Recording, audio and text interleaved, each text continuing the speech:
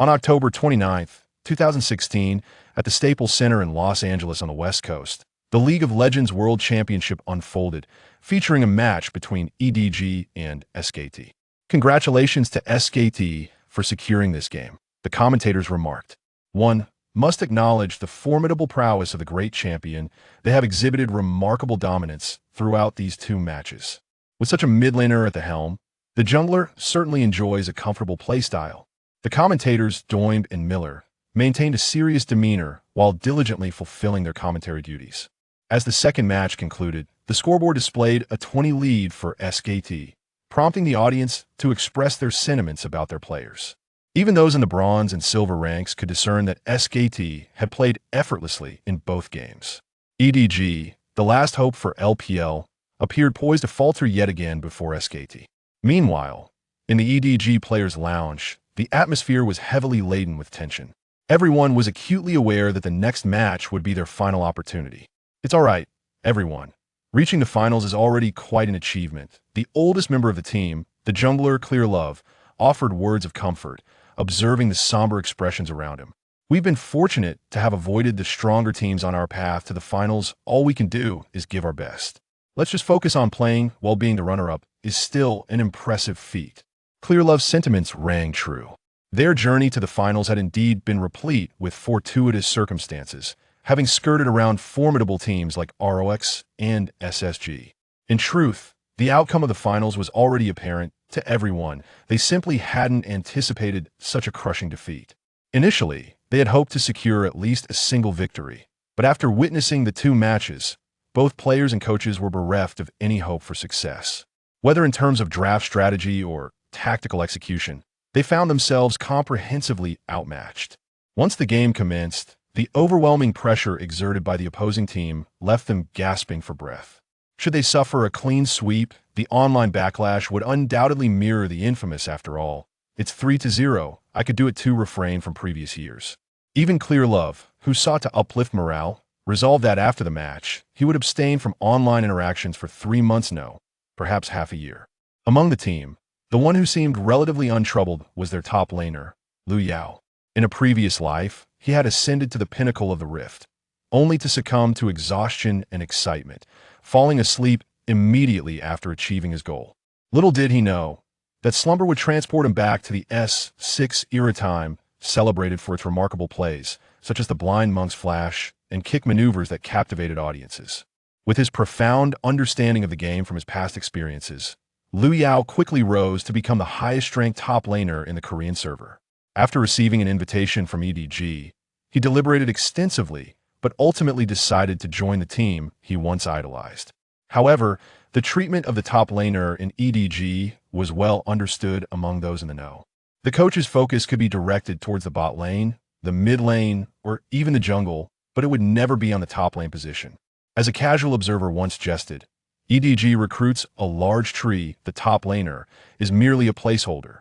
Throughout the past 6 months, the coach had either selected champions like Malphite or assisted him in securing Poppy.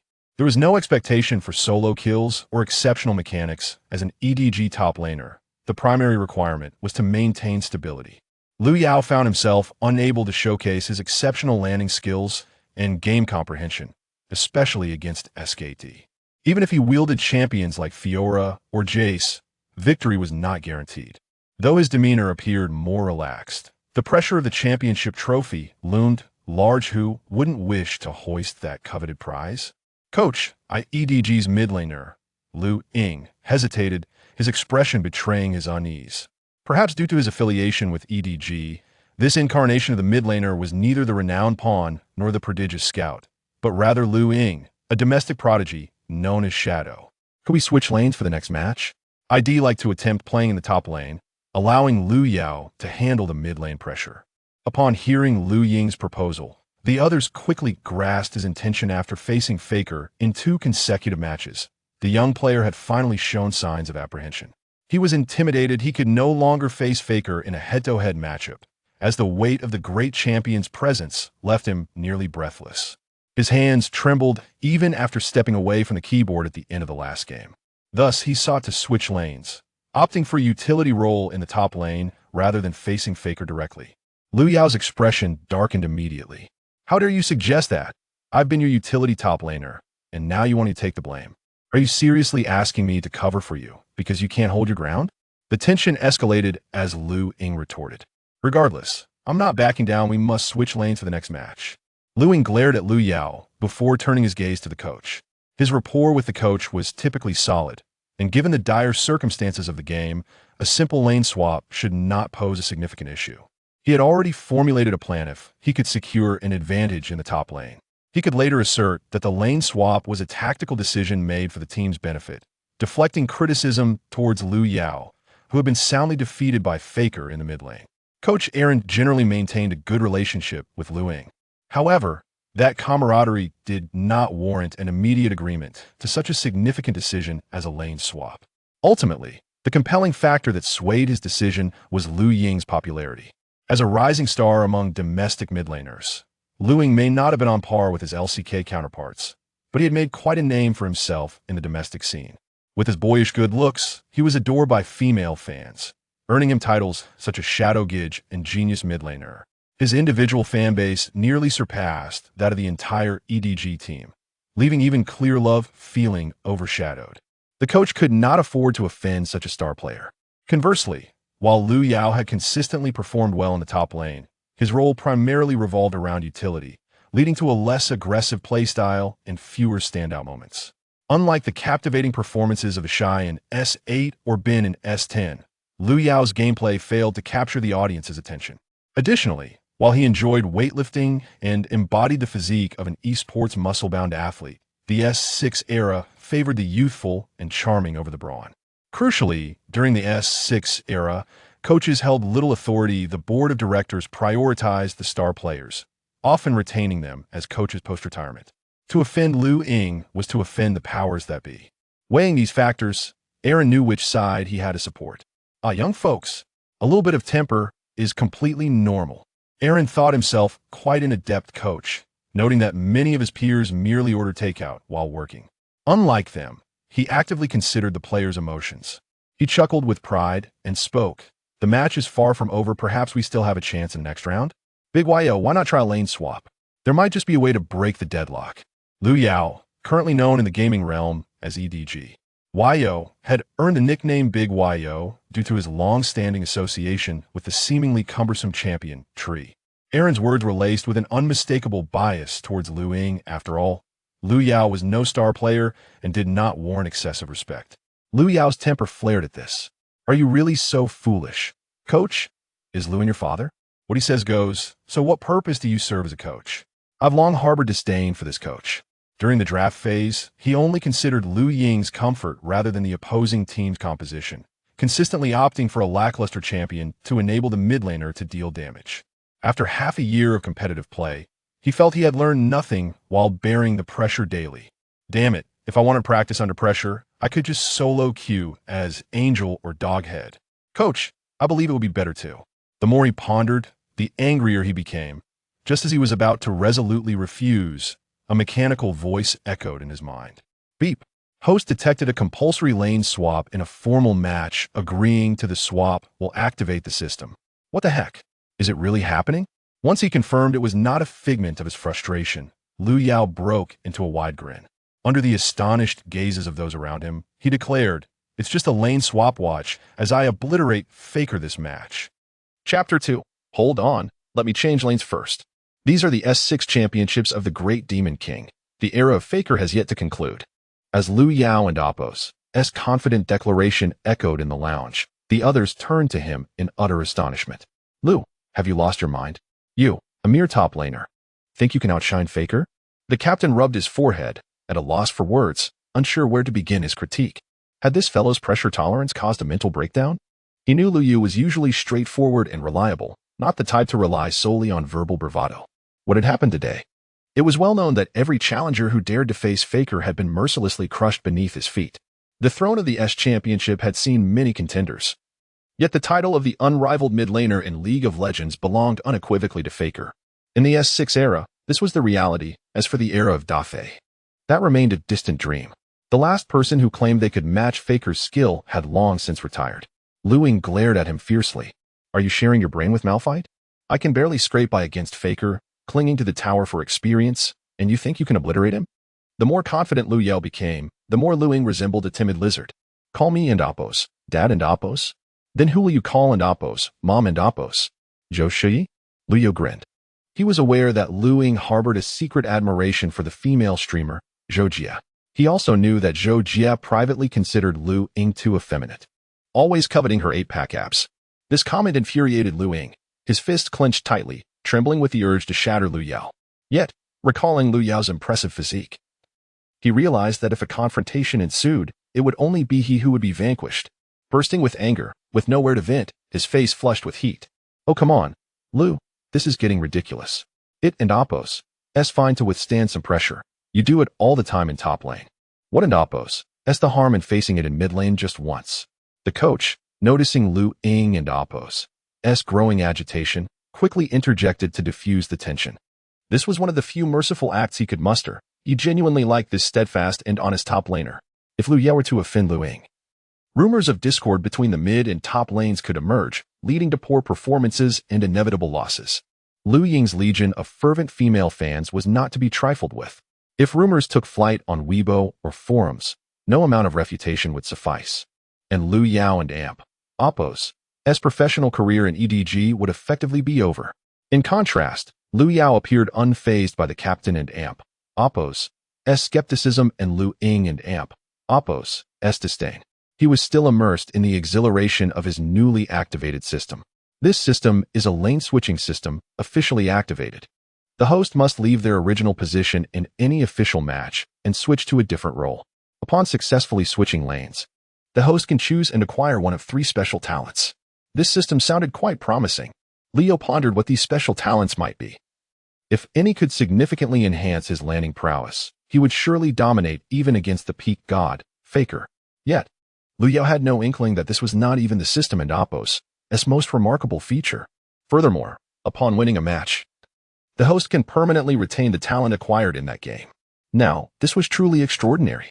The mere thought of permanently possessing script-level landing capabilities made Liu Yao tremble with excitement. How could his opponents possibly contend with him?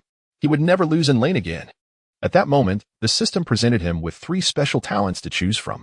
Mark target. Orange applies a mark to the opposing player, reducing their last hitting success rate by 40 and their mobility by 40. Old Man and Appos' fatigue. Purple. The opposing player enters the game with an additional fatigue value of 100. Ultimate counterkill. Orange when at critically low health. Mobility and operation abilities are enhanced by 40. After surveying these 3 available talents, Liu Yao could hardly contain his excitement.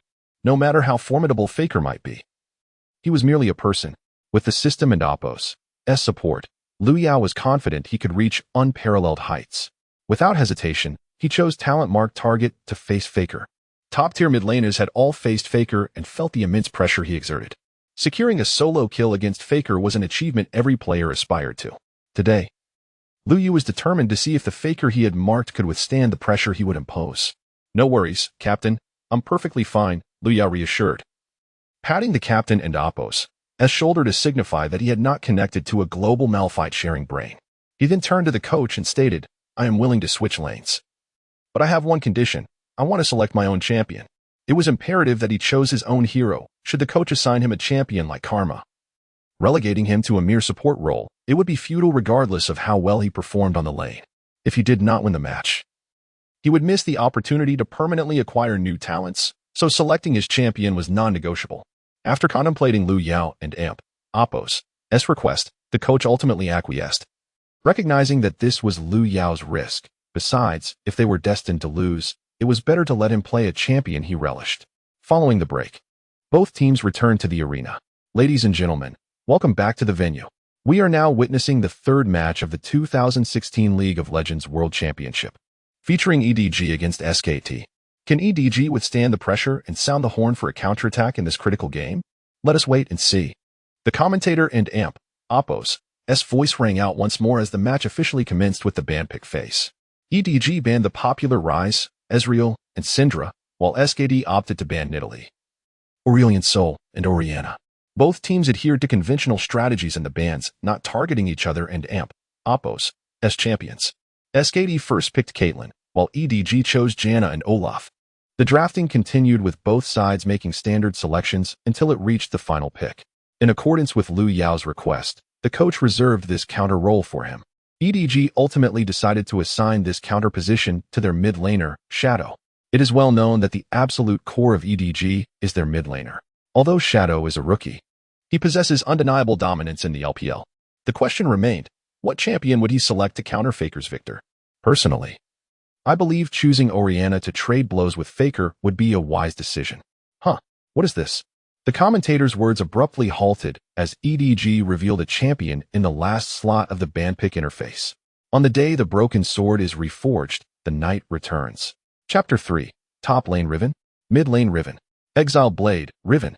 In the final selection, Liu Yao decisively chose Riven.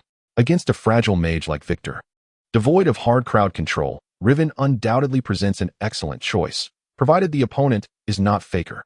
Has he truly opted for Riven? It appears that the consecutive losses have not diminished our player Shadow's confidence.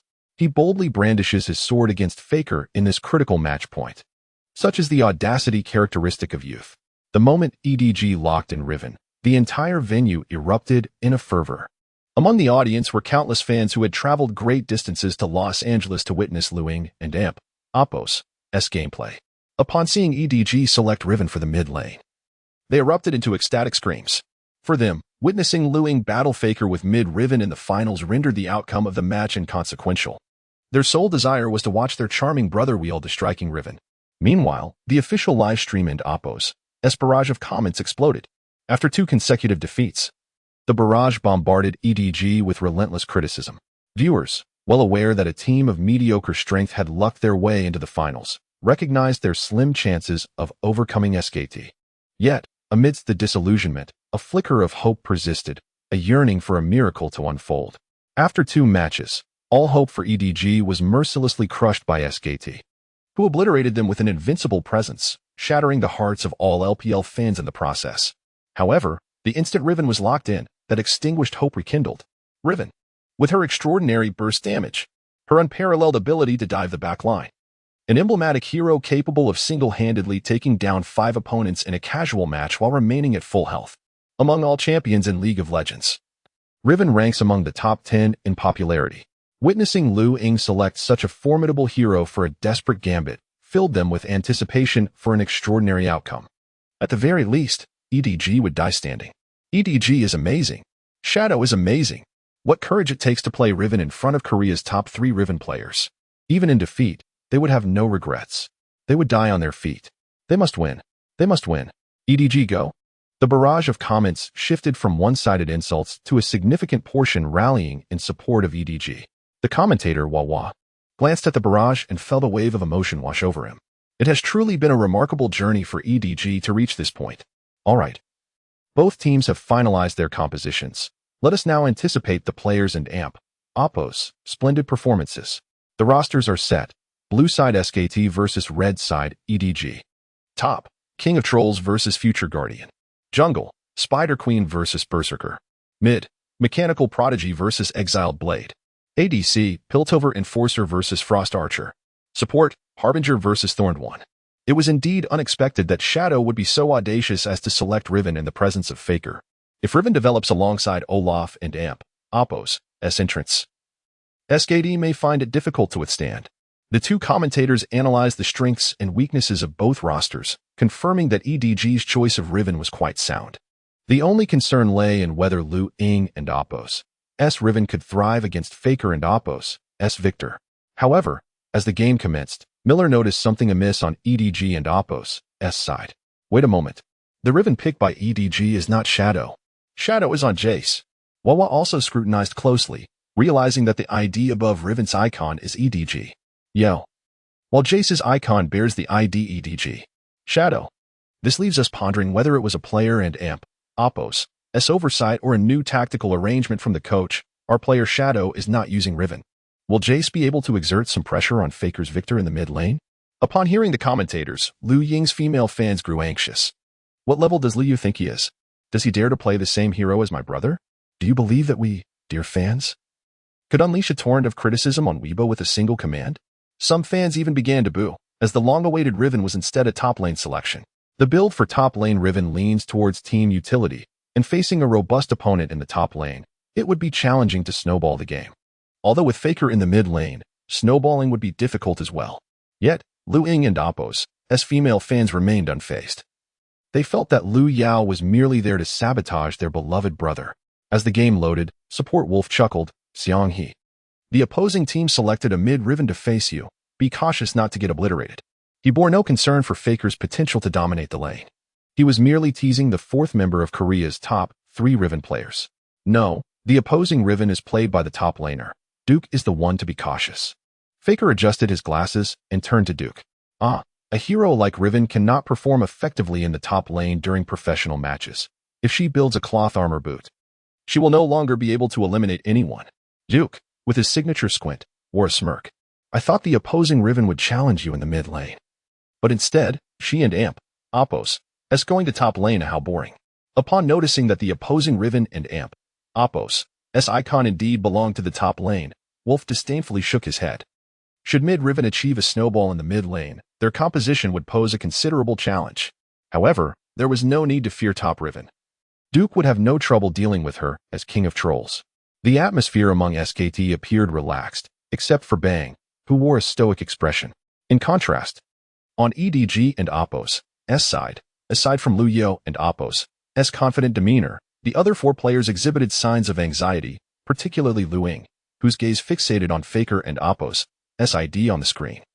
Furrowing his brow as memories of being pressured in the previous 2 matches resurfaced. Dawn and Appos, TB nervous after finishing the red buff. The factory leader will come to mid lane at level 2 and help me catch Faker and Appos' flash. We won and Appos, need to dive him. Just exchange flashes. Liao turned to the factory leader to strategize the first gank route for the upcoming match, then addressed the bottom duo. Just maintain lane control down there. The opposing spider has a higher probability of ganking mid or top. Keep the lane steady. After the spider shows up in top lane, we can set wards. As for Lu Ying, simply avoiding being pressured in the top lane would be deemed a success. This match, he would undoubtedly be the focus of the spider and Appos' attention. They could not provide assistance to him, so he would have to fend for himself. Lu Ying's survival was of no concern to him. In this match, he was the key to victory, the team's absolute core. As long as you don't get solo killed by Faker, that will be a success. Lu Ying's bravado masked the anxiety brewing within him. Did this guy truly believe he could contend with Faker? The game officially commenced, with both teams arrayed in a long line, avoiding any level 1 skirmish. Soon, the first wave of minions reached the base, and Lu Yao skillfully maneuvered Riven, elegantly wielding her broken sword as she advanced alongside the minion wave into Faker and Appos' line of sight. Faker adjusted his glasses, slightly bewildered. Riven? What brings her to the mid lane? Chapter 4. What is worth studying? The secondary gank in mid lane will suffice as Riven approached the mid lane. Faker was taken aback. What did this mean? Was he being underestimated by having a top laner come to face him? Wolf, noticing Riven's arrival in mid, chuckled and remarked to Faker, I had a feeling, Xiangka, that this Riven was coming for you. Faker, however, was not particularly concerned about the lane swap initiated by EDG. His Victor had repeatedly dominated such top lane champions from start to finish, and he had no doubt that this Yo would be no exception. His surprise lay solely in EDG and Appos' audacity to execute such a strategy. For him, it mattered little who faced him in lane. Meanwhile, the commentators were equally astonished to see Riven, controlled by Lu Yao, in the mid lane. What was happening? EDG was swapping lanes. They had sent the more formidable Shadow to the top lane to face Duke while allowing the pressure-oriented Yo to confront Faker in mid? Dahl expressed his confusion regarding EDG's lane swap strategy, believing that Lu Yao would struggle to contest Faker. Although Lu Yao was renowned as one of the most stable top laners domestically, known to excel against strong opponents, the dynamics of top lane and mid lane differed significantly. With the lane swap, was EDG attempting to leverage Shadow's strength in the top lane to gain an early advantage? Miller pondered Dahl and Appos' doubts and suddenly realized, I understand. This is EDG and Appos' clever tactic under pressure, akin to TNG and Appos' horse racing strategy. They intend for the reliable Yo to stall Faker and Appos' growth in mid while the jungler targets the top lane, enabling Shadow and Appos' chase to snowball. Miller and Appos' analysis, while logical, did not account for the fact that EDG had not overthought their strategy. Following their discussion, the audience erupted with excitement, cheering for their favorite player, as they anticipated that as long as the jungler supported him, victory would be within reach. The crowd and Oppos' enthusiasm was palpable. This was the first time many had witnessed such a lane swap strategy on the S stage.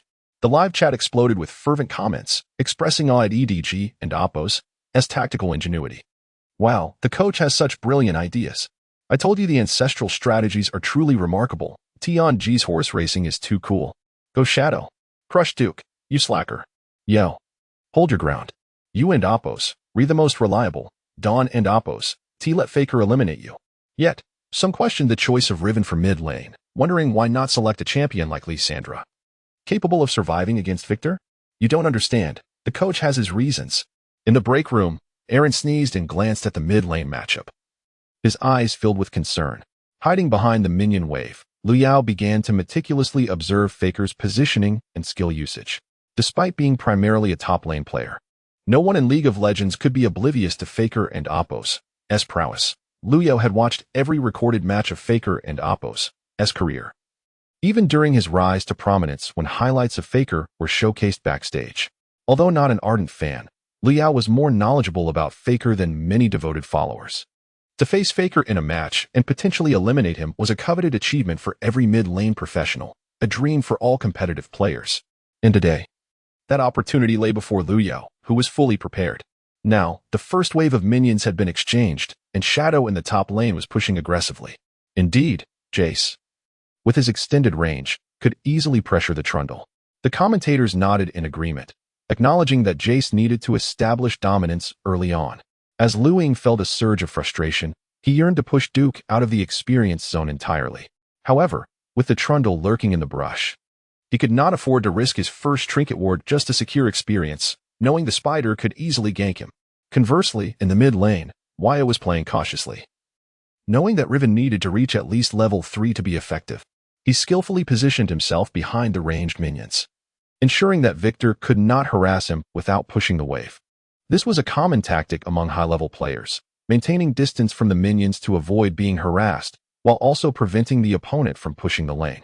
Riven, in essence, could only farm experience behind the ranged minions, so Liu Yao remained patient, carefully observing Faker's movements. He even ventured into the river to create the illusion that he was warding the F4 camp, leading the enemy to believe he had placed vision there. Faker, however, was astute enough to notice Liu Yao and Oppos' subtle maneuver. Unbeknownst to Faker, Liu Yao indeed had warded the F4 camp. This psychological game was one that only skilled players could execute effectively. Meanwhile, Wyo boldly placed a ward in the enemy jungle, signaling to the opponent that he was inviting them to gank from the upper jungle, all while positioning himself near the lower river. Both junglers secured their first buffs, with the Spider and Olaf beginning their paths. Typically, these champions would wait until level 3 to gank. But wait, it seemed the jungler had something else in mind. Just as the commentators finished their thoughts, the jungler, having completed the blue buff, abandoned the 3-wolf camp and headed straight for mid lane. Was he planning to gank at level 2? This hardly seemed like a sound choice. Not only would it be difficult for the level 1 Riven to coordinate with him, but if Faker positioned himself well, he could evade the first axe, potentially avoiding any further engagement. The audience gasped. Even those at the silver rank knew the impossibility of a level 2 Olaf ganking a Victor who had just learned his Q. At that moment, Olaf, wielding his axes, activated his ghost in the brush. Demacia, a flying axe was hurled from Olaf's grasp, striking Faker as he attempted to farm. The slow effect took hold, and Olaf charged from the brush. Riven, at the instant Olaf threw his axe, unleashed her dance of blades to advance. Although it was unexpected for the opponent to initiate a level 2 gank in the mid lane, Faker remained remarkably composed in the face of this assault. Without hesitation, he utilized his flash to create distance, effectively preventing further depletion of his health. What a precise axe throw. The jungler from EDG, at level 2, successfully forced Faker to expend his flash, leaving him in a position of considerable vulnerability.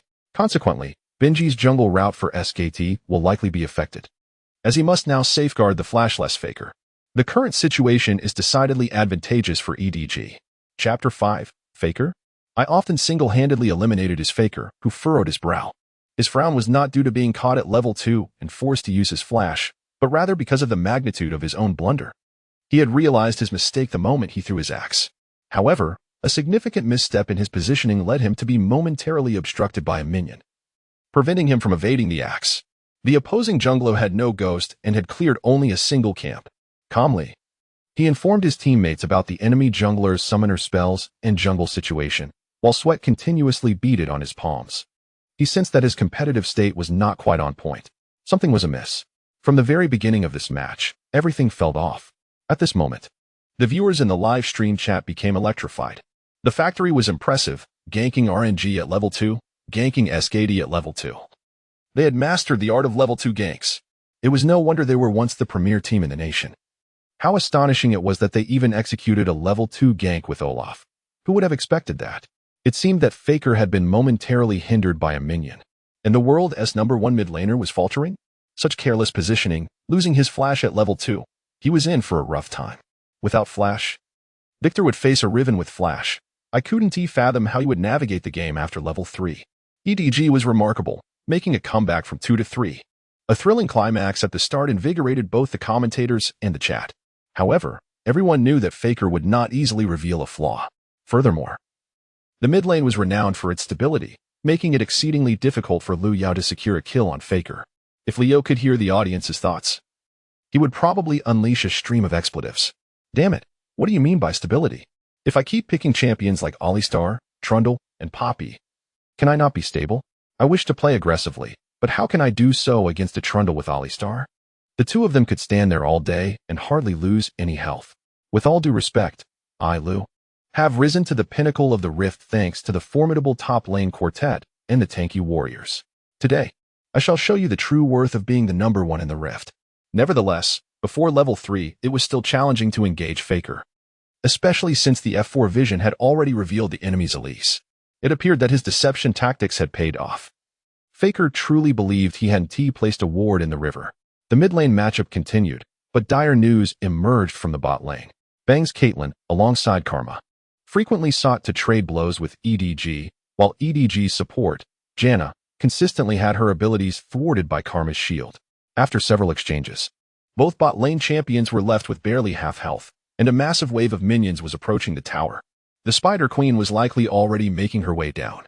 At this moment, the factory manager had just finished clearing his red buff and the stone bug in the top lane, preparing to check the top lane for a potential dive. To gain an advantage more swiftly, Liu Yao had opted for Ignite instead of Teleport, so he was unable to assist the bot lane.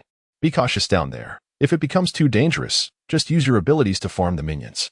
If you can't, retreat to the second tower brush. They had no choice but to concede this wave of minions, but relinquishing this wave felt no different from dying. Deft hesitated. This wave of minions was far too enticing. No ADC could resist such temptation. What if the enemy Spider Queen hadn't come to the bot lane? Perhaps if she did arrive, they could use their flashes to escape. The young Miko tentatively suggested, echoing Deft's thoughts. Let us go. If we don't leave now, we're doomed. After uttering these words, Leo disregarded the bot lane. He had more pressing matters at hand. Riven had reached level 4, and the blade in her hand hummed with anticipation. The sword craved blood. Pushing a wave of minions to the tower, Liu directly headed towards the bot river brush. It was evident that SKT was preparing to force a play on the bot lane with this wave of minions. The EDG bot duo had no intention of retreating. This situation was perilous, especially with the factory manager in the top lane and mid lane Riven lacking teleport to safeguard the bot lane. Riven was also making her way to the bot lane, but wait, Di Yao was heading to the bot lane. He was lying in wait for Faker in the brush. Liu Yao indeed did not go to assist the bot lane. He concealed himself in the brush near the red buff, by the stone bug. He believed that once Faker noticed his support, he would proceed to the bot lane. And to be cautious, he had moved to the depths of the enemy jungle's brush. The enemy Riven was nowhere to be seen, and the jungler's position remained unknown. You bot lane, be careful. If you dive, be cautious. I'm on my way. Faker swiftly cleared the minion wave approaching the tower and made his way to the bot lane. First, he placed a ward in the bot river brush. Then, he utilized his E ability to scout the brush near the red buff, close to the dragon, but saw no sign of Riven. It was then he realized that Riven must have gone through their jungle to assist the bot lane. He hurriedly maneuvered Victor towards the bot lane. If this dive was executed flawlessly, the enemy team could potentially be forced to surrender. Di Yao's positioning was quite cunning. Faker had cautiously used his trinket ward and abilities to probe the brush, Yet he still failed to detect Riven and Oppo's location. Would he be able to ambush Faker this time? After all, Faker was without flash. The excitement in the commentators' voices grew, but they lowered their volume as if fearing that their enthusiasm would alert Faker. The EDG fans in the arena held their breath, eagerly anticipating Liu Yao's clever ambush. Faker, once a 3-time champion, your accomplishments are unrivaled. But today, this legend shall be shattered by me. Faker was merely human. With the system and Oppos as support, perhaps he could transform the peak Faker into a great failure. With these thoughts in mind, Liu Yao charged out of the brush as soon as he spotted Victor. An EQ combo landed right in front of Victor, unleashing 2 passive auto attacks. At the same time, the magical flames from the summoner and Oppos' spell ignited upon his form. Following this, Riven let out a soul-stirring roar. Victor was rooted in place. He had successfully ambushed him. De Yao's clever detour had effectively intercepted Faker in the jungle. It was evident that Liu Yao and Oppos' proficiency with Riven was exceptional, though he had rarely been seen playing this champion. The fluidity of his Q and A abilities indicated he had certainly practiced in secret. Upon witnessing Riven successfully ensnare Victor, the commentators erupted with excitement, eagerly awaiting the moment Faker would be slain by his counterpart. What is this? How did Riven end up here? A rare flicker of panic crossed Faker's face, prompting him to quickly place a gravity field at his feet and use his Q to siphon energy, granting himself a thin layer of shield. Without flash, having completed these actions, he was essentially waiting for his demise with his teammates at the enemy tower. He had no room for further maneuvers. Nevertheless, he still made an effort to advance towards the bot lane's triangle brush. Perhaps the gravity field could offer him a glimmer of hope. Don't struggle. Even if the script had come today, you would still die here. 2QS soared over Victor's gravity field, knocking him up while Liu Yao executed his final passive auto attack, claiming the last remnants of his health. Single-handedly, Yao's Riven eliminated Faker in the jungle. All the commentators erupted with incredulous exclamations. The excitement was akin to humanity's first steps on the moon. Chapter 6. The solo kill of Faker is just the beginning. As Victor fell in an instant, the audience erupted with fervor. Their cheers pierced through the soundproof chambers and headphones of the players. As everyone bore witness to a top-lane player who had switched to mid-lane and managed to solo kill Faker, the legendary figure of S6. This achievement is indeed something to boast about for a lifetime. The player, Big Waiko, showcased to the world that Faker is merely human and prone to mistakes. The excitement was mirrored in the barrage of comments flooding various live streams. Incredible, Big Waiko. How could such a talented player be relegated to playing a utility top-lane role at EDG? What was the management thinking? Bold move. Beware of Shadow's female fans. They might come after you for speaking ill of EDG. There had always been Shadow, lingering in mid lane, proclaiming himself the strongest new generation mid laner. His mentality falters, and his skills are hardly top tier. What a waste. How audacious. Shadow dares to criticize, haha. If only Big Yo had been allowed to play mid earlier, perhaps they would have swept the series 3-0. The crowd was astonished that EDG would assign such a skilled player to a utility role. The comments were filled with both anger and frustration towards EDG's management. This solo kill was pivotal. SKT's 4-man push had now transformed into a 3-on-3. If SKT attempted to dive the tower again, they would need to weigh the risks of Riven arriving to capitalize on any mistakes. The commentators were right. If SKT forced a dive now, any misstep could lead to Riven turning the tide, and allowing her to secure 3 or 4 kills early on would spell disaster for their chances, should they proceed or retreat for the time being. Wolf was the first to react, prudently suggesting they conserve their strength rather than recklessly dive the tower, lest Riven trap them. It was crucial to note that after killing Victor, Riven had already reached level 5, while the 3 of them were still level 3 and would be left as mere remnants after the dive. Let us withdraw. I was careless. I should have teleported down immediately. Faker adjusted his glasses and calmly stated, this death was indeed a result of his own oversight. He should have waited for the minions to approach the tower before teleporting to assist his teammates in the dive. A single setback would not significantly impact his mindset. However, how did I miss so many last hits? Faker glanced at his minion score, shocked to find himself 10 behind Riven. How could this be possible? It was just Faker who noticed his dwindling last hits. The 2 commentators also picked up on this detail. Has anyone else noticed? Faker's last hit count has fallen significantly behind Big Yo's. Big Yo had amassed 30 last hits, while Faker had only 20. Had Big Yo truly applied such pressure on Faker? Yet, Victor should not have been overly intimidated by Riven in the early game. At that moment, Faker respawned and re-entered the lane, just as a wave of minions arrived at the tower. The director switched to Faker's perspective, and everyone observed the once mighty champion missing several minions. The caster nearly burst into laughter. Cough. It seems Faker's performance in this match isn't quite up to par. He's missing too many tower minions. This illustrates that even the most formidable players can falter, and even someone of Faker's caliber is not immune to such errors. The chat was ablaze with comments. Wow, is this really Faker? Missing that many minions? Even my grandmother wouldn't miss those. What a letdown. Is this truly the world's #1 mid laner? I feel more competent, being in silver rank. It seems Faker has aged. The once invincible demon king no longer possesses the same aura of dominance. Witnessing such a basic blunder from this legendary figure left many feeling a tinge of melancholy. Of course, this sentiment did not extend to Liu Yao. He understood that Faker and Apos' foundational skills were still at their peak during S6. Being marked down and still maintaining such a standard indicated that his fundamentals were far superior to those of his peers, operating in a realm of excess capability, as it would be impossible to fall behind by merely 10 minions otherwise. After securing Faker's head, Liu Yao returned home and immediately crafted a Tiamat. This version of Tiamat retained an active effect. As he grasped this both foreign and familiar weapon, Liu Yao felt a wave of nostalgia. In the previous iterations, Riven had plummeted into obscurity, with a participation rate of less than 5%, even being ousted by the new top lane quartet of Camille, Kiana, Fiora, and Gwen. Riven no longer stood on par with them. Given that fate had granted him a return to the S6 era, he resolved to elevate this champion to new heights. For the past 6 months, he had not had the opportunity to select this hero. Now the day of the Broken Sword's reforging had arrived, and the night would return. With Tiamat in hand, Riven now possessed a terrifyingly swift wave clear capability. After swiftly clearing the minion wave, Liu Yao vanished from SKD's vision. A level 6 Riven at the 5-minute mark posed immense pressure on the side lanes. As Riven disappeared from mid lane, the players from SKD instinctively retreated into their shells.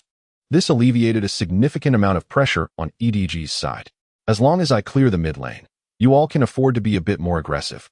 Giving the impression that I am on the verge of ganking, Liu Yao remarked as he confidently strolled into the enemy and Apos' lower jungle alongside the jungler. During this period, both teams' jungle camps had been largely cleared. However, Liu Yao's primary goal was to exert pressure on the side lanes while simultaneously locating the enemy's Elise. If they could suppress the enemy's mid lane and jungle, the match would effectively be over. After surveying the lower lane and clearing the vision in the tri-brush, Liu Yao deduced that Elise was likely in the top lane. Lu Ying, stay under the tower and soak up experience. Elise is probably up there. Push the lower lane into the tower, and we'll begin the dragon. Lu Ying, who was happily engaging with the troll in the top lane, immediately became displeased upon hearing Liu Yao and Apos' words. I've warded the top lane. What is there to fear? Just go ahead and start the dragon. I'll interrupt the troll's teleport. Seeing Lu Ying's stubbornness, Liu Yao did not attempt to deter him. If he was unwilling to listen, there was little that could be done. The 4 players gathered in the lower lane commenced the assault on the first dragon. The opposing bottom lane players, naturally, dared not approach, opting instead to push their lane and return home. It was as if the enemy's command had transformed entirely. This match was being played with remarkable organization, starkly contrasting with the previous 2 games. The pressure from the mid lane was significantly intense.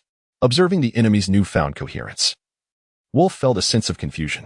Based on their previous encounters, they had gleaned that the opposing team lacked coordination, with the mid and bottom lanes unable to contend with their own, while the top lane had a slight advantage that bore little impact. The command was utterly abysmal, with inexplicable timing for dragon fights and tower pushes. How could such a disjointed team suddenly awaken from their stupor upon entering the break room? After Bang finished pushing the lane, Wolf returned to the tower to recall, simultaneously surveying the situation in other lanes. Bang, having cleared the wave a moment later, also made his way back to the tower to recall, and he immediately opened the shop to select his equipment. They were utterly oblivious to the presence of a silver-haired woman hiding in the brush of the stone beetle, caressing a broken sword. Her gaze filled with an air of menace, casting aside any doubts. Chapter 7. I haven't yet said you may leave. The commanding presence of EDG is commendable, as 4 of their members swiftly engage the dragon. Meanwhile, SKT Spider is en route to the top lane for a gank, seemingly conceding the dragon to EDG. Both Wawa and Milu are brimming with joy, as EDG and AMP, Oppos, as tactical execution is superb. Under the leadership of Riven in the mid lane, they assert control over map vision and team resources. Hold on, what is Diao up to? Is he waiting at the Stone Beetle for an opportunity to ambush the opposing bottom lane? Yet, SKD's duo has retreated to base beneath their turret, leaving little chance for confrontation. Observing Lu Yu briefly touch the dragon before departing, the commentators express confusion. With both SKD members preparing to return home, can Riven truly dive the turret for a kill? It appears unlikely, especially with Karma holding a summoner spell, rendering Riven's burst insufficient to eliminate a healing Caitlyn. As time ticks away, Wolf completes his recall and returns to the fountain, while Bang's recall still has a second remaining. In that moment, Lu Yao's gaze sharpens. Now is the time. They cannot escape retribution. The green energy coalesces on Riven and AMP, Oppos' broken sword, transforming it into a colossal blade, the true form of the runic sword she wields. With a flash of yellow light, Riven leaps from the wall beside the turret, charging forward to unleash her dance of blades directly in Caitlyn and Oppos' face. A single strike interrupts Bang and Oppos' recall, startled by the red glow on either side of the screen. Bang questions how Riven could disrupt his recall while he was safely under the turret. Upon closing the shop, he realizes Riven has positioned herself to attack him relentlessly. When did this Riven arrive? In a state of panic, Bang hastily uses his flash and heal to distance himself from Riven. However, he underestimates Lu Yao's precision. It was not merely one dance of blades that interrupted him, but a sequence of three, as Lu Yao had perfectly timed the 3Qs. Riven swiftly followed up after Caitlyn and Oppos' flash. Caitlyn, now alarmed, raises her hand to use her E in an attempt to escape. But Lu Yao awaited this very moment. As Caitlyn activates her E, Riven and Oppos' third Q knocks her up, and the blade surge strikes through her. Caitlyn is slain. Wow. Diao has expertly timed the recall of SKD and Oppos' support and ADC to eliminate Caitlyn. Moreover, he has forced out both of Caitlyn and Oppos' summoner spells. Although it seems the turret's damage will also claim Diao. After executing Caitlyn, Lu Yao maneuvers Riven out of the turret's range. Yet the turret still manages one last strike. His health dwindles, and that blow is enough to finish him off. Die, wretched being. Bang curses while waiting for his resurrection, lamenting that his momentary lapse in judgment allowed Riven to secure the kill. Lu Yao leisurely strolls towards the brush outside the Stone Beetle, knowing that the turret and Oppos' final attack would indeed have been fatal. Yet, he smiles faintly. With determination, he activates his E-skill, refreshing his shield just in time to absorb the turret's lethal blow. He initiates his recall, Riven standing confidently with her broken sword, as if all previous damage had been meticulously calculated. Wow, Lu, your Riven is fierce. The coach, having just returned from the dragon, is taken aback by Lu Yao and Oppos' play and pats him on the back. Deft and Miko, observing from the bottom lane, cheer, exclaiming nice. Only Luing in the top lane remains fixated on suppressing the troll, oblivious to the breathtaking turret dive. This calm handling of the situation showcases Diao and Oppos' remarkable Riven proficiency. If I recall correctly, Diao was once the top-ranked solo player in the Korean server before turning professional. Indeed, he primarily played the four sister champions as his main hero pool. However, upon joining EDG, he made sacrifices for the team, opting for more stable tank champions. The commentators glow with excitement. Riven has secured 2 kills in under 7 minutes and is out-farming Faker by a significant margin. Once Riven completes her first major item, her damage will be catastrophic. The audience erupts in cheers as Lu Yao recalls, celebrating Riven's journey from ambush to kill, from perfectly timing her QS to forcing out the ADC's flash, every moment calculated. The Caitlyn returning to base had already been marked for death the instant Lu Yao lay in wait. This remarkable kill is sure to be featured among the tournament's top moments. Witnessing such dazzling maneuvers in the finals, regardless of the ultimate champion, makes the experience worthwhile. The live chat is inundated with messages, all praising Lu Yao as the world and Oppos' best Riven. I have been a fan of Diao for 6 months. I have watched many of his matches. His top lane gameplay is never just about playing it safe. He has never lost a lane. I would call him the Emperor of Equality. He is unmatched, and no top laner can gain even a slight advantage over him. Diao's incredible laning abilities are being wasted in EDG. He should leave next season and join a team that can make him the core of their top lane. Unbeknownst to Lu Yao, discussions about him swirl outside. His sole focus is on winning this match. If he can secure the talent to permanently mark his opponents, he will never lose a lane again. With such potential, he could easily become the finest player across all roles. And this is merely the first talent the system grants him. Who knows what other abilities await him? Upon returning home, he purchases Mercury's treads and 2 control wards, then makes his way to the top lane. He is not heading there to assist Lu Ying, but rather because he senses that the opposing mid and jungle are plotting an ambush in that lane. This is evident to anyone with even a modicum of game sense. Lu Ying is pushing hard with Jace, and if they aren't going to strike now, when will they? Had it not been for Faker's earlier demise at Liu Yao's hands, the top lane would have been under constant scrutiny. The commentators and director have also noticed this unfolding situation, with the director providing a first-person view of Lu Ying, obscured by the fog of war. Meanwhile, Faker and Benji are closing in on the top lane, leaving the fate of Shadow hanging in the balance. This is an exceedingly perilous situation. Even if he uses his flash, survival seems improbable. Chapter 8. To not be greedy is not human. Danger looms ever closer, yet Lu Ying remains blissfully unaware. The factory manager has just returned home after a round of monster farming to purchase equipment, and the bottom lane duo has had no opportunity to assist him. As someone not accustomed to playing top lane, he is oblivious to the intricate mind games unfolding in the upper lane. The exhilaration he feels while pressuring the troll will soon be matched by the discomfort he will experience during military training. Naturally, Liu Yao has no intention of offering counsel. One cannot dissuade those who court danger. Only through experiencing failure will they learn their lesson. Moreover, if he were to suggest retreating to the tower, Liu Yao would miss the chance to reap the rewards of this engagement. It is evident that our esteemed player, Yo, rushed back home and directly headed towards the top lane. EDG seems to have sensed SKT and AMP, Oppo's, S3-man ambush, yet Shadow is positioned rather deep. Even if he intends to sacrifice himself, this depth is excessive. He may not even survive long enough to await Riven and Oppo's S counterattack.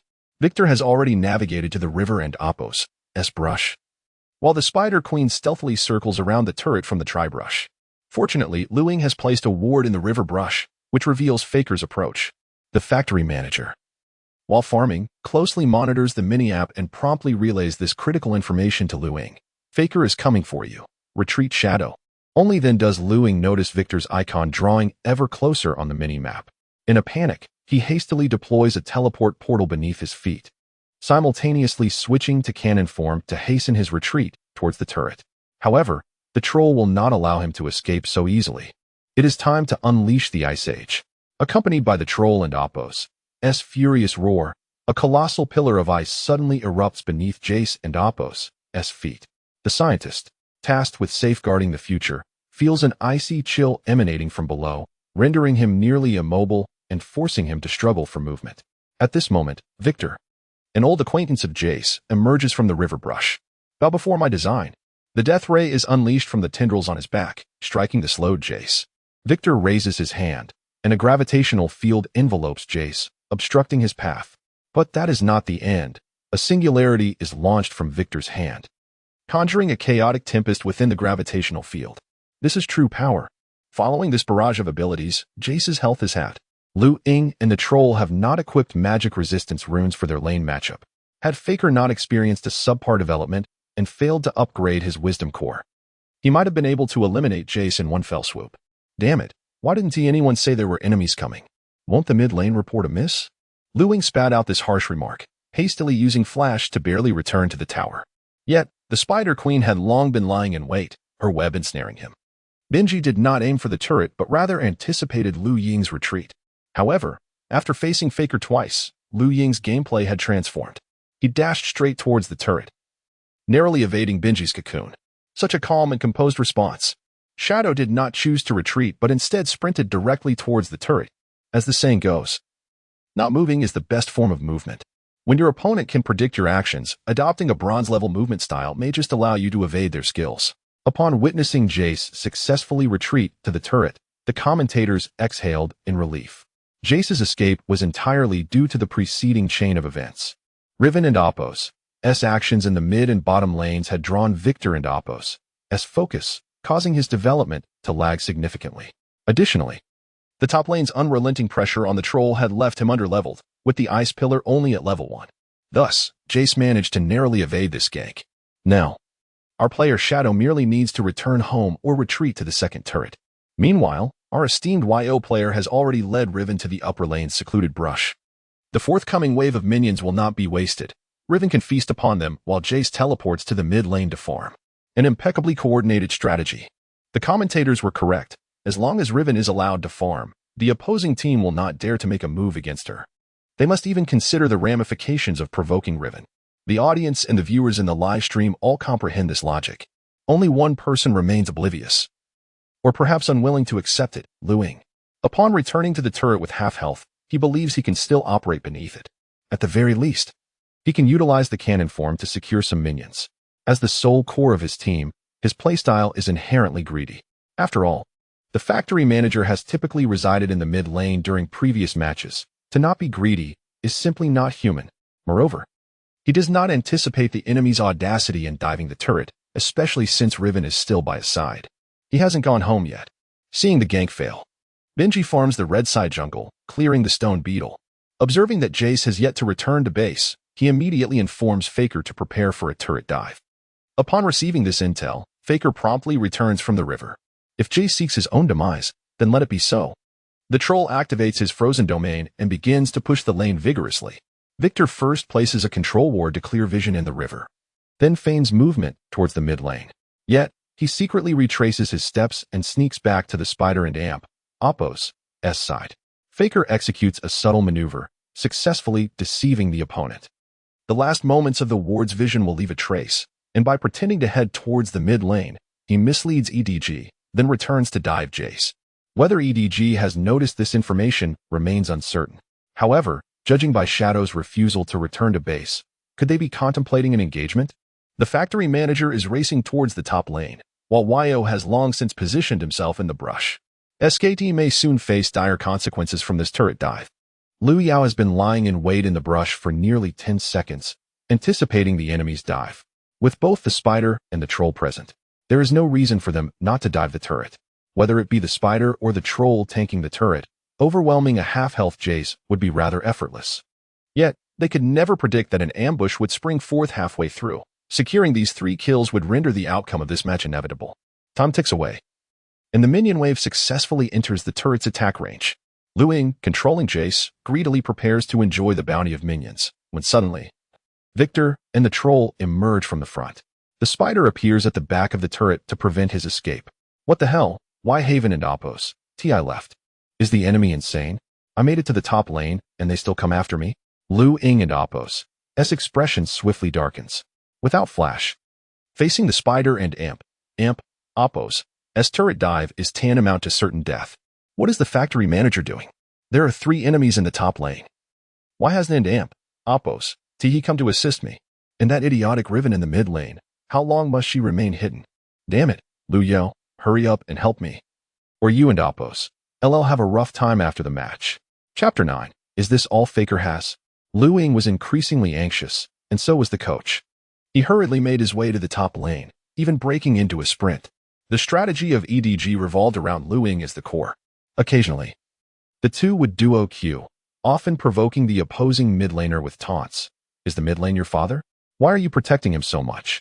The coach chuckled, understanding that this was merely a display of his protective instincts, which the opponents failed to comprehend. At SKT's side, the spider had already begun to dive the turret, initiating with her Q, neurotoxin. The tower's aggro swiftly transferred to her.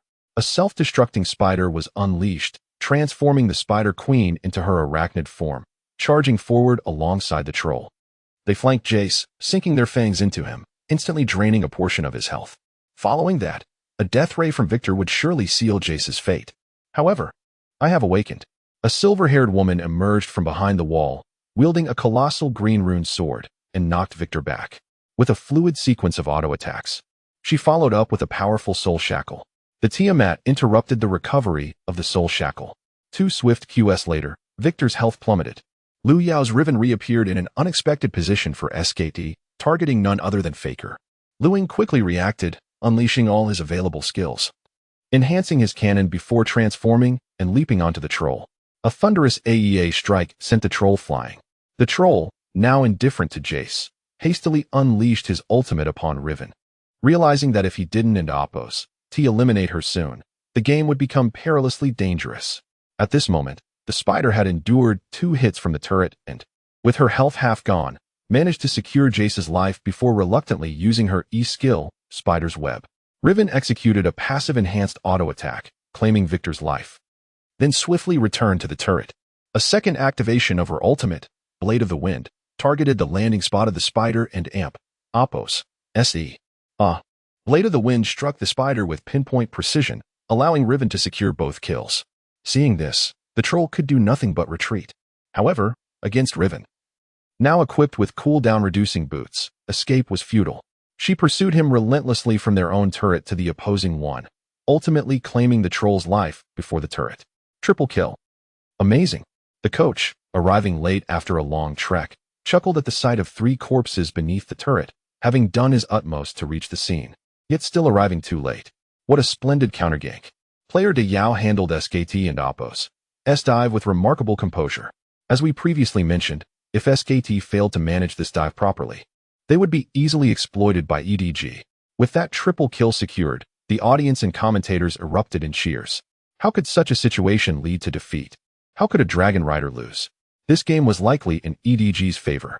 As long as Riven did not falter, SKT was essentially awaiting their demise. The chat room instantly lit up with praise, filled with comments lauding De Yao's prowess and exclamations of awe.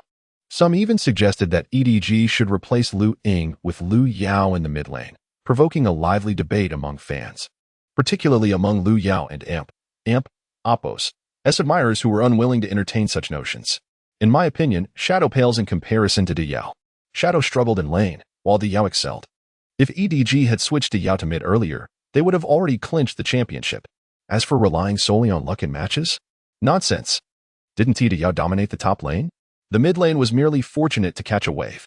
Not to mention that De Yao single-handedly took down Faker. Just look at the minion counts. Faker's was halved within 3 minutes, and now it barely amounted to 1/3 of De Yao's. Just a fake carry. You are all just haters of my brother, a bunch of fools in the chat. You can only type from behind your screens. If you have the guts, go face Faker yourself. My brother is already impressive for being able to match Faker. The chat was abuzz with fervor, while in the game, Lu Yao remained unfazed. After securing a triple kill and clearing a wave of minions, he and the coach swiftly took down the Rift Herald. They handed it over to Lu Yao, while the coach began to move towards the bottom lane, where the spider was about to refresh her jungle camps. The next skirmish would likely revolve around the dragon and Oppos' spawn. Lu Yao returned home, acquiring the Black Cleaver, a favored item for many top AD champions during S6, a far cry from its previous status as a mere luxury. After claiming that triple kill, the remainder of the match devolved into a mere formality. EDG successfully secured the dragon, and during the skirmish, Riven stealthily ambushed the opposing duo in the bottom lane brush, eliminating them. After taking the first turret, EDG began to encroach upon SKT's jungle resources and vision, methodically dismantling their outer towers under Lu Yao's leadership. By the 20th minute, Riven, fully equipped with 3 items and boots, seized the Baron. At this point, Faker had only just upgraded his Liden's Echo. Leveraging the Baron buff to push forward, Riven and her teammates split into a 4-1 formation. This well-farmed Riven was simply insurmountable for SKT, who could not contend with her. Eventually, at the front gate, SKT's jungler, the Spider Queen, seized an opportunity to flash and ensnare Deft and Amp, Oppos' Ashe, igniting the team fight. This encounter showcased Riven and Amp, Oppos' prowess as Lu Yao, despite being weakened by Karma and Amp, Oppos' debuff, eliminated the opposing carries and support, retreating unscathed. The nearly eliminated spider was taken down by EDG's AoE damage, leaving the beleaguered troll to stand alone against the onslaught. He could only watch as EDG dismantle the Nexus. Let us congratulate EDG on their victory in the third match, bringing the score to 2-1. This match epitomized De Yao's exceptional skill, from single-handedly taking down Faker to ambushing Bang in the bot lane. Bold maneuvers indeed. Contrary to our usual perceptions of De Yao, his aggressiveness surpassed even that of Faker, and I eagerly anticipate his performance in the next match. The audience erupted in applause. After all, securing a point is a victory. Moreover, everyone harbored a glimmer of hope for the championship, a hope reignited by Lu Yao and Oppos' Riven. Removing his headset, Lu Yao glanced at Lu Ying and mused. Is this all Faker has? He doesn't, and Amp, Oppos' seem that formidable, does he? Shun and Amp, Oppos, you be calling me and Amp, Oppos, father and Amp, Oppos, now, Liu Young Master? Liu Ying shot him a glare, retorting defiantly. Just because you got lucky with one gank, you think you can boast? Get out of here. Such tricks 1T carry you far. Just wait for the next game when Faker wipes the floor with you. Liu Yao shook his head, letting out a resigned sigh. Liu Ying, with his immense popularity, was indeed a challenging companion. However, that was of little concern to him. Someone with such a disposition would inevitably face consequences sooner or later. As for being trounced by Faker in the next match, what a joke. For the next round, I must change my strategy. Chapter 10. Your line skills are impressive. Why don't you jungle? Detected that the host has completed the task. Permanently acquired talent. Marking point selection, orange. Marking point selection, orange reduces the opponent's last hitting success rate by 40. In movement by 40, on the way back to the players and Oppos lounge, Liu Yao had already heard the system prompt echoing in his mind. This filled him with exhilaration. Possessing such a permanent ability made him feel more formidable than the legendary Faker himself. Well done, everyone played splendidly. Coach Aaron greeted with a broad smile, his joy palpable. Initially resigned to the thought of Liu Yao taking the blame for a potential loss, he was astounded to see this young player actually suppressing Faker. Incredible, Liu. You haven't played Riven in 6 months, and yet you are so adept. Faker looked utterly bewildered. Aaron placed a hand on Liu Yao's shoulder. As the commentators and audience mistakenly believed that the lane swap was his tactic, leading to a flood of admiration for him in the chat, which made him a bit bashful. Dai Yao's performance this match was indeed impressive. His several team fights and ambushes were executed flawlessly. The factory manager nodded in agreement, reminiscing about the comfort of playing jungle when the mid lane held an advantage. Liu Ying, typically dominant in mid lane during the World Championships, rarely found himself in such a commanding position. As for the bottom duo, they essentially cruised to victory. Who wouldn't appreciate allies like that? Let South continue with the lane swap for the next match. It proved effective, so why not persist? We might actually secure a win. The coach suggested with a beaming smile, his gaze primarily directed at Liu Ying. Among the 6 in the lounge, including the coach, only Liu Ying appeared discontented. While he was naturally thrilled to defeat SKT, yearning for a championship, he had to begrudgingly admit that Liu Yao's Riven was exceptional. Yet, the source of his frustration lay in the fact that as a long-standing top 3 mid laner in the LPL, he felt utterly powerless against Faker, while Liu Yao, as a top laner, had managed to outshine Faker upon entering mid lane. Wasn't this a blow to his pride? Thus, when the coach proposed to continue swapping lanes, Liu Ying's expression mirrored that of the factory manager, shrugging in resignation. Although he felt displeased, he couldn't muster a valid counterargument. Observing Liu Ying's silence, the coach quickly added, then it's settled. In the next match, it will be Dai Yao in mid, and Shadow up top. Does anyone have objections? The factory manager nodded first, followed by the bottom duo exchanging glances and indicating their agreement. Once more, all eyes turned to Liu Ying. I'm fine with the swap, but I must select a strong top laner. I refuse to be under pressure. I don't want to be blamed for our loss due to a lack of impact from my lane. Liu Ying's stubbornness was evident, prompting the coach to nod helplessly. At that moment, Liu Yao sank into the sofa, rubbing his temples. After 3 intense matches, he felt a tinge of fatigue. Then, he glanced at Liu Ying and, with a smile, said, you and your unyielding pride, clinging to it with both hands, right? But rest assured, I want to contest your mid lane position next match. You can face Faker alone. Go on and crush him. That would surely break the internet for your fans. Upon hearing this, Liu Ying remained unfazed, while the coach grew anxious. No, don't do that, Liu. It's perfectly fine for you to go mid. Don't let Shadow's stubbornness sway you. Go mid, dominate Faker, and make a name for yourself. The urgency in Aaron's voice was palpable. With Liu Ying already being temperamental, if Liu Yao joined in, how could they hope to continue competing? Dai Yao, go mid. I'll gank level 2 for you, ensuring your development. The factory manager sat beside Liu Yao, smiling as he coaxed. Liu Yao, returning the smile, replied, I never said I wanted to play top. In this patch, how can a top laner carry? We're up against SKT. I'll be heading to jungle. Due to the lane swap system, Liu Yao was adamant about not playing the same lane consecutively, as that would deprive him of a reward.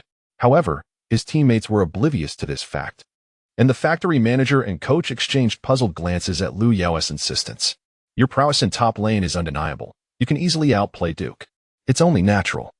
As you're the top laner on Korean servers, you can dominate mid lane against Faker, excelling in team fights. That's reasonable, considering Riven is one of your signature champions.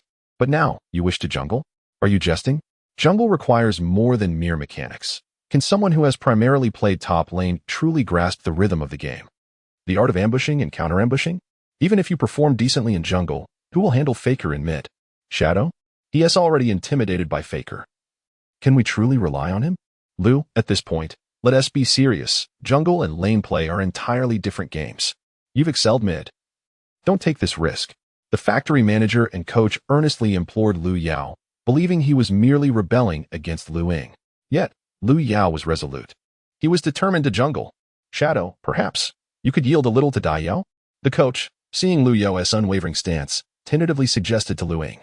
He believed that if Lu Ying capitulated, Lu Yao would confidently take mid, potentially replicating the previous match and equalizing the score to 2-2. This was a historic moment for the LPL, marking the first time since S3 that they had advanced to the finals. I want to apologize. I can hold my own against Faker. If he takes mid, I'm confident I won't perform any worse than Lu Yao. Lu Ying, having grown up as the family's pampered child, would never yield, leaving the factory manager and coach visibly uncomfortable. Lu Yao, however, was unfazed. He closed his eyes and began reviewing the second match rewards presented by the system. Wild Invasion. Purple movement speed increased by 30 in the enemy jungle. Operation speed increased by 30. Advanced defense. Blue awareness increased by 20 when at a disadvantage. Devil S steps. Purple movement speed increased by 30. Skill hit rate increased by 20. The highest reward had shifted from orange to purple.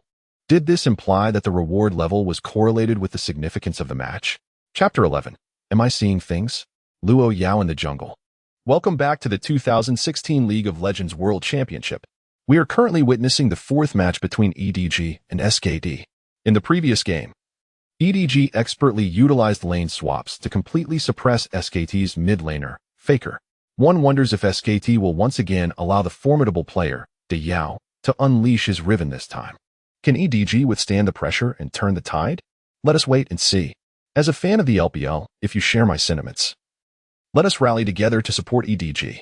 With just a few words, the commentator ignited the atmosphere in the venue and the live stream. The audience, who had been engrossed in Luo Yao and Oppo's stellar performance from the last game, finally snapped back to focus on the new draft phase. Since SKD lost the last match, they had the choice of sides and opted for the blue side. EDG swiftly banned Syndra, while SKT eliminated Riven and Olaf. It is evident that SKT, facing the impressive performances of Riven and Olaf from the previous game, chose not to counter with new champions but simply opted for bans instead. This decision makes sense. If you cannot overcome your opponent, banning them is a reasonable strategy. However, one wonders what mid-lane champion De Yao will select to challenge Faker without Riven at his disposal. Upon seeing SKT and AMP, Oppo's bans, the audience erupted in boos. Many American spectators were indifferent to the outcome, especially since C9 had already been eliminated. They simply wished to witness a thrilling match, which often arises from champions with high mechanical skill, Riven being one of them. It was a rare opportunity for her to appear on the world stage, only to be swiftly banned by SKT, much to the audience and AMP, Oppo's dismay. As the drafting continued, both teams proceeded to ban Ashe, Elise, and Nidalee. In the selection phase, SKT confidently picked Ryze.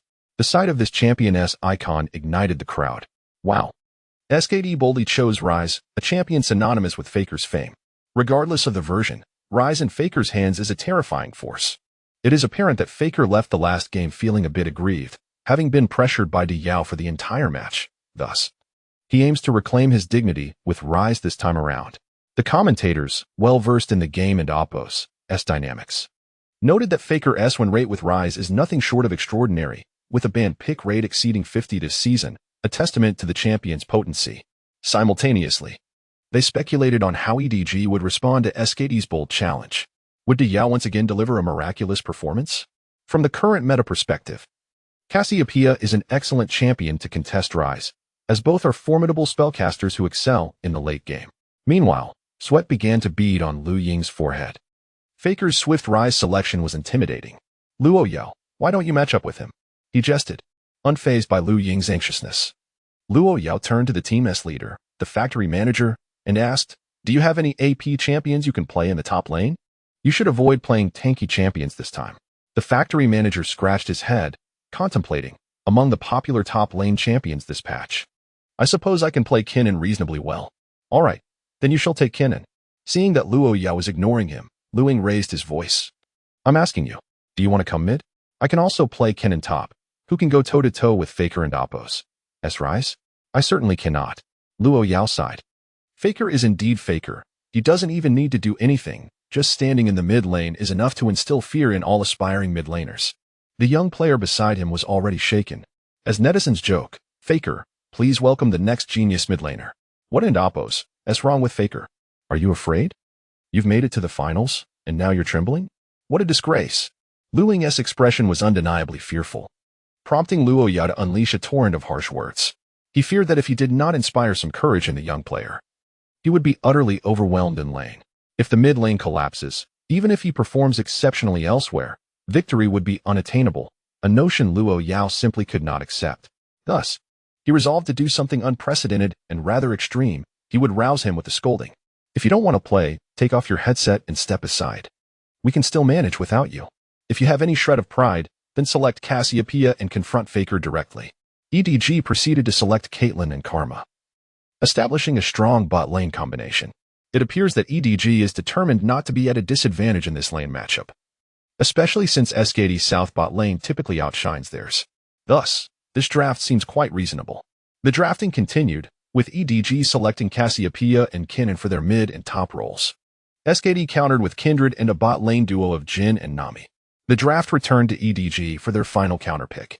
Indeed, they chose Cassiopeia, a champion that demands high proficiency and skill. One wonders if the Yao can master this champion effectively. However, what surprised me was that EDG left the final counter pick for the factory manager.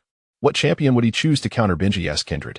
We all know that the factory manager is typically known for his team-oriented and utility-focused jungle style. It is intriguing to ponder what champion he would opt for in this crucial role.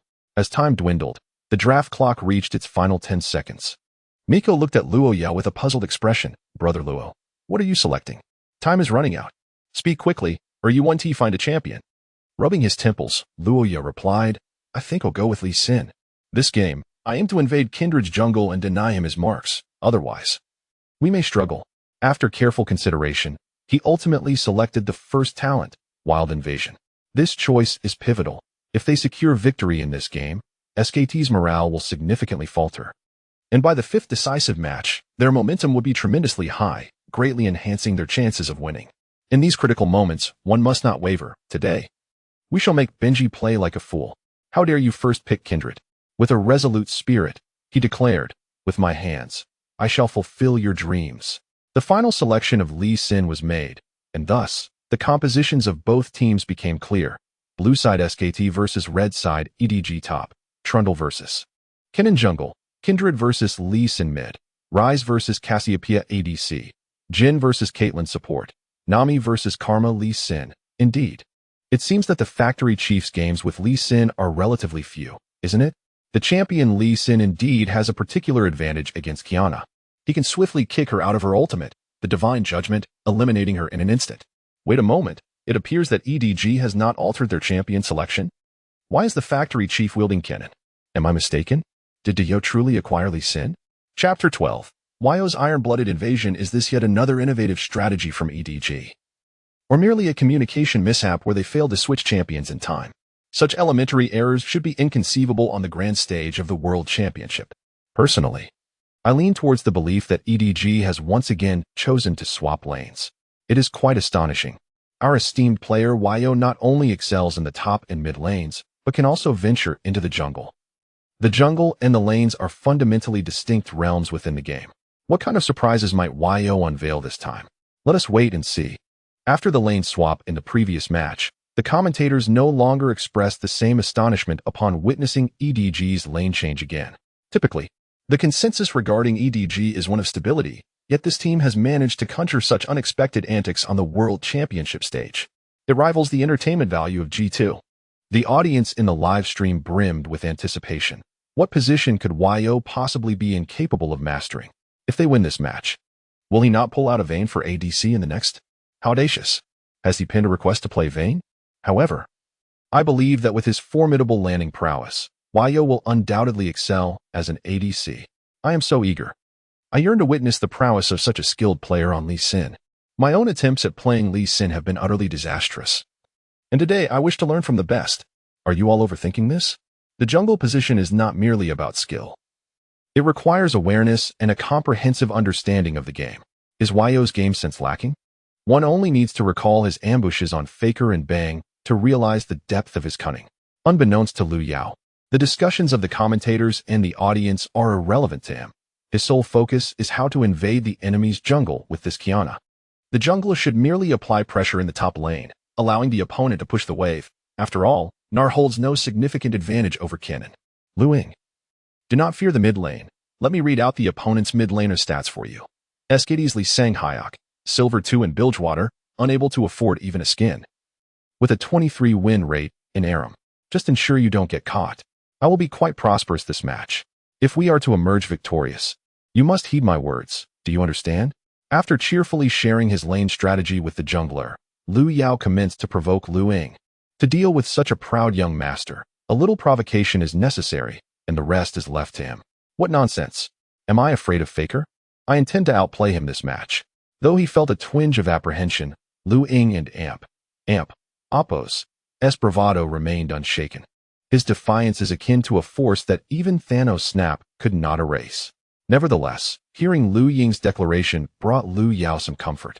The last thing a jungler fears is for Lu Ying to be overwhelmed by Faker. As long as Lu Ying remains steadfast, he can simply enjoy watching his Lee Sin perform. The opposing team possesses no reliable means to restrain him apart from Ryze's W. Today, let us present a little spectacle of Lee Sin to those who have not witnessed his brilliance since S6. The match is officially underway. Let us observe whether EDG can secure another point under pressure. From the lineup, it appears that Binji's Qiyana will find herself fleeing from YOS Lee Sin in the early game. In this patch, Qiyana's jungle presence is not particularly strong, and she cannot contest Lee Sin early on. However, Faker has secured his signature champion, and remarkably, he is using a skin. Indeed, Faker has chosen his championship skin, which is quite rare. The commentators analyzed the early jungle situation while noting Faker's unusual choice to don his championship skin. It is evident that Faker is feeling a bit anxious. He likely aims to establish a significant lead with Ryze this match. Liu Yao noticed this detail and felt a surge of joy. Not only had he compelled Faker to select Ryze, but he had also prompted him to use his championship skin. However, Faker and Oppo's legend will conclude today. From this moment forth, Liu Yao, shall become the new legend of League of Legends. Both teams commenced normally, adopting a methodical snake formation, showing no intent to engage in a level 1 skirmish. Qiyana has directly marked Lee Sin, concealing her gank intentions, as she is more inclined towards farming in the early game. In terms of jungle paths, EDG initiated with the Stone Bug, while SKT opted for the Frog Queen. Both top laners assisted in clearing the jungle. They began from the top, suggesting that there would be little conflict in the early stages. As the commentators finished their words, a wave of excitement erupted from the audience. Wait a moment. Yo, after finishing the Stone Bug, did not proceed to his red buff. Instead, he ventured into the enemy jungle, but SKT possesses a defensive ward in the river. Is Yo unaware of the enemy's vision? If he is spotted, it would be disastrous. With the help of the jungler, Liu Yao quickly finished the Stone Bug. Afterward, he did not linger at the red buff but instead stealthily entered the barren pit. The ward he placed was not his own. It was one that he had previously instructed the jungler to place, specifically for the purpose of invading the enemy's jungle. The early game Qiyana is vulnerable to Lee Sin's early ganks. Based on his understanding of SKT, it is highly likely that Duke will place a ward in the upper river bush for defense. As the commentators noted, exiting from the barren pit would likely expose him to enemy vision. Yo is about to enter SKT and Oppo's line of sight. What? To the astonishment of the commentators, Liu Yao executed a flash out of the barren pit, positioning himself near the mid-lane river. How terrifying. Who would dare to flash at level 2 without being seen to ambush? If there is any vision in the mid lane, Yo could suffer greatly. Has he truly wagered so boldly? But is there still time? The blue buff is dwindling under Qiyana's assault, while Liu Yao's Lee Sin has stealthily approached the brush behind the blue buff. A blue wave emanates from Lee Sin's hands, striking the blue buff, which is still at nearly half health. How did Lee Sin manage to get there? Wasn't there a ward? Binji cried out in despair. The cooked duck has flown away, and the blue buff has slipped from his grasp. With a second resonating strike and a smite, Lee Sin secured the blue buff effortlessly.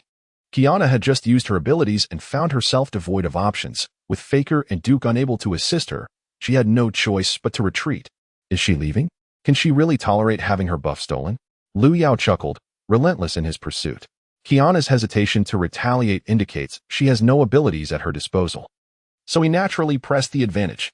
Benji, however, remained composed, not reacting to Liu Yao's aggression, and retreated calmly towards the upper turret. Noticing that Benji was unfazed, Liu Yao quickly eliminated the two blue buff minions, pretending to head towards the river. What an extraordinarily audacious invasion. I can only imagine how furious Benji will be upon reviewing the match and witnessing Yo and Amp, Oppo's daring flash. Such gameplay is quite extraordinary. The radar of this player, Yao, seems rather exaggerated. If this were a casual match, I would suspect that the opposing team might be utilizing a full map hack. Chapter 13. Are they still allowed to play the game? As Liu Yao left the field of vision, Benji let out a sigh. The opposing Yao was quite formidable. Despite the defensive vision in the top lane, they had failed to spot him. Is it possible he started at F4 and made his way here directly? Wolf, having little to do in the bottom lane, glanced at the map and inquired. Unlikely. The blind monk at level 1 cannot use smite on F4 and must learn E instead. However, judging by his speed, he likely learned the level 1 iron shell. Benji replied. Let's not dwell on it. We'll review the replay later. We need to focus on playing this match well. Faker in the mid lane interjected, wishing to prevent his teammates from becoming overly distracted by such matters. With Faker's words, Benji reluctantly conceded. Suddenly, a blue orb shot from the shadows, striking Qianju with pinpoint accuracy. It turned out that Liu Yao had circled through the river vision and had not returned to his own jungle but instead snuck back into SKD's territory.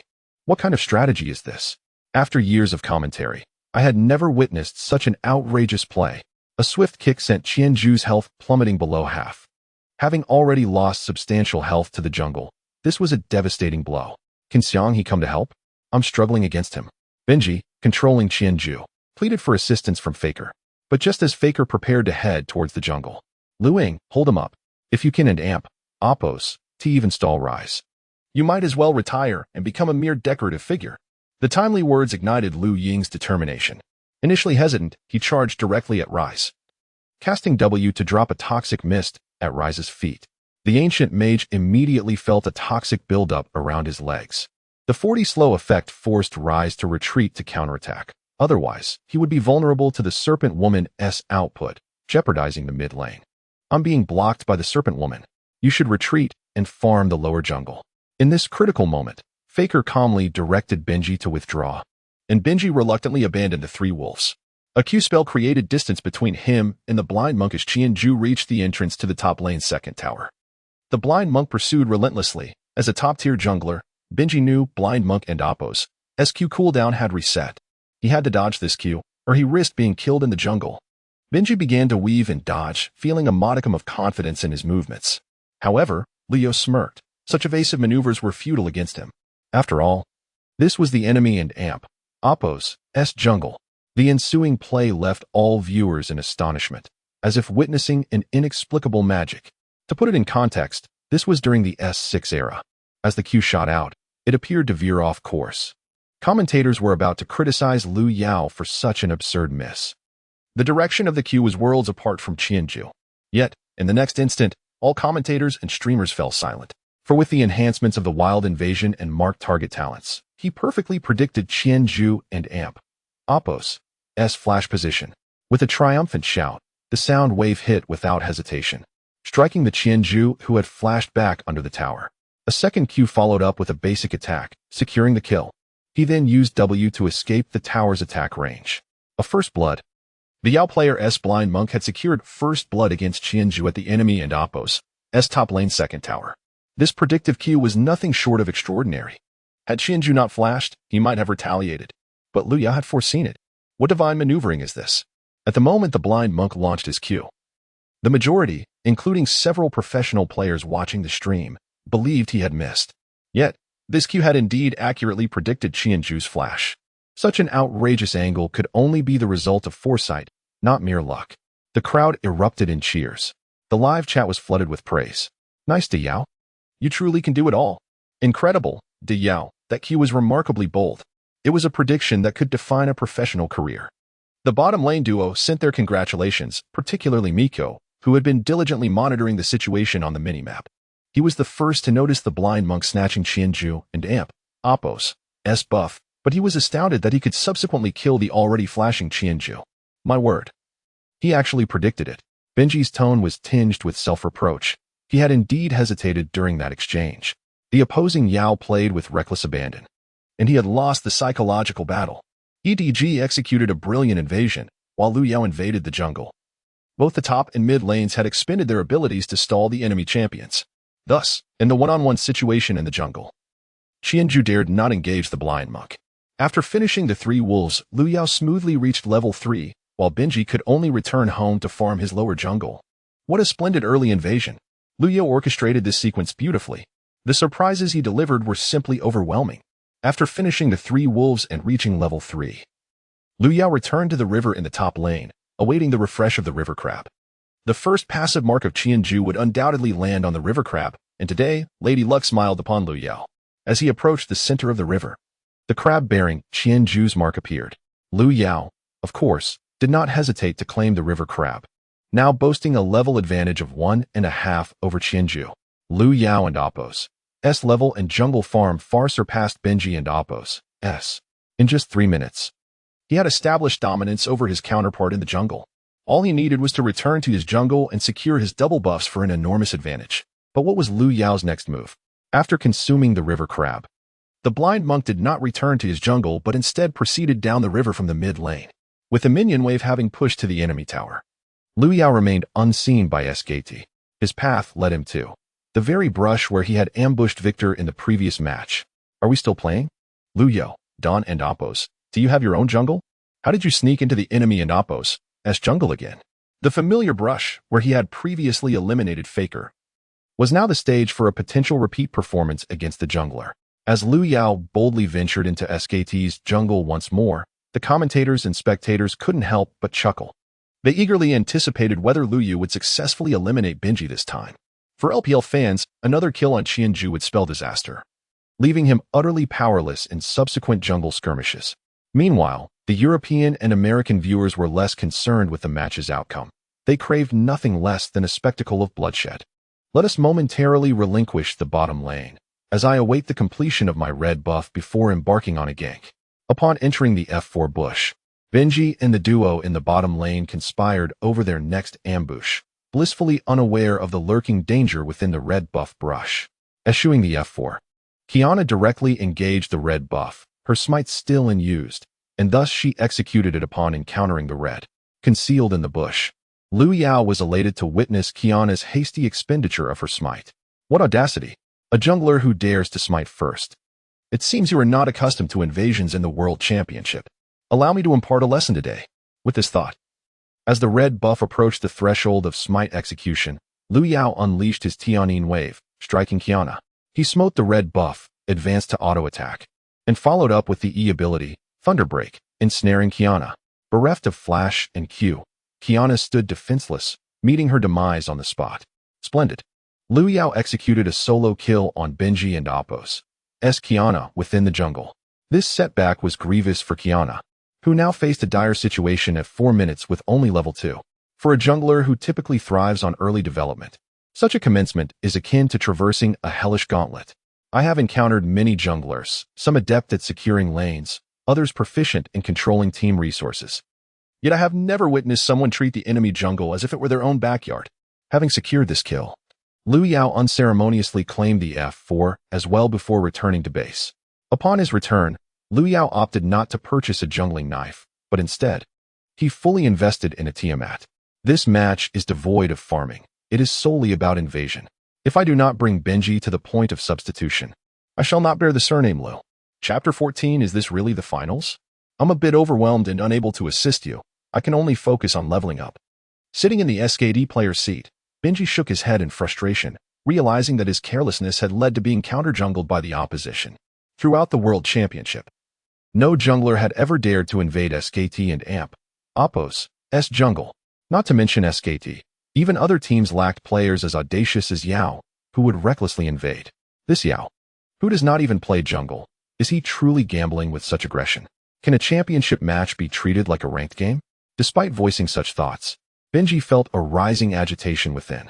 Every move made by Yao exuded a sense of chaos. There was no method to his madness. Although it resembled a wild flurry that could catch seasoned veterans off guard, such tactics could only be employed once. Yet, the fact that EDG could hold this strategy until the final speaks to their skill. Regardless of whether this tactic is sophisticated or rudimentary, its effectiveness is what truly matters. In the realm of esports, the victor takes all.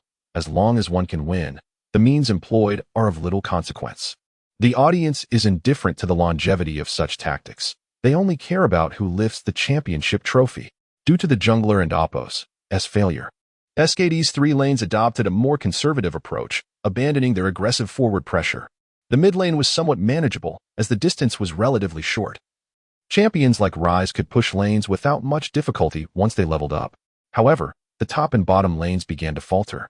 The length of the side lanes meant that once EDG controlled the minion wave in front of the tower, it became exceedingly challenging for SKD to secure farm. The most basic response in such a situation would be to call the jungler for assistance in pushing the wave into the tower to reset the minion wave. Yet, the newly leveled Qiyana, who had just reached level 3, dared not show herself on the lane. If she were to be caught by the Lee Sin in the jungle again, it would spell disaster for her next match. The commentators keenly observed this nuance, noting that all 3 lanes of SKD had begun to retreat.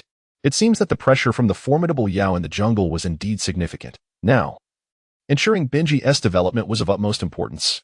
Indeed, with the jungle being compromised, the lanos had no choice but to play defensively. A situation many viewers could surely relate to. As the game resumed, leveraging the advantage created by Liu Yao, EDG's top and bottom lanes managed to secure a slight edge in farm, while Faker's impeccable fundamentals in the mid lane allowed him to maintain control over Liu Ying. How perplexing. Faker and Oppo's last game was dreadful, yet now he seems reborn, Liu Ying exclaimed, glancing at Liu Yao with frustration. He had witnessed how Liu Yao had thoroughly suppressed Faker previously, both in terms of farm and roaming. How could it be that in his own match, Faker suddenly appeared so formidable? Could it be that Faker truly had a knack for countering him? Seeing Liu Ying's discontent, Liu Yao couldn't help but chuckle. Was the peak Faker truly that easy to contend with? Even as a top-tier player himself, he needed the system and Oppo's assistance to match him. How could someone like Liu Ying hope to triumph over Faker? As always, not being solo-killed would be considered a success. After acquiring Tiamat, Liu Yao transitioned from the bottom lane to his own jungle, reaching level 6 around the 6-minute mark, nearly equal to the mid lane. The jungler feigned aggression, pretending that he had company behind him. At this juncture, the top lane lacked vision, prompting Duke to tread cautiously. Upon hearing Liu Yao and Oppo's statement, the jungler, controlling Kennen, charged forward without hesitation. Duke, perceiving the jungler's intent, quickly utilized his E to leap back to the safety of the tower. He was understandably cautious. The enemy Lee Sin had been absent for so long that he must have returned home to replenish his gear, while Duke had yet to use his first teleport to do the same. Kennen exhibited relentless aggression, emboldened by the presence of Lee Sin behind him, and he felt almost invincible. Moreover, it was crucial to note the position of Lee Sin, who had stealthily approached the top lane's frog bush. At this moment, the river crab had just respawned in the lower river, and Qiyana would undoubtedly aim to secure that crab's mark.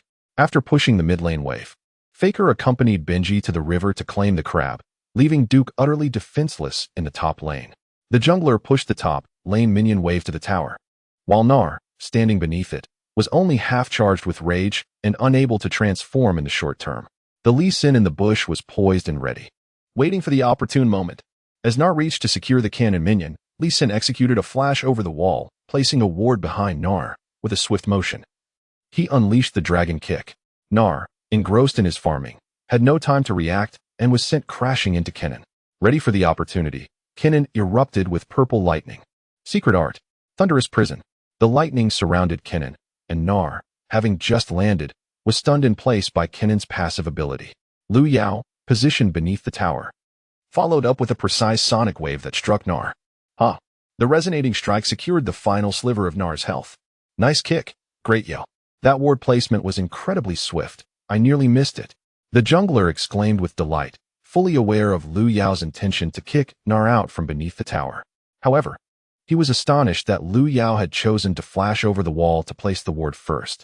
Had he been in control, he would have attempted to Q Gnar first, then dash into the tower to place the ward before kicking Gnar out, ultimately flashing away from the tower and Oppo's attack range. Although the outcomes would have been similar, Q and Oppo's ING Gnar first would have granted him a chance to react. Liu Yao's approach was far more prudent, leaving little room for counterplay. The audience erupted in excitement. They were there to witness such skillful plays. Wow, that was an incredibly stylish ward placement followed by a spinning kick. Today, Great Yao is on fire. This sequence of moves was executed with remarkable finesse. One wondered if any viewers in the chat understood Lee Sin and Oppo's mechanics well enough to explain why his flash ward placement appeared so fluid. Surely, this play deserved a spot in today's top 10 highlights. Great Yao truly delivered a spectacular performance. Would the post-match analysis reveal that all top 10 plays were his? The two commentators managed to temper their excitement, yet the chat exploded with fervor. Goodness, is this really the finals? This is nothing short of a personal showcase by Great Yao. In the last game, Riven, and this game, Lee Sin, both are textbook-level plays and strategies. Is Great Yao truly the slumbering Eastern Dragon, only to awaken when down 2-0 in the finals? Indeed, previously, Great Yao and Oppo's performance in the top lane had been rather conventional. It was astonishing to witness such prowess. Chapter 15, what is this? Gnar kick him. This eye-poking spinning kick is quite distinct from the usual flash eye-poking spinning kick. It seems he had pre-input the commands for eye-poking and flashing before executing the move. Indeed, this is a relatively advanced technique, one that even the champion Malphite can utilize. However, let us not dwell on Malphite. With a shared Hive network globally, employing such maneuvers with him would likely lead to a crash for all players using him. Some viewers in the comments, particularly those adept at playing Lee Sin, recognized Liu Yao's skill, and the production team aptly provided a replay. With the replay and the commentary, everyone began to grasp the intricacies of Liu Yao's maneuver. The replay was indeed quite impressive. The player Yao truly excels in every position. After successfully eliminating Gnar, the two members of EDG swiftly secured the Rift Herald, with a well-farmed Lee Sin making quick work of it. Now, where will this Herald strike? Wait, is Liu Yao positioning to ambush Gnar once more? After dealing with the Herald, Liu Yao opted not to return to base, but instead stealthily maneuvered with Kennen into the bush in the upper lane. This is a common tactic in ranked matches. Eliminate the top laner and await their teleport to ambush them again. Duke is known for his steadiness. Surely he wouldn't fall for such a trick? As noted by Wawa, Duke is renowned in the LCK for his reliability as a top laner. Yet, despite his steadiness, he did not anticipate that both EDG's jungler and top laner would be lying in wait in the bush. With the wave pushed, I can take a look at mid, Duke remarked to Faker while clearing the new wave of minions. It appeared that Kennen had likely taken the Herald back home, granting him half a minute to roam after pushing the wave. His only option was, of course, to assist Faker in the mid lane. The bottom lane was too distant for him to venture there. That Yao and Oppo's Lee Sin doesn't seem like someone who has never played jungler. His flash and warding are incredibly smooth. Even Ikuden and Oppo's react before Duke could finish. A blue wave and a shuriken simultaneously shot out from the bush in the upper lane. They were still there. Realizing this, Duke promptly activated his E skill to leap away, but it was too late. Kennen had retained a passive from his W. The factory manager expertly executed a QAW combo, stunning Duke and Oppo's Gnar in place. Lee Sin then leapt from the bush, delivering a kick to Gnar. Isn't their jungler supposed to be farming? He has been lurking here the entire time. The level 7 Lee Sin's damage is extraordinarily terrifying, leaving Gnar with no opportunity to retaliate. And by the time the stun wore off, Gnar's health had plummeted. In a final, futile attempt, Gnar released AQ, but the kill went to the blind muck. Steady now, Duke. Don't rush. That Yao is quite skilled at these little tricks, Faker frowned. In the previous match, he had been ambushed by Yao's Riven, losing all momentum. In this game, Benji was caught in the jungle at level 2. And now even the most reliable Duke had been kicked out from under the tower and eliminated. Who is this Yao? Could it be that top lane is merely his weakest position, and he plays there just to deceive his opponents? Shaking his head, Faker dismissed these thoughts. They were not pertinent at the moment. The focus must be on winning this game. Wow, is this really happening? Even the steadfast Duke has fallen for Liu Yao's trickery? The audience exclaimed in disbelief, urging everyone to learn from this. In the future, junglers should invade the enemy jungle at level 2 and ambush the top laner twice. Wawa was left speechless. LCK's most reliable Duke had been forced out from under the tower by Liu Yao. What can he accomplish in this game? the crowd erupted in cheers. Some leading chants of EDG's name. EDG, go. EDG, go. The thunderous applause even reached the players' headsets. This was a tremendous morale boost for EDG. Did you hear that? They're chanting our name out there. Young player Miko was the first to notice, realizing that with his champion, the star caller, there was too much he needed to do in the bottom lane. Hearing the cheers penetrating through the headset, even Luyo felt a stir of emotion. In the highest echelons of League of Legends competition, hearing the support and cheers from fans is a sound every professional player yearns to hear. This is our first time reaching the semifinals. Let us give it our all, brothers, and leave no regrets. The factory manager looked at Luyo with excitement, viewing him as a Shaolin monk, seemingly unassuming yet the strongest among them. Not only is he powerful, but he also excels in every role, top, mid, and jungle. Even if they cannot secure the championship this time, who can defeat them in future domestic competitions? EDG will continue to be the strongest in LPL's internal battles.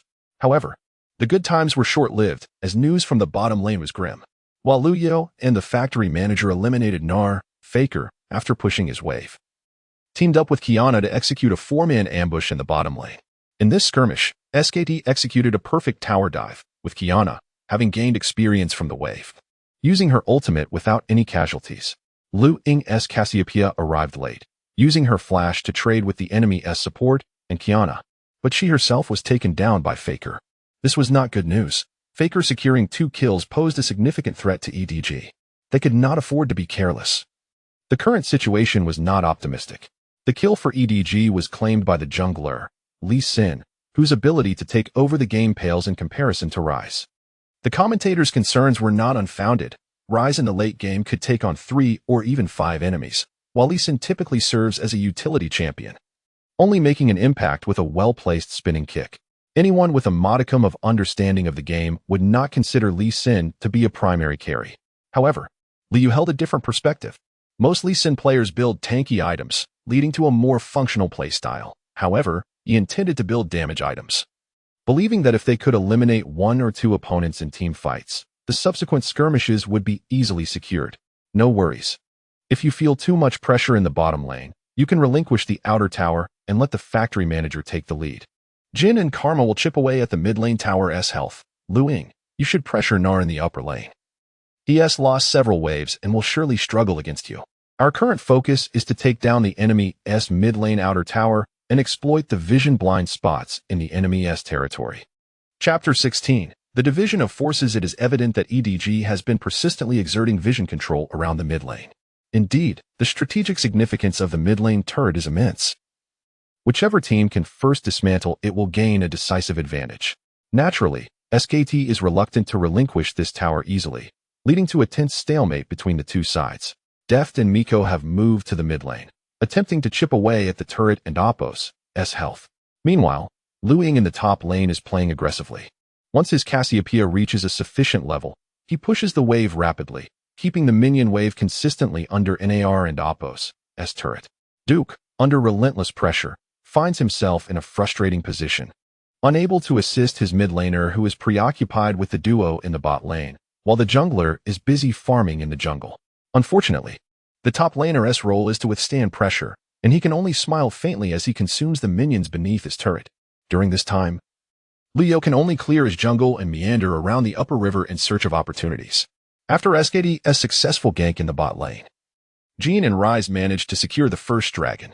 With no strategic resources on the map refreshed at this moment, even a successful team fight would yield minimal rewards. A reckless engagement could jeopardize the hard-earned advantage.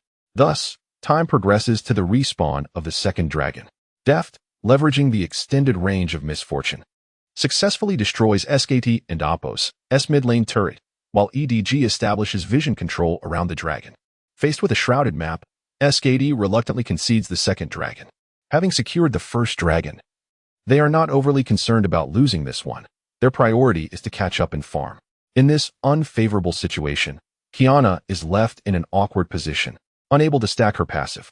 Without it, her contribution in team fights is significantly diminished, relying solely on her ultimate ability. With the third dragon about to respawn, will SKT allow this one to slip away as well? If this continues, their disadvantage will only grow. Although the commentators analyze SKT and Oppo's situation, The upward curve of their lips betrays their true feelings. Much like the audience, they secretly hope for SKT to forfeit both the dragon and Baron, ideally losing their base in the process. As the match reaches the 20-minute mark, the Baron has respawned. I am in excellent form. This Baron provides an opportunity to force a fight, the jungler thinks. The bottom lane can be handled by the support, and if they dare to engage, we will initiate the Baron. Lu Yao has managed to stay out of SKT's vision for several minutes now. During this time, Qiyana's gank attempts have yielded no results. Observing Faker's equipment, Lu Yao's brow furrows. At the 20-minute mark, Ryze has acquired both the Zonia S Hourglass and the Rod of Ages, along with boots of cooldown reduction and a Tear of the Goddess. In contrast, Cassiopeia barely possesses a Rod of Ages and an Iceborne Gauntlet. This is troubling news. Faker must not be allowed to continue his unchecked growth, as late-game Ryze can easily outmaneuver 5 opponents, while a blind monk struggles against 3. If the game continues in this manner, defeat is inevitable. Thus, it is imperative to seize the opportunity with the Baron just having respawned. The one to turn the tide must be none other than himself. In previous matches, countless blind monks have single-handedly altered the course of the game. From NSEC, who first brought the Dragon Kick to the competitive scene, to later players like Ning, Xiaodian, and Xianghua. Each time witnessing their extraordinary highlights ignites a fervor within all blind monk players. Today, I shall ensure my ID is remembered by all. The jungler is pushing the bottom lane, advancing dangerously close to the enemy and Oppo's second turret. This is EDG and Oppo's 4-1 split push strategy. Should SKT attempt to gank Kennen, EDG will immediately commence the Baron, but if they fail to defend Kennen, SKT and Oppo's bottom high ground will be compromised. The simplest solution to counteract the 4-1 split push is to initiate a frontal team fight, yet SKT and Oppo's composition lacks strong initiation capabilities from the jungle and support, and the top laner remains preoccupied in the bottom lane. This predicament leaves SKT in a difficult position. One wonders if they can discover a way to break the stalemate. As they observe EDG and Oppo's tactical pressure, both Wawa and Miller find themselves momentarily bewildered. When did this team acquire such adept tactical direction and coordination? If they are indeed so formidable, why did they struggle against weaker teams previously? EDG and Oppo's execution has indeed been rather average until now, primarily due to the absence of a commanding figure whose authority could rally the team. The core of the team, Lu Ying, renowned for his popularity, possesses commendable skills but tends to be overly flamboyant, acting as a tyrant within the team and frequently usurping the jungler's leadership. This has led to a lack of cohesion and insufficient execution. However, following the last match, Lu Yao and Oppo's display of formidable strength, single-handedly eliminating Faker and executing a decisive kill on Bang, has instilled a sense of reverence among the EDG members. He managed to suppress the legendary Faker, earning him the respect he deserves. Furthermore, Lu Yao's calm and methodical leadership allows him to consistently anticipate the opponent's intentions, providing a sense of security to the team. EDG has now commenced their Baron attempt. With Cassiopeia and Misfortune, their speed is considerable. Jean's vision trinket reveals EDG's intentions, alerting SKT to their Baron steal attempt. The player known as the Yao cleverly positions himself in the upper river's triangular bush. He understands the enemy has vision and does not rush to ambush, but waits until their vision trinket fades before preparing to engage. Can he catch someone off guard? The SKT players are all arriving from the mid lane. In the footage, apart from NAR. For SKT members advance from the mid lane river in the blue buff jungle toward the Baron pit, methodically establishing vision. The jungler keeps a close watch on NAR, ensuring he cannot teleport for reinforcements, and most crucially, NAR's rage is nearly full. They must not allow transformed NAR to join the frontline battle. This task is entrusted to the jungler by Lu Yao. Can Duke find an opportunity to teleport back? Wolf anxiously inquires from the rear of the formation. If we let this Baron slip away, our chances of turning the game around will diminish significantly. The other SKT members align with Wolf's assessment. This Baron fight is non-negotiable. Duke, forget him. Return now. Upon hearing Faker issue the highest command, Duke disregards the jungler's Kennen and heads back to the fountain, preparing to teleport. It appears SKT is resolute in engaging in this team fight, while EDG only needs to wait for Duke's teleport to cease their assault. If they can bait out Duke and Oppo's teleport, EDG will emerge significantly ahead. Yet, EDG must remain cautious. Without the blind monk to absorb damage, the Baron will lose considerable health. Should they simply disengage? Wait, where did the blind monk position himself? When did he reach the three wolves? Chapter 17. A turning point. With one kick, Liu Yao occupied a rather precarious position, with Nami from Wolf just beyond the wall. He refrained from acting impulsively, standing still like a patient lion poised to pounce, waiting for his prey to let down its guard. SKD and Oppo's S-Vision had already spotted EDG and Oppo's S-members engaged in the Baron fight. Would Duke go for it? Without a decisive initiation from Nar, victory in this crucial team fight would be elusive. Just as the commentator and Amp, Oppo's S words faded, Duke and Amp, Oppo's S teleportation was activated, landing him precisely in the isolated brush by the upper river. They were certainly gearing up for this team fight, pulling towards the top lane while the jungler came to secure the formation. As Liu Yao's voice trailed off, Nami unleashed her ultimate in the river. Oh! Wielding her staff, a massive wave surged forth from Nami and Oppo's S front, aimed directly at the Baron pit. With Nami and Oppo's S ultimate activated, would EDG be able to retreat from the Baron in time? Nar landed just in time, fully charged with fury. EDG had to tread carefully. Fortunately, the jungler had also teleported to the top lane's first tower, and with Kinnan present, it would be challenging for Nar and SKD to engage effectively. The frontline skirmish was about to erupt. The quickest to react to Nami and Oppo's S ultimate was the young player Miko. SAE Elisa Teravai. Unwavering, Miko deftly controlled Karma, using her enhanced E to accelerate and cover his teammates' retreat from the Baron pit. Thus, Nar's teleportation arrival was thwarted. However, the blue arcane rune appeared in Ryze's hands. The wandering mage waved his hand, and beneath the feet of SKD's players, a blue teleportation circle emerged. Nar roared as he stepped into the teleportation array, unleashing the pent-up fury that had been suppressed by Kinnan and Cassiopeia throughout the match. Yet, having summoned the teleportation array, Ryze did not recklessly enter it. The opposing Kinnan and Lee Sin had yet to reveal themselves. Faker kept a keen eye on the mini-app, searching for Lee Sin's location. However, with the battle imminent, Nar had already committed. Even without locating Lee Sin, he had to confront EDG and Oppo's S front line. Ryze unleashed his ultimate, sending Nar into the heart of EDG's formation, where Nar possessed both flash and ultimate. EDG's members needed to be wary of their positioning. If Nar managed to slam two players together, EDG would undoubtedly falter in this team fight. Yet, EDG was not idle as the teleportation array appeared.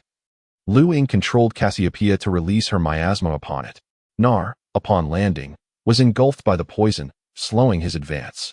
Nevertheless, he was exceptionally decisive, stepping out of the miasma and flashing right before Cassiopeia. Nar, with a furious roar. The mispositioned Karma and Cassiopeia were slammed against the wall in the upper lane's triangular brush. Ryze followed suit with a flash, utilizing Rune Prison to once again restrain Cassiopeia.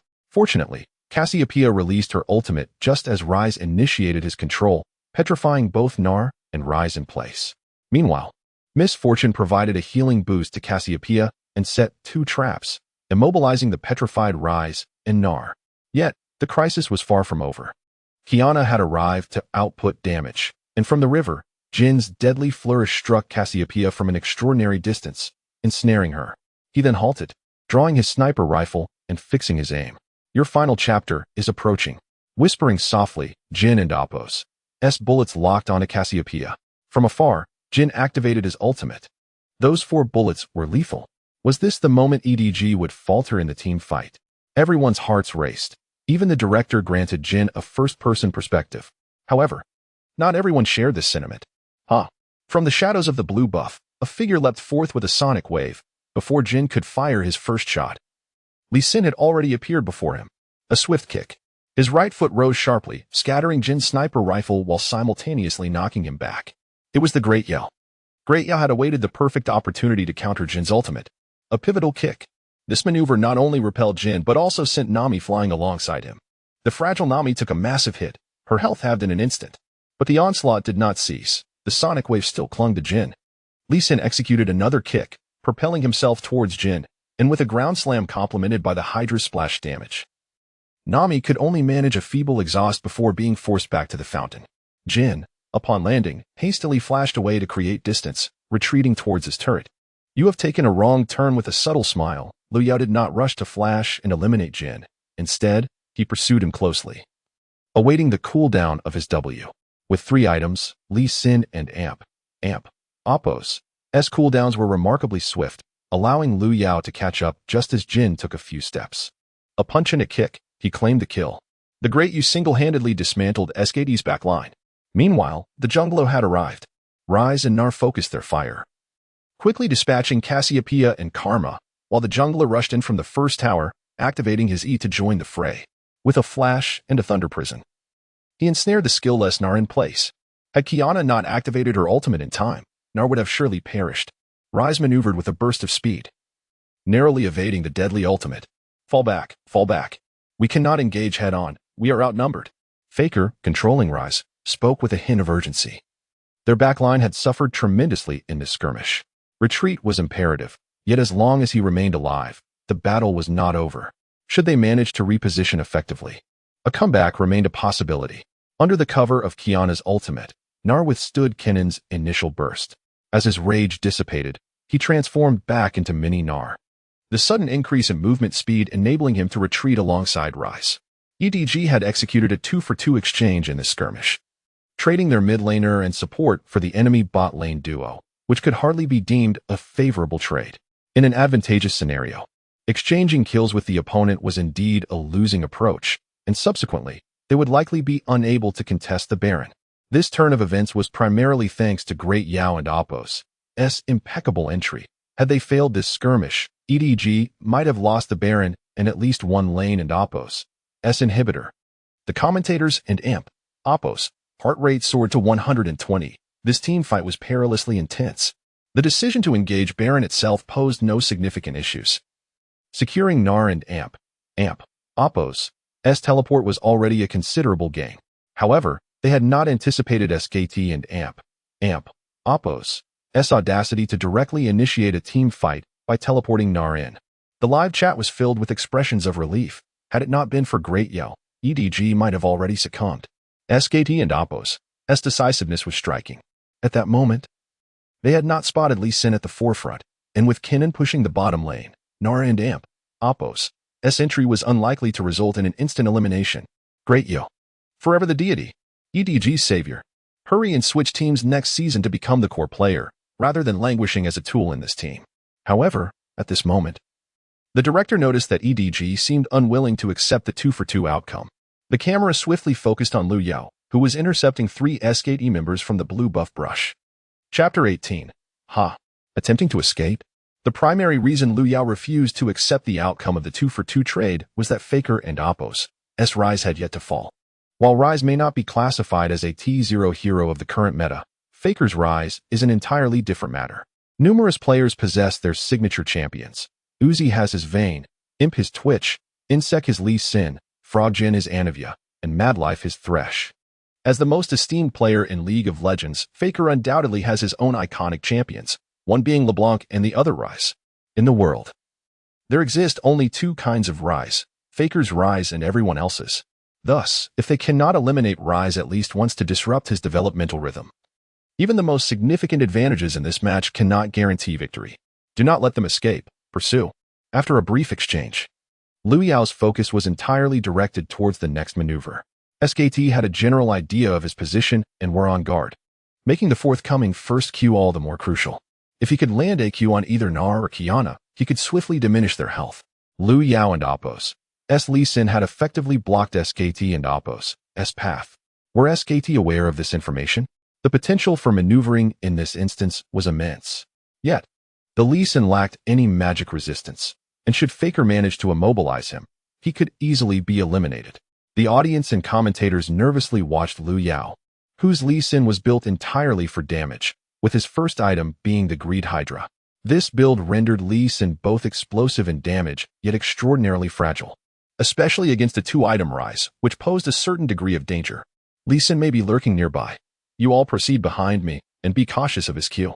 Faker maneuvered his Rise cautiously through the brush, already feeling that they had gained an advantage by trading teleportations to thwart their opponents from taking the Baron. However, the brush revealed no sign of Lee Sin, prompting Lu Yao to circle back near the 3 wolves. This Yao was truly cunning. The next team fight required vigilant awareness of the surrounding foliage to avoid any blind spots. In the fountain, Bang remarked to Wolf, "That enemy Lee Sin is adept at exploiting vision blind spots. We must establish extensive vision in our jungle." Yet, Such efforts would inevitably leave gaps, particularly around the dragon pit. Wolf shook his head, refuting Bang and Appo's assertion. The current version no longer allowed for an infinite supply of wards. Their availability was limited, and many areas simply could not be adequately monitored. Bang fell silent, yet within him, a growing trepidation towards this Yao began to take root. He felt fortunate to be playing ADC, relieved that this formidable Yao would not be facing him directly. The mere thought of someone capable of suppressing Faker in lane was daunting, just as SKD was retreating towards their second turret. The sonic wave surged forth from the shadows of the three wolves. With heightened focus, Faker immediately detected Lu Yao and Appo's treacherous cue and instinctively repositioned himself. Yet, Lu Yao and Appo's target was never him. While Faker evaded Lu Yao and Appo's skill, his teammates were not so fortunate. In his attempt to dodge, Qiyana became the unfortunate casualty. Lu Yao grinned as he delivered a swift kick to Qiyana and Appo's face, following up with an E that, empowered by the Greed Hydra, simultaneously dispatched both the weakened Qiyana and Nar. Your timing is off, Uncle Fei. At that moment, Faker managed to unleash his W, entrapping Lu Yao in place. Success. Lu Yao effectively intercepted SKT and Appo's escape route and precisely QD down the top and jungle players. This match had ignited Lu Yao's fervor. He had scarcely missed a skill throughout the entire game. However, in a one-on-one scenario, could a skill-less Lee Sin truly contend against a 2.5-item rise? This was an invaluable kill. It must not fall into Faker's hands. Observing his teammates fall, Faker could no longer maintain his composure. A flicker of anger welled within him. Since Riven had ambushed him in the jungle, he felt as though he had been ridiculed by this Yao, as if his skill was far superior. Merely toying with him like a child. This sensation was foreign to him, a feeling he had never experienced even against the formidable Samsung last year. Creating distance. Faker unleashed a series of skillful combos against Lu Yao, visibly reducing his health. As Rise's first burst concluded, Lee Sin's health dwindled to a third. Lu Yao laughed, knowing that as long as he was and Appo's eliminated, opportunities for action remained. You squander your chance, Uncle Fei. Countering with a sonic wave, he struck Faker with a kick. Astoundingly, Lu Yao did not fall to Faker. Instead, he retaliated. What kind of vampiric recovery was this? Rise and Appo's health plummeted, while Lee Sin and Appo's was nearly restored to full. This was the remarkable capability of a 20-minute, 3-item Lee Sin. The damage and lifesteal were utterly extraordinary. Faker was downed. Even the invincible Demon King could not withstand the onslaught of the Holy Monk. A triple kill secured. Alongside the 2 kills previously claimed, Lu Yao achieved a pseudo-pentakill in this team fight. What a spectacle. I dare say this is the most aggressive Lee Sin I have witnessed in my years of commentary. The commentator's words conveyed not only recognition for Lu Yao, but also a sense of gratitude and admiration for the LPL and Appo's emergence of such talent. The LPL had long desired this championship, from S1 to S6, achieving no higher than a runner-up position. And being a runner-up signifies regret, a curse. No one cares who the runner-up is, only who stands atop the champion and Appo's podium. However, today this player Lu Yao has bestowed hope for victory upon EDG and the LPL. The barrage of comments in the official live stream flooded in, nearly overwhelming the stream. Lu Yao is incredible. Unstoppable Pinnacle Lee Sin. 5th match. Win the championship. EDG is outstanding. Lu Yao is magnificent. The comments were remarkably united in support of the players, prompting major sponsors in the live stream to swiftly shower gifts and advertisements. It is certain that after today and Appo's match, even if EDG does not clinch the championship, Lu Yao and Appo's market value will soar exponentially. Such a versatile player is one of a kind in the entire LPL. Yet, none of this concerned Lu Yao at present. His sole focus was on clinching this match. What piqued his curiosity was the nature of the rewards for the next match, since the quality of the rewards is somewhat correlated with the significance of the match. What kind of reward could this pivotal 5th match of the finals yield? Just thinking about it excited him. He longed to end this game immediately. He would return home to replenish his items and control vision around the Baron. The jungler should split push in the bottom lane while they 4 directly engage the Baron. Let us see who dares to take a closer look. Chapter 19. Unstoppable Force. A new talent. The battlefield underwent a complete transformation since Lu Yao achieved a pseudo-pentakill. The subsequent moments mirrored previous matches, devolving into mere trivialities. After securing the Baron, the members of EDG continued their relentless split push strategy. In such a dominant position, Their approach was virtually unassailable. SKT's high ground defenses fell, and EDG confidently claimed the dragon. Observing the current state of affairs, I would assert that the odds have shifted to a 3-to-7 ratio in favor of EDG. Their development has rendered it exceedingly difficult for SKT to seize any opportunity. Unless NAR can execute a 5-man ultimate followed by Nami's control for a flawless team fight. My perspective differs. I believe the odds are now at a 9-to-1 ratio. The mere fact that SKT retains a 30% chance is solely attributable to Faker's commendable performance. However, no team that has reached this stage is without merit. And EDG will not yield such glaring openings for SKT to mount a comeback. Indeed, EDG and Oppo's economic lead has now surpassed 10,000 gold. A situation aptly summarized by a phrase from a veteran of StarCraft: how can a dragon riding on the face of the enemy lose? The commentators, amidst laughter, acknowledged the imminent victory, with no cause for concern whatsoever. EDG and Oppo's coach could even begin contemplating strategies for the next game. As anticipated, around the 30-minute mark, Liu Yao ambushed Qiyana and Nami in the jungle while they were placing wards. With deft maneuvering and the agility of his W ability, he evaded Nami's ultimate and bubble, swiftly eliminating her. Subsequently, when Qiyana retaliated with her ultimate, Liu Yao executed a flawless combo, kicking her out of the area of influence for her passive and securing the kill. With 2 members down, SKT was powerless to stop EDG's advance. Their attempts at resistance at the front tower were merely symbolic before being decisively wiped out by EDG. Let us commend EDG for claiming yet another victory. They have successfully equalized the series. The match now progresses to the 5th and final game. Uncertain if EDG possesses further surprises for the upcoming match, the players take a brief respite while the audience eagerly orders takeout. Together, we shall enjoy fried chicken while watching the 5th game. Once again, the MVP title was claimed by Liu Yao with an impressive record of 10-0-5. Removing his headset, Liu Yao was met with the enthusiastic cheers from the crowd.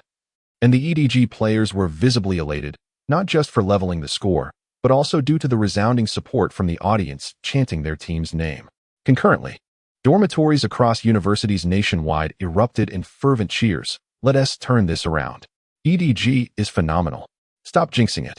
If EDG falters because of you, I won and Oppos. Let this go. I'm so scared. I can't bear to watch. I'll go to sleep. Wake me up if we win. Only the dormitory supervisor appeared bewildered, pondering what a remote chicken could possibly be. Bars and viewing spots were also abuzz with excitement. Familiar and unfamiliar faces embraced one another, celebrating EDG's consecutive victories. With renewed vigor, they cried out for a complete comeback. The reign of LCK is poised to conclude today. The darkest of times is about to pass. No matter how long the road, there is an end. Even the darkest night will welcome the dawn. They cheered, anticipated, and in their hearts, they were already convinced of EDG's assured victory in the final match. Back in the players' lounge, Aaron's smile was no longer hidden. It radiated as he welcomed the players and cheerfully. Liu played exceptionally well, even leaving Benji bewildered in the early game. Everyone performed admirably. Just keep this up. SKT and Oppos. T is formidable as we imagined. As long as we follow Liu Yao and Oppos' rhythm, we'll be fine. There and Oppos' nothing to fear. What a faker. He still can't best our Liu Yao in lane. After a moment, Aaron glanced at Liu Ying and added, Liu Ying also played splendidly this match. His performance against Rise showcased his prowess.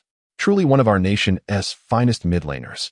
Initially, Liu Ying felt a tinge of discontent at Aaron and Oppos' praise for Liu Yao.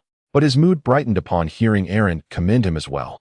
Seeing Liu Ying's dramatic change in expression, Liu Yao sighed inwardly, reflecting on his youthful mentality. His performance was satisfactory, yet he was far too rebellious. Just as he contemplated this, the system and Oppos' mechanical voice echoed in his mind once more. Task completion detected. Permanent talent acquired. Wild invasion, purple. Wild invasion, purple movement speed increases by 30 and operation efficiency by 30 in the enemy jungle. Incredible. Now, no matter the position, I can confidently invade the enemy jungle in advantageous situations. With both marked orders and wild invasion at my disposal, I am well equipped for any lane or jungle confrontation. Liu Yao, are you preparing to play mid or continue jungling in the next game? The coach's question interrupted his thoughts. Liu Yao remained silent, momentarily at a loss for words. The system and Oppos' rewards were neither purple nor orange, but gold. Detected that the host is participating in the 5th match of the finals, talent level increased. Firepower suppression, gold in a team advantage scenario. Operation efficiency increases by 50, movement speed by 50, and awareness by 50. Ultimate landing, gold during the landing phase. Last hitting success rate increases by 50. Movement speed by 50, and operation efficiency by 50. Team security, gold in a team disadvantage scenario. Movement speed increases by 50, awareness by 50, and operation efficiency by 50. So orange is not the highest tier of talent. Gold is the pinnacle? This talent enhancement is utterly exhilarating. A full 50 boost across 3 categories. The system truly excels. Such numerical enhancements would allow even my grandmother to reach diamond. Indeed, the more critical the match, the better the talents awarded. I suspect that after this tournament concludes, it might take another year to acquire such a remarkable talent. Competing in the LPL Spring and Summer Finals, I would be lucky to receive an orange one, and who knows what subpar rewards await in the regular season. This opportunity must be seized, not solely for the tournament trophy, but also for this golden talent. Lu Yao resolved to select the second talent, ultimate landing, against SKT. Even if he maintains an advantage, the talent's condition relies on team superiority, which could become awkward if his teammates falter. While the third talent is excellent for comebacks in disadvantageous situations, Lu Yao had no intention of relying on such a strategy today. He must suppress SKT entirely. For if Faker grows strong, relying on his individual prowess for a comeback would be utterly impossible, even with a 50 increase. There is no way to secure a win against a script.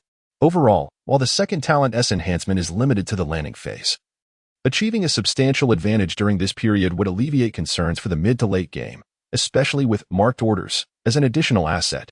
I'm genuinely curious to see the results of combining these 2 talents in lane, logically to secure victory in the final game. Lu Yao should follow the coach's advice and face Faker in mid lane. However, for Lu Yao, such a victory would not be entirely fulfilling, for he has yet to play in the AD position. Today, he has already demonstrated his prowess in both the top lane and mid lane, even showcasing his skills in the jungle. The only position left untested is that of the AD carry. Bang's landing ability is undeniably formidable, which is why EDG has consistently opted for a strong bottom lane composition today to prevent being overwhelmed. The stronger the opponent, the more I feel compelled to challenge them. I intend to make my mark in every lane against the adversary. With this thought in mind, Lu Yao glanced at Deft, who, while sipping water, suddenly felt a chill run down his spine, nearly choking on his drink. Coach, you are absolutely right. Facing Faker in the mid lane for the next match is indeed a wise choice. Upon hearing Lu Yao's words, Aaron's face lit up with delight. With Lu Yao commanding the mid lane, they would undoubtedly hold their ground against Faker. The engine of SKT's rhythm is Faker, as long as he is kept in check. EDG and Oppos's chances of victory would significantly increase. However, I have yet to play ADC today, so I shall switch roles with Def for the next match. Chapter 20. Release the Battle Song. The contest on the BP stage. Lu Yao, are you back again? Did I misjudge you by asking you to play mid? The moment Lu Yao made his request, Lu Ying could no longer remain composed. He had initially prepared to take on the top lane, willing to endure for the sake of the championship, but now Lu Yao announced his desire to play AD in the bottom lane. This was sheer audacity. Did he truly believe that without him, EDG could not prevail against SKT? However, such thoughts remained unspoken. For even the obstinate Lu Ying recognized that EDG could not hope to defeat SKT without Lu Yao, at least not in their current state. Calm down. Lu Ying. Lu has his own considerations, the coach interjected, attempting to alleviate the tension. Both players were pivotal to their victory. And though Lu Ying may not be able to match Faker and Oppos's prowess, the game could not commence without him. Yao, have you ever played ADC? I've rarely seen you in that role, the director inquired, his brow furrowed. Lu Yao's roles had typically included top, mid, and jungle. Thus, when he expressed a desire to switch positions, the director harbored concerns but ultimately acquiesced. Yet, the ADC and support roles were unfamiliar territory for Lu Yao. Trusting him unconditionally in this regard posed a challenge. Regardless, I will choose ADC for the next match. As for your other BP, I shall not interfere. Def can play a passive boppy in the top lane and just survive. Do not attempt to persuade me. If I fail to carry this game, I will retire immediately. With Lu Yao making such a bold declaration, the coach, initially prepared to offer counsel, found himself at a loss for words. The most bewildered was Deft, who wore a perplexed expression. Who am I? Where am I? Why must I play top lane? Deft, as a Korean import, held a significant position within the team. Yet the past 2 matches had been salvaged by Lu Yao's performance. Since Lu Yao had spoken so decisively, they would adhere to his wishes, after all. Their opportunity to compete in this 5th match was entirely due to his exceptional gameplay. The coach's acknowledgement prompted silence among the others, as the truth was undeniable. Without Lu Yao, there would be no 5th match.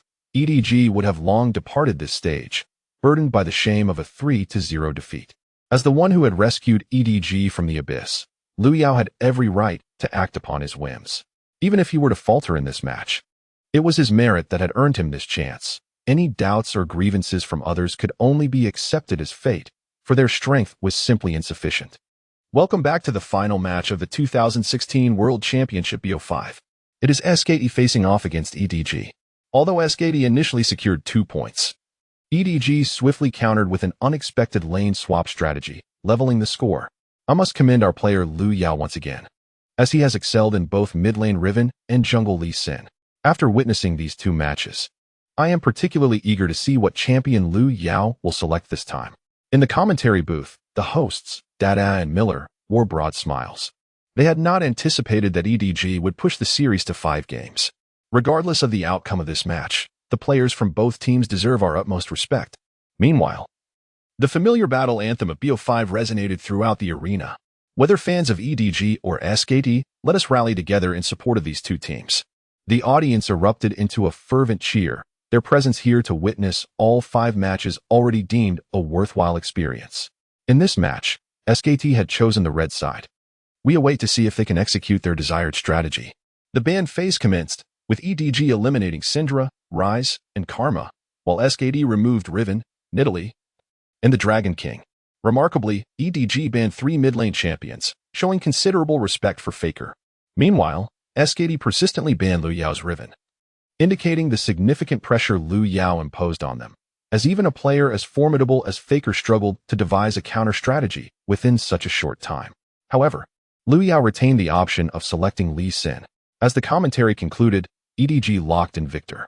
They had preemptively secured a mid-lane champion, seizing the popular Victor after banning 3 mid-lane champions, suggesting that Lu Yu was ready to engage in a battle of wits with Faker once more. Nevertheless, Victor is a champion that can struggle to dominate early, lacking the capacity to establish a significant advantage like Riven. On SKT and AMP, Oppo's S side, they locked in Ashe and Lee Sin. By selecting rather than banning, they effectively denied Lu Yao access to his 2 most formidable champions. Lu Yao smiled, realizing that SKT had squandered a ban to target him and had forcibly chosen Lee Sin. This champion demands high skill and presents considerable risk. It is also one of the champions most susceptible to being outplayed. Had SKT opted for a straightforward Olaf, they might have posed a more considerable threat. But selecting Lee Sin, a champion prone to showcasing flashy plays, felt almost too easy. With the top lane and jungle role secured, I shall select Boppy and Olaf. Olaf is not intimidated by Lee Sin in the jungle, and in team fights, he can simply charge in alongside Boppy. There is no rush to finalize the bottom lane. I suspect they may choose powerful laners like Miss Fortune or Janna, which would be their downfall. In the break room, Lu Yao conferred with Miko regarding their champion selections. They were confident that the opponent would not anticipate this strategy and that during the landing phase, he would dismantle Bang's Ashe. Under Lu Yao's confident direction, EDG locked in Olaf and Boppy. SKT countered with Trundle for the top lane, while they selected the classic combination of Miss Fortune and Ashe for the bottom lane. SKT had chosen the time-honored duo previously employed by ROX. The threat of this combination lies in their formidable kill potential post-level 6. Indeed, 2 long-range champions can exert significant lane pressure. Miss Fortune's slowing ability enables Ashe's ultimate to reliably hit ADCs lacking mobility, and Miss Fortune's ultimate barrage can nearly obliterate any bottom lane champion. In the semifinals, ROX had nearly overwhelmed SKT's bottom lane with this very combination, prompting SKT to ban Miss Fortune in response. This is perilous for EDG. They must devise a solution swiftly, lest their bottom lane falter. The commentators, as well as the audience and online viewers, began to feel anxious. They had witnessed the destructive potential of this combination. And even SKT's coach KKOMA could only resort to a ban. Could EDG possibly find a way to counter this strategy? As the BP time dwindled, EDG had yet to finalize their last 2 champions. Everyone understood that EDG was struggling to contend with this bottom lane combo. However, when the camera shifted to the perspective of EDG and Oppo's players, it revealed that they wore expressions of delight.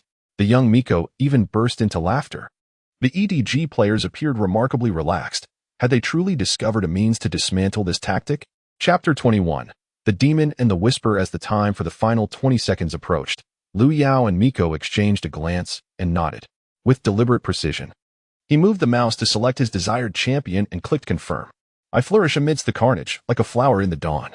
In a modest cottage in Ionia, a man wearing a mask of smiles rose slowly, clutching his beloved pistol, which he had aptly named Whisper. Stepping into the teleportation circle before him, he entered the Summoner and Amp Oppo's rift. Bowing deeply before the cheering crowd, the grand performance of slaughter will be led by me. The Chosen One had made several appearances in this World Championship, so the commentators exhibited little surprise at EDG and Amp Oppo's choice. EDG had secured Jin for Deft, a champion renowned for his versatility. His W, Dancing Grenade, and ultimate, Curtain Call, could provide support to his allies from an astonishing distance. Yet, a dilemma loomed before EDG: how to counter the opposing duo of Misfortune and Ash in the bot lane.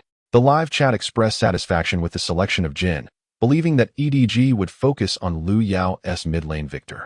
Jin merely needed to follow the team and fulfill his role without concern for damage output. It was indeed a commendable pick. Aaron's draft strategy was unusually astute today. I could hardly wait to witness Liu dominate Faker in the mid lane. Patience, they cautioned. SKT has given Faker a counterpick, and the outcome of the mid lane remains uncertain. I suggested that EDG might have benefited from selecting Braum, as his shield would effectively thwart any threat from the bounty hunter. As the chat fervently debated the support choice for EDG, the draft clock dwindled to its final seconds. Miko glanced at Liu Yao, his eyes brimming with admiration. Today, Liu Yao was responsible for the draft, lane strategy, and operational directives for all subsequent matches. Managing such responsibilities while maintaining a high level of play had earned Liu Yao a place as Miko's new idol. After all, as a support player, he had the advantage of observing the battlefield without the distraction of laning. Supports are privy to insights that others in lane may overlook. With a smile directed at Liu Yao, Miko locked in his champion. Call me king, call me demon. The waters shall forget the names once submerged. On the shores of Bilgewater, a gargantuan catfish, engaged in a transaction with a trembling drunkard, paused its incessant chatter, greedily eyeing the newly appeared teleportation circle. It stepped into the portal, exclaiming, I must sample this buffet. The moment Miko selected Tom Kench, SKT and Oppo's Keoma shook his head in dismay. Why in I thought of this champion? Most spectators appeared bewildered. Wooden and Amp Oppo's picking Tom merely allow the two lengthy ADCs to dominate him in lane? What utility did EDG hope to achieve with this choice? Tom Kench. To everyone's surprise, EDG had concealed such a strategy. Miller, one of the most astute commentators, quickly grasped the brilliance of the pick. Tom was inherently a counter to the Frost Archer and Amp Oppo's composition, as she, too, was a functional ADC, excelling primarily in initiating team fights with her ultimate. However, with Tom present, no matter who she targeted, he could save them. In team fights, Tom's positioning would likely prevent SKT from gaining the upper hand. This was indeed an exquisite draft strategy. EDG's choices today were commendable. Only then did the audience comprehend the subtlety of EDG and Oppo's Tom Kench selection. As for SKT and Oppo's counterpick, what champion would Faker choose to face Liu Yao's victor? Truthfully, Orianna was a decent option, being one of Faker's signature champions. Alternatively, could he opt for something more aggressive, perhaps LeBlanc? LeBlanc could certainly suppress Victor in lane and even secure solo kills. Meanwhile, Keoma stood beside Faker, inquiring about his choice. For this match, you may select whatever you wish, LeBlanc, Orianna, or another champion. Faced with his coach and Oppo's unwavering trust, Faker paused for a moment. The image of being solo killed by Liu Yao flashed in his mind. Yet soon confidence returned to his expression. Let it be Cassiopeia. As Faker confidently chose the Serpent Queen, Keoma exhaled a sigh of relief. Though Cassiopeia wasn't particularly favored against Victor in lane, Faker's selection indicated that his confidence had been restored. We shall focus on team fight rhythm, gaining the advantage and then strategically suffocating our opponents. Yao is merely one individual, and League of Legends is a game played by 5. Our teamwork will undoubtedly surpass theirs. Best of luck. I shall watch you claim victory from the lounge." After offering his encouraging words, Kekeoma departed the player area, shaking hands with EDG's coach Aaron before retreating to the players' lounge. Thus, the drafting phase concluded. Blue side, EDG versus red side, SKT top, Poppy versus Trundle jungle, Olaf versus Lee Sin mid, Victor versus Cassiopeia ADC, Jin versus Ashe support, Tom Kinch versus Bounty Hunter. With the draft finalized, EDG and Oppo's composition appeared more defensive, while SKT's leaned towards aggression. EDG possessed Poppy to fortify their formation, effectively countering Lee Sin's entry. However, initiating teamfights for EDG would require both Olaf's ultimate and Poppy's flash to threaten the backline. Nonetheless, SKT's Ashe was adept at finding opportunities. Though she could be countered by Tom, he would not always be nearby to shield every ally targeted by her ultimate. Theoretical scenarios aside, the actual outcome would hinge on the player's performance. The commentators, Wawa and Miller, provided an analysis of the strengths and weaknesses of both teams, concluding that the matchup appeared evenly poised. However, two observers fixated on EDG's roster soon detected an anomaly. The mid lane Victor was secured by Shadow, leaving the question, would Diao continue in the jungle? No. Olaf was indeed in the hands of the factory, suggesting Diao would return to the top lane. Aside from Deft, all other champions had been swapped back. Wait, could it be? Under the astonished expressions of the commentators, both teams had already entered the Summoner and Amp, Oppo's rift. It is truly surprising that EDG has assigned Deft to play the top lane while allowing the esteemed YO to take on the role of ADC. Chapter 22, 3 minutes. The lane concludes. Am I witnessing the formidable ADC of Diao? Is this his moment to demonstrate his versatility on the grand stage of the finals? Should he triumph in this match, Diao would claim the remarkable distinction of being the world's #1 in both mid lane and ADC roles. What an astonishing achievement this would be. While there have been players who excelled after switching lanes, who has ever performed so adeptly by changing positions mid-game? Let us place our faith in Diao. He is the pride of China. Had it been anyone else, I might have harbored doubts. Yet Diao has already substantiated his prowess with 2 MVP awards. If he secures victory in this match, his skill will be undeniably elevated to a 5-star caliber. How extraordinary. The barrage of comments in the live stream has reached a fever pitch. Liu Yao has been subtly pressuring Duke in the top lane, and upon transitioning to mid lane, he achieved the remarkable feat of eliminating Faker. He has showcased Riven on the final stage, captivating the audience with his dazzling maneuvers. Subsequently, when everyone anticipated his continued dominance over Faker, he selected Lee Sin and executed a flawless flash over the wall to invade the jungle. In team fights, he performed exceptionally, single-handedly dismantling the SKT bot lane duo, and later thwarted the enemy and Amp, Oppo's retreat, achieving what could be termed a pseudo-quadra kill. Now, he has audaciously swapped lanes yet again in the 5th game of the finals. Regardless of the outcome, such audacious lane swaps merit the audience's applause. Fans of EDG and SKT yearn for this championship. The representatives of LPL and LCK aspire to bring the trophy back to their regions. Meanwhile, spectators from other regions care deeply about the spectacle of the match. No one wishes to witness a lackluster game that meanders for 30 minutes before yielding the first blood. Today, Liu Yao has elevated the match and Amp, Oppo's excitement to unprecedented heights. Consequently, his popularity abroad has soared to an unbelievable level. Simultaneously, the fervor surrounding this world championship has reached unprecedented heights. Of course, Liu Yao remains unaware of this. His mind is solely focused on how to outplay Bang. Meanwhile, Bang casts a disdainful glance at the loading screen featuring Jin. He feels somewhat condescending about Yao's switch to the bot lane as an ADC. While Yao may have pressured Duke in the top lane and gained an advantage over Faker in the mid lane, it only attests to his understanding of warrior champions. But is the bot lane a position one can easily assume? If ADCs merely required positioning and mechanics, then why wouldn't Faker try his hand at being an ADC? Today, I shall make you pay for your arrogance. The match officially commences as 10 champions converge upon the Summoner's Rift. As the game begins, will the teams attempt an early skirmish at level 1? Indeed, with this being the final match, any little tricks or strategies must be deployed now or never. The commentators are equally excited. Although they wish to see EDG crowned champions, they also hope for a thrilling contest. Unfortunately, both EDG and SKT have opted for a synchronized line formation. It appears both teams are playing cautiously, as this is the decisive match, and their nerves must be taut. Indeed, under such high-pressure conditions, the victor will be determined by who makes the fewest mistakes. Both junglers have chosen to begin their routes from top to bottom, with the top laners assisting in securing the initial buffs. Simultaneously, the bot lane duo has decided to clear the stone golem and the frog before heading to their lane. Liu Yao, controlling Jhin, has successfully eliminated the stone golem with the assistance of Tahm Kench. In this version, it is not uncommon for the bot lane to clear a group of jungle monsters before heading to lane.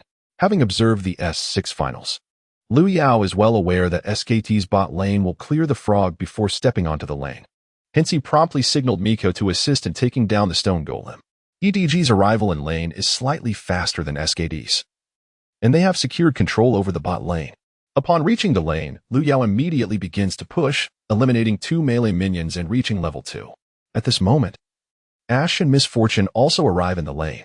Being both ranged and fragile, their health diminishes more rapidly. Nevertheless, Ashe still manages to gain experience from the minions, thus reaching level 2 as well.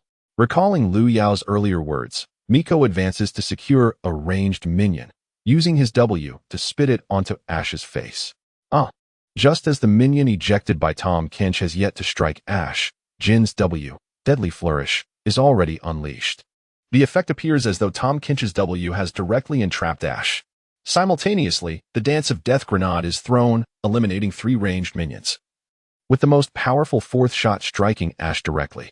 Following this combination, Ashe and Oppo's health is abruptly reduced by nearly half. Bang! Pay attention to your positioning. Your health is depleting far too quickly. Wolf, controlling Miss Fortune, lazily auto-attacks Tahm Kench a couple of times before turning to Bang and commenting.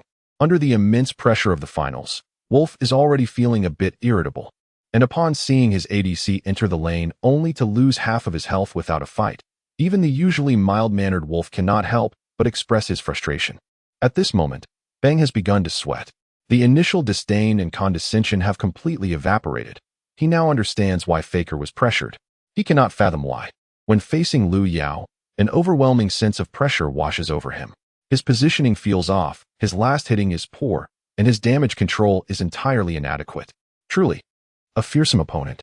Wow, EDG and Oppo's bot lane has immediately reduced Ashe to half health. That was a flawless coordination between Jhin and Tahm Kench. It is evident that EDG and Oppo's bot lane was well prepared. De Yao's ADC skills are remarkably high, and his synergy with Miko is exceptional. Such proficiency is hardly attainable without dozens of matches together. Is this EDG and Oppo's hidden trump card? The director immediately shifts focus to the bot lane, allowing everyone to witness Liu Yao's masterful suppression. The audience erupts in cheers, and some spectators have even begun chanting Liu Yao's ID. The barrage of comments in the live stream struggles to comprehend Liu Yao's actions. Although Jhin has been in the meta for over half a year, many have never played this character. Why is Jin's Q damage so high? Isn't this overpowered? Isn't this a nerf? Such pure numerical prowess. This champion is far too strong. Is Jhin still considered overpowered? Does the damage from Jhin and Oppo's SQ not increase upon eliminating a unit? Are they all merely casual players? The comments erupt into debates over whether Jhin is an overpowered champion. Yet, the match continues. Just 3 minutes in, the aggressive Jhin has reached level 3. Opting to level Q twice rather than learning E, Liu Yao has signaled an offensive move, beginning to press forward, and without the need for excessive words. Tahm Kench synchronizes his advance. 3 minutes have passed. The landing phase is drawing to a close. Chapter 23. Smile. Everyone is watching in the EDG bot lane. The positioning of Yu and Miko was notably aggressive. Were they attempting to replicate the earlier scenario? Both the director and commentators observed the forward positioning in the bot lane, indicating that a skirmish was imminent. Tahm Kench advanced, prompting Miss Fortune to immediately deploy her ability, Rain of Bullets, to slow and create distance. However, the targets of Jhin and Tahm were never her. They were focused on Ashe. Tahm swallowed a distant minion and accurately spat it towards Ashe, while Jhin unleashed his deadly flourish, perfectly striking the retreating Ashe. The Mind Dance grenade was thrown, eliminating the minion Tahm had spat out and ricocheting onto Ashe's head. 4. The 4th shot from Liu Yao's whisper struck Ashe, who, startled, immediately used her heal. Given her health, refraining from using the heal could have indeed led to her demise. Why are the enemy's skills so precise? Bang thought. A mix of frustration and annoyance evident. In this match, he had failed to evade a single ability, which was unacceptable for an elite ADC. If Liu Yao were aware of his thoughts, he would surely burst into laughter. You can't accept this? I weaken you with my left hand while enhancing myself with my right. What is there to not accept? Even if the peak Uzi from S8 were to face me, he and Oppos, D have to retreat to tower for last hits. After using her heal to survive, Ashe and Oppos' positioning grew increasingly cautious as she stood behind the minions like a turtle. Did she really think hiding behind minions would ensure her safety? Liu Yao scoffed, continuing to farm while retreating slightly. The enemy jungler might be approaching. It was prudent for the bot lane to pull back.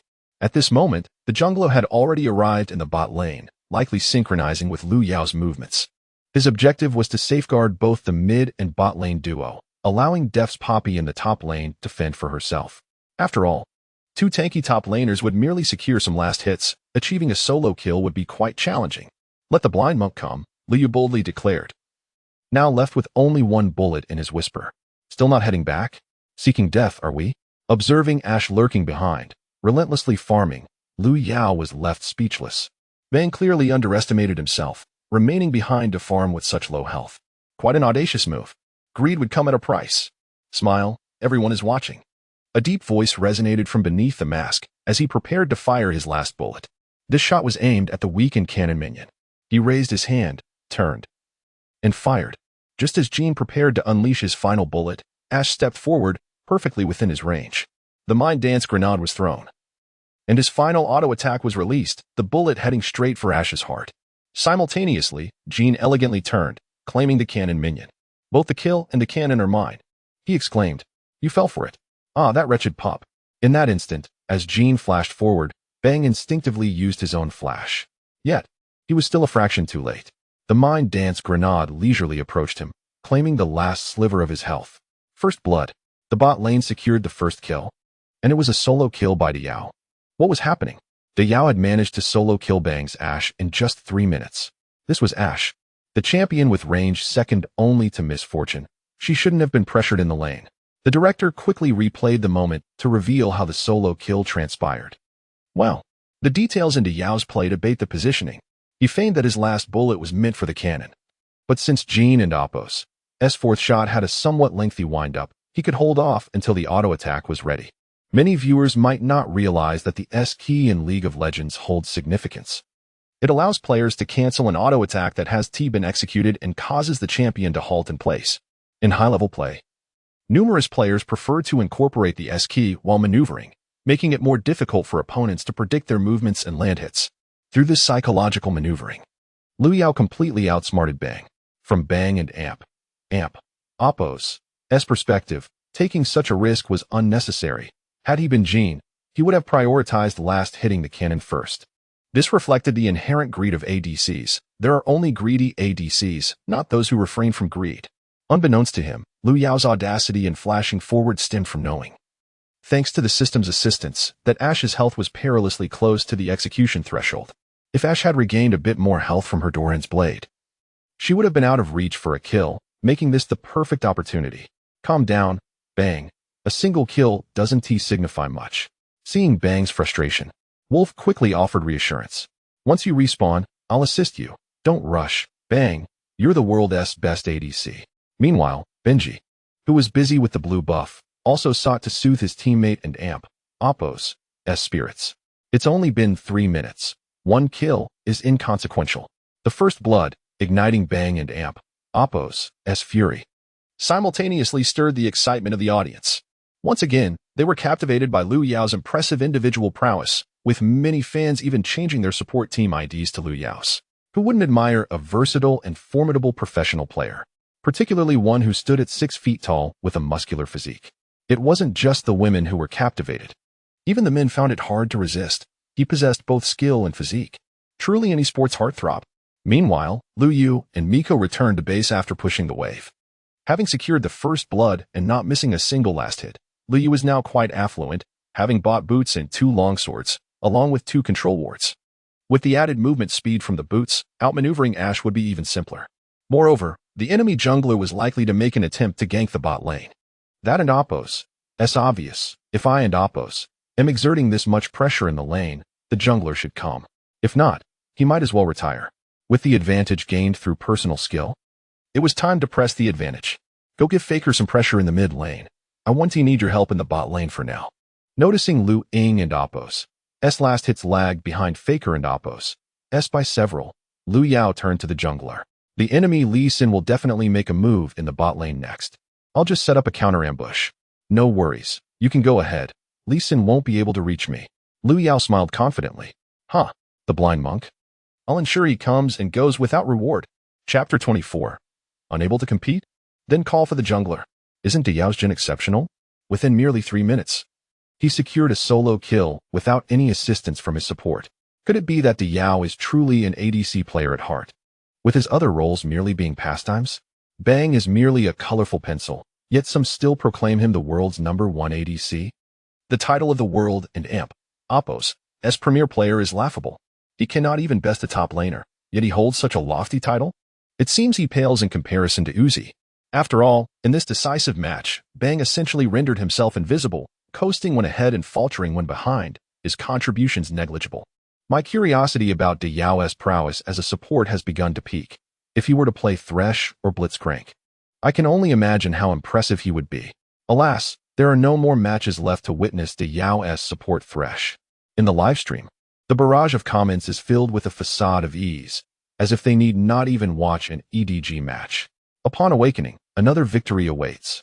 However, deep down, each of them harbors a growing anxiety. LCK and Appos' dominance over LPL has persisted for years. This year initially appeared to be devoid of hope, yet at a critical juncture, Liu Yao emerged. He sought to right the ship and uphold the crumbling edifice.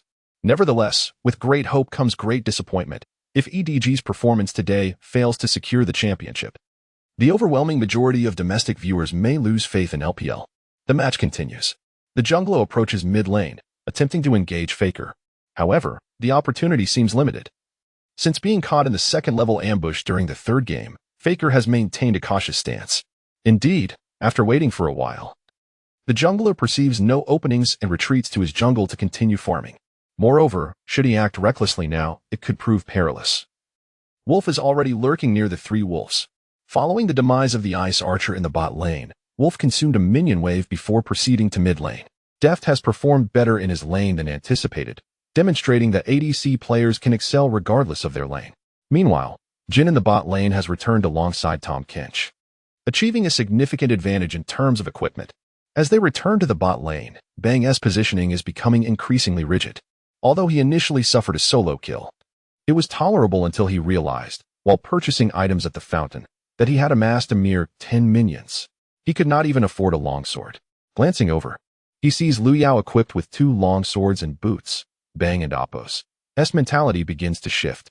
After years in the professional scene, he has never been so thoroughly suppressed. As frustration mounts, he questions why a mere Jin can dominate him, the noble Ice Archer boasting a range of 600. This pressure affects not only his positioning but also his last hitting. He struggles to secure even a single minion. Liu Yao notices Bang's increasingly disordered movements, lacking his initial composure. Yet this is insufficient. He must further expand his advantage and completely dismantle the bot lane. The aim is to transform Li Gu into a colossal presence by the end of today's match, shedding tears reminiscent of the S7 finals. No, not merely to replicate, but to surpass. The loss of the S6 championship would mean that Lee Sang-Hyoxi Sports' legacy would no longer be unrivaled, overtaken by a multitude of rising stars. In a past life, during S9, Li Ji's hands trembled, while another ancient figure, the Emperor Sky, lamented online, mocked for colliding with Lee Sang-Hyok. If Lee Sang-Hyok were to lose the S6 championship, what significance would 3 crowns hold? With these thoughts in mind, Liu Yao's movements grow increasingly audacious. He begins to pursue 2 opponents alone, drawing the attention of the director, who promptly shifts the camera to the bot lane. Wow, Yao, what are you doing? Why are you chasing after 2 opponents? The bot lane is now brimming with momentum, as the 2 SKT players appear hesitant to retaliate. Yao's positioning blatantly conveys that his jungler is behind him. With a clear equipment advantage, he flaunts his superiority. What can they do? SKT lacks information on the jungler's position, rendering Liu Yao and Appos' ruse effective. However, from our omniscient perspective, this scene appears somewhat absurd. Bang surely never anticipated that the jungler had already arrived in the upper jungle, feeling quite frustrated. How could the Tom Jin duo contend with their double ADC composition? Liu Yao and Appo's pressure is exemplary, as he and the Ice Archer widen the gap in their last hitting, and most egregiously, he has Tahm Kench tank the minions, controlling the wave at their tower. Now, Bang can only use the Ice Archer and Appo's SW to barely secure a few minions. De Yao's understanding of the minion wave is commendable. He maintains the SKT bot lane's minions at their tower while positioning Tahm in the bot lane brush, preventing the opponents from advancing easily. Should Jin land a binding, Tahm would have the opportunity to devour him. Surely, many viewers have encountered such situations. When one and Appo's minion wave is stalled, what should one do? Quite simply, call upon your jungler for assistance in pushing the wave. What? You're playing solo queue? Well then, you must fend for yourself. Witnessing EDG and Appo's substantial advantage in the bot lane, the two commentators begin to exchange banter. After all, the other lanes have seen little conflict, and neither jungler has found suitable gank opportunities. Come help me push the wave, or I won't be able to play. Bang's voice is laden with urgency. He is feeling the pressure from Liu Yao, particularly when he attempts to leverage his range advantage to harass him. It seems that this Yao can read his thoughts. Every time he moves forward, his opponent retreats in sync, and when he relinquishes the idea of attacking and falls back, Liu Yao advances to poke him again. After several exchanges, Bang finds himself on the losing end, having lost hundreds of health points. Eventually, he abandons the notion of harassing and instead retreats to farm safely. Initially, he aimed to aid the Ice Archer in harassing Jin. Yet if the gunner moves even slightly forward, Tahm will immediately close in on her. After being slowed by Tahm and Appo's SQ, she can only retreat should she attempt to harass. She risks being pursued and killed by Tahm. Thus, the significance of selecting two long-range champions has vanished entirely. What was once a duo capable of wearing down their opponents has been thwarted by the formidable individual skill of the opposing ADC. You all engage with them. I'll be there shortly. At this moment, Benji has arrived in the brush behind SKT's bot lane outer tower. Here he comes. The blind monk has chosen a straightforward gank route, advancing directly through the minion wave. Many junglers may typically consider approaching from the river or similar paths, but this is not the only approach. By coming directly from the lane as Benji does, he stands a significant chance of catching the opponents off guard, allowing for a sudden engagement. This wave carries risks, but they should at least force some summoner spells from Tahm. The Ice Archer and Gunner push forward with the next wave of minions, and Tahm Kench unleashes a precise cue from the brush. His damp, massive tongue strikes the Gunner, slowing her down. Tahm Kench smirks at her, saying, "No matter how large your hat, it cannot conceal the greed within." Meanwhile, Jin's deadly flourish immobilizes the Gunner, rendering her motionless. A skirmish has erupted in the bottom lane. Benji and Appo's ambush in this moment is likely to yield fruitful results. Chapter 25. The enthralled masses. The marks of 3 passive abilities had already accumulated upon the marksman, and Tahm Kench was poised to consume her. Benji exhibited remarkable patience, awaiting De Yao and Appo's advance. His gank target was unmistakably clear. He aimed to eliminate your ADC. The EDG bot lane appeared oblivious to the impending danger. As De Yao advanced too far forward, now within the range of Lee Sin and Appo's SQ, the situation was perilously precarious. Would De Yao manage to react in time? Benji's cunning ambush caused the commentators to sweat on behalf of the EDG duo. Should they engage Tahm, they would likely only force out his flash. But if De Yao were to be struck by Lee Sin's Q, escaping would be far more complicated than merely using summoner spells. The audience and the live chat echoed the commentators' sentiments. Losing the hard-earned advantage in the bot lane would be a devastating blow. What on earth was Miko doing? Why was he positioned so far forward without checking the brush? If he were to be caught, the blame would fall squarely on him. De Yao, please don't advance any further. If caught by the Q, at the very least, he would have to expend both summoner spells. I see EDG faltering. They can only play the lane as if it were a casual match, falling prey to every gank thrown their way. It is a miracle they have made it this far, let alone hope for a championship. How laughable. My father, Faker, is simply magnificent. He has already begun to dominate the mid lane, and no matter how strong the ADC in the bot lane, he is merely a tool, a djinn. The biggest mistake EDG made was not sending De Yao to suppress Faker. Laughter erupted among the spectators. Can anyone truly regard KRD as a father figure? With Faker South lackluster lane performance, even EDG and Appo's top laner could best him. What is there to boast about? The world's #1 demon king? The world's #1 clown. Thankfully, Liu Yao was oblivious to the live chat. Otherwise, he would surely be mortified by the ridicule. In any realm, during any season, the chat is perpetually filled with banter and discord. However, the most commendable aspect of the LPL chat is their penchant for mere words, unlike the LCK, where the chat directly orchestrates chaos. Reflecting on this, the LPL chat environment shines brightly. In the Rift, Tahm Kench's colossal tongue relentlessly lashed out at the marksman, layering upon her his unique marks. With a gaping maw, he swallowed her whole. Jin, humming his own melody, stepped forward deliberately. 1, 2, 3, 4, 2, 2, 3, 4. Twirling his lowly weapon, Jin recognized that the renowned bounty hunter from Bilgewater would soon become his next masterpiece. Covered in saliva, the marksman was regurgitated by Tahm. Just as she emerged from peril, she raised her head, only to behold the dark muzzle of Jin's weapon. He aimed directly at her lofty, wide-brimmed hat. Your demise will be yet another of my masterpieces. The bullet was ready to be discharged, yet in the brush, the blind monk could no longer contain his impatience. Delay would mean the marksman's death. With energy coalescing in his hands, the blind monk unleashed a perfectly executed sonic wave directed at Jin. It was an impeccable skill, soaring past Tahm and landing directly before Jin. Benji and Oppo's patience had led him to this moment. The sonic wave should have struck true. As Diao was unaware of the presence in the brush, in this instance, Tahm could not consume anyone, and Jin would likely have to use his summoner spells to escape. Any delay could result in the marksman being weakened and subsequently killed. He must not hesitate. Oh, it missed? What? The sonic wave was evaded by a mere slight downward movement from Jin. How was that possible? Was it mere luck? A gasp of astonishment filled the air. Diao's fortune was simply incredible to dodge such a skill. What exceptional positioning. Diao, your luck is simply astonishing. As Miko witnessed the sonic wave shoot from the brush, a sense of foreboding gripped him. Yet upon seeing Jin's slight movement evade the cue, he was filled with relief. I should have checked the brush. If this resulted in his summoner spells being expended, it would have been disastrous. The young player soon felt a twinge of regret.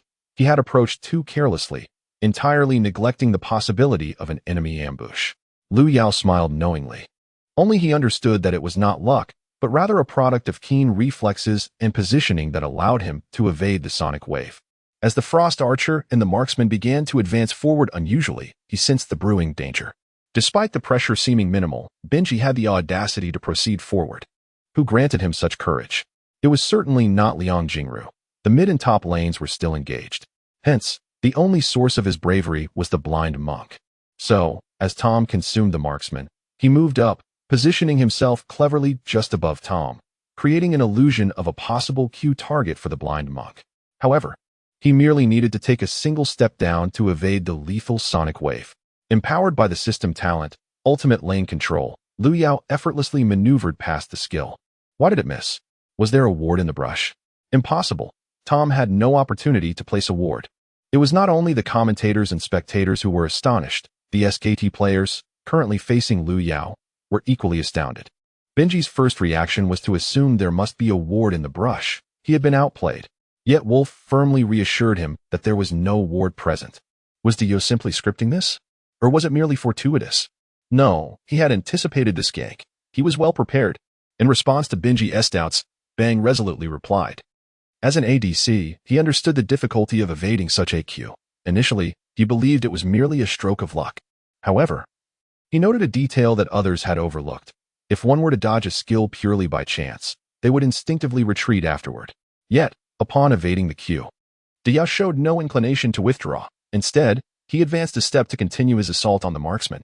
This indicated that he likely knew of the blind monk's presence in the brush. His movement was a result of reflex rather than luck. Impressive. Diao's reflexes and skills surpassed his own. Such a talent had been relegated to the role of a mere tool in the EDG top lane. In that moment, Benji felt a pang of injustice for Diao. A player of such caliber deserved to be a core member of the team. Simultaneously, as he recognized Diao's formidable prowess, Benji's courage to face him directly evaporated. He even forgot to provide healing to assist Wolf's escape, forcing Wolf to expend his flash. What are you doing, Bang? You didn't slow him down or provide healing. A rare flicker of anger appeared on Wolf's face. Benji had been distracted since the first wave of the landing phase, clearly rattled by Diao's performance, rendering him in a state where it would be better to simply wait for the opponent to push mid. Fortunately, Faker's voice resonated just in time, interrupting Wolf's subsequent remarks. This is the final match. Regardless of the circumstances, we must secure victory. Even if Yao is formidable in the lane, you must exert your utmost effort. You are the world and Amp. Oppo's premier ADC. Do you understand? Benji, withdraw for now. Once they reach level 6, we shall execute a play in the bottom lane. Duke, hold on to a teleport for when the moment arrives. Chapter 26. A simple wave of gank. After Lu Yao activated the Blind Monk's sound wave, the gank had already faltered. The gunner had expended her flash and exhaust, managing to survive by a hair's breadth, yet her meager health left her in a state akin to death.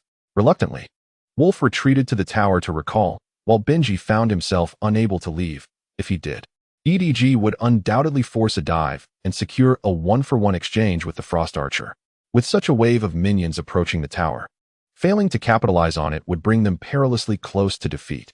Thus, Benji had no choice but to temporarily forego other lanes, safeguarding the Frost Archer as they finished off the minion wave.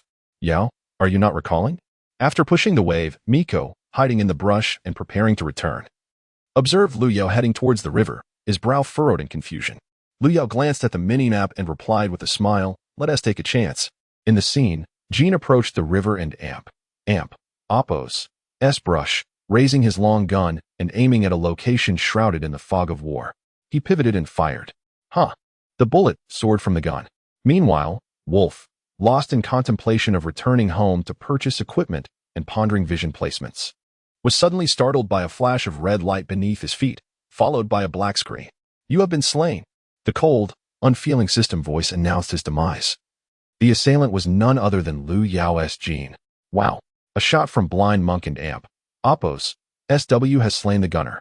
Yao and Oppo's Jean is terrifying. Moreover, to avoid having his skill intercepted by SKT, he had deliberately positioned himself at an angle in the river to execute the ability. Indeed, EDG lacked vision in that area, and Yao's skill precision appeared almost scripted. Heaven did not give birth to me, Lu Yao's Jean. The path of the gun is an eternal night. This lethal flourish from Jean not only claimed the gunner and Oppo's life, but also captured the hearts of many female players.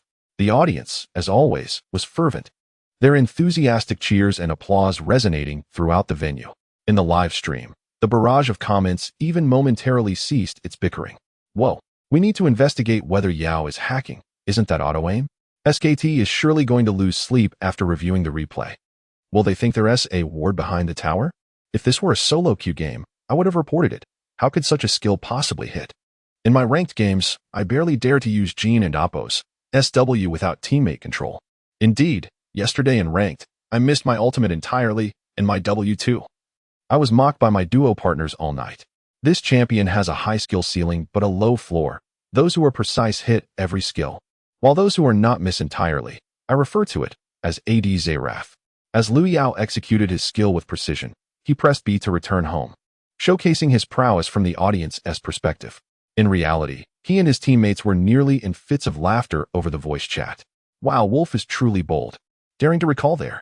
Miko laughed heartily. It had been a while since he had supported such a strong and proactive ADC. The most vexing type for a support is one who, after completing all tasks, still frets over last hits if the ADC plays too conservatively. The lane can only endure pressure. Personally, Miko preferred Lu Yao and Oppo's aggressive and meticulous playstyle. While the Blind Monk appeared in the bottom lane, the captain ventured mid, throwing 2 axes to harass Faker, alleviating Lu Ying and Oppo's pressure. He also witnessed Lu Yao and Oppo's stunning blindside sniping. Yao and Oppo's skill accuracy is genuinely high. I'm beginning to suspect you don't sleep at night, secretly practicing other champions on Smurf accounts. Though joking, the captain held a deep admiration for Lu Yao.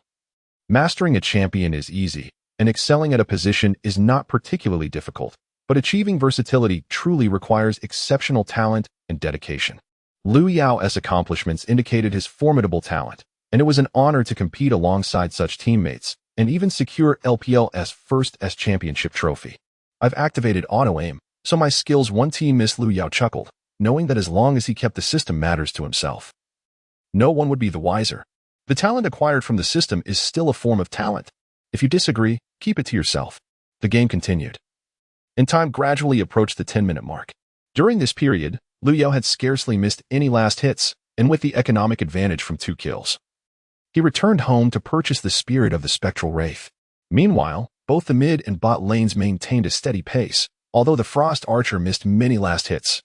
She at least gained experience. After leveling up, the Frost Archer and Gunner possessed substantial wave-pushing capabilities and were no longer intimidated by Jean and Tahm Kench. The only troubling news was that Def's Poppy in the top lane was struggling, as the opposing team had secured a teleport advantage. Nonetheless, it was of little consequence. For an ADC, merely surviving the top lane without being solo-killed was a success. The bottom lane continued to be aggressively pushed by EDG. And SKT's bot tower had already lost more than half its health.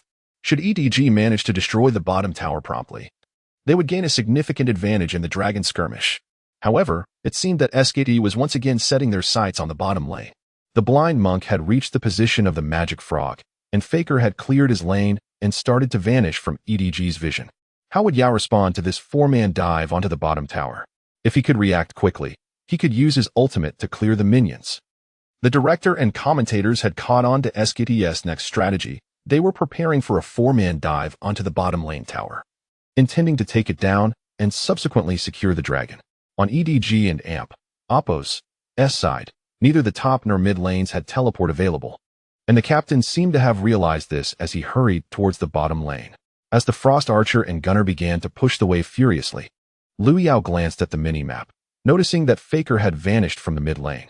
He immediately grasped SKT's intentions. If 3 could not kill the bottom lane, surely 5 would succeed. Duke still had teleport available in the top lane. Miko, keep an eye on the Frost Archer's ultimate. If she can't dodge it, she should use flash without hesitation. The captain approached the stone golem, knowing that in the imminent dive, the blind monk would initiate. And he was eager to showcase his skills. Lu Ying, stay mid. Push the wave and chip away at the mid tower's health. We must first take down their mid-tier tower, then exert vision control, just as we did last time. They opted not to use their ultimates to clear the wave. While that would have been a safer choice, it would have allowed the enemy to secure the dragon. This was something Liu Yu was unwilling to witness. More importantly, it was just past the 10-minute mark. The system's talent description indicated that the landing phase extended until the 15-minute mark. Since the landing phase had not yet concluded, and his innate talents were still active, he resolved to engage them. Has Jean chosen not to use his ultimate? Is there a lack of awareness? Or has communication faltered?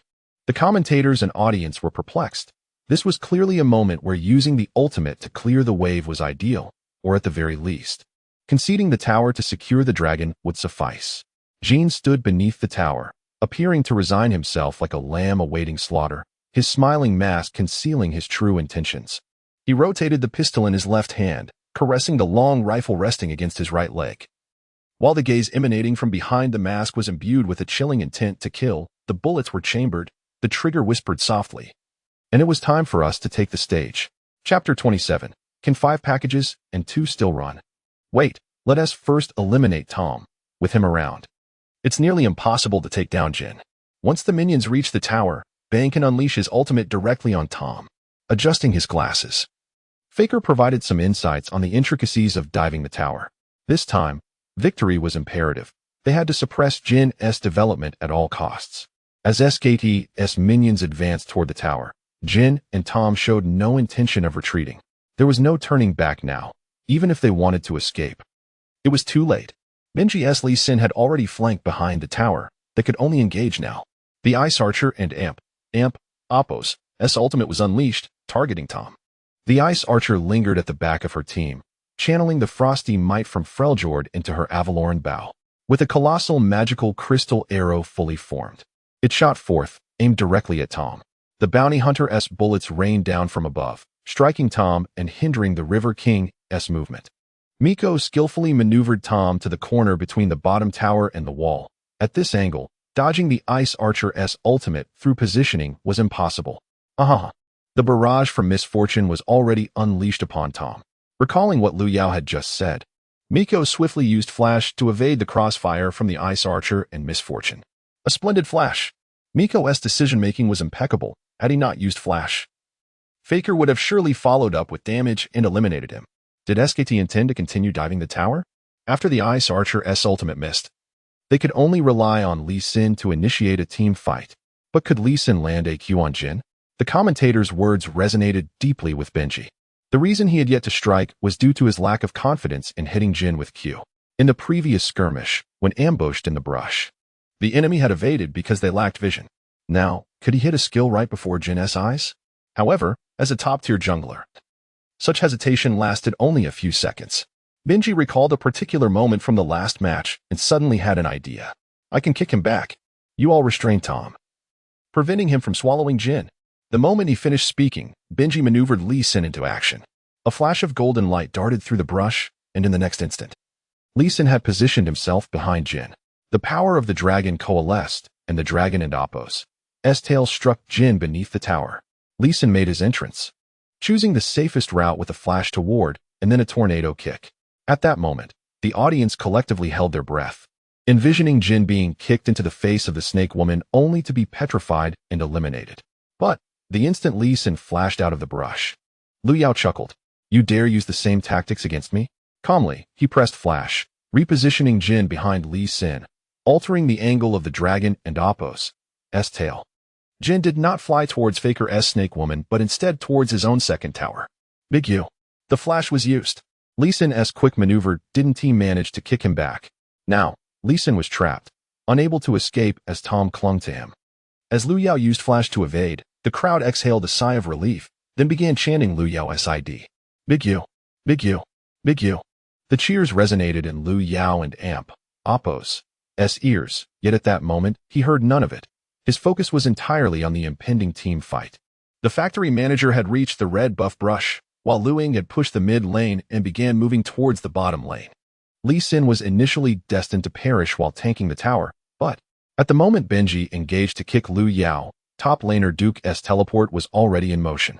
The tower's aggro was diverted to the minions, sparing Lee Sin from the tower's wrath and allowing his health to remain intact. Duke had also teleported down. SKD was gearing up for a 5-man push. It seemed they were deeply committed to the bottom tower and the first Infernal Drake. The factory manager arrived in a hurry. Would SKD still attempt to dive the tower? That seemed rather irrational.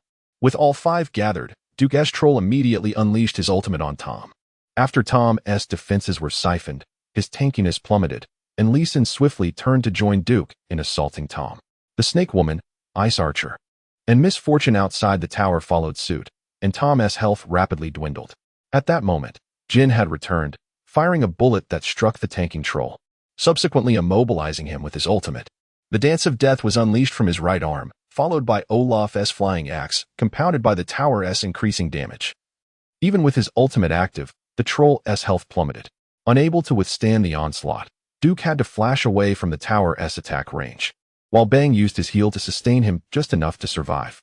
Lee Sin, however, was not as fortunate. The troll's tanking had now fallen upon him. Jin's 4th critical strike secured the kill, just as Olaf's roar echoed in his ears. Demacia, Demacia, Demacia. Activating his ultimate, Ragnarok, the factory manager charged directly towards Faker. The axe flew forth, missing its mark but causing no harm. For Olaf had sprinted to the front of the Snake Woman. With his ultimate active, the factory manager lunged forward, and Faker failed to evade the second axe, getting caught. Yet, SKD and Oppo's trio boasted high damage output. Olaf's health rapidly diminished. Meanwhile, Shadow from mid had made his way to the river brush. If SKT did not retreat now, they would be harvested by Victor. After pushing a wave, Liu Ying had no intention of aiding the bottom lane. He assumed Liu Yao would retreat with Miko to the second tower, abandoning the dragon. However, upon seeing Liu Yao not only refuse to flee but also meander beneath the tower, he could no longer remain passive. Wasn't he this tantamount to handing over kills? Thus, after hitting the tower a couple of times, he dashed towards the bottom lane, potentially setting the stage for his own harvest. The enemy team was comprised of weakened remnants. If he played well, there was a chance to conclude the match. For a hero like Victor, securing kills early on was immensely rewarding. The sooner his core of wisdom evolved, the more formidable he became. However, the opposing mid laner had arrived. It would be wise to retreat for now. The vision in the river brush revealed Victor advancing from mid. Without his ultimate, Wolf had no choice but to retreat. He reminded Olaf's ultimate would soon expire, and they should slow down to eliminate Victor. Faker promptly made a decision to counterattack Victor. With both his ultimate and flash still at the ready, Olaf's health was dwindling, and the factory manager had no choice but to retreat. Knowing he couldn't eliminate the snake woman, merely feigning aggression to intimidate SKT would suffice. But as Olaf withdrew, Victor found himself isolated. SKT's trio was poised to counterattack Victor. Cassiopeia fled in panic, facing away from Victor, who approached steadily, his mechanical arms swirling as yellow lasers shot forth. Join the glorious evolution. Chapter 28. A perfect finale. This shot is called Good Night. Shadow has caught up with Faker head-on. Is SKT planning to sacrifice Faker? It is evident that Shadow's development has been quite remarkable. The power of his death ray is exceedingly high, and it has already evolved. The commentators are overjoyed. If Faker attempts to ambush in the bot lane, but ends up dying without securing a kill, his developmental rhythm will be completely disrupted. As the match progresses to the 5th game, everyone knows that Faker is the key to SKT and Oppo's victory, while Lu Yao is pivotal for EDG and Oppo's success. Currently, Lu Yao's growth is exceptional. If he can disrupt Faker's rhythm, the scales of victory will tip in favor of EDG. Ready to counterattack, witness my ultimate. Faker, being relentlessly pursued by Lu Ying, appears unable to retaliate, yet the murderous intent in his eyes betrays his true thoughts. Victor raises his hand and tosses a gravity field beneath the serpent woman, the substantial slow ensuring her demise. Simultaneously, a golden light flashes. Oh no, the reverse are flash. Victor, unable to dodge, is petrified by the serpent woman's petrifying gaze. The frost archer and the gunslinger, initially fleeing, turn back in unison, unleashing the magic arrows of Freljord and the firearms of Bilgewater upon Victor without restraint. Damn, did I really miss that ultimate? The serpent woman and Oppo's ultimate, petrifying gaze, is often humorously referred to as slow gaze due to its excessively long wind-up. It's not just in professional matches, even in high-tier games. The serpent woman could be outplayed countless times in a single day. Players like Faker, known for their exceptional positioning, are even playfully dubbed Never Petrified Faker by fans. However, Lu Ying did not anticipate that Faker would be so audacious as to flash back and petrify himself, thus failing to evade the ultimate. Not just the frost archer and gunslinger, even the low-health troll returned to contribute with an ice pillar for an assist while simultaneously slowing Victor. What the hell? Why isn't that troll retreating? Lu Ying cursed in frustration. He initially thought the opposing bot lane duo and jungler had already fled, believing he could handle 1 against 2, perhaps even 1 against 3. Instead, it turned out that 4 opponents were waiting for him. Fortunately, Leo arrived in time to provide support. Shadow has been petrified. His health is critically low. Will he survive? Big U has arrived just in time. Administering a healing spell, Victor unleashed his ultimate before meeting his demise. Regardless of his fate, he aimed to maximize damage first. With this mindset, Lu Ying controlled Victor to release Death Ray and Chaos Storm. Those 2 high-damage AoE skills quickly left SKT's members severely weakened. Nice.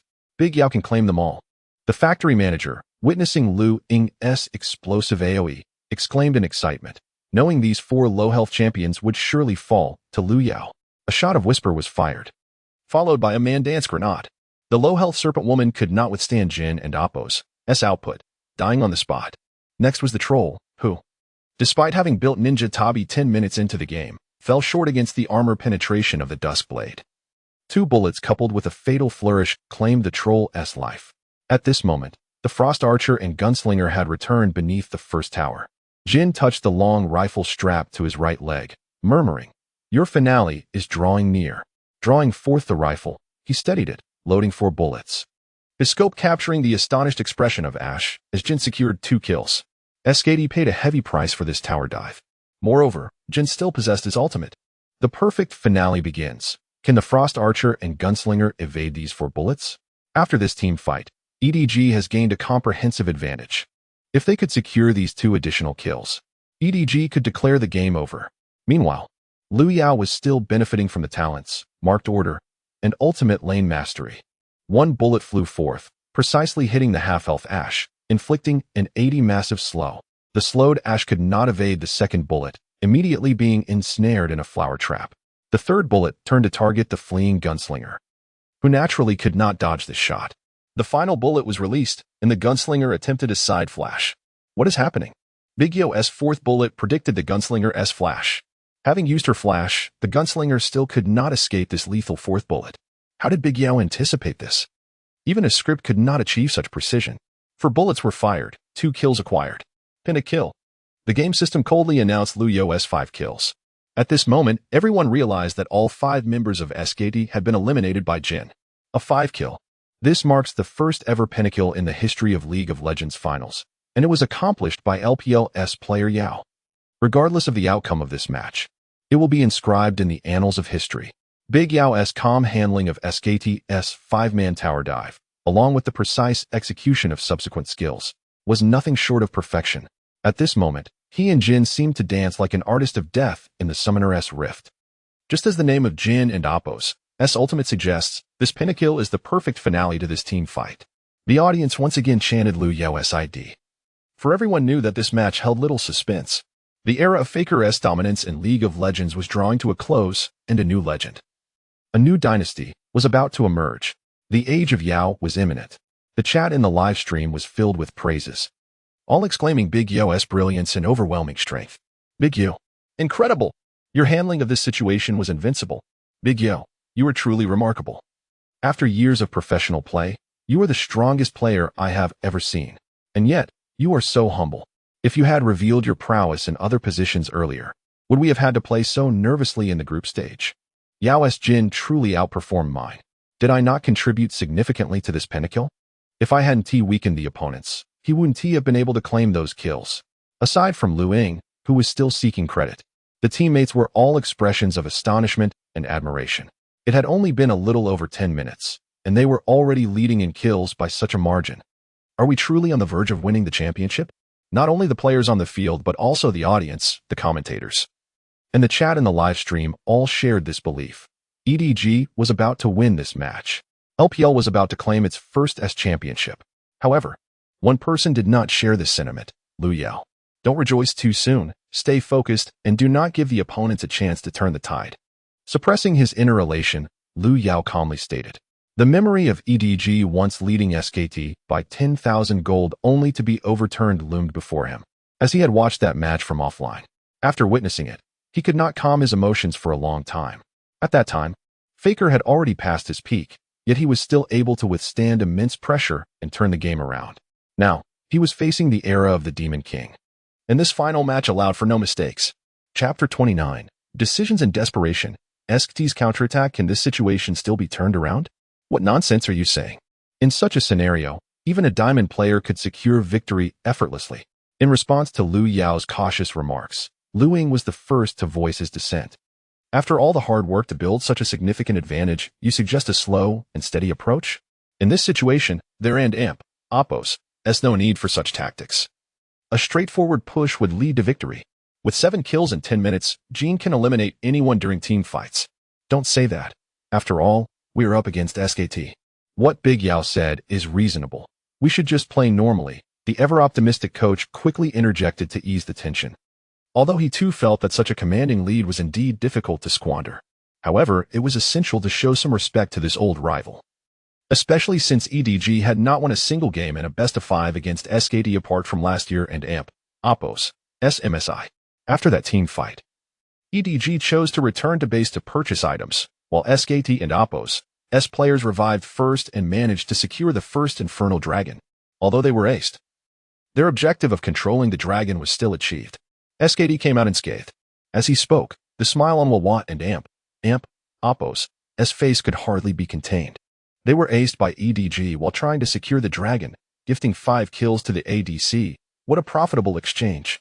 The barrage of comments in the live stream erupted with laughter, questioning whether SKT's command had lost its mind. How could such a decision be made?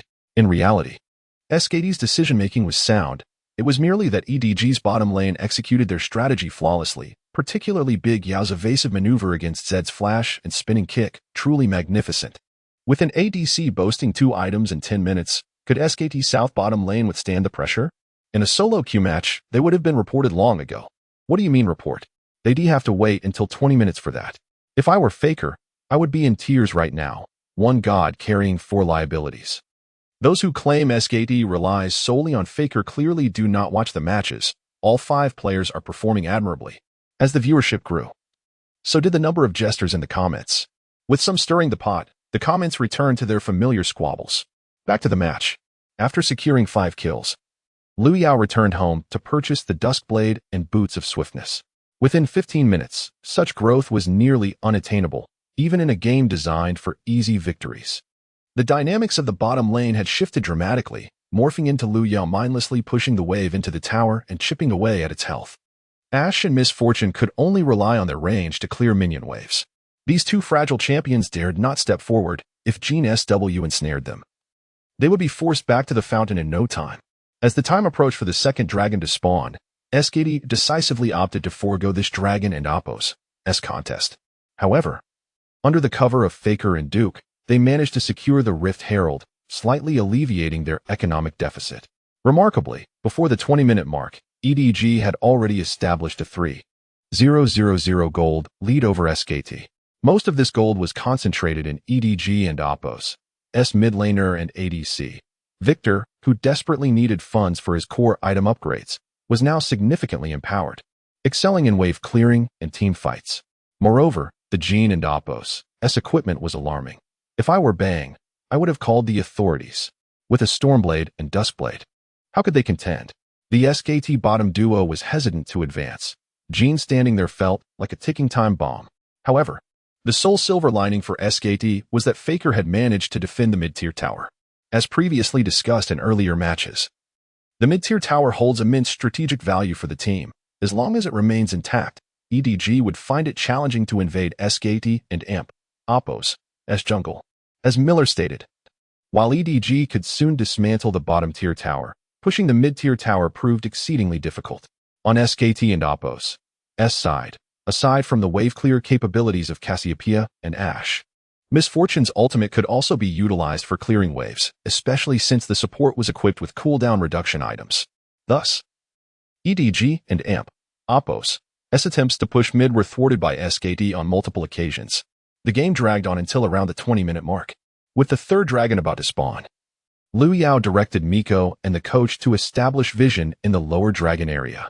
He found it odd that SKT and Oppo's Wolf and Benji were lingering near the dragon pit.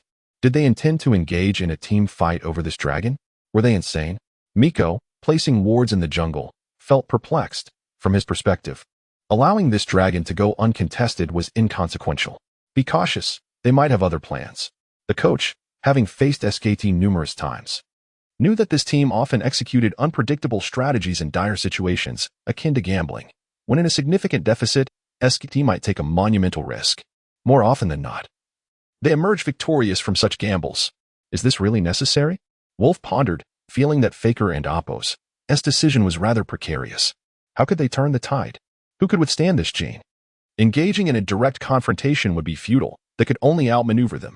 With a serious demeanor, Faker calmly responded, LPL teams are not known for their operational prowess. If we can draw them into our rhythm, there remains a chance for a comeback. After clearing the mid lane, Faker maneuvered Cassiopeia towards the lower jungle. The enemy likely anticipated a dragon fight. Faker had just moved towards the bottom lane. This information was astutely captured by Miko, but did SKT intend to engage in this dragon fight? To be frank, this was not a wise choice. They should avoid combat during Jin's power spike. No.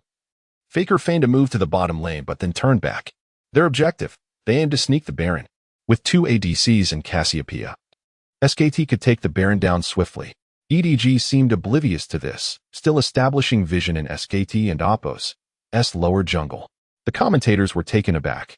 They never anticipated SKT would make such a daring decision.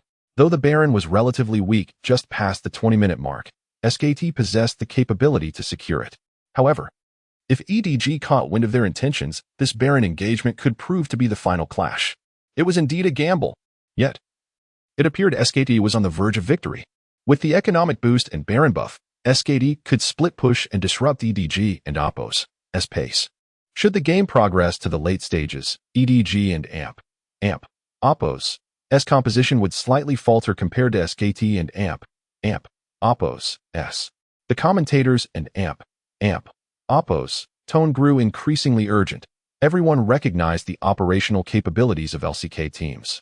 If SKT secured this Baron, the outcome of the match would become truly unpredictable. Meanwhile, EDG commenced their assault on the dragon.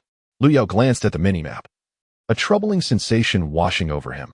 Only the opposing top laner, Troll, was visible on the map, clearing the wave in the top lane. The fourth shot whispered its way into the dragon's essence as Jin, propelled by his passive acceleration, made his way towards the mid lane. The blue trinket dispelled the war fog surrounding the Baron pit, illuminating the scene where the Baron, now reduced to a third of its health, lay exposed alongside 4 members of SKT within EDG and Oppo's line of sight. I knew it. Hurry over. Chapter 30. We are champions. We were deceived. The opposing team had no intention of contesting the dragon. That was merely a ruse to lure us down. How cunning. Who orchestrated this for SKT? It was Faker, who cleverly manipulated vision in the mid lane to lead us astray. The EDG team hastily made their way towards the Baron pit, while Deft, who was pushing the bottom lane, teleported to the top lane's outer turret. The dragon was left alone, bewildered and disheveled, akin to someone abruptly awakened by intruders, only to be assaulted and then abandoned mid-fight. If they intended to engage, why not finish the battle? Do they look down upon me, the dragon? I am no less formidable than the Baron. Ah, the foresight of the Great Yell. It unveiled SKT's position. Deft had already teleported to the top lane turret, leaving SKT with no option but to attempt to secure the Baron. This team fight would be pivotal in determining the champion of the day. Yet, EDG had surrounded SKT. Even without commentary, every spectator understood that this was SKT's last stand. The outcome of this clash would decisively tip the scales of victory. EDG. Let's go. Great Yao. Incredible. Under the banner of EDG fans, the audience erupted in support. Meanwhile, Jin had positioned himself in the mid-river, readying his long rifle and activating his ultimate. The enemy top laner, Trundle, engaged in a fierce struggle with Poppy, while only the Lee Sin remained to withstand the dragon's assault. Should Lee Sin fall, SKT would stand no chance of claiming the Baron. Thus, at the moment Jin unleashed his ultimate, SKT and Oppo's 4 members formed a straight line, using their bodies to shield Jin's bullets. The grand finale commenced. On SKT and Oppo's side, they chuckled, 4 of them aligned perfectly. Jin's ultimate, against fully healthy foes, inflicted minimal damage, as the nearly full health Cassiopeia absorbed 4 shots. However, Cassiopeia, post-rework, possessed formidable lifesteal, and despite losing half her health, she gradually regained vitality thanks to her twin fangs. After firing 4 shots, the captain and Miko had reached the river's brush, while Lu Ying, after returning to complete his items, arrived near the blue buff. The EDG team was poised. Would they attempt to seize the Baron? Yet, the captain's position was revealed by sassy skill. The captain's Olaf activated Ghost. EDG was indeed intent on stealing the dragon. Shouting to Meisha, the captain charged into the Baron pit. At that moment, the Baron's health was only around 2,000. The outcome would hinge upon the smite from both junglers. Focus fire on Olaf and eliminate him. Do not contest smite with him. He is a level above you. Under Faker's command, SKT sprang into action against Olaf. Though Olaf, deprived of his ultimate and dual resistances, could ignore crowd control, he also became somewhat fragile and quickly lost health under the onslaught of 4 attackers. Simultaneously, a whirlpool emerged in the river by the Baron pit. A well-hatted catfish surged forth from the vortex, devouring Olaf. Tom Kench, with his robust skin, withstood the barrage from SKT. The captain had no intention of stealing the dragon. Rather, he sought to bait SKT's abilities. Lu Ying's Victor emerged from the blue buff area, his mechanical arms unleashing death rays while deploying a gravity field and his ultimate, trapping SKT and Oppo's 4 members within the Baron pit. From the side, Jin dispatched the gunner outside the pit with 2 shots, drawing forth his long rifle to immobilize Cassiopeia.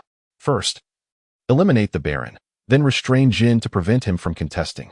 Within the Baron pit, Bang immediately launched his magical crystal arrow towards the river. As Lee Sin and Cassiopeia unleashed their full power on the Baron, whose health dwindled to a mere 1,000. Meanwhile, Lee Sin's smite threshold at level 11 was 680. Would the magical crystal arrow allow Great Yao to evade? A poised maneuver. Great Yao seemed to anticipate the enemy's ultimate and deftly evaded S arrow. The Baron's health was critically low, and the captain could no longer afford to contest it. EDG seemed ready to engage in this team fight. As the commentator's words faded, Lu Yao acted. With a final bullet in hand, Jin casually evaded Cassiopeia's Q and ultimate. The hand grenade arched over the heads of 3 SKT members before landing atop the Baron. The Baron's health still lingered at over 800. 4. Flash forward. Jin's final bullet and the hand grenade struck the Baron simultaneously. He had secured it. Jin's fourth shot dealt 777 damage. Combined with the hand grenade, the Baron was seized. Lee Sin still held his smite. Yet he failed to anticipate that Jin's execution threshold surpassed his by over 200. Furthermore, Lee Sin's ultimate inadvertently expelled Jin, inadvertently saving Great Yo's life. In the moment Jin flashed, Benji reacted swiftly, kicking him out, but the bullet had already been fired. The Baron was snatched by Liu Yao. Excellent. Every opponent was eliminated. None escaped. The injured captain, having slain the 3 wolves in the jungle, regained health and re-entered the fray. The Baron secured by Liu Yao seemed to sound the charge, prompting all of EDG to rush into the Baron pit. Faker still possessed his ultimate. He petrified 3 EDG members. Could this be SKT and Oppo's opportunity? No, it was not. For at the critical moment, Great Yao evaded the petrification. Cassiopeia with 2 items could not contend with Jin, who boasted 3.5. With his ultimate petrifying 3 foes, Faker manipulated Cassiopeia's movements, releasing venom and fangs, yet it bore no significance. Jin, unhindered by petrification, unleashed terrifying damage. And before the petrification concluded, Cassiopeia fell. In that instant when the Baron was snatched, SKT knew the match had reached its conclusion. Bang even considered relinquishing his keyboard. Yet the pride of a professional player compelled him to fight alongside Faker until the very last moment. Cassiopeia and Ash fell in the Baron pit. With the Baron buff in hand, EDG surged forth with the minion wave, advancing relentlessly towards the outer turrets. One final push. EDG. 23 minutes. Why did you glance at your watch? There is still time to check the weather forecast. Trundle charged forth from the fountain, brandishing the millennia-old Ice of Freljord, seeking to intercept EDG's minion wave. But all was in vain. Attack the turret. Attack the turret. Victory lies within. Ignore that Trundle. Great Yell. Be the harbinger of destruction. Attack the Nexus. Attack the Nexus. Amidst the commentator's fervor, EDG swiftly eliminated SKD's final member and destroyed the 2 outer turrets. It is over. 10 seconds remain. Let us unite and proclaim that phrase. We are champions. Chapter 31, FMVP. The champion among champions. The S6 world champion. Oh my. We did it. At this moment, we have finally achieved it. This is the first championship for LPL. It was not easy, truly not easy. Facing the formidable SKT, we triumphed in a reverse sweep to claim the championship. We are the champions. The voices of the 2 commentators trembled with emotion. After so many years of struggle, LPL has secured a championship at the S tournament. Throughout this journey, we faced skepticism and ridicule. Yet in the end, against the mightiest SKT, we emerged victorious. No need to wait for next year. This year, today, this moment, we are champions. After 5 years of perseverance, we have finally succeeded. We can see the EDG staff rushing onto the stage. Everyone is embracing each other in excitement. Tears stream down the faces of the commentators. The 5 players at the Player S area are incredulous. We have won. We are champions. Yeah, we are champions. Miko was the first to leap up, fiercely hugging Liu Yao, followed by Deft and Clearlove. Even Lu Ying, who was usually so brash, joined it joyfully. The 5 embraced each other wholeheartedly. This is the allure of competition. At the moment of victory, everything else fades away. All that remains is the joy and exhilaration of basking in glory. Though everyone knows that our triumph is largely due to Liu Yao and Oppo's outstanding performance, League of Legends is a game of 5, each player indispensable. Coach Aaron rushed onto the stage, hugging each of the 5 young men. You played exceptionally well. Your performance today was remarkable. Liu Yao felt a bit dazed. Had he truly become the champion of the S tournament? Wow. The 5, along with their coach, approached the center of the stage, waving their hands to the audience. In the middle of the stage, the championship trophy lay quietly, awaiting its new champion. Liu, you should lift this trophy, Aaron said with a smile. As today's trophy was earned through Liu Yao and Oppo's sheer effort, making him the rightful first to raise it. The EDG members unanimously agreed. Even Lu Ying, who usually had a contentious relationship with Liu Yao, remained silent. Seeing no objections, Liu Yao graciously lifted the trophy. This is the highest honor in League of Legends. This is the dream of every League of Legends player. Raise the trophy, EDG. Claim what rightfully belongs to you. As fans of LPL, we are elated at this moment. Let us savor it. We have long awaited a championship, and it is these 5 young men who have brought it home. The journey to this moment has been arduous. Only they know the struggles faced along the way. On stage, the commentators quickly composed themselves, handing the stage over to the live host. Shall we have Liu Yao for the front stage interview later? The coach suddenly suggested, as today a standout performer is undoubtedly Liu Yao, and the coach intends for him to be the focus of the first round of interviews. Forget it, I tend to speak out of turn. Liu Yao quickly shook his head, suggesting that Lu Ying should go instead, and he could handle the backstage interview. He feared his bluntness might embarrass everyone present. Seeing Liu Yao's insistence, the coach nodded in agreement. Interviews for EDG are typically conducted by Lu Ying and Clearlove, and Liu Yao, being a newcomer for only 6 months, hasn't he had much exposure? Ahem, matters like these should be left to me. Lu Ying perked up upon hearing this, as he relished the spotlight. Seeing Lu Ying so animated, Liu Yao felt at ease and followed the coach and other teammates backstage to await Lu Ying's interview to conclude. Lu Ying, being someone who values his image, naturally boasted about himself during the interview, claiming credit for strategic decisions and team fight calls. The other EDG players found nothing amiss. It is normal for young people to boast. However, the cheers from the crowd of fans echoed, "Shadow Brother, you're amazing. You are the world's #1 mid laner. We love you, Inbao." After witnessing the fervor of the fans, Liu Yao felt grateful he hadn't participated in the interview, fearing he might overshadow the others in the aftermath. Following the lengthy interview, it was time for the awards ceremony. Official representatives from Riot Games' League of Legends division arrived on stage with medals and the FMVP trophy. Next, the MVP of the 2016 League of Legends World Championship was to be announced. Securing victory in the tournament finals is an extraordinary feat. The award for the most active and outstanding player of the day goes to EDG and AMP, Oppo's Yao player, holding the FMVP trophy close. Liu Yu was so overwhelmed he could scarcely speak. The trophy felt heavier than he had imagined. Embodying all the dedication he had poured into the game he has loved across 2 lifetimes. Finally, today, he has achieved the championship at the tournament. Let us once again offer a resounding applause for the FMVP of this World Championship, Yao player. As the host's words faded, thunderous applause filled the arena. As everyone celebrated this moment, then, under the host and AMP, Oppo's guidance, the EDG team raised the trophy for a group photo. However, the sorrows of humanity do not resonate with one another. On the other side, the SKT players left the venue, despondent, except for the young Demon King, who sat in silence, hands covering his face, weeping uncontrollably. Moments later, the live broadcast returned to the 2 commentators. It must be said that Faker, as a legendary player in League of Legends, had a significant chance of claiming the title of 3-time champion this season. But alas, it is indeed a pity. Yet LPL deserves to claim a championship of its own. We cannot simply yield the trophy because we are facing Faker. Indeed, tonight, this venue belongs to EDG. This moment transcends words. Even I, a master of eloquence, find myself at a loss for words. This moment belongs to EDG. It belongs to LPL. And it belongs to every fan who supports EDG and LPL. The time ahead is for everyone to revel in. I believe tonight will be a sleepless night for many. When I return home, I too shall indulge in a few games of League of Legends. Alright, our live broadcast concludes here. Oh, it's not over yet. Don't go away. We still have an interview with the FMVP Liu Yao after the match.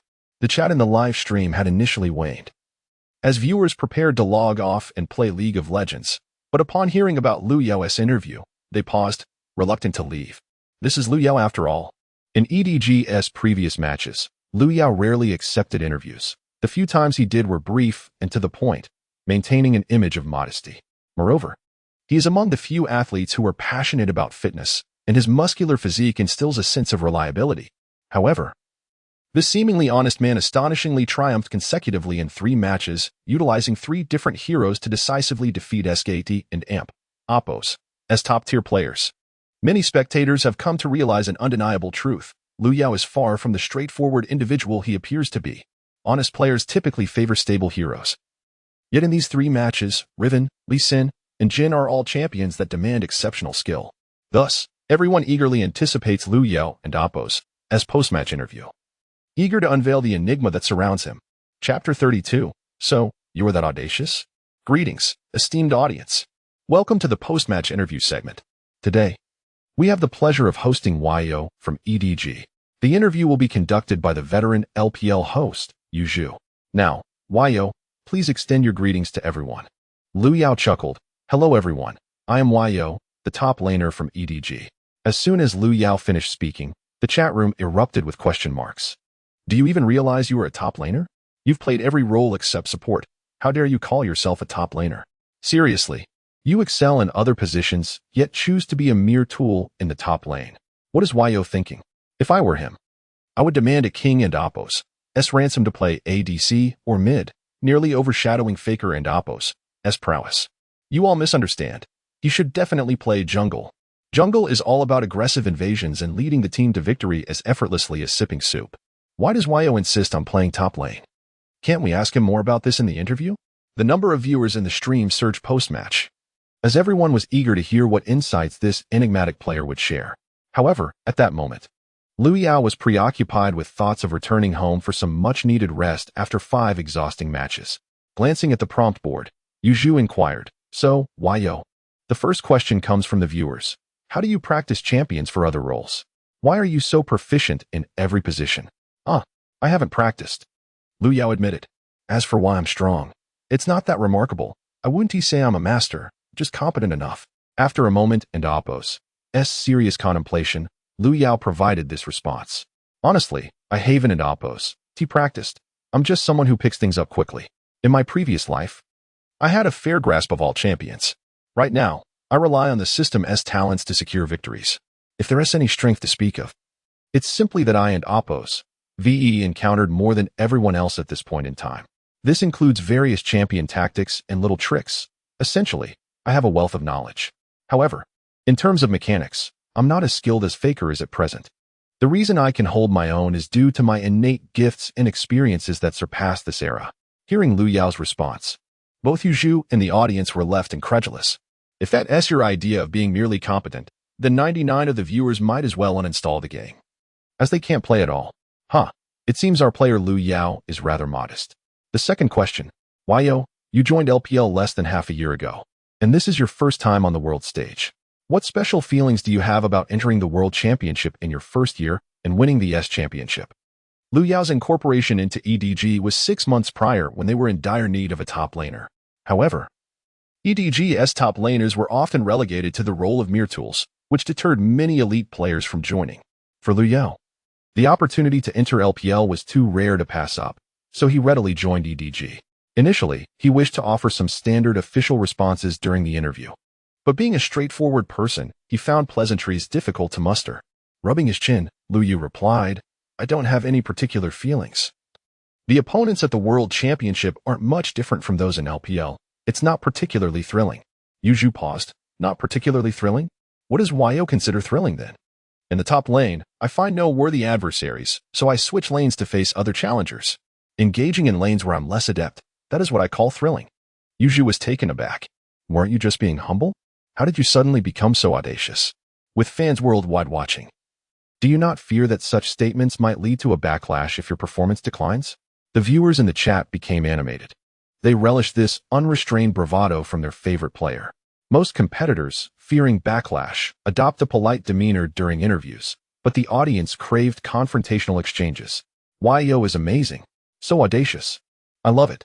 Indeed, Yo had never lost a lane in top. Could he truly be a genius? LPL and Oppo's top laners generally exhibit less aggression, focusing on steady development and team fights. This lackluster style is a disgrace for top laners. Players like us thrive on confrontation. We fight until one of us falls. Yet, that's just the nature of the lower ranks. In high-tier matches, top laners typically play tanky champions, which only amplifies Yo and Oppo's prowess. As excitement surged among the viewers, Yu Zhu began to sweat, realizing this was diverging from her expectations. However, she quickly regained her composure and continued. Next question. Will Yo continue to play top lane next season, or are there considerations for other roles? This was a topic of great interest among viewers. Given Liu Yao and Oppo's formidable skills, he could excel in any position, whether as an ADC for late-game security or a mid-jungle for early-game tempo setting. Choosing to play a tanky top laner was indeed a waste of his talents. Liu Yao nodded, acknowledging the astuteness of the question. As the audience suggested, now that he possessed the system and Oppo's capabilities, he would no longer be content playing the role of a mere tool. Particularly since he would need to switch lanes in future matches to acquire new talents. Liu Yao had his thoughts on this matter, but for now, he could not reveal them during the stream. We'll talk about next season when the time comes, but I assure you, I will deliver even more thrilling matches. With that, Lu Yao deftly sidestepped the question. Yu Zhu sighed in relief. An honest answer to that question could have led to an awkward situation for everyone involved. Finally, the last question. Yo, could you summarize your gaming style?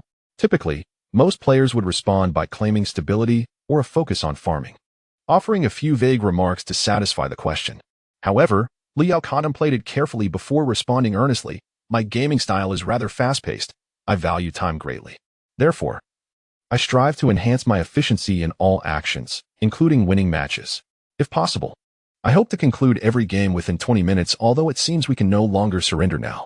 As the interview concluded, Yu Zhu wiped the sweat from her brow, having never encountered someone so candid and audacious. The chat was more animated than during the actual match.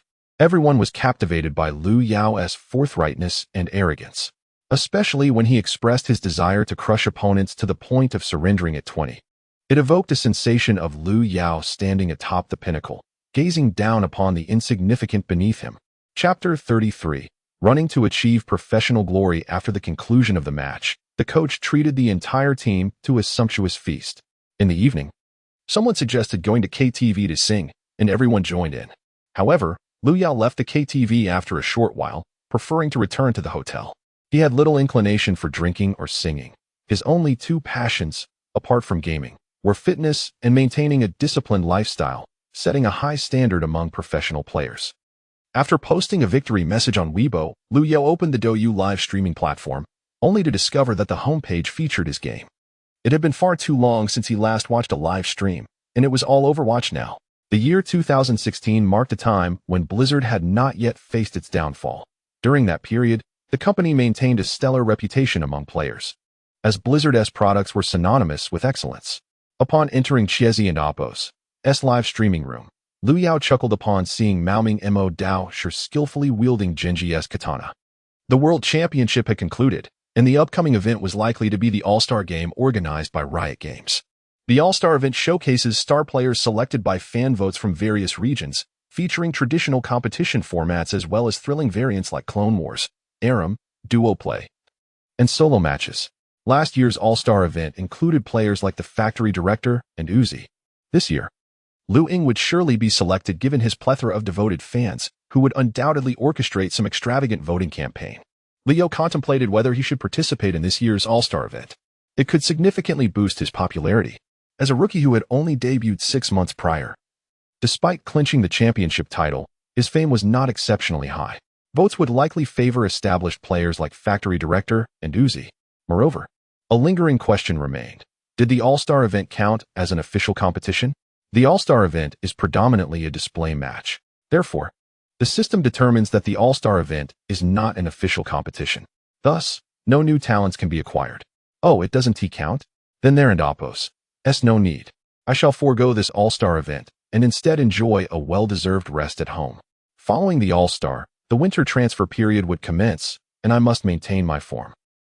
Within a week after the tournament concluded, members of EDG returned to their homeland one after another. Naturally, Lu Yao was the first to return, followed by Liu Ying and Deft, who returned after him. Liu Ying had fans waiting for him back home, while Deft intended to visit his family in South Korea. Finally, Factory Director and Miko spent a few days in Los Angeles, immersing themselves in the local culture. Upon returning home, Lu Yao spent 2 days at the club before heading back, as many team members were on vacation. Playing solo queue at the club paled in comparison to ranking up at home, where he might even find some female support players to duo with online. Furthermore, his contract with EDG had expired, freeing him from restrictions regarding live streaming. Once home, Lu Yao promptly registered a streaming account on Douyu, the platform's officials. Upon discovering that the account belonged to the newly crowned champion, Lu Yao quickly sent an administrator to negotiate, hoping he would sign a streaming contract with them. They even allowed him to choose his room number. Feeling a bit embarrassed, he declined, expressing that he was merely streaming for fun and had no intention of signing a contract. His polite refusal dissuaded the customer service representative from further persuasion. Lu Yao was determined not to bind himself to any streaming platform. In his previous life, even a player of Uzi's caliber had been ensnared by streaming contracts. Bound to one platform for life, facing exorbitant penalties for breach of contract. Such agreements were unnecessary, especially since he was not particularly in need of money. After announcing his intention to stream and sharing his room number on Weibo, Lu Yao purchased a webcam and microphone from a certain online retailer. If he was to do this, he wanted to do it professionally. On the night of the stream, Lu Yao logged onto his newly acquired level 30 account and initiated the broadcast. The moment the stream began, a flood of viewers rushed in. Is the streamer really a world champion? He looks just like my fitness instructor. With those muscles, why is he still competing? Shouldn't he be a gym teacher? Oh, Big Yo, you're so manly. I want to have your babies. Could you share your feelings about winning the championship? What's your rank? How come you're only at level 30? The barrage of comments overwhelmed Lu Yao, but years of watching streams had taught him how to respond appropriately. Thanks to Amp, Oppos, EDG is awesome and Amp, Oppos, for the airplane. Thank you, boss. EDG truly is remarkable. Thanks to Amp, Oppos, is Big Yo really that big? And Amp, Oppos, for the rocket. Big enough. Do my biceps suffice? Thanks to Can Big Yo teach me how to play Riven. For the 50 gift cards. Of course I can teach. Thanks to. After thanking a multitude of viewers for their gifts, Lu Yao felt parched. Speaking continuously felt akin to the exertion of a teacher lecturing. All right, brothers. Let us pause the thanks for the gifts. Let us commence today's stream. The plan is quite simple. Challenge myself to climb from 0 to the rank of king in Korean solo queue within a month. Upon hearing this, the chat erupted with disbelief. Climbing from 0 to king in a month? That is impossible. Streamer, bronze and silver aren't as easy as you think. What if you fail? Don't attempt it. The All-Star event is in a month, and you won't have time to play. Is there a penalty for failure? Seeing the myriad of questions in the chat, Lu Yao chuckled. Don't say you don't believe me. If I were in your position, I wouldn't believe it either. But I have a system. Most importantly, after winning the championship, he had acquired his third talent, and the system had upgraded, now enabling him to view both his own and his opponent's data panels. As he opened the system panel, Lu Yao examined his stats. Name, Lu Yao. Damage output, A72, primarily indicating contributions to damage and kills. Development ability, B68, primarily indicating income efficiency, farming, and economic advantage. Survivability, A76, primarily indicating positioning to evade damage. Teamfight positioning and survival capability. Lane ability, S81, primarily indicating lane dominance ability during the landing phase. Awareness ability, A72, primarily indicating line control, avoiding ganks, dueling, and vision control. Hero pool, A76, primarily indicating the number of heroes mastered and hero proficiency. Although the data panel did not appear outstanding, Lu Yao understood that it likely represented his true capabilities. Of course, during the S6 era, few could reach an S rating, with perhaps only Faker standing out. However, after the recent finals, he wondered if Faker would remain unshaken after facing defeat. Nonetheless, aside from his inherent advantages, his ability to flexibly switch roles was undeniably his most formidable asset, capable of thoroughly disrupting the opponent's drafting rhythm and placing immense pressure on their coach. Furthermore, he also possessed the talents bestowed by the system. Marked menu, orange. The success rate of last hitting against opponents is diminished by 40, and positioning is reduced by 40. Wild invasion, purple. While in the enemy jungle, positioning is enhanced by 30, and control is improved by 30. Ultimate landing, gold. During the landing phase, the success rate of last hitting is increased by 50, positioning is elevated by 50, and control is augmented by 50. Chapter 34, The Live Streaming Genius. Pranking for rank in the live stream. Numerous comments flooded the screen expressing disbelief, with some claiming that it was unfair for a world champion to be playing on a SMUF account. To address this, Lu Yao proposed a random hero selection or a vote among the viewers for which hero to climb the ranks with. He added a playful twist. If they lost a match, they would roll for a set of champion skins. Sipping on a can of cola, Lu Yao chuckled, noting that such a live stream, starting from scratch to reach the rank of king, was quite rare during S6. With nothing much to do on his break, he thought it would be a delightful way to engage some fans. He didn't need the charm of Lu Ying, with his skills and knack for pranks. He could easily attract attention from casual viewers. The audacity of Lu Yao and Oppos' rules garnered agreement from the chat. After all, regardless of victory or defeat, the viewers had nothing to lose. A charitable streamer, sending money online? One comment mused. The streamer is quite the strategist. ISN and Amp, Oppos, Teehee. The money spent on skins will surely find its way back to you. Another viewer queried, have you decided which champion skin to choose? I hope it an Amp, Oppos, blind monk. I would definitely buy it. Liu Yao did not respond to this inquiry, as he had yet to finalize his choice for the champion skin. He was keen on both Riven and Jin, but their appearances in the S7 meta were dismal. Hence, the optimal choice remained the Blind Monk, a versatile jungler who had never missed a world championship since his inception. Though he hadn't settled on a champion skin, he promised to post a poll on Weibo later, encouraging everyone to vote for their favorite hero. With that, he initiated a ranked match, wondering if they would emerge victorious today. Upon entering the game, Liu Yao found himself assigned to the jungle role. What jungler would you like to see me play? Hurry and send your suggestions in the chat. I'll play whichever hero gets the most votes. As soon as he finished speaking, the chat erupted with a myriad of requests. Teach me how to play Shaco jungle. My teammates always say I'm a clown. Play Quinn jungle. I want to see you gank all 3 lanes with boots of speed. You played Blind Monk so well in the finals. Can you share your build and combos? My roommate wanted to see an Ashe jungle before he passed away. Please play Nami jungle. You're so skilled. It should be a breeze for you. Liu Yao nearly choked on his cola, astonished by the absurdity of the requests. Quinn and Ashe are one thing, but Nami jungle. Nevertheless, he conceded that playing Nami jungle could work if approached as a healing ADC with silence abilities. After a brief chuckle, he opened his screenshot software and randomly captured a hero, landing on Shaco. Ah, Shaco. I noticed someone wanted a Shaco tutorial. Lucky you. Today is your day. Shaco was indeed one of the most cunning junglers, and he was eager to share several tips. Find Shaco and hit the lock button. The target of my mischief is you. Emulating Shaco and Amp, Oppo's voice, Liu Yao felt a twinge of pity for the opposing jungler, the Blind Monk. You simply have bad luck. My friend, in the S6 version, when AP Shaco had not yet been nerfed, Leo naturally opted for the AP Shaco playstyle. As the blue side, he immediately headed for the Frog Queen. Watch my boxes. I'll place the first one here at the 45-second mark. This way, I can set up 3 boxes to eliminate the Frog Queen without taking damage, and the 4th box will be at the blue buff. He advised the viewers to take runes that increased AP and attack speed for a faster jungle clear. Most in the chat had never played Shaco, leaving them bewildered by Liu Yu and Oppo's damage-free jungle route. Wow, this hero is insane. He can jungle without losing health. Indeed, Shaco is formidable, and his boxes could be a nuisance, often catching opponents off guard. Liu Yao smiled, knowing that the real entertainment was just beginning. After securing the blue buff, he bypassed his jungle to invade the enemy's stone bug. He swiftly used his first smite to claim the stone bug, benefiting from the stun buff without taking damage. Do you believe the enemy jungler is busy with red buff? Liu Yao boldly declared as he maneuvered Shaco into the enemy jungle. If the enemy jungler isn't there, I'll roll for a champion skin.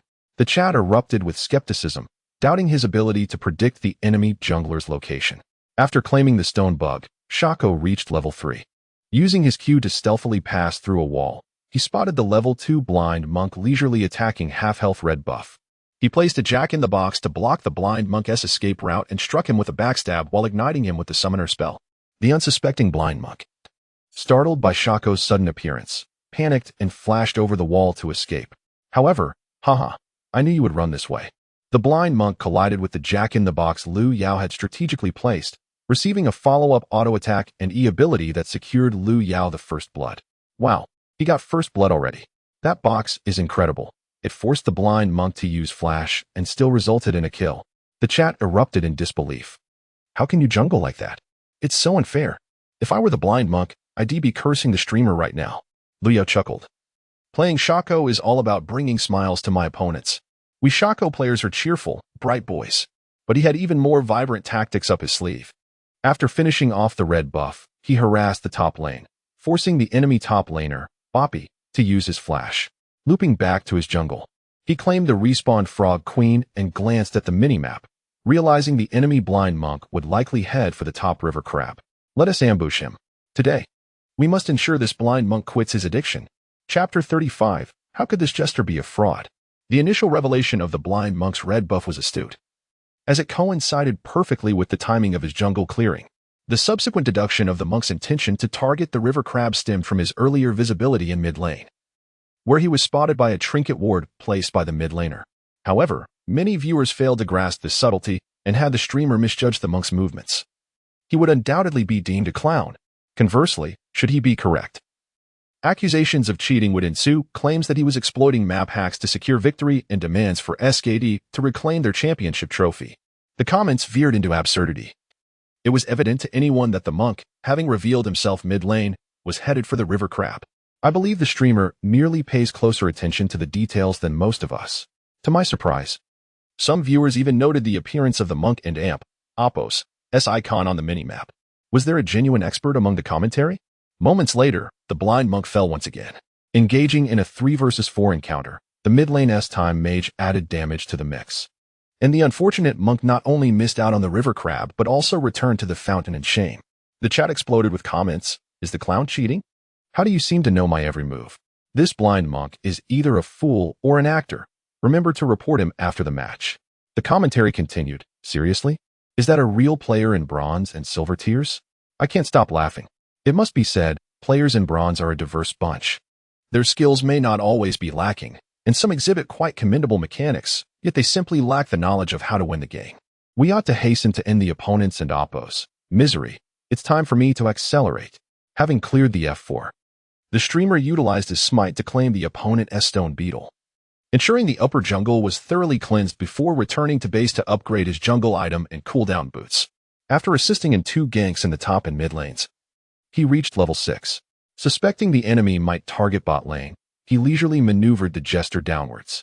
Meanwhile, the opposing jungle monk lay in ambush in the bot lane bush, poised to execute a gank. This was the moment to showcase the jester and oppos' advanced techniques. Signaling the bot lane, he approached the stone beetle and activated his ultimate ability. The bot lane's Karma, seeing the jester's position, immediately activated her RE and charged in, granting the jester an unexpected boost. The clone remained behind the turret, and as the jester approached the enemy's Caitlyn, the clone instantly teleported to his side. The monk, hidden in the bush, was overjoyed. Was this not a free kill served on a platter? How dare he invade my jungle? With a swift motion, the monk unleashed his abilities, landing a kick on the jester, while the backline's Nami trapped him in a bubble and Caitlyn followed up with a shot, seemingly sealing the jester and amp, Oppos' fate. However, the real jester chuckled from the bot lane bush, explaining to the viewers, as you all know, the jester's clone has a distance limitation. Exceeding this threshold will cause the clone to return to its original form. Thus, we can use this tactic to deceive our opponents, catching them off guard. The viewers, after hearing this explanation, began to flood the chat. Wow, the streamer plays so cunningly. Have you studied psychology? Was your flash over the wall to catch Benji also premeditated? If everyone played like you, League of Legends would become a horror game. The streamer's skill was commendable, and many expressed their desire to learn from his jester.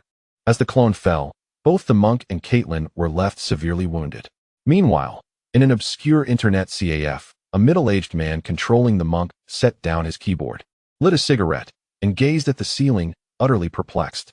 How could this possibly be a fraud?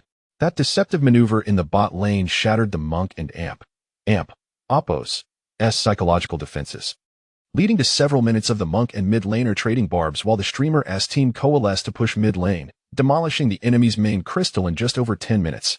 Did you learn something? If so, please show your support for the streamer with a few tokens, family. Regrettably, the enemy had given up, leaving no opportunity to showcase more. With a sunny disposition, the streamer appeared unaffected by the enemy and amp, Oppos' surrender. The streamer should keep a low profile. Such a bright demeanor won't attract fans.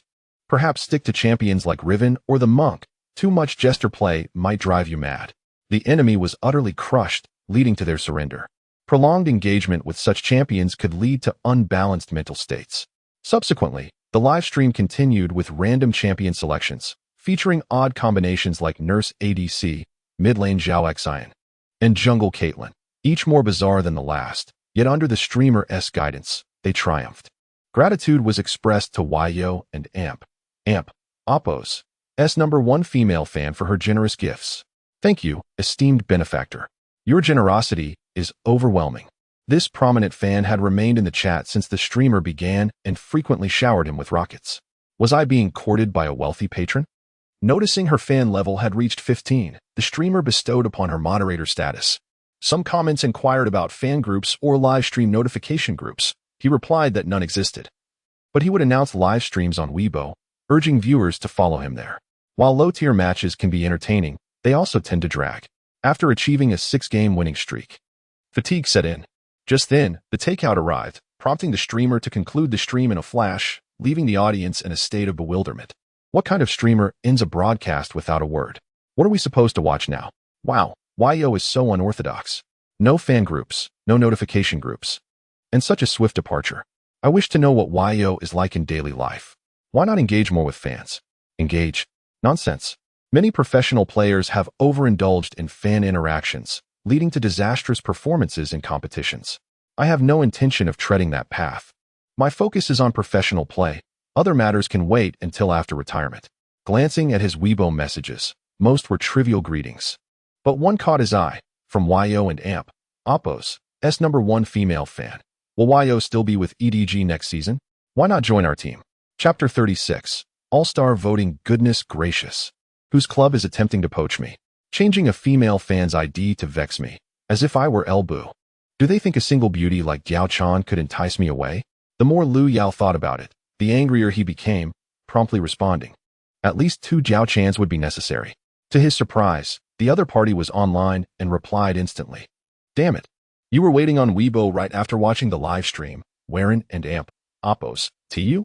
Now it was Lu Yao and AMP, Oppo's, as turned to feel embarrassed. He had merely made a casual remark. Yet the other party was genuinely online.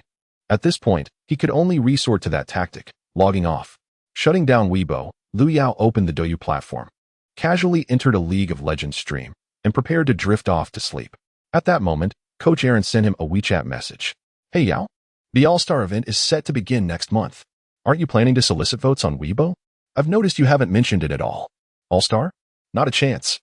After finally getting a break, you expect me to work overtime? Absolutely not.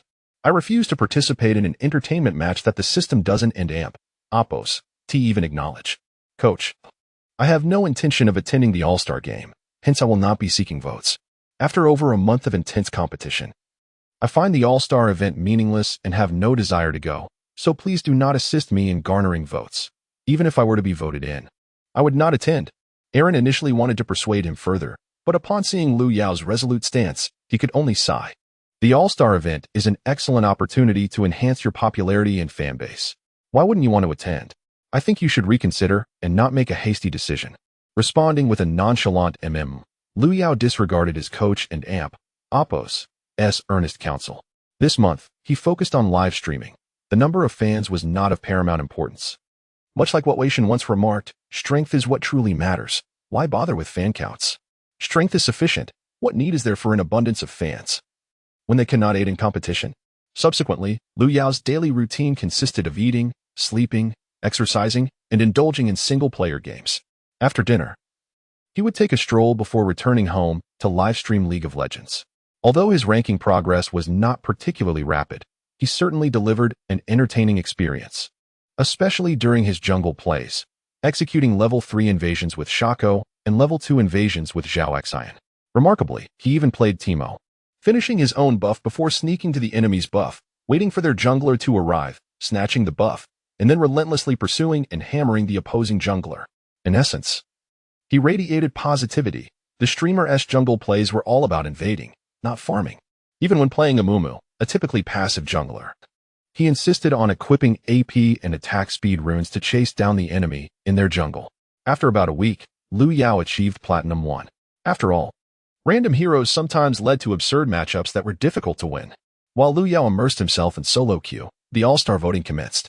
The most popular jungler and ADC were still the likes of Clearlove and Uzi, as the 2016 era was still reminiscent of the fierce battles between pigs and dogs.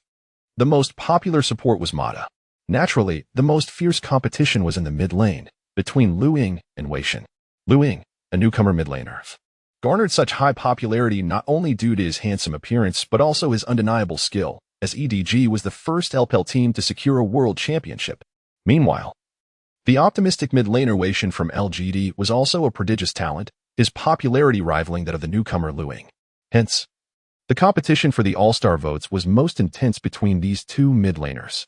As for Lu Yao, he had explicitly stated in his live stream and on Weibo that he was disinterested in the All-Star game, thus temporarily leaving Mouse as the frontrunner in votes. Yet, none of this concerned Lu Yao. He was contentedly focused on his live streaming endeavors. During this time, the individual with the IDYO, his most devoted female fan, occupied his thoughts. This person consistently lingered in his live stream, being the first to enter whenever he began broadcasting, leaving Lu Yao to wonder, does she not have a job? However, judging by the gifts she showered him with, she likely did not have to work, probably a wealthy heir with nothing better to do than watch live streams. Another week passed, and Lu Yu and Appo's rank ascended to Diamond 1, with the final match of his promotion series approaching. This time, he found himself queuing for top lane. And as he began selecting his hero, the chat urged him to reconsider his choice. Come on, Yao, just play it safe this match. The opposing top lane is PDD. What? Seriously? In just 2 weeks, he was already matched against PDD. He quickly glanced at the opposing stream and confirmed it was indeed PDD. Perhaps he should take this match seriously.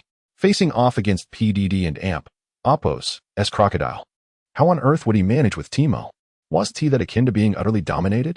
Seeing the chat suddenly show concern for him felt quite unusual. Typically, viewers delight in seeing their streamer face adversity, right? Were there truly viewers here to learn techniques? Nevertheless, it was fine. Teemo could indeed fend off a crocodile. Just watch me perform some bombastic plays against PDD, he declared with a hint of arrogance, promptly locking in Teemo. Meanwhile, in PDD and Appo's live stream, he exclaimed, "Oh, I'm selecting Crocodile first. Does the opponent dare to pick Teemo against me? They must be underestimating me. I shall teach this fellow a lesson today. Watch me secure a 2-level kill." PDD was determined to show this challenger that such audacity would not go unpunished. Given that Teemo had not yet received subsequent buffs and his top lane viability was rather mediocre, PDD recognized he was bound to win this lane. However, as he glanced at the chat, his smile quickly faded. Don't get too cocky, PDD. The opponent is YO. The opposing player is a championship top laner. What championship does this streamer hold? Don't put pressure on the streamer. Seeing a championship player might leave them paralyzed. Haha, it's the great YO PDD. What?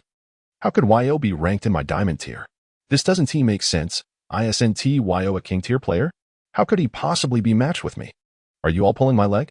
Eager viewers swiftly clarified that this was YO and Appo's Smith account, currently striving for king tier status. PDD hurriedly opened YO and Appo's live stream, and upon confirming, he exclaimed, "Oh my goodness, I need to send a rocket to ensure he goes easy on me." As Lu Yao contemplated how to create entertaining content for this match, he suddenly noticed a gift notification and his face lit up with joy. Wow, thank you, PDD, for the magnificent rocket. You're such a generous boss. So, the opposing crocodile is truly PDD? I see your point. How about we peacefully farm in our lanes and refrain from disturbing each other? Chapter 37. I said I would and Appo's kill you, but I never mentioned your teammates, did I? Under PDD and Appo's negotiations, Lu Yu and he reached an agreement for a fair lane. The stipulation was that Lu Yao would go easy during their landing phase. Otherwise, given Lu Yao's capability to dominate Faker in lane, PDD feared he might not secure a single minion within the first 3 minutes. As the game commenced, Lu Yao found himself on the blue side. He immediately purchased a pair of boots and dashed towards the lane. On PDD's side, the bot lane consisted of Sivir and Karma, a dual shield combination. Meanwhile, Lu Yao's bot lane featured Caitlyn and Morgana, a duo endowed with crowd control. Typically, this lane matchup seldom results in any kills. Although Morgana and Caitlyn possess an extensive control chain, Sivir's spell shield and Karma's speed boost provide significant counterplay. After both bot lanes assisted their junglers in clearing the first set of jungle camps, they returned to lane, with Karma having her ultimate at level 1. She aggressively charged forward. Instead of retreating, Caitlyn and Morgana advanced, leading to a chaotic skirmish among the 4 women. At that moment, a bright and cheerful laughter echoed in Karma and Appo's ears. At the red side turret, Teemo made his entrance. Ahahaha. With Ignite and Toxic shot applied simultaneously, Karma and Appo's health plummeted. Morgana quickly flashed forward, landing AQ on Karma. Ignite and Toxic shot finished off the last remnants of Karma and Appo's health, granting Lu Yao first blood as he nonchalantly slipped into the bushes to recall. Meanwhile, PDD, still grappling with the air in the top lane, suddenly realized that Lu Yao had not even been in the lane. Wow, this Yao is incredibly cunning. I was busy guessing his hiding spot. And he was down in the bot lane. Didn't we agree on a peaceful development? Hastily, PDD pushed the minion wave under the turret, visibly distressed. As the streamer's discomfort escalated, the chat erupted into laughter. I can and amp. Oppos. Breathe. Lu Gu thought Lu Yu was on the first layer while he was in the stratosphere. He only mentioned a peaceful development with you, not your teammates. Haha. Yao is truly entertaining, with a muscular physique yet an air of mischief. Lu Gu could not tolerate this. He resolved to retaliate swiftly. The chat was filled with mockery directed at PDD, while Lu Yao and amp. Oppos. Side reveled in the hilarity. Wow, the streamer is so devious. Didn't we agree on a peaceful development? This big Yao's Timo exudes a mischievous aura. The champion is already sneaky. But in Yao's hands, he feels even more so. The chat continued to burst with laughter, and Lu Yao wore a cheeky grin, clearing his throat. He declared with righteous indignation, I neither pressured the lane nor harassed the crocodile's last hits. I have adhered to the agreement quite well. You are all too naive. Without this first blood, I would struggle once the crocodile reaches level 3. Following this, Leo purchased a cloth armor and 3 health potions, teleporting back to the top lane. Just as PDD pushed the lane to the turret, Lu Yao only missed 2 melee minions and amp. Oppos. Experience. After all, securing first blood granted him an experience advantage over the crocodile. Lu Yao had equipped himself with armor. And now with the cloth armor, he felt invulnerable to the crocodile's onslaught. Thus, they farmed until both reached level 3, with the crocodile accumulating full rage and beginning to let the wave push. Brothers, let us draw the minion wave closer and ambush him. Today, I shall teach you how to execute a level 3 crocodile. PDD chuckled, convinced that Timo, being such a fragile target, would be easily dispatched at level 3. Realizing the crocodile was letting the wave push, Lu Yao discerned his intentions. Such tactics were rather common, not just in diamond ranks. Even those in bronze or silver knew the adage, level 1 gangplank, level 2 Xian Zhao, level 3 crocodile takes your life. Deliberately granting the crocodile a position to flash onto him, Lu Yao wore a sly smile. In PDD's eyes, this was a fatal blunder on Lu Yao's part. And without hesitation, he activated his flash. The fully enraged crocodile lunged towards Timo as the yellow light flashed. Dog Timo, perish. PDD laughed, envisioning Timo's demise. However, the next moment, his laughter was abruptly halted. Timo did not remain stunned by the crocodile's W. Instead, he joyfully activated his W, creating distance. It was then that PDD noticed the blind status hovering above the crocodile's head. What? Can he even react to that? Is this Yao employing hacks? My flash and W were nullified by his blindness. PDD stared incredulously at the screen, where Timo's mocking laughter echoed and his frustration intensified. Wow, this Yu truly knows how to toy with emotions. The more he pondered, the angrier he became. PDD quickly maneuvered the crocodile with 2 E dashes right into Timo's face, applying Ignite and landing an AQ combo. But why was Timo losing health? Was the crocodile's damage this low? This is absurd. Checking his inventory, PDD finally noticed the gear Timo possessed. Who in their right mind buys cloth armor after securing first blood? This is utterly shameless. With the rune and Oppos, armor and the cloth armor combined, Timo and amp. Oppos, armor peaked at 80 points at level 3, let alone the crocodile and amp. Oppos, SW being dodged due to the blindness. Even if it hit, with a full combo plus Ignite, it would barely diminish 2/3 of Timo's health. Seeing that his attacks were ineffectual, PDD hastily pulled the crocodile back. However, Lu Yao, having started with boots, was not inclined to let him escape so easily. He relentlessly pursued the crocodile, and as it barely reached the turret, it succumbed to its poison-induced demise. But that was not the end. After slaying the crocodile, Lu Yao gleefully typed a line in the chat. All chat, Timo, what up? Lu Gu? Didn't we agree on a peaceful development? Why did you flash on me? All chat, Timo, this is self-defense. I harbor no ill will towards you. Reading these lines in the fountain, PDD could not help but chuckle. Ah, this Yu has thoroughly humiliated me. It stinks. I intended to catch him off guard, but he anticipated my move. This is so frustrating, brothers. Now I must hide behind the minion wave until level 6. Being solo killed in the top lane leaves one with little chance of recovery, especially as PDD had not taken teleport this game. After being slain, a massive wave crashed into his turret, and he could only watch helplessly from the fountain as the tower consumed those minions, witnessing the usually formidable PDD being subdued. The chat filled with laughter, creating a mirthful atmosphere in the live stream. After pushing the lane, Lu Yao returned to base and purchased a pair of cloth armor boots, declaring, today, I shall play a semi-tank AD Teemo. I shall mercilessly torment this untrustworthy rascal. Chapter 38. Teemo, the annoyance beyond all measure. What manner of equipment has this YO devised? Is there truly a way to play Teemo like this? Upon logging in once more, PDD was taken aback by Liu Yao's choice of armor boots and a ruby crystal, which transformed before his eyes into a mask of anguish. He had encountered numerous Teemos, whether AD or AP, and their first item was typically Nashor's Tooth or the like. Yet, he had never witnessed such a tanky Teemo. Why not play a tank champion instead of opting for this peculiar build? The audience in the live stream was amused by Teemo and Amp, Oppo's build. How could one expect to instill fear when there is no damage and no tankiness? This is merely YO playing with the streamer, a matter of social understanding. Do you not comprehend? A Teemo with such a build is utterly ineffective in team fights, lacking in damage and utility, making him inferior to a tank champion who at least possesses a formidable ultimate. You see, this peculiar build prevents the crocodile from ever achieving a solo kill.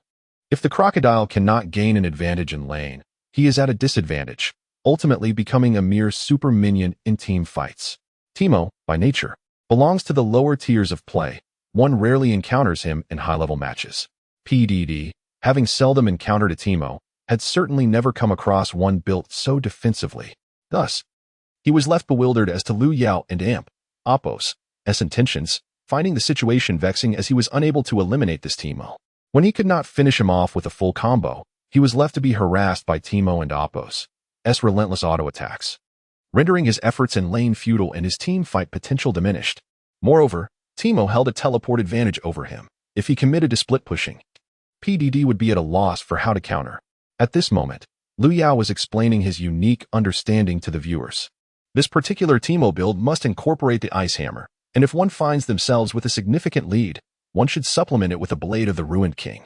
Conversely, should they find themselves at a disadvantage, a Zhonya's Hourglass or a Veil of the Witch should be added, maneuvering Teemo past the minion wave while stealthily evading the crocodile. Liu Yao continued, stating that once he completed his 3-item build, he could chase down any melee champion with ease. Just 2 items would suffice for pursuing a crocodile. With a few symbolic last hits, Liu Yao maintained control of the minion wave right before his defensive turret, although he had missed over half of the last hits. The distant crocodile was deprived of even a hint of experience. By the time Teemo reached level 6, the crocodile was still at 4.5. The streamer, in an effort to pressure the minion wave, had neglected his own farming? Wouldn't this leave both parties impoverished? Look, do not merely focus on gold. Observe the levels. Teemo has pressured the crocodile down by 2 levels. Within mere minutes, PDD was destined for confinement, just as the chat suggested. Liu was foregoing last hits to suppress PDD. Everyone chimed in, Desert Butcher YO bro, you are mistaken, cease the pressure, allow me a rocket. The chat erupted with laughter as they remarked on the absurdity of openly bribing the streamer. Upon receiving PDD and Oppo's message, Liu Yao chuckled, quickly typing a response. This could easily lead to misunderstandings that I am acting, but I am a professional player and cannot bear such a reputation. As a professional, I must approach each game with utmost seriousness, treating ranked matches as if they were competitive encounters. This YO is indeed a character. Who would have thought Teemo could be played in such a manner? I must learn this for my next match. Having said that, PDD signaled to his jungler for assistance, prompting the chat to flood with comments of dishonest and unfair. PDD smiled sheepishly and remarked, if I do not call the jungler, this match will soon come to an end. League of Legends is inherently a 5-player game. How could I not ask for help? Just after finishing the red buff, the newly leveled Ramus and the freshly cleared Orianna made their way to the top lane. With 3 champions converging, how could the Teemo possibly resist capture? Even if Faker himself were present, he would find escape impossible. As PDD uttered this statement, several comments flooded in, as if the streamer is unaware. Faker cannot defeat the opposition. In the canyon, Ramus had reached level 6, while Orianna possessed her ultimate ability. The synergy of their ultimates could create a scenario where 1 + 1 equals greater than 2.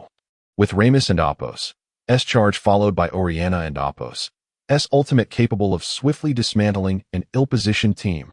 Passing the ball to Ramus, Orianna provided a boost with her W, and Ramus activated his E skill to charge forward. His path was cunning. Instead of traversing the river and Amp, Oppo's brush, he charged directly down the river. After all, Teemo would undoubtedly be lurking in the river brush, prepared to unleash his ultimate for a gank. He was, after all, a jungler from the Diamond 2 tier and well acquainted with such tactics. However, as the saying goes, even the best laid plans can go awry. This time, Ramus stumbled. Liu Yao had placed his mushrooms not in the conventional spots, but slightly outside the brush. The system had granted Liu Yao an SS-level versatility, indicating his mastery over most champions. Teemo was no exception. He was well-versed in various laning strategies, itemization builds, ultimate placements, and counter tactics against certain champions. Liu Yao and Oppo's leisure pursuits consisted solely of fitness and gaming. In his past life, he frequented numerous forums and communities, absorbing various champion techniques, and had watched countless instructional videos from streamers. He himself was a quick learner. As Ramus stepped onto the mushroom, the impending three-man ambush was doomed to fail. The bomb's substantial slow effect significantly diminished Ramus and Oppo's damage output, preventing him from bringing Orianna and Oppo's ball closer to Teemo. Nevertheless, the gank had its merits, successfully deterring Teemo and granting PDD a moment to breathe and form. Oh, how cunningly Liu Yao had placed that mushroom. The most infuriating aspect of Teemo is precisely this. The delay in his ultimate feels like an eternity. Thankfully, Yao had not built AP this game. His ultimate and Oppo's damage was minimal, though the slow was indeed frustrating. After sending a wave of minions into the turret, the crocodile finally reached level 6 as well. Just as PD pressed B to return to base, he was suddenly greeted by the echoing laughter of Teemo. PDD realized, to his dismay, that Liu Yao and Oppo's Teemo had somehow positioned himself right behind him. When did Teemo arrive?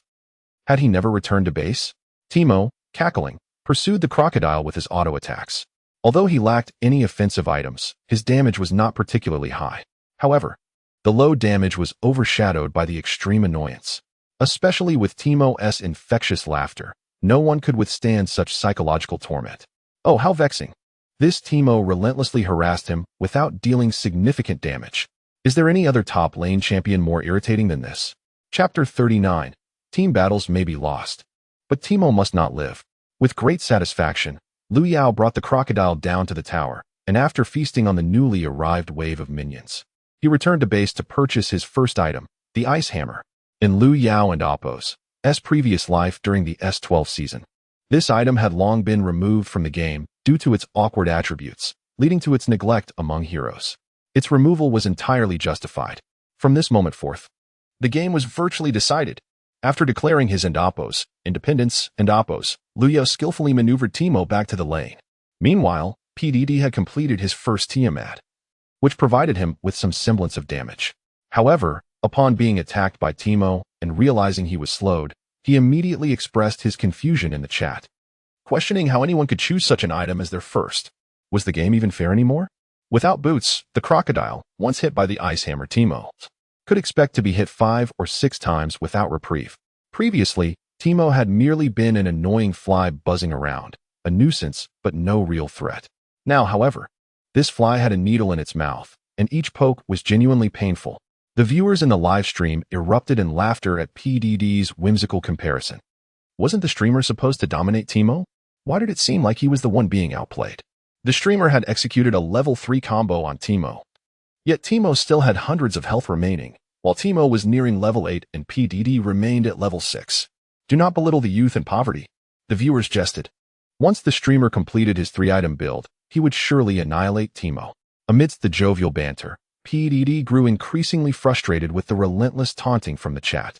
In stark contrast, Liu Yao's live stream exuded a different atmosphere. The essence of the Ice Hammer Teemo strategy lay in maintaining composure, always remembering that our damage output is relatively low. Our goal is simply to harass the enemy and disrupt their farming. Once our second item is acquired, we can afford to be slightly more aggressive, allowing us to dictate the pace of the game, whether it be tearing down towers or securing kills.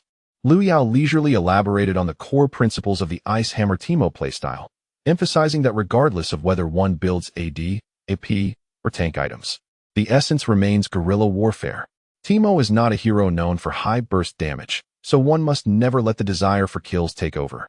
Remember the 4 principles of guerrilla warfare: retreat when the enemy advances, harass when they linger, strike when they tire, and pursue when they retreat. By adhering to these principles, you too can master Teemo in the top lane. Upon hearing Liu Yao's explanation, Many viewers felt enlightened. Was this the hallmark of a truly skilled top lane player? I understand now. Veteran top laners chimed in, affirming that Lu Yu and Apos' insights were indeed valid. Playing top lane requires cunning. The more adeptly you play the role of a crafty veteran, the more discomfort you can inflict upon your opponents. I get it. I'm off to play Teemo and annoy everyone, exclaimed one viewer. Big Yo, could you record today's live stream and share it on other platforms? I hope more people can learn from this. It could also help you gain followers. Lu Yao glanced at the chat, responding, feel free to share the recordings. Just don't take them out of context. And remember, there's one crucial tip for playing top lane Teemo. As he spoke the final statement, his expression turned serious. The chat immediately leaned in, eager to discover this essential tip. Ahem, the most important thing is that regardless of whether you win or lose with this strategy, do not attribute it to me. Otherwise, those you annoy and those you let down may come to my stream to curse me out. Amidst Lu Yao's playful banter and laughter, the game was swiftly nearing its conclusion. PDD and his team found themselves utterly unable to counter Teemo's split-pushing capabilities. In one-on-one situations, they were outmatched, and in two-on-one situations, Teemo could simply escape. Even if they sent more players to catch him, a multitude of mushrooms awaited them. Even if 3 or 4 managed to take down Teemo, their defensive towers would inevitably succumb to Teemo and Apos' teammates. Ultimately, PDD and his allies reached a consensus. We may concede the team fight, but Teemo must die. A 5-man gank was executed to corner Teemo. They believed they had ensnared Teemo in an inescapable net, yet Lu Yao's mushrooms revealed their movements. Thus, he teleported to the bottom lane and effortlessly destroyed the second tower. PDD and his teammates were left disheartened and opted to surrender. This Teemo is truly infuriating. Now I understand Faker and Apos' feelings during the finals. Whatever I attempt is anticipated by the enemy. This sensation is utterly disheartening. PDD quickly added Big Yo as a friend, planning to avoid him in future ranked matches. As PDD also played top lane and his position conflicted with Big Yos, he befriended Lu Yao for convenience in avoiding future encounters. However, the chat astutely pointed out a concern. There is no need for the streamer to worry. At Big Yos' current ranking pace, you want to be matching him in a few days. Realizing this, PDD breathed a sigh of relief. He certainly did not wish to face off against someone of Big Yos' caliber daily. After all, PDD had been retired for several years, and both his spirit and skill had diminished significantly. Upon concluding the match, Lu Yao successfully reached the Master tier. Within 2 weeks, he had ascended from level 30 to Master. Although his daily playtime was limited, his win rate was an astonishing 90. The few matches he had lost were due to teammates disconnecting or using subpar champions. Brothers, within 2 weeks, I've reached Master. In just a few days, I'll be at the rank of King. It hardly took a month.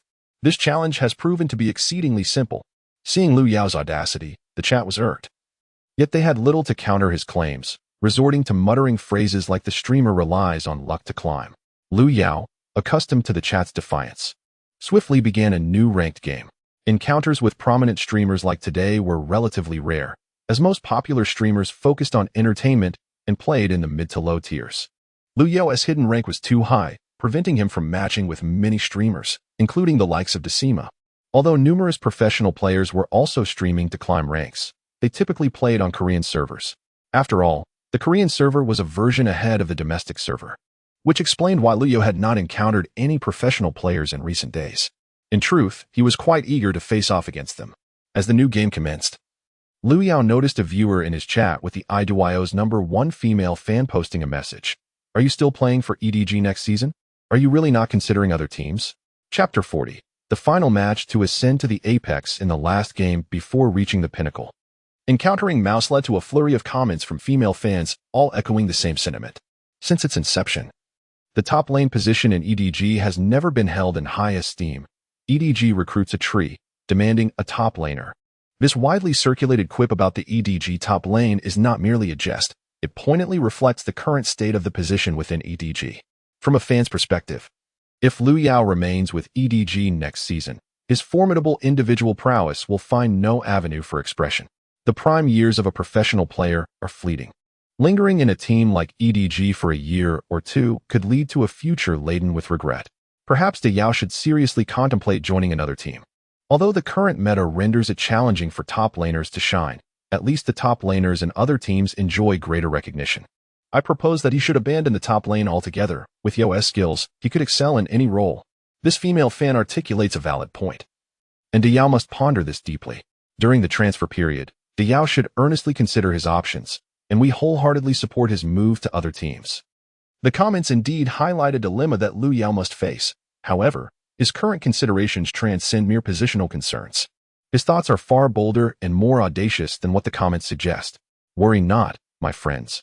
I have contemplated these matters. Yet I must first discuss with EDG before proceeding. I have my own considerations, and it's possible that EDG may not want me anymore. He casually deflected the topic, opting to move past it. Who is this female fan, persistently inquiring whether he would change teams and urging him to join hers? Surely, she must be from a team attempting to poach him. Player trades between teams are quite commonplace. However, Liao has never encountered someone who bypasses the club to communicate directly with a player. It would be prudent to disregard such individuals, lest he fall victim to deception.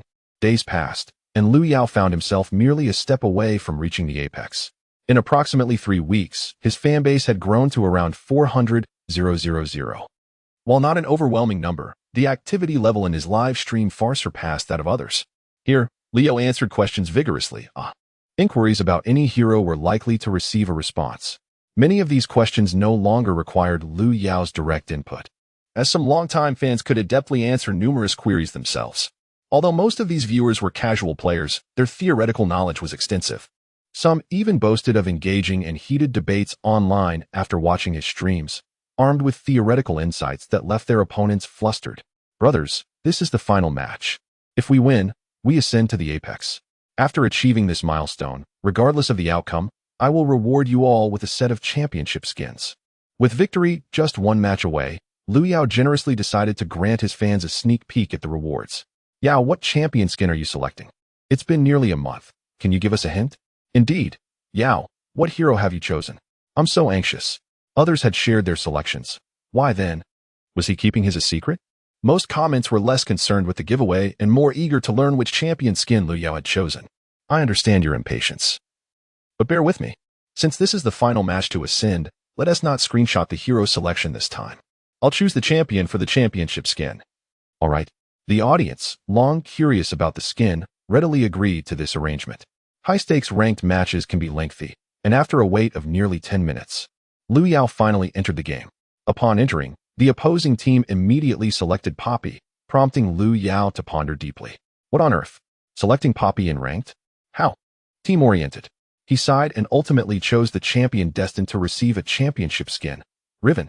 The moment this hero was selected, the comments erupted with excitement. Wow, it's really Riven. Excellent choice. I've been a Riven player for 10 years. Riven is incredibly stylish, but I can't play her. I can't master the lightning fast Q. I'll just have to buy the skin for collection purposes. You're truly impressive to choose Riven against a Poppy. The audience's banner continued, with some jesting about how Riven would inevitably be countered by Poppy. I can't wait to see the streamer pinned against the wall by Poppy. In response to their playful taunts, Lu Yao chuckled, let me show you how Riven can outplay a counter. In truth, Riven is not as fearful of Poppy as one might think. It largely depends on skill. Moreover, what is there to fear from a casual top laner? Even if the opponent lands a summoner spell, it holds little weight. As the loading screen appeared, Lu Yao retrieved a bottle of cola from the refrigerator. Just as he opened it, he noticed the comments stirring once more. Yao, the opposing top laner was Mouse. This match is going to be thrilling. Well, that ID is indeed Mouse. Yao, can you hold your ground against him? I acknowledge that the streamer's Riven is formidable. But what if the professional player Mouse selects Poppy? How will you respond? Haha, I think Yao is in for a rough ride today. It's the classic last match mishap. Come on, the game hasn't even started yet, and you're already doubting me? Calmly sipping his cola, Lu Yao's expression remained unchanged, radiating indifference. It's all good. Unless the opponent is EDG Yao playing Poppy, no matter who else steps in, I can handle it. Due to his current role as EDG's top laner, Mouse did not join EDG but instead signed with RNG, with Let Me stepping in as Mouse's substitute. Nevertheless, Mouse's performance remained commendable, securing him the highest popularity in the All-Star top laner voting. Meanwhile, within RNG's base, both Mouse and Ming were present. The ID of the opposing top laner appeared strikingly familiar. He felt he had seen it somewhere before. While enjoying takeout, Ming, seated beside Mouse, watched him play ranked with a grin, ready to mock him at the slightest misstep. Upon noticing the opposing top laner's Riven, Ming quickly checked the opponent's statistics online. What in the world is this data? Mouse contemplated the opposing top laner's choice of Riven against Poppy, presuming it was a player lacking skill. However, upon hearing Ming's exclamation, he turned to see Ming's expression shift to one of gravity. A 90 win rate to reach the apex. Chapter 41. The Sweaty Mouse ISN and Oppos. See there a bug on this webpage? How could the win rate be so astonishing? Ming exclaimed, disbelief etched on his face as he clutched a piece of fried chicken in his left hand. Even when duo queuing with Uzi, such a win rate seemed unattainable. High-level matches were tolerable, but in lower-tier games, the teammates could be a motley crew of unpredictable characters. It was often said that playing in lower tiers was akin to racing against the opposing team's star player to see who could secure kills quicker. After spending some time in these lower tiers, Ming truly resonated with that sentiment. 15 minutes into the game, they had cleared the bottom lane, only to discover that the enemy top laner was already executing kills under the second turret, while their jungler was being pressured 2 or 3 levels down. The opponent, with the username Big Monster, astonishingly maintained such a high win rate all the way to master rank, and was on the verge of reaching the prestigious rank of king. Was this player perhaps utilizing a script? Mouse pondered. If the opponent were indeed cheating, such a win rate would be achievable. However, upon reviewing the opponent and Oppos' match history, Ming shook his head. No, the champions he played were quite eclectic. He had seen everything from support Ezreal to jungle Soraka and Frost Archer top. It seemed improbable that a script user would opt for such unconventional champions. It felt more like a professional player was using a SMOF account. But which professional player was versatile enough to excel with any champion? Come on, in this match, you play Poppy against Riven, and put an end to his winning streak. Ming encouraged, patting Mouse on the shoulder, while continuing to enjoy his fried chicken. Standing and talking is easy. ISNT it? Poppy against Riven ISNT is one-sided as you think. It's more of a 70-30 matchup. Mouse, with a serious expression, snatched a piece of fried chicken from the box. When faced with a formidable opponent, he knew he had to take the match seriously. What do you mean 70-30? It's more like a total stomp. And of course, I'm sitting, so I'm not feeling any discomfort, haha. Meanwhile, Liu Yao was explaining to the viewers how Riven should handle the lane against Poppy. You see, the opponent's Poppy doesn't have an extensive win record. Which indicates what? It suggests that the enemy ISNT a seasoned Poppy player, and that makes things simpler. As long as Poppy ISNT highly skilled, she will never outmatch us. As the game commenced, Liu Yao promptly purchased a Doran's shield and rushed to the top lane. It was crucial not to buy a Doran and Oppos' blade. They would rely on the shield's health regeneration and the E-skill's shield to whittle down Poppy's health. Timing his Q skill, Liu dashed to the third bush in the top lane, colliding with Poppy just as she appeared. Mouse was taken aback by how aggressively this Riven was playing, retaliating with an auto-attack followed by a Q. However, Riven had 3 stacks of her passive, and as she activated it, the shield was shattered, forcing Poppy to retreat after using her skills. Just then, the minion wave arrived, and Riven's Q cooldown reset. It was imperative to seize the lane and hit level 2 before engaging Poppy. Yet, one had to be cautious not to overcommit. A couple of Qs to poke was sufficient, as the primary goal was to push the wave and accumulate minions. With sufficient minions, they could continually pressure Poppy, who would be preoccupied with managing the wave and unable to trade effectively. Upon reaching level 2, Riven EQ'd forward for a safe poke. When the third wave of cannon minions reached the lane, the minions were already at Poppy's turret. At this point, Mouse could only focus on last hitting, with little opportunity to retaliate against Riven. This Riven knows her stuff. She understands how to play against Poppy, and it's making things quite uncomfortable for me, Mouse remarked, his expression becoming graver.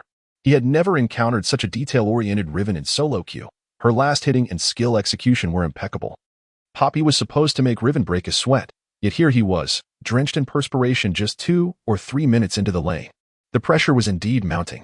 Thus, the game progressed until both players reached level 3, with Riven successfully pushing the wave to Poppy's turret. Under the turret, Poppy had to concentrate on last hitting, leaving little room to harass Riven, and as more skills were used for farming, Poppy's health dwindled. Observing Riven dominate Poppy, the viewers in Liu Yao's livestream couldn't contain themselves. Is the enemy Poppy really that inexperienced? How could she allow Riven to play so comfortably? If I were Poppy, I would have engaged Riven at level 2. Even the streamer felt that Poppy's health was low enough that she should have tower dived to trade kills. If this were an offline internet CAF, seeing the streamer's Riven would elicit a simple compliment of impressive, but in an online setting, all one could say was that the streamer still had much to learn. Many newcomers in the chat divided into two camps, those criticizing Riven's skill and those deriding Poppy's gameplay, unaware that both players were professionals. Liu Yao had grown accustomed to the chat's condescending tone, so he ignored the comments and continued articulating his landing strategy. Many viewers felt that with Poppy's health at this level, she was within kill range. They believed that if they could somehow press down on the player controlling Poppy, they would swiftly dive and eliminate her. Upon hearing this, the chat erupted with laughter, and Liu Yao joined in, responding, when facing Poppy, "Your target isn't your health bar, but rather that blue bar beneath it." Their objective was to exhaust Poppy's mana once her mana was depleted. No matter how tanky she would merely be a stationary target. At this moment, viewers finally noticed that Poppy's mana was down to a third. This approach to landing could be applied to all tank champions. Since their health was substantial, one should focus on depleting their mana. Each exchange of blows was an invitation for Poppy to use her skills, thereby draining her mana, while they could rely on their runes, Doran's shield, and the E-skill-S shield to mitigate health loss. Regarding Liu Yao's instructional approach, viewers from bronze and silver tiers expressed their appreciation, yet it was in vain. The streamer might not fully understand our bronze games. We view life and death with indifference and fight upon meeting. Indeed, I acknowledge your strategic prowess. Yet should I secure Master E and survive until level 6, unleashing my Highlander, how would you respond? These teachings only apply to high-tier matches. But surely the streamer doesn't he believe that his audience comprises only high-tier players? I understand the logic, but if I can't even execute a swift Q, how can I suppress Poppy with Riven? Seeing the chat and Oppo's comments, Liu Yao felt exasperated. I'm generously offering you free lessons, and instead of learning, you mock and ridicule me. Despite his frustration, Liu Yao diligently continued his explanation. After pushing the wave to the turret, he moved to the edge of the bush to recall. Once Mouse cleared the wave beneath the turret and noticed Riven returning home, he hurriedly pushed the wave out and began his own recall. However, he was oblivious to the fact that lurking in the bush was a white-haired woman wielding a broken sword. Chapter 42. Ascending to glory is quite simple. Are you not afraid he might feign a return to base to deceive you? Ming remarked while sipping on his cola. At this juncture, it seemed unnecessary for Riven to return, as she could merely purchase a longsword. Mouse had just cleared a wave of minions. And Ming and Oppo's observation appeared to hold some merit. Regardless, it was inconsequential. He could always return home to replenish his mana and teleport back. As he initiated his recall, he was certain the enemy had indeed returned home. Otherwise, they would have attempted to interrupt him. Just as this thought crossed his mind, Riven emerged from the brush. What? She really didn't recall? He hastily activated his W, steadfast presence, and dashed towards the tower. However, Leo had anticipated this. The moment Mouse activated W, he was ensnared by a swift W from Riven. The duration of steadfast presence was halved in an instant, biding his time for Poppy's W to dissipate. Liu Yao adeptly maneuvered Riven to chase after him. Riven and Oppo's SQ and a quickly depleted Poppy and Oppo's health, leaving her at half. Goodness, why is the damage so exorbitant? Mouse pondered, astonished by Riven and Oppo's unexpectedly high damage. He hastily inspected Riven's stats. Her attack power is so low. Oh, she has armor penetration runes. Realizing this, Mouse promptly used Flash to retreat to the tower, only to be met with a burning ignite as he did. Riven followed up with a swift strike, activating her passive, and claimed the kill on Poppy. Ming, who had just finished his fried chicken, burst into laughter upon witnessing the scene. Wow, Mouse, how could Poppy be soloed by Riven? You're terrible. Stop laughing. The opponent is indeed skilled. I feel somewhat outmatched. Their prowess exceeds mine. Mouse and Oppo's normally stern expression darkened further. How could a teammate be so gleeful while witnessing his defeat? That rascal Ming. Did you see? The reason I was able to secure the kill is that Poppy and Oppo's remaining mana was just sufficient for one W. Thus, I need not fear her flashing under the tower to wall slam me for a counter kill. It is essential to bait out the enemy and Oppo's mana rather than merely fixate on health bars. Having secured first blood on Poppy and forced out her flash, he had laid the groundwork for subsequent kills. The current wave was a push wave, yet the opponent possessed teleport. So a slight push was necessary to prevent the minions from reaching the tower. Upon respawning, Poppy had purchased a cloth armor. Fortunately, Liu Yao had brought armor penetration runes. Otherwise, dealing with such a tanky hero before acquiring Black Cleaver would be formidable. Liu Yao continued to dominate the lane, keeping Poppy beneath her tower, and called for his jungler and Amp, Oppo's assistance just as he approached level 6. This ambush successfully netted Liu Yao a double kill. Game over, my friends. With this advantage, we can traverse the enemy jungle with ease. Liu Yao proclaimed his Amp, Oppo's declaration of independence, and Amp, Oppo's, now equipped with Tiamat, Black Cleaver, and cooldown boots. The game unfolded simply thereafter. Adopting a classic 4-1 push strategy, no one could contend with Riven. She was soloed in a 1-on-1, doubled in a 2-on-1, and managed to escape when 3 attempted to ambush her, resulting in the destruction of their own high ground when 4 converged. As the 20-minute mark approached, Mouse and Oppo's S4 teammates hastily initiated a surrender vote. Who is this opponent? So formidable. I have never been so vexed in lane. As the game concluded, Mouse pondered the identity of this extraordinary foe. Why don't you just add him as a friend and inquire directly? Ming, with a bemused expression, questioned why Mouse did not simply reach out. Mouse, feeling somewhat embarrassed, replied, I fear he might find me too pathetic to accept my request. And that would be even more awkward. Rolling his eyes, Ming seized the keyboard and mouse, promptly adding Riven as a friend. Meanwhile, Liu Yao watched the rank promotion animation on his screen, stretching and exhaling in relief. We've done it, brothers. 20 days of random heroes from 0 to rank 1. Now, let us draw 20 sets of EDG and Amp, Oppo's S championship skins. The conditions for the draw are a fan card of level 1 or above. 1 card is sufficient for participation. Having watched so many streams, Liu Yao was well acquainted with the usual spiel. Sending a barrage of EDG is awesome in the chat would allow participation in the draw. His fan card bore the same name as his game ID, the Great Monster. The drawing took approximately 20 minutes, during which Liu Yao engaged in casual conversation with the chat, entirely oblivious to the friend request piling up on his client. Look, see? I told you. The opponent thinks I'm too weak to want to add me. Noticing Riven had yet to accept his friend request, Mouse glanced at Ming with a look that conveyed, see, I was right. Don't fret. Let us queue for the next match. Later tonight, Jianziheo is treating us to supper. He probably has seen your request. He hasn't even left the lobby, suggesting he might be dining. Reluctantly, Mouse clicked to queue for the next ranked match, dismissing the importance of friend requests. The real priority was the upcoming dinner. After the draw concluded, Liu Yao logged off. It was then he noticed Mouse and Oppo's S friend request. Has Mouse recognized me? That shouldn't be possible. This is a new account. Oh, what the heck? I'll accept it since I won TB using this account again. He accepted the request and promptly logged off.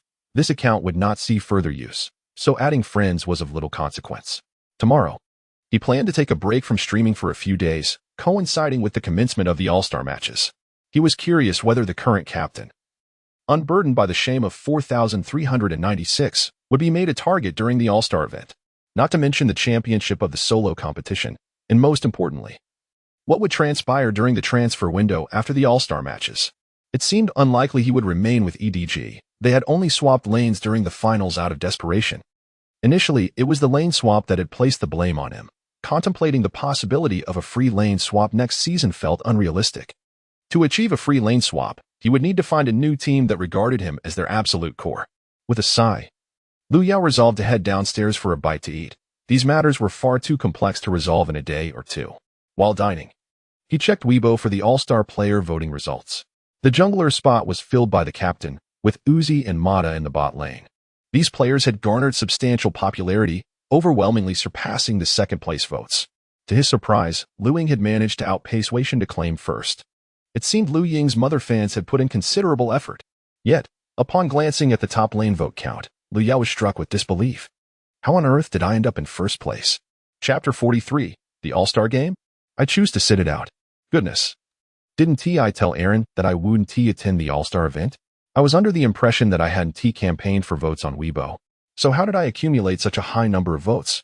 Little did Liu Yao know, during his recent live streams, his fans fervently campaigned for him across various platforms after he went offline. They compiled humorous quotes and impressive plays from his streams and published them on Bilibili, Douyin, Weibo, and other major platforms. Remarkably, within just 20 days, Liu Yao ascended to the top ranks, becoming a point of pride for his supporters. Thanks to their spontaneous promotion, Liu Yao's fame on Weibo soared, leading to an increasing number of votes each day. Meanwhile, Mouse, who was in second place, was a taciturn individual who hadn't engaged in much campaigning. Consequently, the gap between Liu Yao and Mouse's votes widened significantly. While Liu Yao appreciated the enthusiasm of his fans, he felt that attending the All-Star event was rather pointless.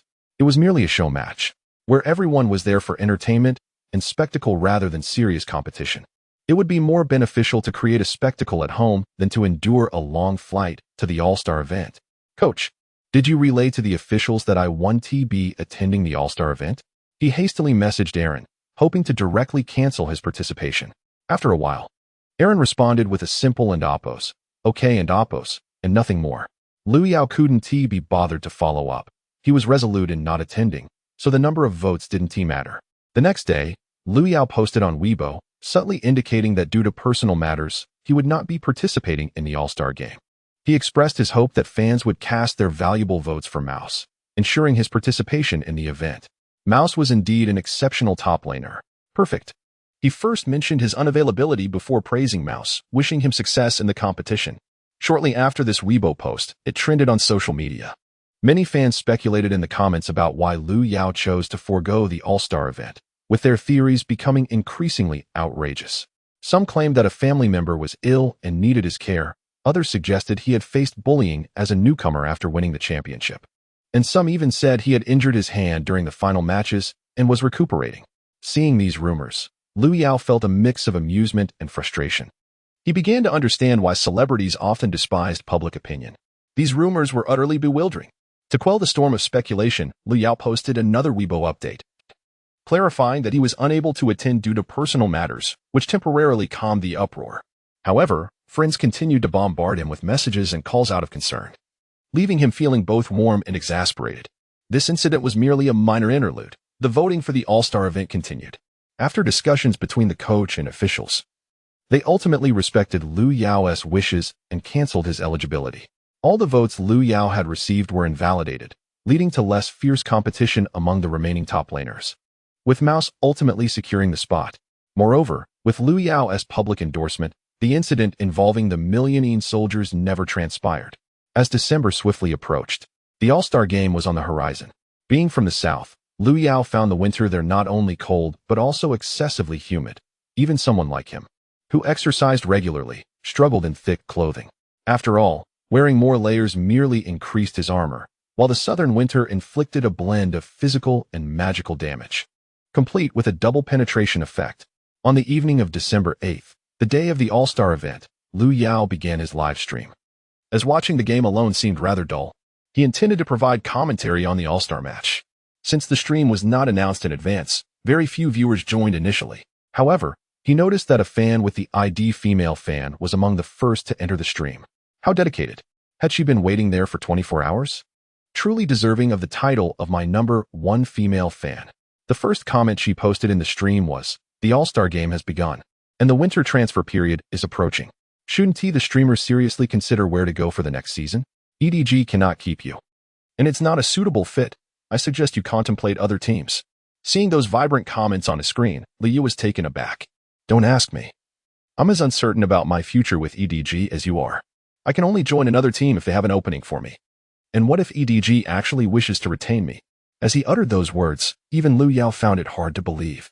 He felt he had truly showcased his worth during the last 3 matches of the finals, and with the All-Star event still ongoing, many clubs would surely approach him regarding transfers.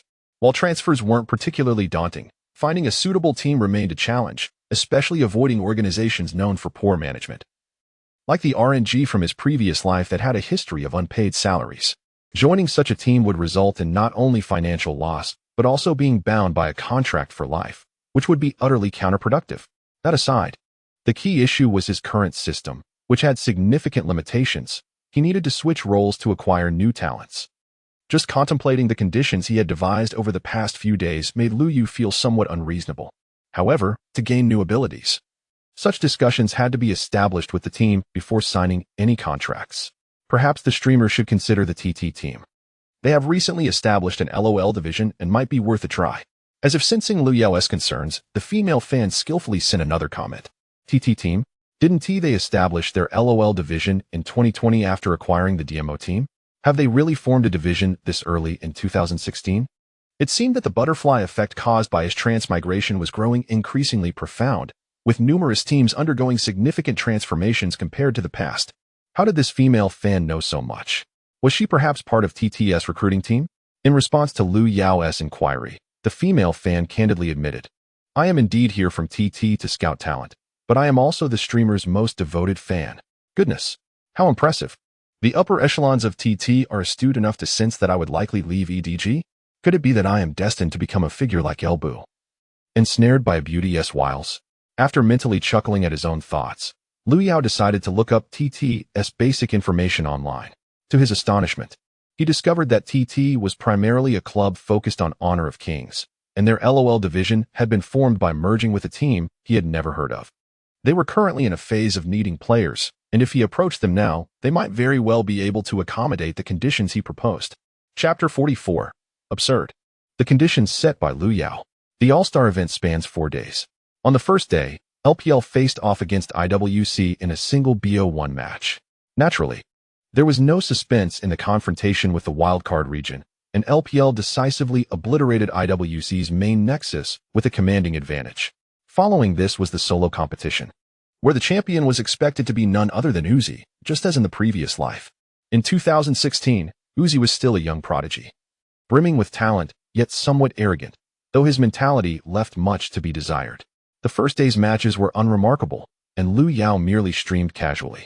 The second day mirrored the first, devoid of LPL matches and featuring only exhibition games with the players, prompting Liu Yao to also stream briefly before taking his leave. The highlight awaited on the third day, marked by a mirrored mode where all 10 players simultaneously played as Blind Monk. In the previous life, the esteemed jungler bore the brunt of 4,396 insults and was treated like a mere ball at the All-Star event. It is hard to fathom how he endured that year. Yet, this was irrelevant to Liu Yao, who merely wished to see if the jungler would reclaim his honor and effect some change. After all, having been teammates for half a year, Liu had imparted some unique skills from his previous life to the jungler. Ahem, the match commenced. Given it was a clone mode, both sides fielded 5 blind monks. Clearing his throat, Liu Yao grasped a can of cola, as if it were a microphone, earnestly commenting on the talents displayed on both teams. As expected, nearly all players had chosen Thunder, a formidable talent. Fortunately, Thunder had been nerfed once, so the damage was not as exaggerated, and it seemed the level 1 skirmish would be inconclusive. In mid lane, a level 2 clash ensued, with Soz caught in the minion wave at a disadvantage. However, he cleverly flashed to reposition and landed a Q on prey, securing first blood. What transpired in the top lane was astonishing, as they had already reached the second tower. Ziv executed a splendid flash Q to eliminate impact, and W allowed him to evade Yankos. The battle was fierce, with both sides trading blows until the clock struck 20 minutes. At this juncture, the blue team had taken down the red team's mid-tier tower, and the jungler prepared to defend the remaining tower. Upon witnessing this, Liu Yao realized that despite his return to the past, the jungler's history of being treated as a mere pawn had not changed. The jungler, defending the tower, was repelled by Levi and Prey's dual ultimates, tracing a perfect 7 in the air before falling to Prey's follow-up Q. The jungler found himself in an awkward position, dispatched by 2 ultimates and a Q. The remainder of the match lacked any particularly exciting moments, and Liu Yao opted to relax. The jungler's plight was disheartening. He was being targeted in this exhibition match. However, this year, the jungler was protected by the S Championship title, so he likely would and Oppos faced the same level of criticism as in the past. On the 4th day of competition, Liu Yao refrained from streaming for that morning.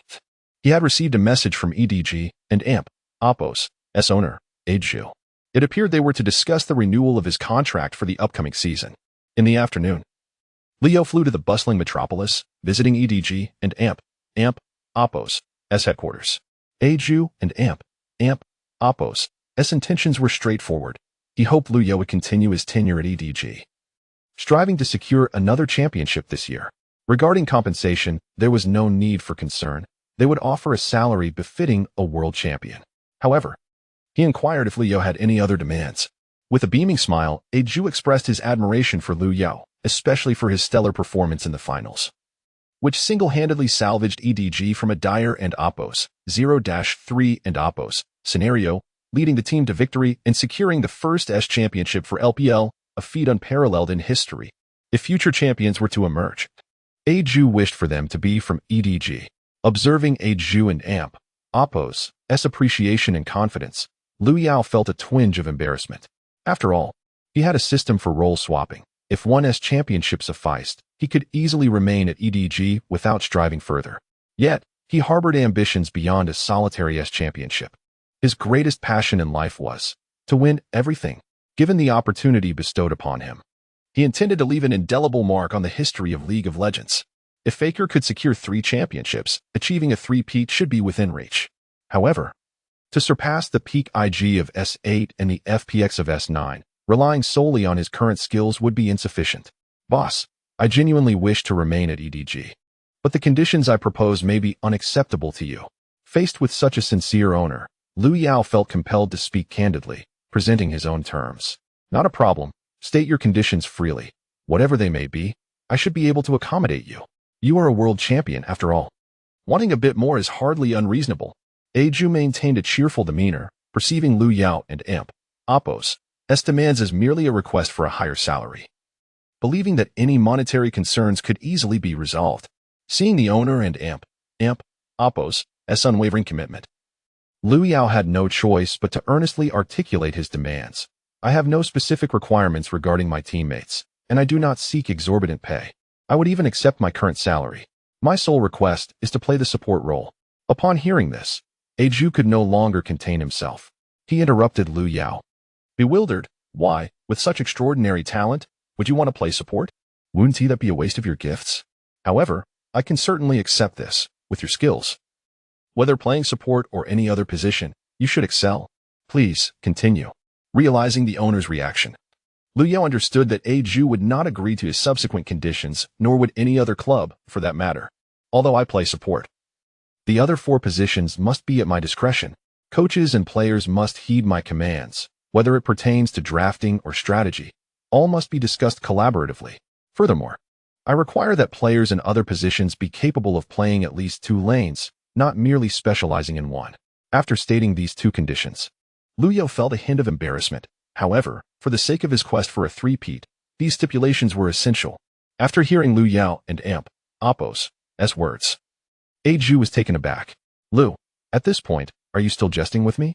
Just express your demands plainly, and I will agree to them to the best of my ability. Liu Yao remained silent, gazing intently at Aju. This earnest stare flustered Aju. Wait, are you serious? Chapter 45. The streamer has not retired. He simply lacks a suitor. Upon confirming that Liu Yao was not jesting, Aju lit a cigarette and fell into deep contemplation. Very well, you may return to rest. Should I be able to fulfill your request subsequently, I will reach out to you. Please proceed to the Human Resources Department to complete the necessary formalities. Aju had a decent understanding of Liu Yao. It was he who discovered this young talent on the Korean server and Oppos' top 10 leaderboard and brought Liu Yao into his team. He knew that Liu Yao was never one to joke when it came to serious matters, and when he was met with Liu Yao and Oppos' earnest gaze, he realized that retaining the young man was not an option. What on earth was Liu Yao thinking? Such an outrageous demand. After completing the formalities, Liu Yao checked into an esports hotel for the night and flew back to Chengdu the following day. On the day of his return, EDG officially announced via Weibo as the contract of League of Legends top laner Liu Yao, ID, EDG. YO, with EDG Esports Club has expired. He has become a free agent. This message serves as an interim update for all concerned with the player and the club during the transfer period. The club will maintain active communication with YO, and we hope to successfully renew his contract. During the transfer period, free agents may engage with any team. Should there be a more suitable option, the club will respect the player's wishes and thoughts. We thank all fans for their attention and support towards YO and EDG Esports Club. Please await further updates from the club's official announcements. Upon the release of this Weibo announcement, a flurry of discussions erupted online. Many netizens were perplexed as to why EDG had not retained this pivotal championship figure. What were the EDG management's thoughts? How could they let YO go? Was it because YO's asking price was too high, or did he wish to change positions? Was he no longer satisfied with playing top lane? I believe YO should indeed move on. EDG has always maintained a laissez-faire approach to their top laner, where as long as the top can team fight and provide some control, it suffices. YO is wasting his youth in this team. Yet, it was surprising that shortly after the All-Star event, EDG would release such significant news. Did they not realize it would be better to wait a while longer? It felt as though EDG deliberately revealed the news early, likely hoping to give YO ample time to explore and consider other clubs. Netizens, ever eager for intrigue, began sharing their speculations online. Even more excited than the netizens were the management teams of other clubs. Who is this? This is YO. The YO who dominated SKT in the finals.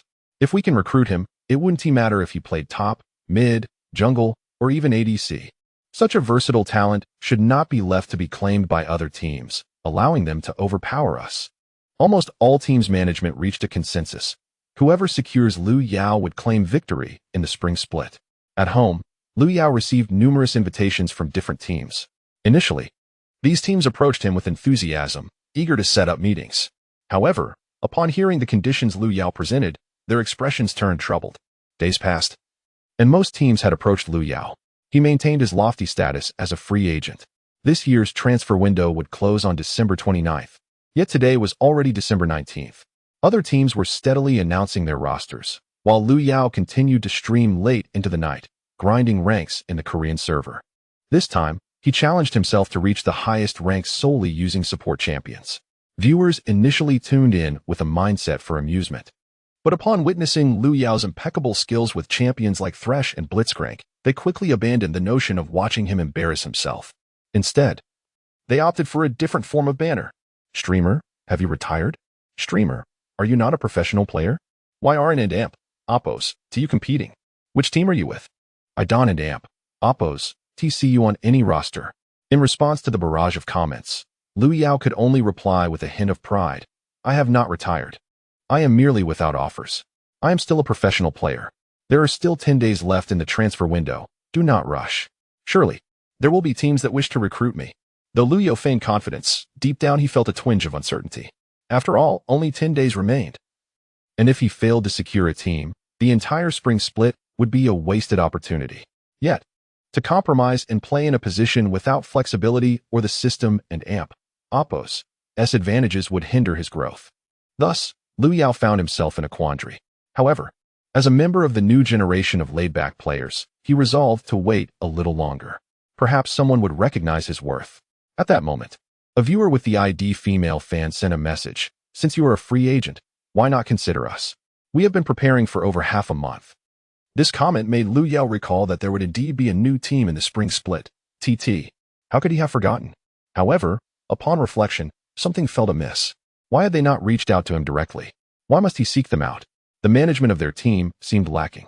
Meanwhile, in a room at the TT team base, a long-haired woman in pink pajamas slammed her hand on the table in frustration. Who says we are lacking?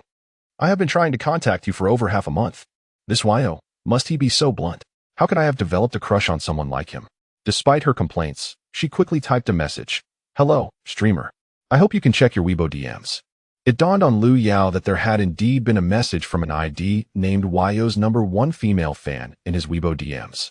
However, he rarely checked his DMs, and that message had long since sunk into oblivion. He hastily took out his phone, opened Weibo, and perused his message requests, finally discovering the contents of the long-lost message. Hello, YO. First, congratulations on winning the 2016 S Championship. The transfer window follows the S Championship. And I believe with your talent, you would not want to remain a mere tool for EDG. I am the team leader for the League of Legends division at TT Esports Club, and I officially extend an invitation to you. We are willing to meet any conditions you propose, including your desired teammates and positions.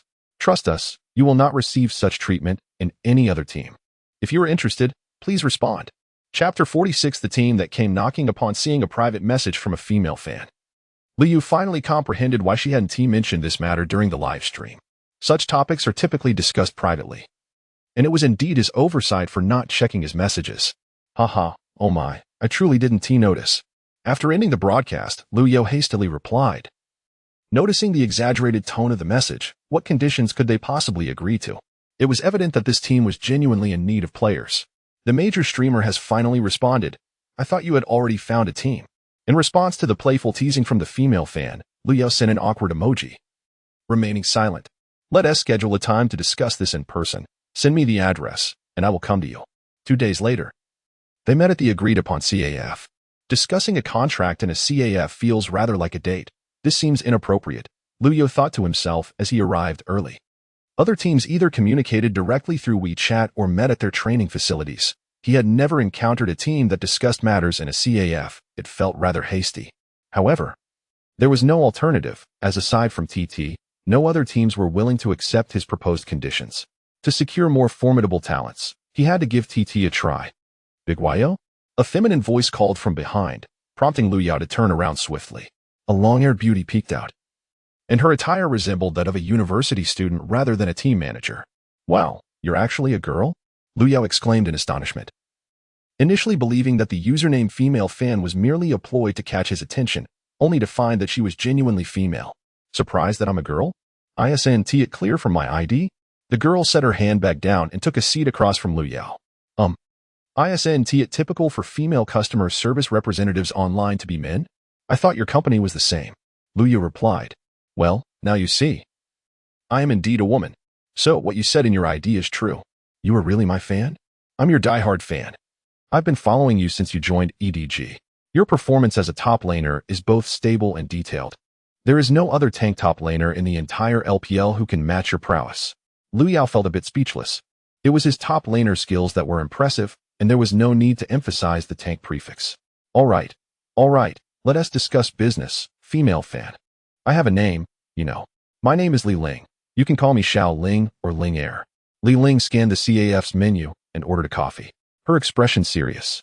No problem, team leader Li Ling. Let us officially discuss my conditions. First, I have no particularly high salary demands. We can go with my current salary at EDG, but starting from the spring season, my primary position will be support. Liu Yao took a sip of his coffee and began to outline his demands. Secondly, although I will be playing the support position, I must have the liberty to switch roles among the other 4 positions. If I wish to change lanes, it must be unconditionally accepted. Thirdly, both the coach and the players must heed my commands. Whether it be during the draft phase or tactical discussions, everything needs to be deliberated with me. And my choices must take precedence. Finally, I require that all players in other positions be capable of playing at least 2 roles. They cannot be specialists in just one position. In simple terms, I aspire to create a team of 5 players who can interchange roles, leaving our opponents unable to restrict us during the draft. Upon hearing the first demand, Li Ling appeared relaxed, as it was not unusual for a player to switch roles. With your skills, what position you play is inconsequential. However, as Liu Yao continued with his subsequent requirements, her expression gradually turned serious. Now I understand why this newly crowned championship player has not been picked up by any team. What you said during your stream was indeed correct. It's not that no one wants you, but that no one dares to accept these conditions. If the coach must follow your orders, then what is the purpose of having a coach at all? You might as well take the role yourself, and where can we find so many versatile players? Most can only flexibly switch between top and mid. Observing Li Ling's solemn demeanor, Liu Yao slowly sipped his coffee. It seemed that this time, it was unlikely to work out. Though my conditions may seem somewhat outrageous, I can assure you that I will lead you to victory, he thought to himself, reflecting on the short-sightedness of these clubs. However, after a few moments of contemplation, Li Ling spoke. We can agree to your conditions, but we also have corresponding stipulations. Liu Yao stood up, stating, if that is the case, then this is where we part ways. What? Realizing his misstep, he quickly sat back down. Wait. You're actually able to agree to this? Is your team truly in such dire need of players? Li Ling looked exasperated. Aren't these conditions what you proposed yourself? What is the matter? We agree, and you're not satisfied? While we're not giving a blanket agreement, we have our own conditions to see if you can meet them. With Li Ling suddenly taking the lead in negotiating her terms, Liu Yao became intrigued and gestured for her to continue. First, you must guarantee that either the spring or summer season will end with at least 1 championship title.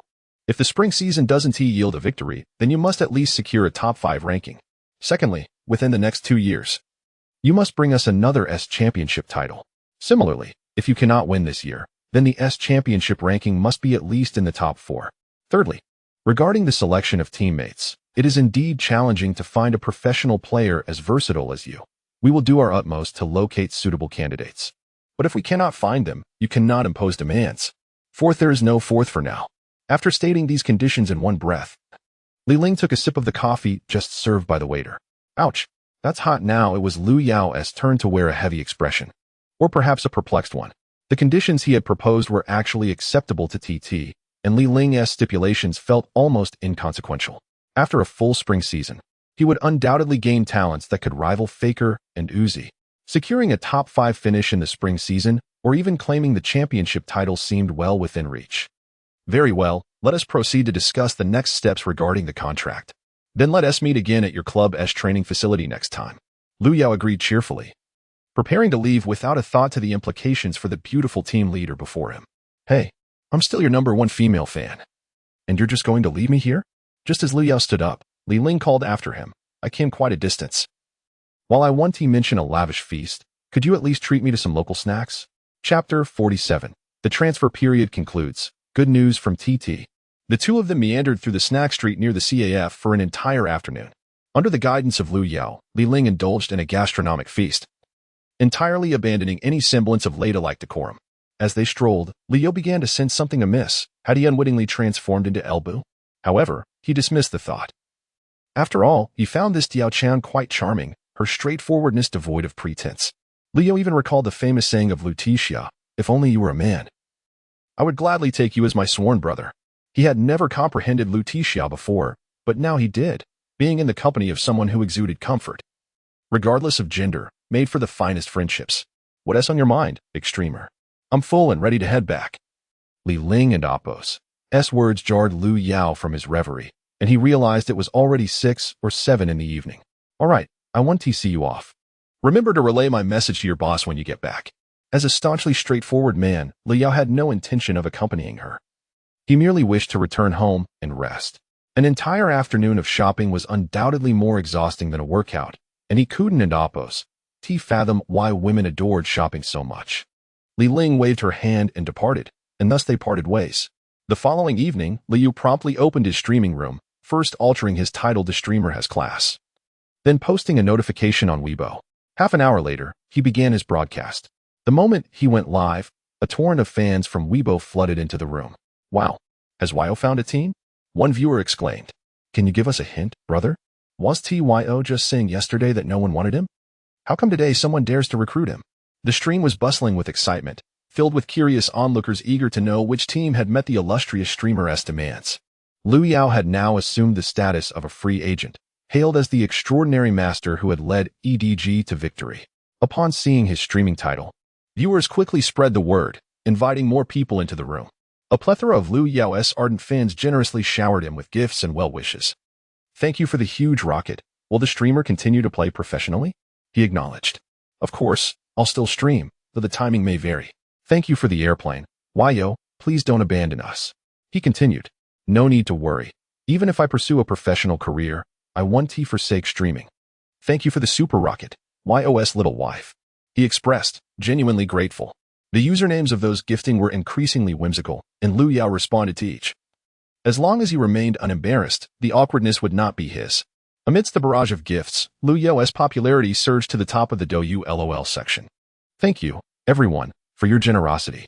There are just too many gifts to acknowledge. We'll thank everyone properly after we finish our ranked games. Last month, he had successfully completed a random hero climb to the rank of king. Many viewers argued that the king rank in the national server lacked prestige. I find that quite logical, he concurred. So today, we shall forego the national server and venture into the Korean server. With this pronouncement, the chat erupted in a flurry of comments. Random heroes as support?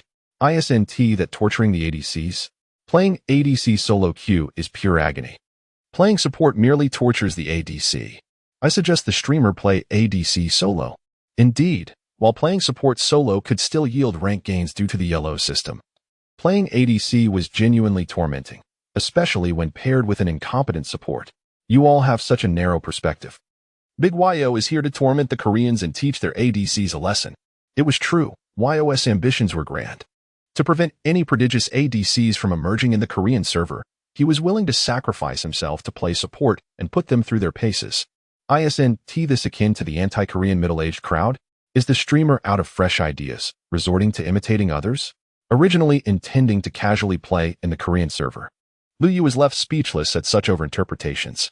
Yet the comments from the anti-Korean crowd sparked a new idea for his streaming content. The viewers had a point, indeed. ADC's solo queue could be more torturous, but it lacked excitement. If he sought to create engaging content, duo queue would be far more entertaining. Regardless, that night, Luyo played solo in the Korean server. Although he had the least experience playing support, he was still familiar with several common hard supports: Thresh, Nautilus, Blitzcrank, Alistar, and so forth. As the night wore on, the chat was filled with questions. This can hit. This can block. This can predict. With the advantage of innate talent, his hook accuracy approached 100%. In fact, by mid to late game, the opposing ADC would flash away and fear the moment he advanced. Some even resorted to typing insults, although Lu Yao couldn't understand Korean. The chat was teeming with talented individuals, including experts in the language. Thanks to these master's translations, he learned that the opposing team was essentially calling him a foolish script user who hacks. Report him, and may you perish. Lu Yao had no rebuttal. He neither comprehended Korean to respond verbally nor could he deny their accusations. He had indeed been exploiting the advantages granted by the system. After several matches, fatigue from not napping during the day caught up with him, leading him to end the stream. This abrupt conclusion left Lu Yao's fans and viewers perplexed. You're riding the wave of popularity, yet you choose to end your stream early. Do you even know how to stream? Why are you so whimsically casual about it? Does streaming longer cost you money or something? If it were another streamer, they'd typically stream all night. How could you just log off when you're tired? As for the viewers' inquiries, Lu Yao was utterly unconcerned. After all, he wasn't short on funds. Streaming was merely a hobby for him. He would broadcast at his leisure and log off when he felt weary. It was entirely reasonable.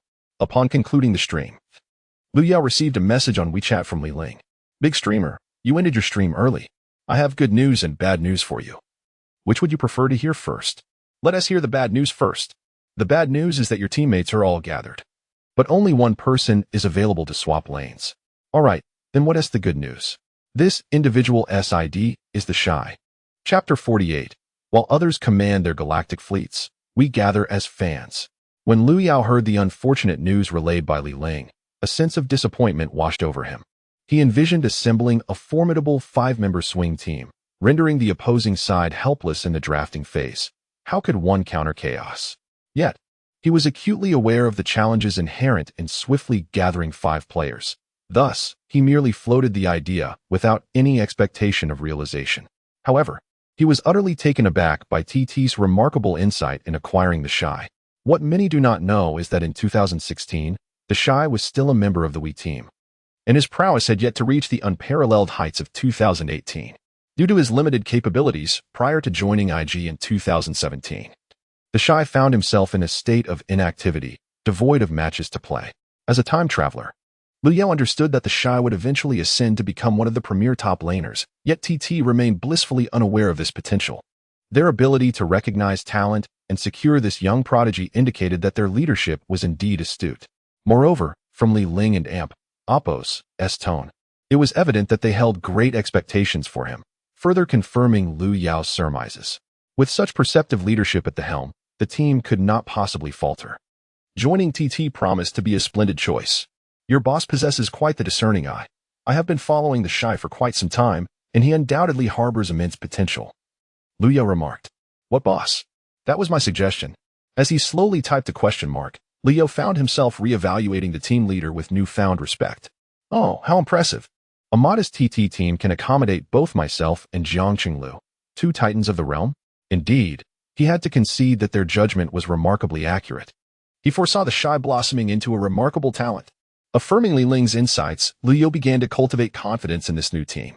Securing a spring championship alongside the Shy seemed entirely feasible, and the drafting phase could be navigated with ease. They might even allow the Shy to play AD while he himself took on mid, top, and jungle roles. How reassuring it was to have Cheng Lu on board. Hey, the team and Oppo's matters are essentially resolved. I have communicated with them, and they all agreed without hesitation. Wait, how are they so agreeable? They and Oppo's, all LPL newcomers. And they all are your fans? Once more, Leo typed a question mark, utterly speechless. So, our entire team, from the leader down to the players, are my admirers? Could your boss possibly be a fan of mine as well? Tentatively posing the question, Lu Yao felt a flutter of anxiety. Surely. The team owner wasn't merely here to indulge in fandom, was he? Indeed. Our boss is also your fan. He has watched your finals video countless times these past few days. With a Ling and Appos as affirmative response, Liu Yao felt a wave of relief wash over him regarding this team. While other players often had to bring lawyers to negotiate contracts for fear of being exploited, he had been sought out by the team, which informed him that they were all his fans, forming the most fervent fan club imaginable. What a regal treatment! Such privileges were likely reserved only for the legendary ADC with a purported 100 win rate from his past life. Oh, and in a few days, once the transfer window closes, please report to the base. The spring season commences mid-January, and we must make the most of our training time. Gazing at the calendar, Leo noticed that only a few days remained in the transfer window, leaving scant time for training. Li Ling was indeed correct. As a new team, they had much to harmonize. Thus, it was imperative that he arrived promptly. Without delay, Liu Yao booked a flight to Guangzhou for the following day, hastily packing his belongings. Upon arriving at the base, he discovered that other team members were already training. Or rather, the other 4 players had arrived ahead of him. Wow! Wyo is here. The first to spot him was a bespectacled chubby fellow snacking away. Hello, Wyo. I and Appos am Ing Shui from Yingzheng, the first emperor. Just call me Xiao Shui. Previously, the team leader had shared information about his 4 teammates, and this bespectacled chubby one was their ADC, known as Water, a newcomer to the LPL. Despite being a rookie, Water exhibited impressive landing skills, only slightly inferior to Lu Ying. Beside the chubby fellow was the tall and slender figure of the shy, Liu Yao's old acquaintance, who, true to his name, appeared shy yet could not conceal the admiration he held for Liu Yao. On the shy and Appos' right stood a rather delicate-looking young man, their jungler, whose name was as bewildering as it was unique. However, his prowess was formidable, having once ranked among the top 10 in Korean servers. Lastly, engaged in an exhilarating ranked match with his headphones on was their mid laner, Chen Xing, known as Star. Chen Xing's skills were the closest to Liu Yao's, as he too had reached the pinnacle of Korean solo queue. With that, the 5 members of the TT team had assembled. Everyone arrived so early. Thank you for your dedication. Liu Yao beamed, thrilled by the youthful team and Appos' enthusiasm. Perhaps this was the essence of spirited youth? After greeting each member, they all took their seats. Wyo, I grew up watching your matches, Water exclaimed, inching closer to Liu Yao and offering a bag of chips. Liu Yao pushed the chips away with a bemused expression. I've only been a pro for 6 months. Don't make me sound like a seasoned veteran. Also, you should cut down on those snacks. It's not that they're unhealthy, but if you keep munching, I might find it hard to resist. As he jested, the shy approached. He pointed at the computer and then at Liu Yao, stating slowly, Wyo, that pot. Solo? At this time, the shy's command of Chinese was still rudimentary. Yet Liu Yao understood his intent. Being young, a hint of pride accompanied his request to engage in a solo match. Naturally, there was no reason for Liu Yao to decline, though he set a condition. You must diligently learn Chinese before we can have a solo match.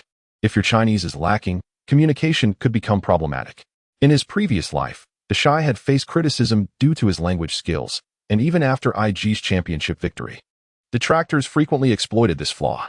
Since Liu Yao now had the opportunity to share a team with the shy, he felt it necessary to address this issue early on. Upon hearing Liu Yao's requirement, the shy appeared puzzled, but being an idol's request, he resolved to comply. The prospect of playing alongside his idol and having daily solo matches was a dream come true. 10 minutes later. Again. 5 minutes later. Again. 3 minutes later. The shy stared at the screen, where his hero lay lifeless under the tower, lost in contemplation. Chapter 49. The spring tournament commences. Liu Yao and the shy engaged in 3 solo matches. In the first match, with Fiora against Riven, Liu Yao exhibited impeccable distance control, deftly outmaneuvering the shy to secure a kill at level 3. The second match saw Riven face Fiora. With a clever sidestep, Riven baited out Fiora's W, and then, at level 4, executed a daring tower dive to eliminate Fiora. The final match featured a duel between 2 Z players, where Liu Yao's precise auto-attacks and meticulous timing left the shy in a state of sheer exertion. After the 3 matches concluded, the shy was thoroughly impressed, giving Liu Yao a thumbs up. The onlooking teammates were equally awestruck. The shy was the first to return to the base, and after check-in, they all accepted his invitation for a solo match. None of them could triumph over the shy in a best-of-3, highlighting the fact that while League of Legends is fundamentally a team game, individual lane prowess significantly influences a player and Appos' potential. A player who excels in lane may not necessarily shine in team fights. Yet those who struggle in lane often find themselves overwhelmed before the team fights even begin. Although everyone had witnessed Liu Yao and Appo's performance in the finals, encountering a world champion in person was still quite a shock. These young players brimmed with energy and vitality, alongside that innate youthful determination to never yield. Through the solo matches against Liu Yao and the Shy, they were effectively won over, paving the way for smoother collaboration in future training matches. After all, Liu Yao had played from S4 to S12 in his previous life, granting him a considerable advantage in his understanding of the game. Yao, do you know who our coach is? Everyone and Appo's here, yet the coach has and Appo's arrived. What does that signify? After completing 2 ranked matches, Shui, clutching a bag of cookies, inquired. They had been at the venue for 2 days, only encountering the owner and logistical staff, with no word about the coach. Upon hearing Shui and Appo's question, Liu Yao realized that previously Li Ling had mentioned the coach would be receptive to his guidance. Reflecting on that now, he wondered which sensible coach would accept such a request. Is the coach merely a figurehead? I find it perplexing. Who could it be? The LPL is indeed in need of coaches at the moment, Liu Yao mused, shaking his head in bewilderment. I heard our coach is a woman. She sure, who had been relatively quiet, chimed in, seemingly privy to some insider information. I heard the owner established this team to indulge his daughter.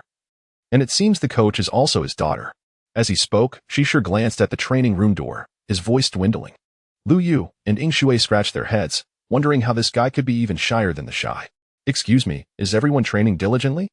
A feminine voice resonated from the training room entrance. Liu Yao turned to see a smile spreading across his face. It was none other than Li Ling, their team leader. Albeit arriving a bit late, the long-haired beauty standing at the door was indeed Li Ling. After parting ways with Liu Yao, she had spent a night at her friend's house.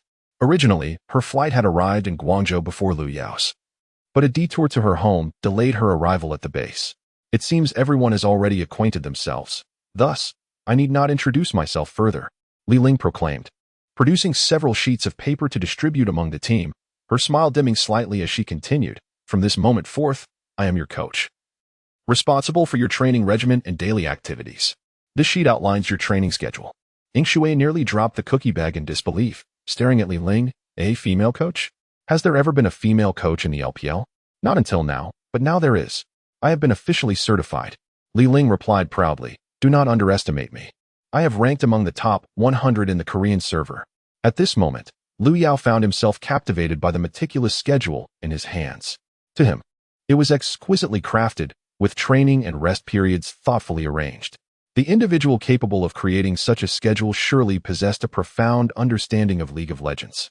Could it be that Li Ling truly was, as she claimed, a top player in the Korean server? Wow, you seem quite fascinated, big streamer. How does my schedule measure up to your standards? Li Ling and Appo's tone was laced with a desire for praise. Liu Yao nodded, acknowledging the professionalism of the schedule, reminiscent of what he had experienced during his training at EDG, reflecting the creator and Appo's expertise. But there and Appo's more. Here, take this. Li Ling presented another sheet to the group, her face beaming with a smile. From tomorrow until the start of the spring tournament, I have arranged daily practice matches for you all. You must utilize this last half month to enhance your synergy. Got it. The practice matches are all set. Quite considerate of you. It seems this female coach is quite dedicated. They were instructed to engage in free training for the day, with formal practice matches commencing the following day to identify areas for improvement. The TT team had finally assembled. Top laner Jiang Qinglu, ID, TT. The Shy, jungler Hu Shishir, ID, TT. Shishir, mid laner Chen Xing, ID, TT. Star. ADC Shui, ID, TT. Water, support Liu Yao, ID, TT. YO, Coach Li Ling, ID, Ling. The subsequent practice matches unfolded smoothly, with numerous issues arising during the synergy process, yet under Liu Yao and Appo's guidance and Li Ling and Appo's attentive care, they gradually resolved them. Time swiftly advanced to mid-January. With the new year approaching, students eagerly anticipated their winter break, while working individuals began purchasing tickets to return home. The streets were adorned with red lanterns, and the festive spirit permeated every corner of the city. However, the LPL Spring Tournament was set to commence before the new year. The opening ceremony of the Spring Tournament officially began. As the background music played, each team sent forth a representative player to the stage. The flags of 12 teams materialized on the large screen. Good evening, esteemed viewers. Welcome to the venue of the 2017 League of Legends Professional League Spring Tournament. I am your host, Rendong. As you can see, the representatives of the 12 teams you adore have gathered here. Let us once again extend a warm round of applause for them. Representing TT was Lu Yao, who, upon stepping onto the stage, spotted numerous familiar yet unfamiliar faces. At that moment, the Snake team had not yet been acquired, with K-God standing as their representative on stage. In addition to introducing the 12 teams, the opening ceremony also featured an awards presentation. It was during this year that professional players in the LPL received their unique identification numbers. With LPL 001 still belonging to the illustrious Clearlove, as EDG had claimed the championship at the S tournament the previous year. Clearlove and Oppo's S number was indeed well-earned. After a lengthy interlude filled with advertisements and speeches from Riot Games staff, the first round of the inaugural day of matches officially commenced. The opening match pitted TT against IM. The TT team consisted primarily of newcomers, yet their support was none other than Yo, who had led EDG to victory the previous year. This was a clash of the new against the old. What sparks would these two teams ignite? Let us await the spectacle. Chapter 50. The marvelous gift of the system after the host announced the commencement of the competition. Both teams took their positions and began calibrating their equipment. The live broadcast shifted to the three commentators. Hello everyone, I am Chong Mao. Hello, I am Miller. Hello, I am Remember. Following a lengthy string of promotional messages, the players prepared to initiate the band phase. Alright, our first match's band phase has commenced. Featuring the 10-band format in the LPL. Let's see if this 10-band system sparks something extraordinary. Both teams promptly banned the formidable champion Camille, a hero undeniably potent in the current meta. Indeed, despite previous nerfs, she remains a dominant force in the top lane, far surpassing champions like Fiora and Akali in both split pushing and team fights. As a champion released at the end of 2016, Camille follows the trend of new champions being exceptionally overpowered. Consequently, she has seldom been left unbanned throughout the spring season. After all, no one wishes to face such a strong champion who excels in lane and team fights alike. The first pick will undoubtedly be hers. Thus, the subsequent ban is a foregone conclusion. Meanwhile, the expression on player Lu Yao's face was a mixture of amusement and exasperation. This was not due to the bans or the match itself, but rather the peculiar talent rewards presented by the system, which were markedly different from previous experiences. Resplendent beauty, green enhances the host and amp, Oppo's S attractiveness to a certain degree. Robust physique, white slightly improves the host and amp, Oppo's S physical fitness. Enhanced dexterity, green increases the host and amp, Oppo's S operational skills by 0.5. As anticipated, the rewards were lackluster, especially given that this match was deemed unimportant against a weaker team. The first two rewards bore little relevance to the match at hand. While robust physique could be somewhat justified as it pertains to the stamina required for high-intensity competitions, what on earth was resplendent beauty supposed to signify? Does one's appearance truly matter in a match? I, Lu Yao, have been competing for over half a year based solely on my skills. What use is appearance to me? Nevertheless, if one were to inquire whether Lu Yu would undoubtedly select the third talent, well, it is obvious he would opt for the first. The meager 0.5 increase in operational skills holds little effect, but an enhancement in attractiveness is a lifelong asset. The ban phase continued, with IM in the blue position first banning Syndra, Malzahar, and Ashe, while EDG responded by banning Camille, Rek'Sai, and Janna. This marks the LPL's inaugural 10-ban format since the beginning of this spring season, wherein both teams alternately banned 3 champions before selecting 3. Following this, a second round of bans allows each team to ban 2 heroes and then select 2. This modification primarily aims to encourage players to deepen their champion pools, while also enhancing the strategic depth of the ban phase. This change has proven challenging for many players, while simultaneously elevating the importance of coaches in the tactical preparation for the ban phase. It was apparent that IM had secured Varus, a notably effective AD carry in this version. However, it remained uncertain whether he would be played in the mid or bot lane. TT, on the other hand, swiftly locked in the duo of Lee Sin and Ryze. Observers could see that behind the TT players, their beautiful coach Ling was engaged in discussion with her teammates regarding the ban phase. However, unbeknownst to the commentators, The discussion was not about bans at all. How about today's first match? Yo, which position do you wish to play? Winshui asked excitedly. His motivation for joining TT extended beyond mere fandom. He was curious to witness firsthand the dynamics of a team that could flexibly shift roles. Upon glancing at the opposing IDs, he recognized only Amazing J and Jin Jiao. I'll play ADC. Could you support me? Lu Yao chuckled. Considering that the rewards for this match were rather mundane, he figured he might as well have some fun. I am locked in Makai and Cassiopeia, presumably to prevent TT from acquiring Makai, while confirming Varus's role as ADC. TT then selected Caitlyn and proceeded to ban Elise and Rek'Sai, complicating the jungle options for IM. Choosing Kha'Zix would be problematic, as he shares little synergy with Cassiopeia. Both teams' bans were largely standard for the current meta, opting for conventional champions without any unconventional picks. Throughout the training matches, Lu Yao had consistently played support, so no team was aware of his potential to swap lanes. Oh, TT has selected Thresh for Yo. This finally allowed viewers to witness Yo's prowess in the support role. I am genuinely curious as to why Yo chose to play support, considering his outstanding performance last season. Indeed, from a seasonal performance perspective, Yo was the most stable top laner in the LPL, with remarkable contributions as a jungler, mid laner, and ADC during the finals. Regardless, it is surprising to see him transition to a support role in a new team this season. I am quite eager to see if he will shift to other positions during matches. Miller holds high expectations for Yo, the player who brought forth miracles. He not only led the LPL to a championship at the World Championship, but also illuminated a glimmer of hope during a dark era.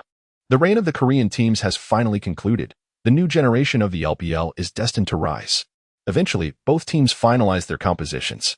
Blue Team IM versus Red Team TT Top, Treant versus Rumble Jungle, Void Predator versus Lee Sin Mid, Serpent S Embrace versus Rune Mage ADC, Piercing Arrow versus Piltover Enforcer Support, River King versus Deep Sea Titan. The coaches of both teams shook hands and returned to their respective resting areas as the match was about to commence.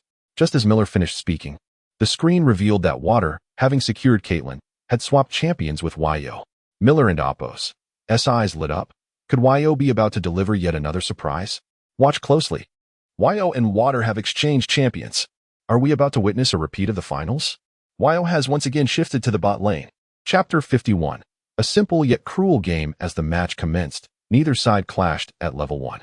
With the assistance of the top lane, both junglers began their endeavors at the upper buff.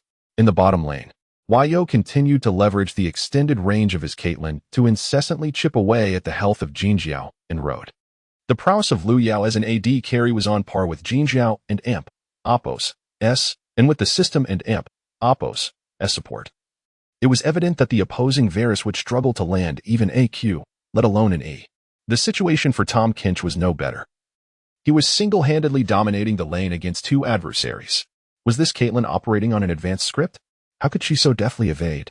On the IM side, support Road, having missed several QS, was feeling slightly disoriented. What gave him the audacity to play so flamboyantly? Jin Jiao shared the same bewilderment, feeling as if he were being led by the nose by this Caitlyn. He had been hit by several sneaky auto attacks, and every time he attempted to retaliate, she maintained her distance. This Yo was truly remarkable. His ADC prowess could only be rivaled by Uzi within the LPL. Furthermore, Jin Jiao's last hitting was severely hampered by Yo, who would expertly position himself at the edge of attack range to steal last hits.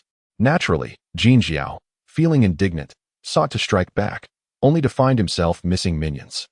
For reasons unknown, his performance today seemed subpar. He was missing tower shots and feeling the immense pressure of facing a world champion. While the bottom lane continued to farm peacefully, in the top lane, Kled had already whittled down the health of the Treant. Unfortunately, we missed the opportunity to capture this moment, leaving us unaware of how Kled managed to assert dominance over the Treant. Nevertheless, it was clear that the Shy was an exceptionally skilled player. Indeed, Amazing J was no slouch either. Managing to suppress him with Kled was no simple feat. When the cameraman finally shifted focus to the top lane, the Shy had already secured level 3, beginning to pressure Amazing J. This young player's debut performance was commendable. Arriving in the LPL and already challenging seasoned veterans was impressive. The league certainly needed aggressive top laners like him, and one could only hope he would bring about a transformation in the upper lane. The three commentators held a favorable view of this young talent. noting that the current meta revolved around the bottom lane, often favoring tanky champions in the top lane. The presence of an offensive top laner like the Shy could invigorate the gameplay, making the top lane experience less monotonous. The match progressed TT and Oppos, as Shishir was a jungler inclined towards a more passive playstyle. Even when selecting an aggressive champion like Lee Sin, he favored ambushing rather than direct confrontation. Aside from Kled in the top lane, the fiercest pressure was coming from Caitlyn in the bottom lane. Yo, the enemy Kha'Zix is nearing the bottom lane. I'll initiate a counter ambush for this 3v3, Shishir announced. Having skipped a group of jungle camps, he arrived early to lie in wait in the bottom brush. Even if he had not arrived, Liu Yao could have managed a 2-on-3, but a 3v3 would certainly be more secure. Glimpsing the Treant pinned beneath the tower. Unable to teleport to the bottom lane, Liu Yao felt emboldened to push forward aggressively. Wow, he is overly confident. Is their jungler really at the bottom? The initially cautious Ka and Oppos, Ziggs hesitated upon seeing Caitlyn and Oppos' audacity. No, that Caitlyn has been so bold. She'll just dive in, said the support player, reassuring the jungler. With that, he stealthily approached the bottom tri-brush. Meanwhile, Ka and Oppos, Ziggs had arrived at the bottom lane, and with Caitlyn exerting such pressure, it was clear the jungler would need to intervene. However, TT's jungler had anticipated this and arrived 20 seconds early to lie in wait. If IM forced an engagement against Caitlyn, it could spell disaster. Liu Yao and Amp, Oppos, as positioning was exceptionally forward, and Ka and Amp, Oppos, Ziggs had crept into the river brush. With Ka and Amp, Oppos, Ziggs visibly exposed, how would IM secure Caitlyn? Tahm Kench was exceedingly aggressive, flashing in with a Q and using his W to weaken Caitlyn. It seemed that IM and Amp, Oppos' bottom lane was under significant duress. Their intentions to secure a kill were palpable. However, Ka and Oppos, Ziggs found it challenging to engage, as Thresh posed a considerable threat. Even Liu Yao was caught off guard by Tahm Kench and Oppos' sudden flash and weakness. But he remained composed, using his E ability to maintain distance. As long as he was devoured by Tahm, he was relatively safe. In fact, even before activating his E, he audaciously auto-attacked the approaching Varus. Go, go, go! Capture them!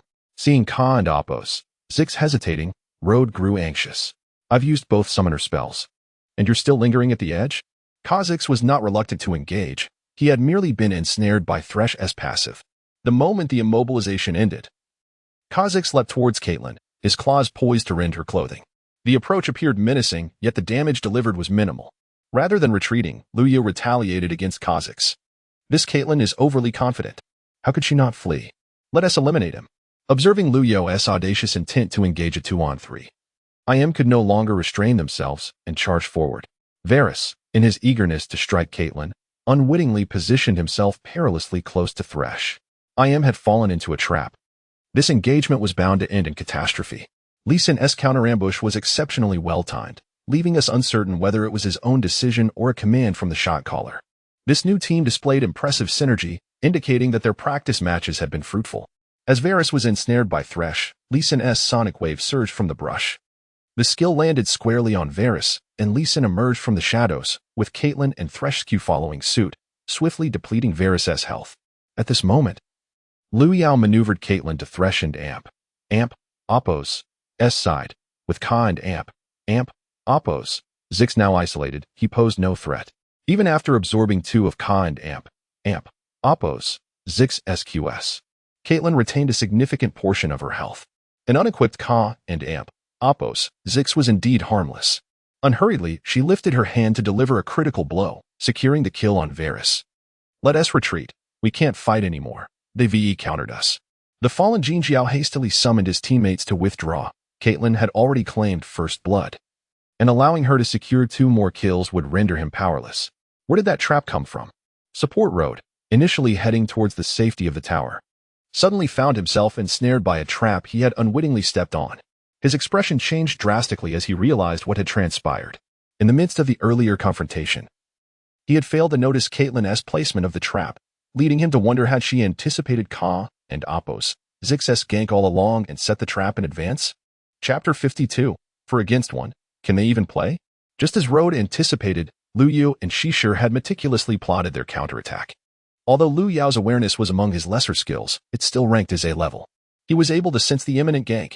Ultimately, Tom was unable to escape and fell to the hands of the Caitlyn, resulting in a significant advantage for TT as they executed their ambush flawlessly. With IM losing 2 members, Ka and Appos, Zix used his flash, and Thresh and Appos, as flash hook connected. The monk followed up with his skills, and Ka and Appos, Zix was slain as well. This gank ended in a disastrous 0-for-3 trade for TT, gifting Caitlyn 2 kills, placing IM at a severe disadvantage early on.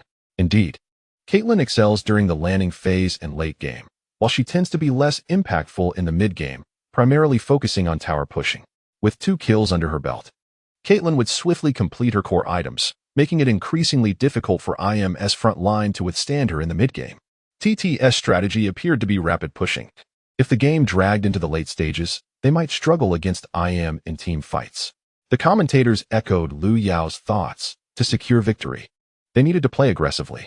Despite facing opponents deemed novices by the system, Lu Yao remained vigilant, never underestimating any adversary. History in League of Legends showcases numerous instances where overconfidence led to significant turnarounds. Both LCK and LPL have seen upsets against wildcard teams, with the aftermath often resulting in ridicule that lingers for a season or more. TT accelerated their pace. Bolstered by her earlier kills, Caitlyn wielded a Stormblade, while IM and Appos' Varus was still equipped with a Doran and Appos' Blade and a longsword. It was a classic scenario, often encountered in solo queue, where one lane struggles while the other boasts a considerable item advantage. This situation was particularly grim for IM and Appos' top lane, compounded by the fact that their mid lane Cassiopeia was also immobile. The circumstances were decidedly unfavorable for IM, who now sought an opportunity to turn the tide. Under the overwhelming advantage in items and skill, Caitlyn swiftly dismantled the bottom tower within 10 minutes. Did TT truly take down the bottom tower in just 10 minutes? That was astonishing. Following their tower destruction, they seized the first dragon without hesitation. IM attempted to contest the Rift Herald, but their top lane tree was pressured under the tower by Kled, leaving the jungler without support. Harassed by Ryze, IM ultimately abandoned their bid for the Herald. A significant miscalculation. Despite being the opening match of the spring split, both TT and IM were less popular teams, with the audience primarily gathered to witness the subsequent match between RNG and EDG. Consequently, the atmosphere was somewhat subdued, with minimal cheers from the crowd. The live chat reflected a similar sentiment, filled with spectators expecting a lackluster display, especially considering the strongest player, Lu Yao, was starting in the support role. However, as the match commenced, Lu Yao executed another lane swap, showcasing Caitlyn's exceptional landing pressure. The audience's interest peaked, and the chat grew lively. Why is Yao starting as support but playing ADC? ISNT this against the rules? There is no rule against lane swapping. What can you do? Not everyone possesses Yao and Amp, Appos' versatility across all roles. I suspect Yao chose support merely to facilitate his lane swaps. I share that sentiment. Every time Yao swaps, he becomes increasingly formidable, rendering opponents incapable of countering him. Last year, SKD fell victim to Lu Yao's lane swaps, wasting 2 bans on him only for him to switch to the bottom lane. Such scenarios were only dreamt of. Being a versatile player free to roam left the opponents utterly defenseless. Initially presumed to be a match of 2 novices, many in the chat had already placed their bets on who would feed whom. Yet, Lu Yao's maneuvering disrupted their enjoyment of the match. At the 20-minute mark, TT had dismantled 3 outer towers of IM, plunging IM's jungle into darkness. Although their support was a Tom, he was too wary to venture out for vision, knowing that any exposure could lead to death. TT's 4 members were already preparing to engage the Baron, seemingly unnoticed by IM, who focused on capturing Kled in the bottom lane. Kled appeared doomed, but TT securing the Baron at this juncture would undoubtedly be advantageous. With the Baron buff in hand, TT initiated their push, leaving IM utterly powerless to resist. Under Lu Yu and Appos' command, TT executed a split push strategy, with Kled exhibiting exceptional pushing capabilities. With 2 health bars, he not only excelled in one-on-one confrontations, but could also respond adeptly with his ultimate when pressured. Yet, as Kled famously states, the Shy had no intention of fleeing. I realized courage is unreliable, only sheer madness holds significance. Upon spotting the opposing duo in the tri-brush, the Shy was poised for a counterattack. Surrounded, could Kled escape? If he activated his ultimate, he might evade capture. Kled activated his ultimate but charged straight at the Varus instead of fleeing. Was the Shy truly preparing to counterattack? Amidst the commentators and oppos' astonishment, the Shy propelled Kled directly toward Varus. Simultaneously, the four members of TT engaged in the barren fight took notice of the clash below. Wow, that counterattack from the Shy was stunning. The Tree and Ka and oppos' Zix are too far behind to intervene, and Cassiopeia is still clearing waves mid. Varus might be in trouble. Ingshui, the most talkative member of TT, began narrating the skirmish, confident in their substantial advantage and solid vision control in the top lane, minimizing risks. Incredible. Did he just dodge Varus' ultimate with that slight repositioning? The damage was unreal. Those 3 strikes were like daggers to Varus' core. If it weren't for the Tom, Varus would have perished at first contact. Nice. Not even a moment wasted. A single strike took him down. You don't think he can kill and still escape, do you? The enemy's damage is far too low. What? He actually got away? 4 against 1, and he still turned the tables? Can they even play? As Ingshui continued to express his astonishment, the Shy successfully eliminated Varus and, with the help of his passive, managed to escape with a well-timed flash. Following this encounter, the entire venue and live chat erupted in excitement. Chapter 53. Is this truly an LPL match? Who is this the Shy, and how ruthless is this Kled? Not only did he escape from a 4-person ambush, but he also eliminated the opposing ADC. The disparity between a skilled player and an unskilled one wielding Kled is akin to the existence of 2 entirely different champions. Aside from Yo, TT boasts such a formidable top laner, indicating that this new team has an impressive background. It feels as though TT has utterly obliterated IM. With the dragon buff in their possession, aren't they poised to simply steamroll through? IM is rather pathetic, being so thoroughly outmatched by a new team, utterly inept. As expected, the barrage of comments began to mercilessly criticize IM, while the audience erupted into fervent cheers. Although neither TT nor IM were their favored teams, witnessing such remarkable plays warranted their enthusiastic support to enliven the atmosphere. The commentators were equally astounded. This top laner is undoubtedly extraordinary. Young the Shy in his LPL debut. Displaying such exceptional performance is indeed a rare occurrence. In a meta centered around the bottom lane, opting for a fighter over a tank in the top lane reflects a commendable confidence, one that deserves respect. More importantly, he not only exuded confidence, but effectively executed his strategy. A fighter excels in split pushing compared to a tank. When 2 tanks engage in a split push, it results in an inconsequential stalemate, failing to achieve any meaningful pressure. So, dear viewers, if you have friends who favor a 4-1 split push tactic, ensure they select a champion with strong split pushing and solo killing capabilities, like Fiora or Kled. The audience and commentators alike relished the spectacle, while the only discontented parties remained the 5 members of IM. 4 against 1, with one being eliminated and the other managing to escape. Such humiliation is akin to a professional player being insulted at the highest level. I was out of sync. Kled's passive is quite bothersome. Amazing J lamented, expressing regret for not swiftly countering Kled, a significant oversight. His teammates bore him no ill will. They truly felt the pressure emanating from this new team.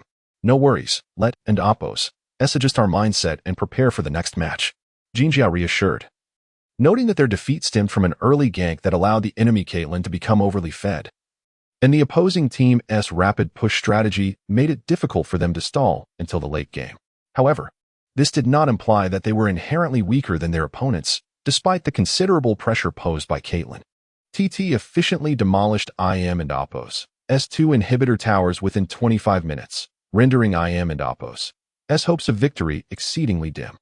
The odds were heavily stacked against IM, barring a spectacular team fight resulting in a 0-4-5 trade and 2 consecutive victories thereafter. A comeback seemed implausible. As the commentators noted, IM appeared bereft of any capacity for resistance. Under Caitlyn and oppos' leadership, TT effortlessly captured all 3 inhibitor towers, then awaited the second dragon, ultimately utilizing its buff to raise the base. Congratulations to TT for securing victory in this match, a textbook demonstration of tower pushing that showcased Caitlyn's remarkable range. Now, let us take a brief respite and prepare for the second match. Dear audience, do not stray too far, as the excitement will resume shortly. Upon returning to the Players' Lounge, the 4 members of TT, aside from Lu Yao, displayed palpable excitement. As newcomers to the LPL, achieving such a decisive victory in their debut match was undeniably thrilling. Wow, the Shy is incredible.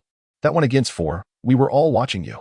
Shui exclaimed as he entered the lounge, enthusiastically grasping the shy and Appo's hand, causing the latter to blush slightly. They paired with mistakes. Though he spoke bashfully in his awkward Mandarin, the shy's joy was unmistakable after being sidelined for so long at Wii. Finally stepping onto the stage for a match and performing so well brought him immense happiness. I hardly had to do anything in mid. I just farmed and won. Mid laner Chen Xing remarked, also smiling, explaining that his rise primarily focused on wave clearing before supporting the top and bottom lanes, rather than engaging in ganks. Merely applying pressure to the enemy. Occasionally wandering through the jungle before returning to mid to clear waves, he felt comfortable and under no pressure. My jungle habit is to prioritize resource control. I didn't end Appo's engage in skirmishes in the enemy jungle this time. If Wyo had come, their Kazakhs would probably have been 2 or 3 levels behind. Their jungler, Shishir, said cheerfully.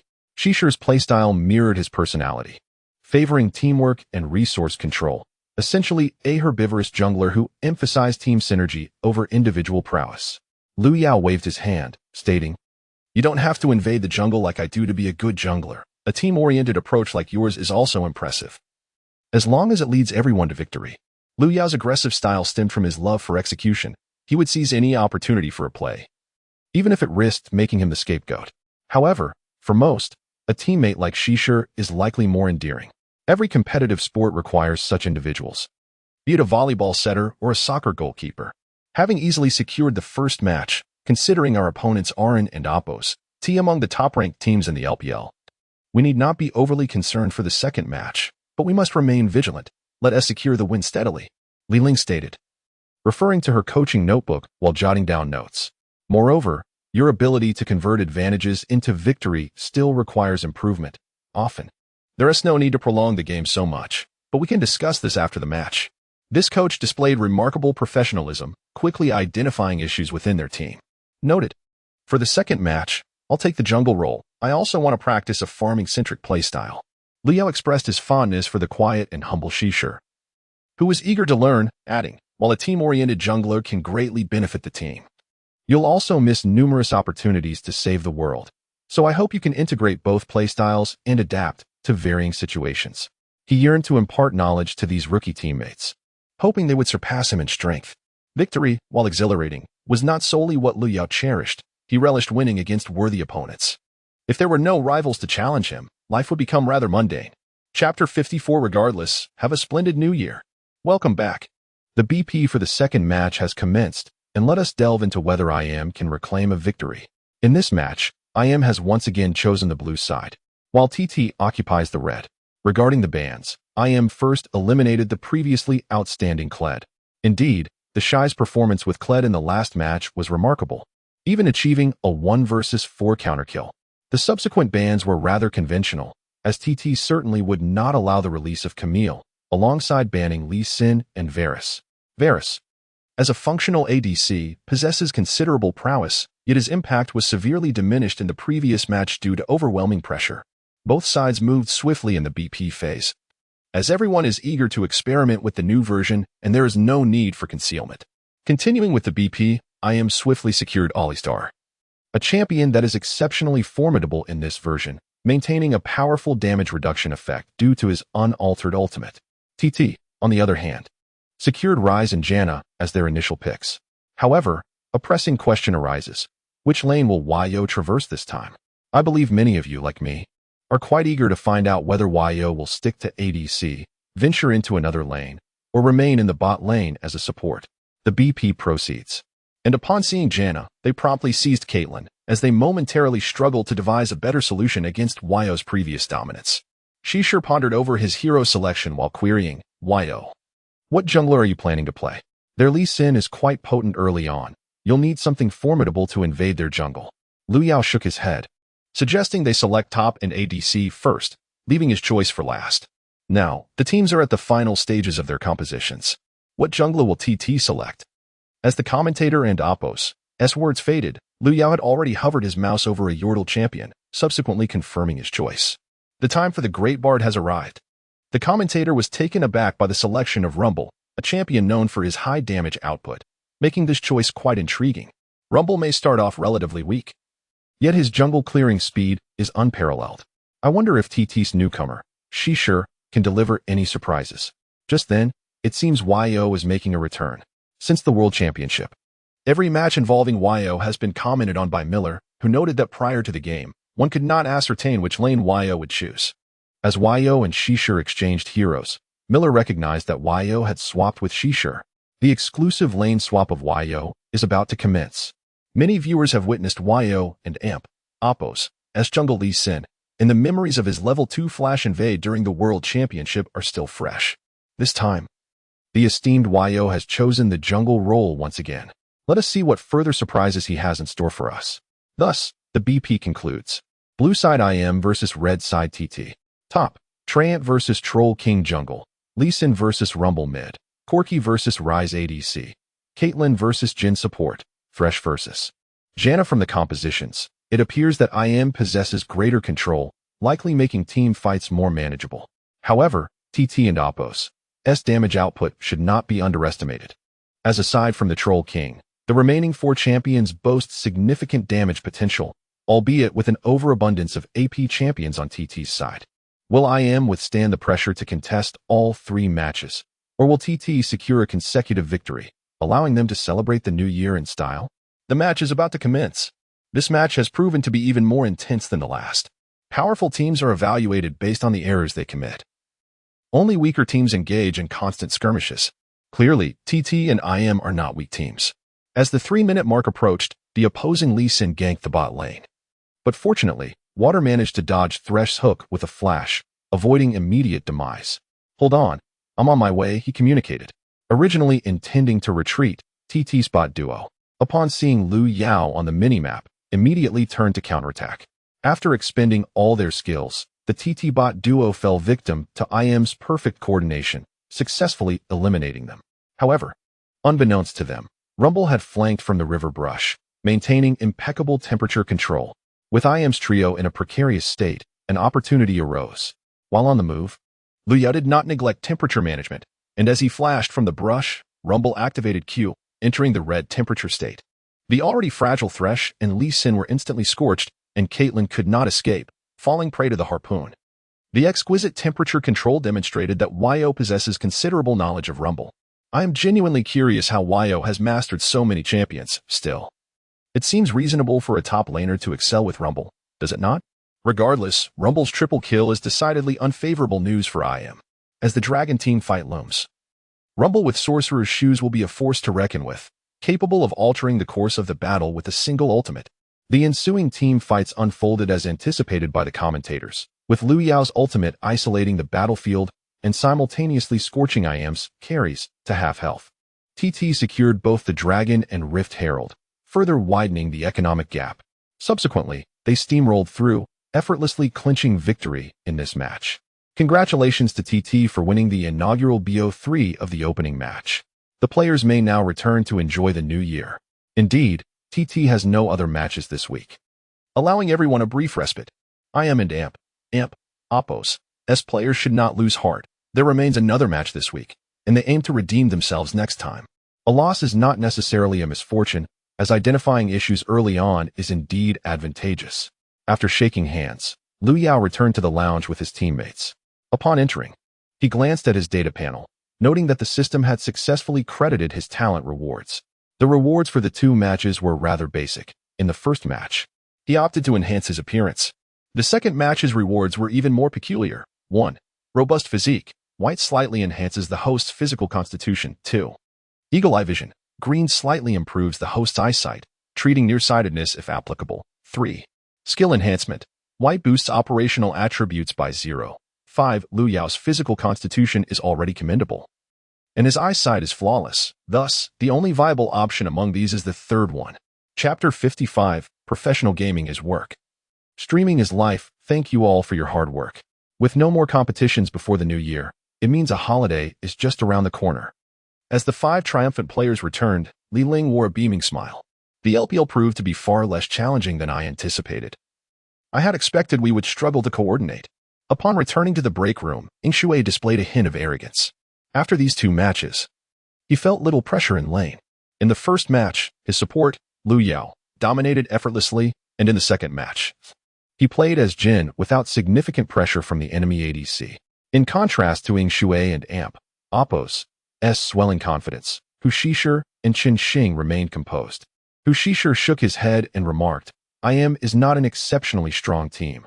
Our current skill level should place us in the lower mid-tier of these 12 teams." Liu Yao refrained from joining the discussion among the newcomers, as he was solely focused on returning home to celebrate the new year and prepare for the second week of matches. According to the system and Oppo's evaluation criteria, only by reaching the top 8 or 4 and facing formidable opponents would they receive substantial talent rewards. It seemed that after these 2 matches, everyone was in a good frame of mind. Li Ling's voice took on a slightly sarcastic tone. "So, everyone must have avoided significant mistakes during the matches, right?" At this moment, the 5 young men recalled that this beautiful woman was not merely their cheerleader, she was their actual coach. While it was true that the coach was to follow Liu Yao and Oppo's lead, post-match analysis and identifying issues were best guided by the coach and Oppo's expertise. Let's first review the matches and pinpoint everyone's problems, especially your team coordination, which was rather lacking. The synergy between mid and jungle, as well as jungle and support, was also subpar. You relied entirely on individual prowess to gain advantages and win the matches. While this approach works, what will you do if you face a strong team and cannot secure a lane advantage? Successful gameplay requires strategy. Otherwise, you might as well play your ranks where you can unleash your personal heroics without restraint. Upon hearing her words, the 5 seated players fell into silence. Liu Yao was taken aback. He hadn't Oppo's expected Li Ling to be so professional, hitting the nail on the head with every statement. The others, being more earnest, listened attentively to the coach and Oppo's admonitions. Noticing their obedience, Li Ling softened her tone. Oppo's return to review the matches. Tonight, I and Oppo's am treating everyone to hexagonal. The young men, who had initially felt a tinge of defiance, suddenly brightened at the prospect. "Our coach is amazing. Coach, we adore you, just like a mouse loves rice." Ying Shui leapt up joyfully. He was a fervent hot pot enthusiast, going almost every week. The others readily agreed, expressing that anything with food was acceptable. Thus, they returned to the base with the logistics team to begin their review. After enjoying hexagonal, everyone went home. Upon arriving home, Liu Yao and Oppo's first action was to start a live stream. The contract with Team TT did not prohibit streaming, so he could continue without issue. While en route, he had already posted a live stream announcement on Weibo, and many were waiting in the stream. Is the streamer really that dedicated? Just finished a competition and is back to live streaming? Incredible! Playing professionally by day and streaming by night? ISN and Oppo's he worried about what the club might say? Is his contract unrestricted when it comes to streaming? What and Oppo's on the agenda tonight? Everyone and Oppo's eager to see you do something new. Yao, your play with Jin and Rumble was astounding. Could you share some tips with us? How come your competitive play feels as effortless as ranked matches? Is that the hallmark of a world champion? The barrage of questions flooded in, and Liu Yao had grown accustomed to this. At some point, his live stream had transformed into a QA session. Initially, queries revolved around straightforward League of Legends topics, such as how to lane against certain champions or optimal jungling paths. Over time, however, the questions evolved to include all sorts of inquiries, ranging from personal dilemmas to outrageous scenarios. Though he recognized that most questions were posed for amusement, Liu Yao had become somewhat dizzy from the sheer volume of them, leading him to selectively respond to a few. Good evening, everyone. We successfully secured 2 wins today. So we'll continue with the live stream tonight. Some friends have asked whether streaming conflicts with my club contract. Rest assured, I have the club's approval to stream. Opening a can of ice-cold cola, Liu Yao pondered for a moment and declared, "Tonight, we won't be streaming LOL. Instead, let Oppo's chat casually and discuss the content for our streams during the new year." Upon hearing this, the stream was inundated with question marks. The streamer ISN and Oppo's going home for the new year? He is actually going to stream? I'm in tears. YO is really streaming during the new year. Fantastic. The Spring Festival Gala is boring and terrible. I'll be watching your stream instead. Can you create something entertaining for us during the new year? The Spring Gala is truly dreadful. Is the streamer so passionate about live streaming that he won and Oppo's go home for the holiday? Noticing the questions in the chat, Liu Yao took a leisurely sip of his cola and replied, "First of all, I don't return home for the new year. My parents passed away early. and returning home to face relatives can be quite bothersome. Secondly, professional gaming is my job, but streaming is my life. I compete because I relish the thrill of victory, while streaming allows me to interact with all of you, which brings me joy. Lastly, I am considering hosting a lively stream for New Year's Eve, as I feel viewers may grow weary of solo-ranked games. Whether in the Korean server or the first server, it's all rather similar. Thus, I plan to invite a female companion to join me for an all-night celebration. As he spoke the last words, Liu Yao couldn't help but chuckle. Having frequently watched streamers invite companions for entertainment, he contemplated trying something similar, as he had little else to occupy his time during the break.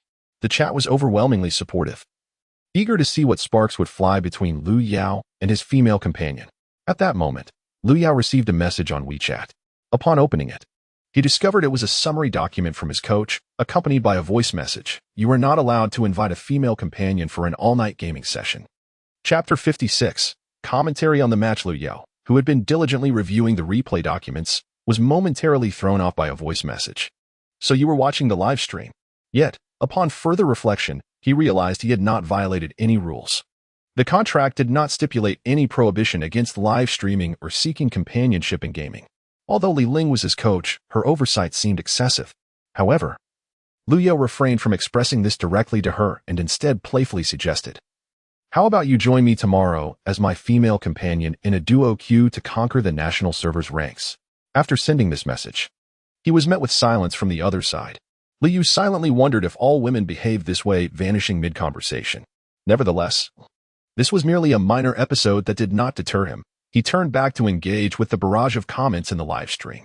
As the audience posed a myriad of peculiar inquiries, Liu Yao selectively answered those he could, continuing until midnight before concluding the broadcast. The following evening, Liu Yao resumed his streaming, titling it Commentary on the Match. The first match of the day featured We against NB. In 2017, We was still a formidable force, having clinched the championship in the previous spring tournament. At that time, Kong Di had yet to be embroiled in scandal, earning the title of Dragon's Son, while top laner 957 showcased his remarkable skills with champions like Kled. Mid laner Shi Yu was exceptionally dominant, even achieving the remarkable feat of eliminating Faker during the international tournament. The ADC was the Korean import Mystic, affectionately referred to as Big Brother-in-law due to his charming younger sister, and he was undeniably talented. Overall, this iteration of We was impressively strong, though they ultimately fell short in the semi-finals of the World Championship, which was indeed regrettable. All right, gentlemen, let us observe We and Oppo's match today.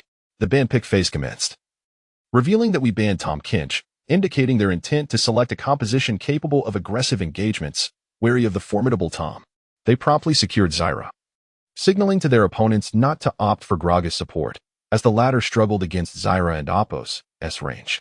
Meanwhile, NB secured Varus and Lee Sin, with Varus being particularly potent in this version due to his passive, allowing him to effectively confront champions like Alistar.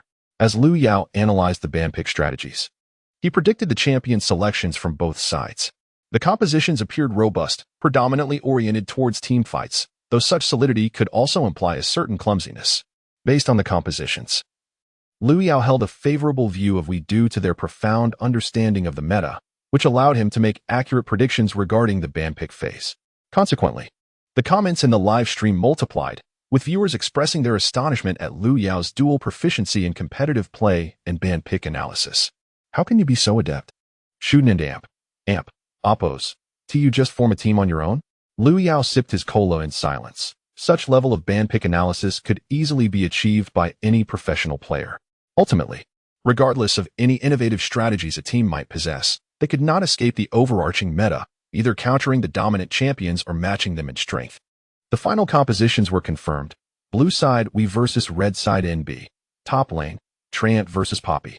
Jungle, Rek'Sai versus Lee Sin. Mid lane, Orianna versus Cassiopeia. ADC, Ashe versus Varus. Support, Zyra versus Graves.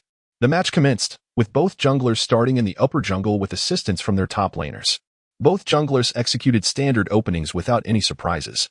In the bottom lane, Zyra was expected to outshine NB's duo in the early game, potentially leading to kills during the landing phase. Liu Yao and Oppo's prediction proved accurate as We swiftly secured a level 3 advantage and executed a flawless assault on NB, forcing LWX to expend both summoner spells. Zyra was in excellent form today, landing precise bindings. In the other lanes, the two tanks in top were at a stalemate, while Orianna and Cassiopeia in mid were merely trading farm.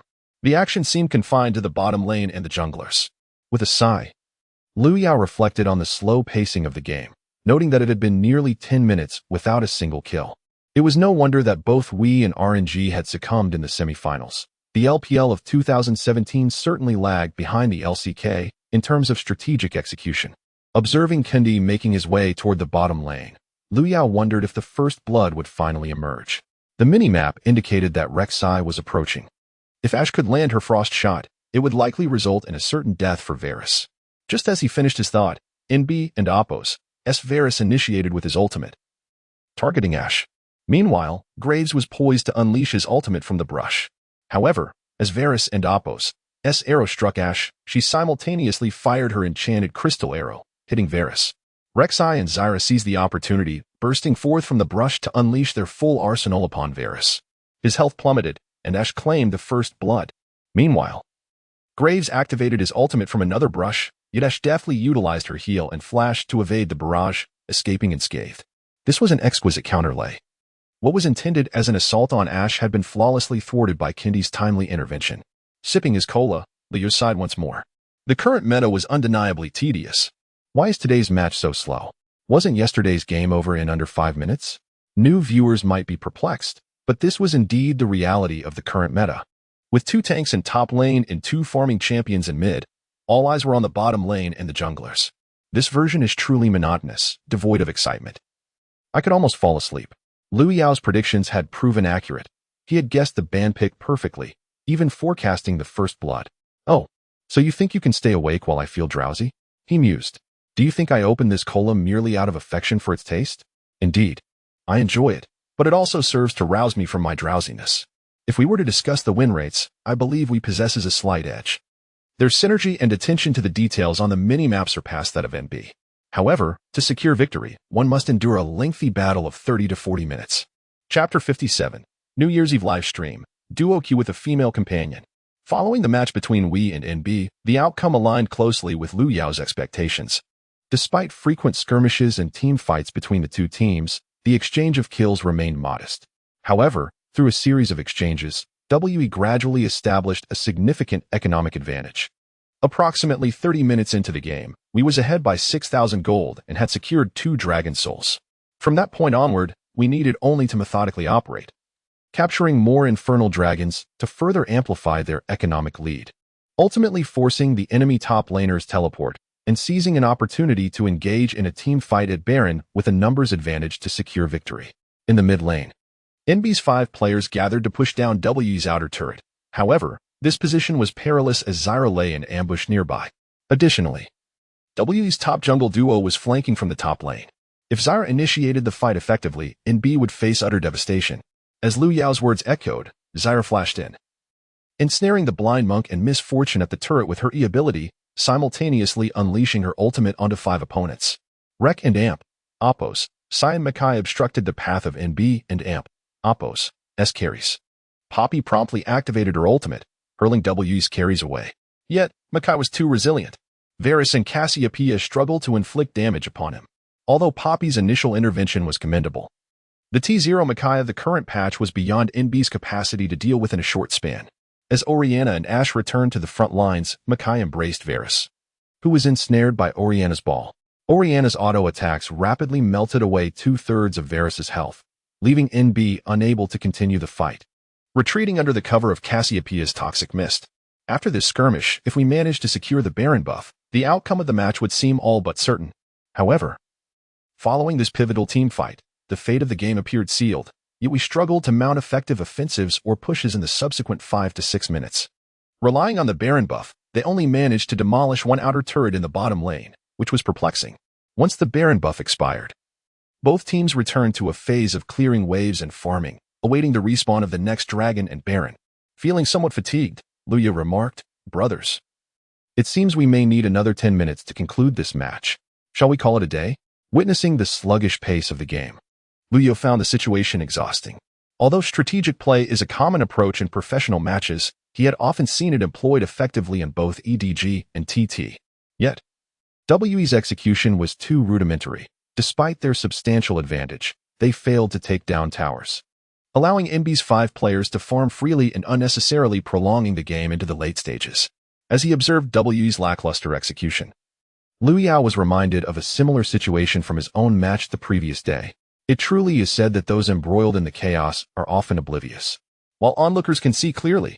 The viewers, noticing that Liu Yao intended to leave after just an hour of streaming, quickly urged him to stay. "Oh, come on. An hour in, and you're already looking to rest? You're a big streamer now, acting all high and mighty." The title of the stream was meant for commentary. Yet here he was, wanting to leave before the match concluded? Seriously, YO, that's rather inconsiderate. I just ordered my takeout, and now you're leaving? Unfollow if you log off. Unfollow if you log off. Such pleas from the chat proved ineffective, as Liu Yao, though passionate about streaming, was not particularly indulgent with his fans. After all, streaming was merely a hobby for him, and without any contractual obligations to Douyu, he felt free to start or stop as he pleased. Well then, brothers, let us reconvene tomorrow to watch other teams and oppos matches. New viewers continued to express their discontent, while longtime fans began spamming 888, 8888 in support. The essence of Liu Yao and oppos' stream was spontaneity, and he bid everyone farewell until the next day. After concluding the stream, he took a meal and later prepared to play some ranked games. Just as he logged in, a message from the coach appeared on WeChat. But this time it was not a private message. Rather, it was sent in their 6-person WeChat group. "Everyone, please review the recording of today's first match between We and NB. Your situation mirrors theirs. Despite gaining an advantage, they struggled to convert it into a winning position." Sipping the last of his cola, Liu Yao found himself increasingly impressed by the coach and oppos' dedication. While everyone else was on holiday, she was still at home analyzing matches and using We and oppos' performance to assist the team in addressing their own issues. This was indeed the hallmark of a professional coach. Li Ling was no mere decoration. In terms of personal skill, game understanding, and work ethic, she was undoubtedly among the elite coaches in the LPL. After responding with "Okay, Coach, you're amazing," Liu Yao opened the League of Legends client and logged into his previous account that had reached the rank of Challenger. Upon logging in, he noticed a friend request, which puzzled him. Aside from adding Mouse previously, he had not added any other friends. And he hadn't logged in for nearly a month, since the transfer period. How could there be a friend request? Upon seeing the ID of the person who added him, he instantly understood the situation. The person was named YO and oppos' #1 female fan, and Liu Yao was momentarily speechless. It turned out the coach had indeed added him as a gaming friend, demonstrating an unparalleled commitment to building connections. Unfortunately, he hadn't logged into this account since reaching Challenger. Nonetheless, he quickly accepted the request, only to discover that the person was online and currently playing ranked. Curiosity compelled Liu Yao to check her match history, and to his astonishment, he learned that Li Ling was a Challenger ranked support. What a surprise! The coach was impressively skilled, a Challenger support in solo queue. The difficulty of climbing as a support is notoriously high, often deemed the most challenging role, second only to ADC. Typically, players ascend through the duo lane, where familiarity and synergy facilitate the climb. However, upon reviewing Li Ling's match history, he noticed that the ADC IDs varied with each game, indicating she had achieved Challenger rank as a solo player. She predominantly played champions like Thresh, Nautilus, Blitzcrank, and Alistar hard supports. This was the first time Liu Yao had encountered a female player specializing in hard support. His preconceived notions led him to believe that female players preferred champions like Lulu, Nami, or Janna, who provide shields and heals from behind the ADC. Li Ling's profile significantly enhanced Liu Yao's admiration for her. He relished playing ADC with hard supports, as he could rely on his own mechanics for protection while benefiting from the pressure and initiation that such champions provide. How about we duo queue together and climb the ranks? Chapter 58. What a grand gesture. Originally, I intended to team up with Li Ling to achieve a swift ascent in rankings. However, my opponent responded that it was too late, as they had already gone to bed. Is the coach maintaining such a healthy lifestyle? Retiring for the night at 10:00 and oppos' clock? Isn't it typical for professional players to sleep around 2 or 3 in the morning? They mentioned they would play again when they had more time, as preparations for the new year were keeping them busy. Additionally, regarding the New Year's Eve live stream you mentioned, I should have some availability then. After Li Ling logged off, Liu Yao's spirits lifted. She actually agreed. This is fortunate, as it saves him from the awkwardness of conversing with a stranger for an entire evening. Subsequently, Luyo began to stream daily, providing commentary on matches and playing a couple of solo games before signing off. The first week of competition concluded rather swiftly. Overall, the matches lacked excitement, resembling a clash of novices. Given that it was a new version, all teams were still experimenting, seeking tactics and methods that suited them. However, Luyo felt no such trepidation. He was blessed with innate abilities from the system. Moreover, recalling his past life, he knew that Season 7 would evolve into the Censor Monster version, along with the introduction of the new champion Galio later that year. Back then, Faker's ironclad support with Galio during the matches served as an enlightening lesson for all RNG players and LPL fans. Had it not been for Bang and Oppo's poor performance in the finals, Faker might have truly become a 4-time champion. But those were matters of the past. This time, with the system's talents on his side, he was determined to win every match, securing the championship trophy for LPL while aiming to make Faker shed tears once more. If that were to occur, he would finally have the chance to meet Su Xiao in Season 10. Following the conclusion of the first week of matches, all teams went on break, and players and commentators returned home to prepare for the New Year festivities. Many commentators and players, finding themselves with idle time, began streaming again. After the competition, Lu Yao engaged in solo queue matches daily. With many players on vacation, the likelihood of encountering active professional players increased. As New Year and Oppo's Eve approached, Lu Yu called the coach early in the day. "Are you ready to log in? Arin and Amp, Oppo's, we supposed to play all night? I and Amp, Oppo's, here." Their exchanges were succinct and resonated with the camaraderie typical among friends gaming together. Upon receiving Li Ling's agreement, Lu Yao created a YY group and invited her in. "Hello? Can you hear me, coach?" "I can hear you. I thought you were joking. Are you really going to play games all night during the New Year?"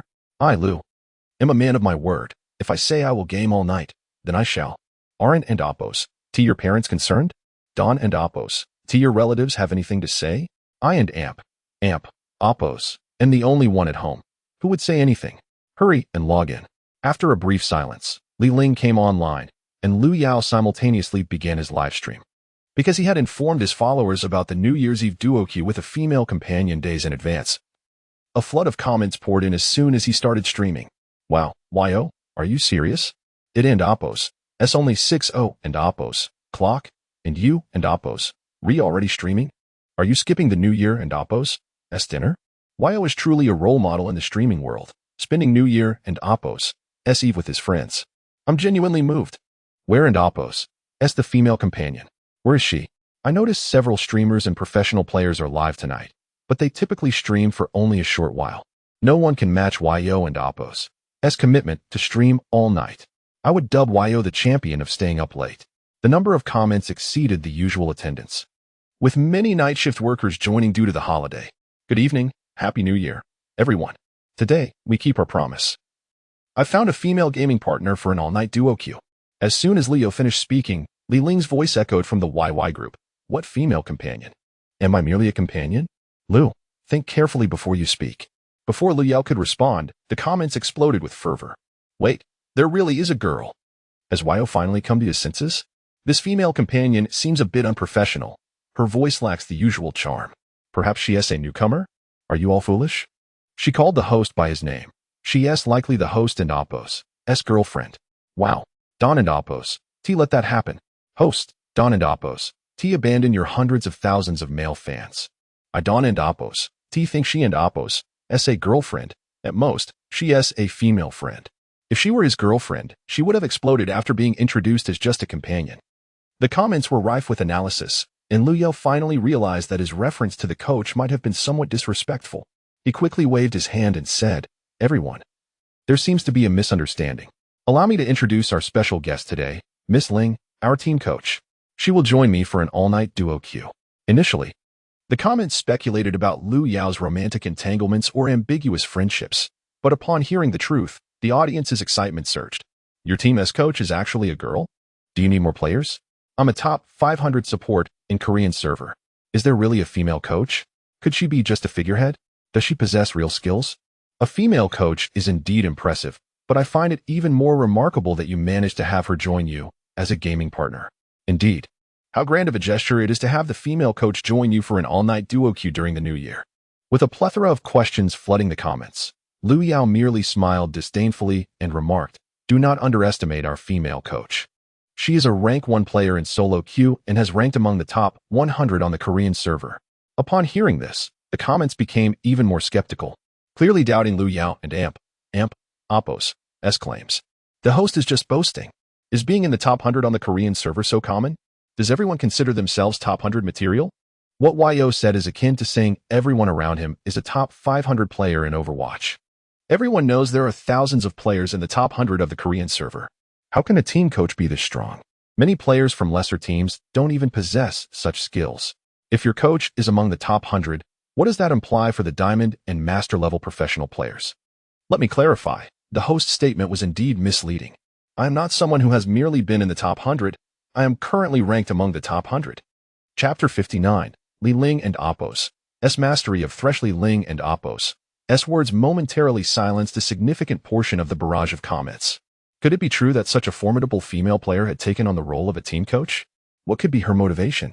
A female player ranking in the top 100 on the Korean server could effortlessly earn a living through live streaming. Without further ado, let's dive into a ranked match to showcase our coach's prowess. With a grand gesture, Lu Yao invited Li Ling into the game, initiating a duo queue. This evening, a plethora of professional players were streaming, and we hope to encounter a worthy opponent.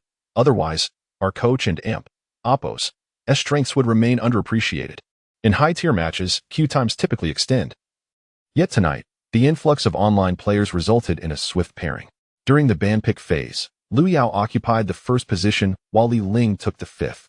Since they were duo queuing in the bot lane, Li Yu swiftly selected her signature champion for her. How shall we proceed with this delightful tournament? Thresh. Since his introduction, Thresh has become an essential champion for every support player to master, akin to how junglers inevitably learn Lee Sin. These champions remain perennial favorites in professional competitions not only due to their cleverly designed mechanics, but also their unparalleled versatility, engagement, disengagement, crowd control, team fights, shielding, and slowing capabilities. Furthermore, Thresh possesses the unique lantern mechanic exclusive to League of Legends. A proficient Thresh player may not excel with other supports, but a competent support player must undoubtedly master Thresh. And Li Ling embodies such a skilled support player, with Thresh being her signature champion.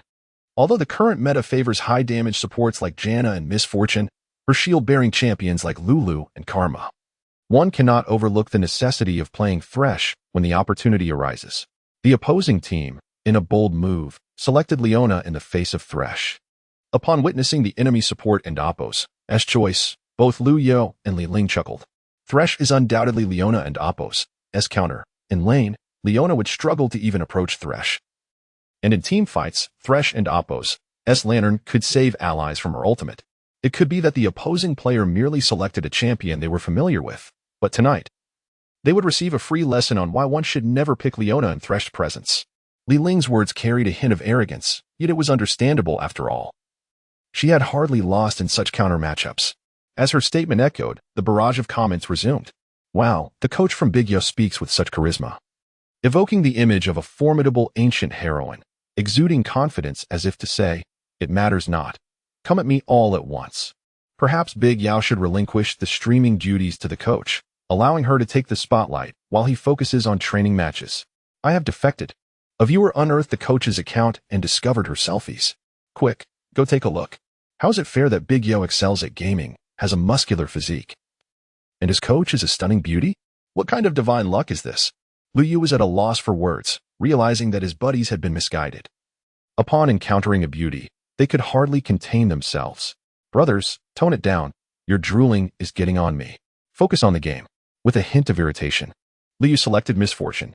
Thresh and Miss Fortune share a synergy. With Thresh's protection, Miss Fortune can confidently push towers and apply pressure.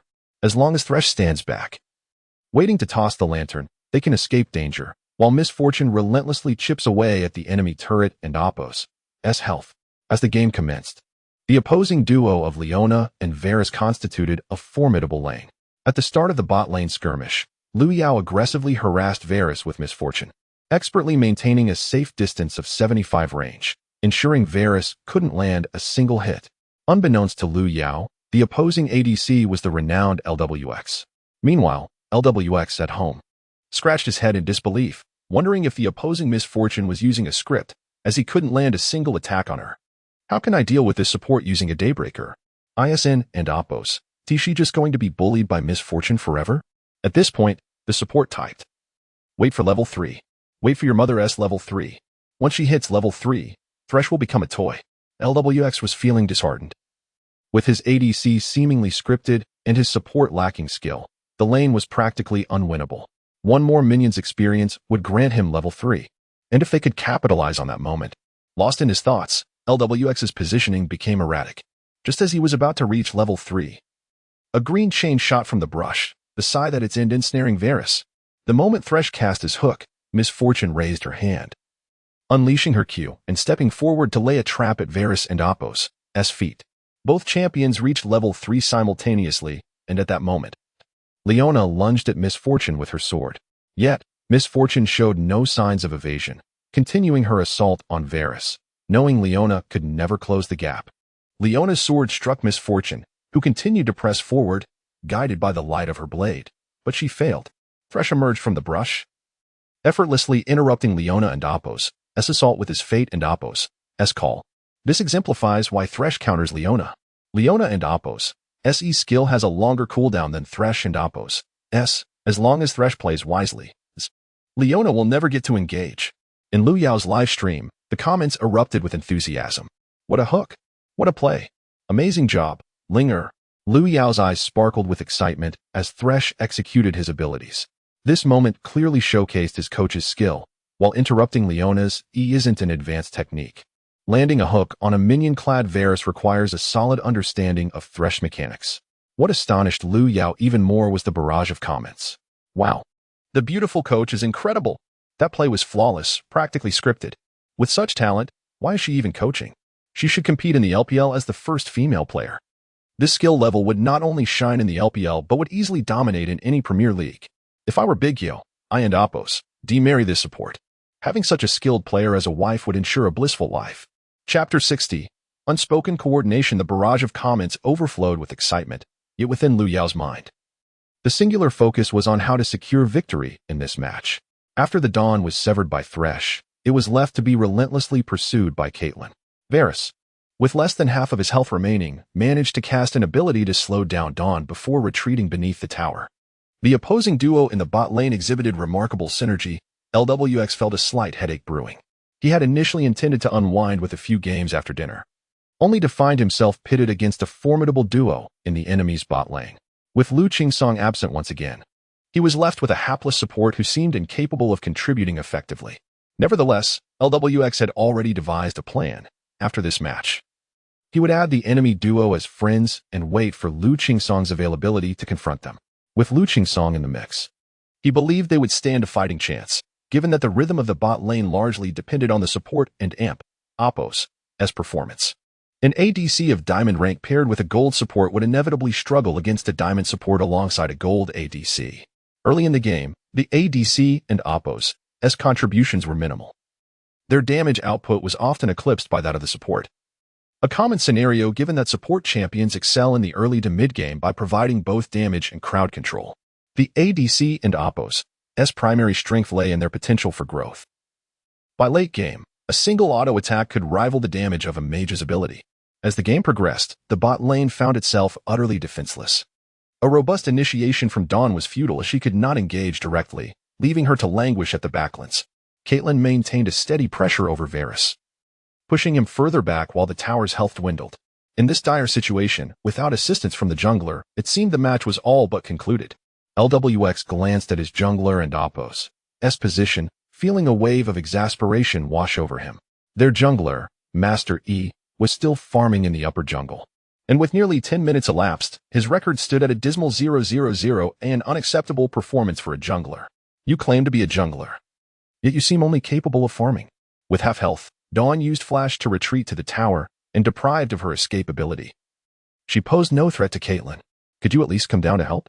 LWX lamented, as his support began to type in frustration, only to receive no acknowledgement from the indifferent Master E, who appeared to be no stranger to such grievances from teammates.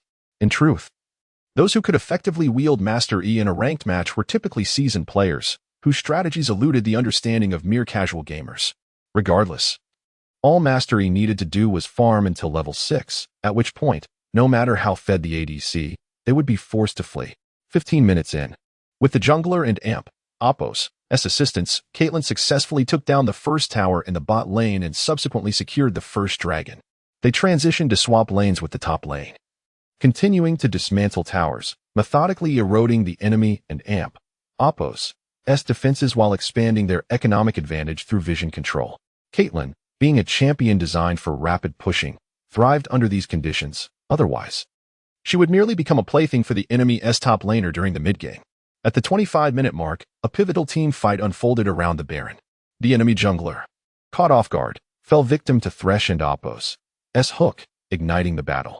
Master E, having farmed diligently for 25 minutes, boasted a respectable set of items, and upon the clash and Oppos' eruption, he charged directly at Caitlyn.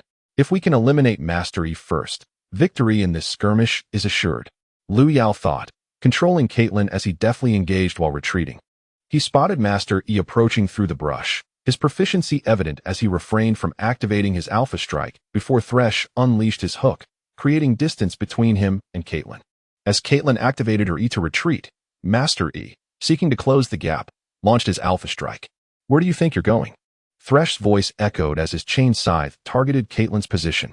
Master E, upon landing from his Alpha Strike, found himself ensnared by Thresh's chain, momentarily stunned and pulled away. In desperation, he activated Meditate, hoping to withstand the onslaught until his teammates arrived. Yet, he had forgotten the identity of the ADC he faced. Caitlyn and Oppos' Yordle trap was perfectly positioned beneath him, and from a distance, Caitlyn raised her sniper rifle, aiming at Master Yi's terrified visage through her scope. Boom. Headshot. The well-farmed Caitlyn swiftly dispatched Master E, who lamentably failed to await his second Alpha Strike. As Master E fell, Thresh had already positioned himself at the heart of the conflict. With his cooldown boots, Thresh's Q was ready to strike again. This time aimed at Varus, who was caught unaware due to the angle of the attack. As Varus attempted to retaliate with his Soul Lantern, Thresh's second Q soared toward him. What a hook! Can it truly connect? Though surprised, Liu Yao promptly clicked the lantern. Caitlyn and Thresh leaped toward Varus, who was unable to withstand Caitlyn's damage. With Varus's demise, the blue team crumbled entirely. After claiming the Baron, empowered by its buff, Caitlyn and the cannon minion became relentless siege engines, obliterating the blue team's base. With this match secured, Liu Yao's face radiated exhilaration. Li Ling's support skills far surpassed those of Ying Shui, especially considering Ying Shui plays professionally as an ADC. He boasted to the barrage of comments, relishing the moment as if this coach were his own discovery. The streamer's Caitlyn played adequately, while Thresh performed commendably. Liu Yao hoped the streamer would allow Thresh to take over the live stream, avoiding any misjudgments. Seeing the streamer's Caitlyn makes me want to purchase Thresh. With such a support, even bringing a pet should guarantee victory. Why are you so smug about your coach's prowess? If your coach excels at support, then surely your starting position should be usurped, relegating you to the bench. Yao, don't get too cocky. It's just a beautiful coach who excels at gaming and has a pleasant demeanor. Brothers, don't be envious. Oh, how I envy. The comments continued to be amusing, a routine that Liu Yao had grown accustomed to. Overall, the performance was commendable. The streamer's Caitlyn was satisfactory, just enough to be considered a viable duo partner. Li Ling's mischievous smile hinted at their remarkable coordination throughout this match. Indeed, gaming with skilled players was a delight. Often, excessive conversation was unnecessary, as their thoughts aligned seamlessly. We all performed well. Our synergy feels promising. With a bit more practice, we might even aim for the top ranks in the national server. Chapter 61. An unexpected encounter. The first clash with Uzi. The stream has resumed, hasn't it? Is it truly so effortless to claim the title of the best in the national server? What scheme is Di Yao concocting with such a formidable female support to vex his teammates? Regardless of the hardships and exhaustion I endure, witnessing your prosperity genuinely stirs a pang of discomfort within me. I implore you to refrain from speaking further on this matter. I am indeed quite curious about how long it will take Di Yao to ascend to the pinnacle of the national server. But alas, with only a few days left until the new year, the second week of matches will commence shortly. Let us instead turn our gaze toward the distant spring championship. Dear friends, Liu was not jesting. He sincerely believed that with such a skilled support by his side, he could indeed strive for the esteemed title of the best ADC in the national server. However, as the barrage of comments pointed out, With only a few days off for the new year, the pursuit of that title could prove to be quite challenging. Moreover, the coach likely does not wish to spend all that time playing ranked matches. She must also partake in family visits during the holidays. Lost in thought, the second game commenced. This time, they found themselves on the blue side. Are they playing Thresh again? It seems you truly excel with that champion. After sipping some cola, Liu stretched lazily. With such a support, he felt he need not take the game too seriously, merely selecting a mediocre ADC to coast through. As soon as he finished speaking, Li Ling promptly locked in Thresh as the first pick. Meanwhile, the opposing side simultaneously selected Vayne and Zyra. Oh, such confidence in picking Vayne first? It seems the opposition possesses considerable skill. Liu Yao immediately straightened in his seat. Typically, one who dares to select Vayne as the first pick is either a novice or exceptionally skilled. Given that they were in a ranked match, the likelihood of the opposition being inexperienced was low. Thus, it was probable that they were indeed skilled. Vayne, being one of the ADCs with the shortest range, finds herself heavily pressured by champions with longer reach in lane, particularly those like Miss Fortune and Ashe, who can dominate the lane and leave Vayne with little room to maneuver. However, it was evident that the opposing team was aware of this, having already banned Miss Fortune. Why not select Ashe to teach them a lesson? Last game, I schooled the opposing support. This time, it should be your turn to educate their ADC. Li Ling and Apos, as voice carried a hint of encouragement. She was eager to see what Liu Yao and Apos, as performance with Ashe would be like. Ashe, being one of League of Legends and Apos, oldest and most traditional ADCs, relies solely on fundamental skills without any flashy maneuvers. Additionally, her ultimate ability grants her exceptional long-range initiation capability, making her a standout among functional ADCs and a perennial favorite in competitive play. Upon hearing Li Ling and Apos' suggestion, Liu Yao and Apos' cursor hovered over Ashe and Apos' icon, yet he refrained from confirming the selection. A glance at the opposing team and Apos' composition revealed a Lee Sin in the jungle and a Dr. Mundo in the top lane, with the mid lane pick still pending. In such a scenario, selecting Ashe might render him merely capable of using his ultimate before retreating to the fountain to play on his phone. Clearing his throat, he mused that teaching the opposing team a lesson did not necessitate using a long-range ADC. Alternatives existed. With that, Liu swiftly locked in a flamboyant champion, Ezreal. With looks like mine, I am typically the protagonist. Ezreal and Apos' viability fluctuates with patches, yet he remains one of the most reliable champions in the bot lane.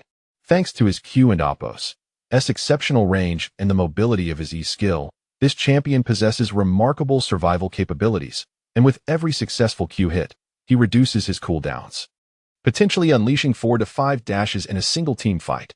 Each ADC in League of Legends possesses unique strengths. Some, like Miss Fortune, excel in pressuring lanes, while others, like Vayne, are agile and adept at shredding frontlines. Then there are champions like Ashe, who offer crowd control and vision.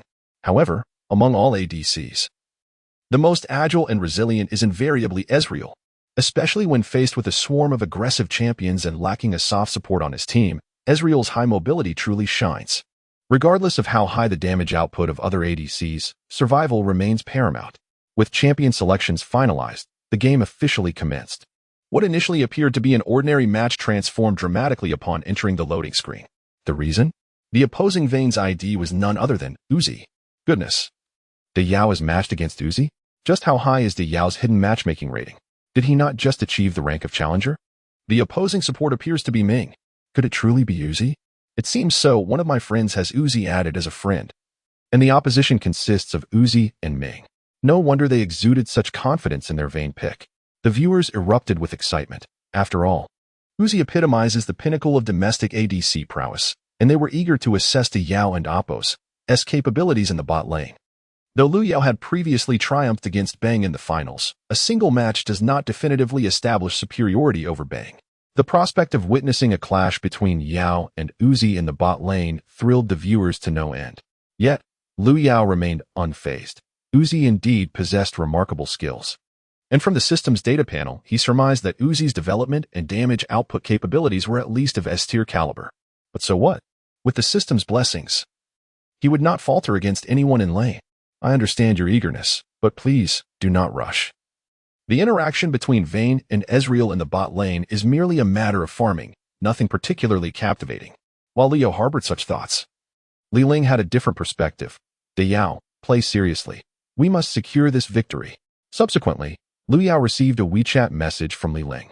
If we win this match, the marketing accounts will undoubtedly ride the wave, and our team's popularity will surge significantly. Do you not wish for more support for our team?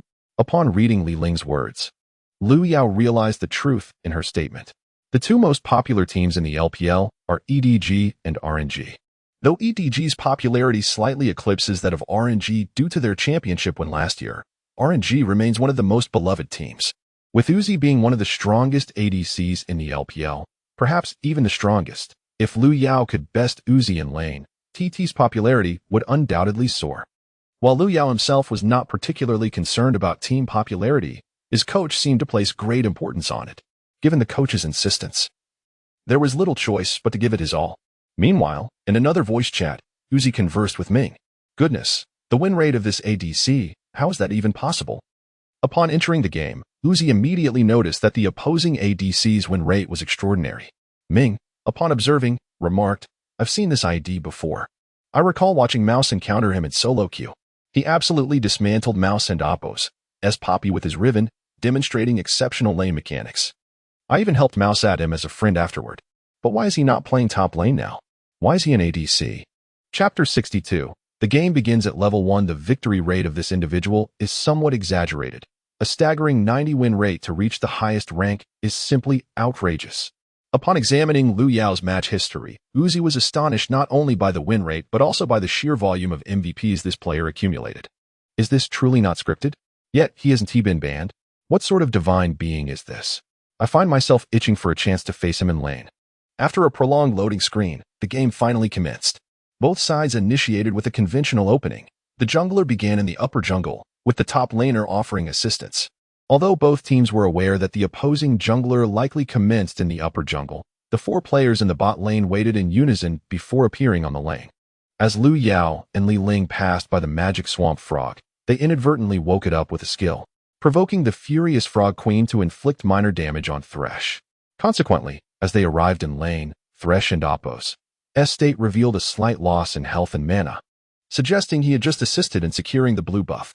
The opposing jungler might have started in the lower jungle, thus, the top laner needed to exercise caution. Ming promptly seized upon this information and communicated it to the top laner, Riven. Meanwhile, the barrage of question marks began to flood Liu Yao and Oppo's livestream chat. Was this blood and mana loss truly meaningful? Were they attempting to deceive the enemy into believing their jungler initiated from blue? Surely, they could not be fooled. Everyone knows the current meta favors upper jungle starts. It seemed this tactic would hold little effectiveness in solo queue. Perhaps it could yield some success in professional play. While understanding Liu Yao's intention to mislead the enemy regarding their jungler's route, one could simply cast a couple of spells to lose some mana without the need to sacrifice health. Liu Yu and Li Ling paid no heed to the chat's inquiries. They needed to remain focused when facing Uzi and Ming and Oppo's formidable bot lane duo. As the match commenced, Ezreal tentatively used his Q to probe Vayne, who adeptly rolled away in response.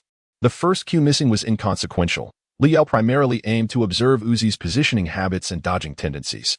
After the revision, Janna and Oppo's damage output was significantly high, but without seeds at level 1, her combat prowess was limited. It wasn't in Oppo's until she reached level 3 that she truly became formidable. The early game damage from flowers was potent and hard to dispel, making her a formidable opponent in lane. Uzi and Oppo's fundamentals were impressive, maintaining a distance that prevented Liu Yao from landing his Q while also landing his own with precision. It was a battle of wits. Uzi was invigorated, having not encountered such a meticulous ADC in ranked play for quite some time. Ready, Thresh, lurking in the brush, was poised for action. As the next melee minion fell, he would ascend to level 2. In that fleeting moment, Thresh sprang from the brush, crossing the minion line to position himself between Janna and Vayne, unleashing his E-skill, Death Sentence, in an attempt to ensnare both. However, Uzi reacted with remarkable speed, dodging Thresh's E with a well-timed Q, while Janna was not so fortunate. Slowed by Thresh, she had no choice but to expend her flash to evade the impending hook. A flash of golden light marked her retreat toward the turret, but alas, Thresh's hook followed the same trajectory as her escape. The sound of Death Sentence striking was melodious, yet this time, it failed to connect with Janna. A thorny flower materialized before her, intercepting the lethal hook. The VE hit level 2. Let us retreat for now. Trading flashes is not a loss, Liu calmly stated. Acknowledging Uzi's impeccable handling of the situation, he skillfully evaded Thresh's E and opted to attack a low-health melee minion instead. With that minion's experience, Janna swiftly reached level 2. Learned her W, planted a seed, and summoned it with Q, narrowly avoiding Thresh's death sentence. Even though Thresh had anticipated Janna's flash location, he still failed to secure her demise. While Liu claimed it wasn't a loss, they had indeed sacrificed an Ignite, fearing Vayne's healing could restore Janna's health. Thresh had already applied Ignite as he flashed in. Uzi's reaction is astonishing. He managed to evade my attack to hit a minion for level 2? Janna was practically doomed, Li Ling remarked, slightly disgruntled. She had predicted Ming and Oppo's flash position but had fallen just short, allowing the opposition to level up. Not to worry, we shall strike again. Reducing Janna's health is beneficial. A weakened Janna will hesitate to engage, she added. Truly, they were a top-tier bot lane duo, exhibiting rapid reflexes and adaptability. Likely having anticipated Thresh and Oppo's level 2 initiation. While Lu Yao and Li Ling remained composed, the chat was ablaze with excitement. Witnessing such elite bot lane skirmishes made the day's live stream worthwhile. What an incredible reaction speed from Uzi. He dodged Thresh's flash E. If I had concealed their IDs, I would have sworn it was scripted. Not just Uzi, but Ming's swift level up and flower block of the hook were also remarkable. Who knew Janna's flowers could be utilized in such a manner? Isn't Janna supposed to be a hard counter to Thresh? With high damage and long range, she seemed invincible. For those unfamiliar with Janna, at level 6, she can obliterate a full health ADC with her magical penetration boots. She is indeed a formidable champion. Yet, do not underestimate the prowess of the streamer and coach. Despite the enemy barely fending off the assault, in terms of minion kills and health, the YO side held a distinct advantage. After this engagement, Janna had consumed both her health potions, and at this juncture, returning to base was out of the question. Should Janna retreat, Thresh and Ezreal would undoubtedly push for a forced tower dive, resulting in a 1-for-1 exchange with Vayne losing both experience and minions, complicating her landing phase further. Meanwhile, on the other side, Uzi and Ming wore serious expressions. This Thresh has some skill. I've faced him before, and he is formidable. With hooks that are spot on and exceptional prediction, Uzi mused. The fact that this player SID was YO's #1 female fan made him wonder if the ADC duoing with her might indeed be YO himself. Last year at the finals, he performed exceptionally with Jhin, displaying mastery that surpassed mine. I struggle with these bullet-switching ADCs. Perhaps I should add him after the match or ask Tianyi for YO and Oppo's we chat. He seems quite low-key. Let us wait until we hit level 6. We should have an edge over them then, and we'll also possess an additional Ignite. Chapter 63, The Clash in the Bottom Lane. The Jungler. A devoted fan of RNG, initially intended to reach level 3 before launching an ambush in the bottom lane. Upon the arrival of the opposing duo, he keenly observed the health and mana of the enemy Thresh, aligning his judgment with Ming's. Both surmised that the enemy jungler had commenced at blue buff to ascend to level 3 for a gank.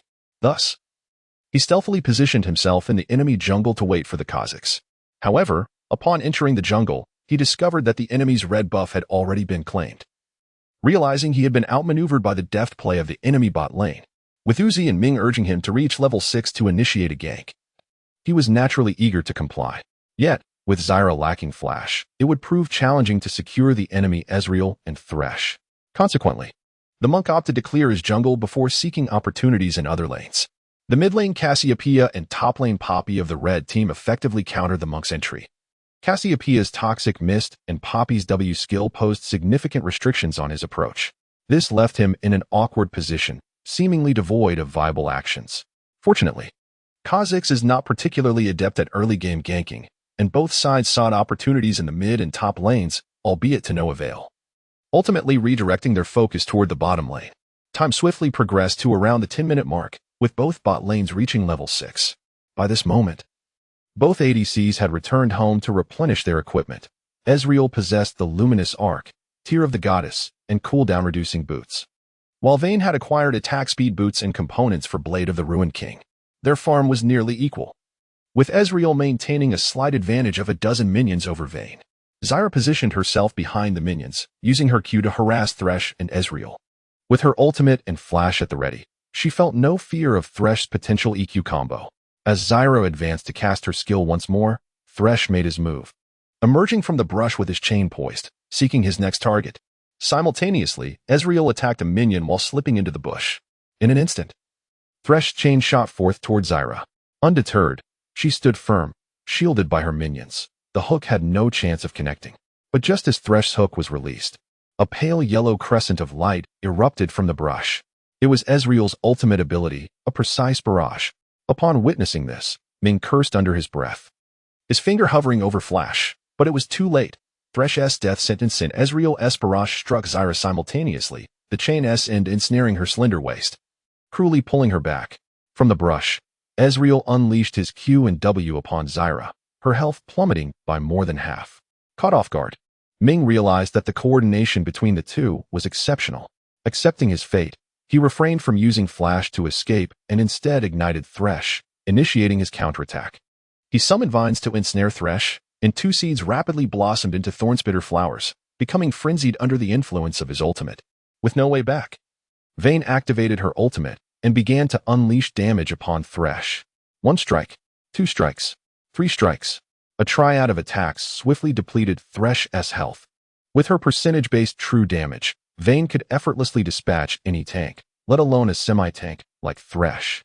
Ezreal landed a Q through a minion to claim Zyra and Apos' life before retreating with Arcane Shift to evade Zyra and Apos' ultimate knockup, then turned to assault Vayne.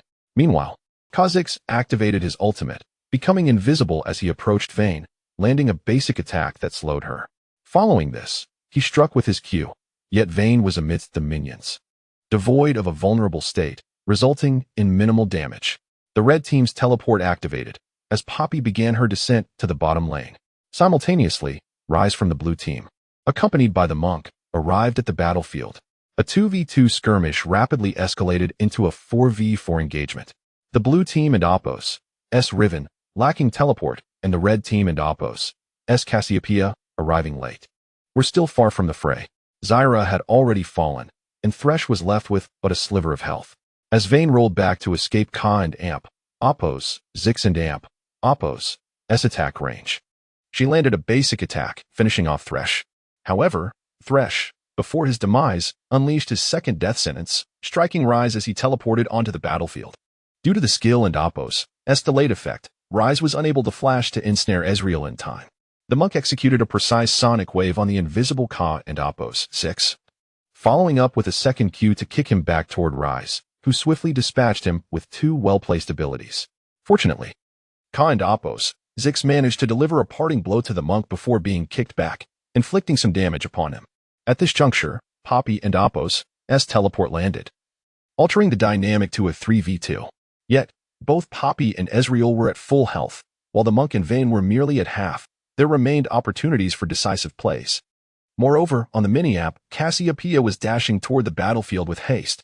Without the need for verbal communication, Poppy charged Ryze back into Ezreal and Apos' attack range. Ryze, having no armor against Ezreal's onslaught, succumbed swiftly to the concentrated fire. Yet, Ryze and Vayne were undeterred, their shared goal to eliminate Poppy first. For Vayne could not withstand Poppy's resilience for long. Nearby, the monk lurked in the river brush, his skills refreshed. Yet his target was not the nearby Poppy, but rather the damage-dealing Ezreal. As the late-game anchor for the enemy team, eliminating Ezreal would render this gank effective. With a swift sonic wave emerging from the shadows, the monk struck Ezreal, who felt an unexpected thrill, believing the monk had lost his mind to dare such an attack. Unbeknownst to him, Ezreal had intentionally allowed the Q to connect, aiming to eliminate the monk in return. The monk's second Q sent him flying toward Ezreal, who retaliated with a swift QW combo, draining the monk's health to the brink. Observing the monk and Apos' second Q, Poppy activated her W and flashed to intercept him. Impressed by Poppy and Amp, Apos' quick reaction, Ezreal continued his assault, landing a basic attack alongside a Q to claim the monk's life. With the monk and Amp, Apos' fall, only the half-health Vayne and Ryze of the blue team, alongside the nearly dead Poppy and full-health Ezreal of the red team, remained. The battle had reverted to a 2v2 once more.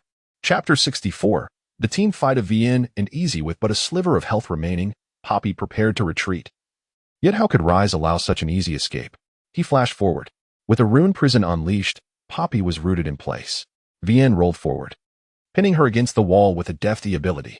Under relentless control, the beleaguered Poppy collapsed instantly. As the skirmish reached this crescendo, the barrage of comments in the live stream reflected sheer astonishment. Wow, is this the response speed of a master? What began as a 2-on-2 swiftly morphed into a 4-on-4. Incredible! Each player is formidable. The caliber of masters is truly unparalleled. Were it me, I would likely still be farming in the jungle at this juncture. Nowhere near the bot lane to lend assistance. Dai Yao's execution was flawless. He had not missed a single Q. Was it truly the case that Easy's early game damage was this formidable? Why then, did my own Easy lack any damage in the early stages? The counterplay from Ming and the calm synergy with Uzi was equally impressive. Despite being ambushed by Dai Yao in the brush, they managed to turn the tides. However, to be candid, the outcome of this exchange was not particularly favorable. It ended in a 3-for-2 trade, with Rise and Vienne claiming kills. Yet, Dai Yao showed no intention of retreating. The audience in the live stream watched in disbelief as Easy advanced once more, his mystic shot landing with precision upon Rise, who now found himself below half health. Now it was Uzi's turn to be perplexed, based on his understanding of Easy. There was no way the opposing team could secure kills against this duo. Did this ADC truly intend to engage in a 1 versus 2? Lu Yao's answer was a resounding no. He was not a script, and facing Vienne and Rise, even a scripted player would have limited maneuverability. His advance was merely a tactical ploy to buy time for his comrades. My poison has no antidote. The mid lane Cassiopeia had arrived at the river. Moreover, the enemy possessed no vision in that area and remained oblivious to her presence. As Rise found himself relentlessly pursued by Easy, he could no longer endure the onslaught. How could an early game Easy exhibit such audacity?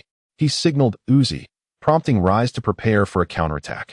Wait, this Easy must have his E available. Pursuing him is futile. Though he was not entirely in agreement with his teammates' actions, Uzi hesitated to abandon him. He maneuvered Vienne to follow Rise. At that moment, a golden flash darted from the river brush. Petrifying gaze.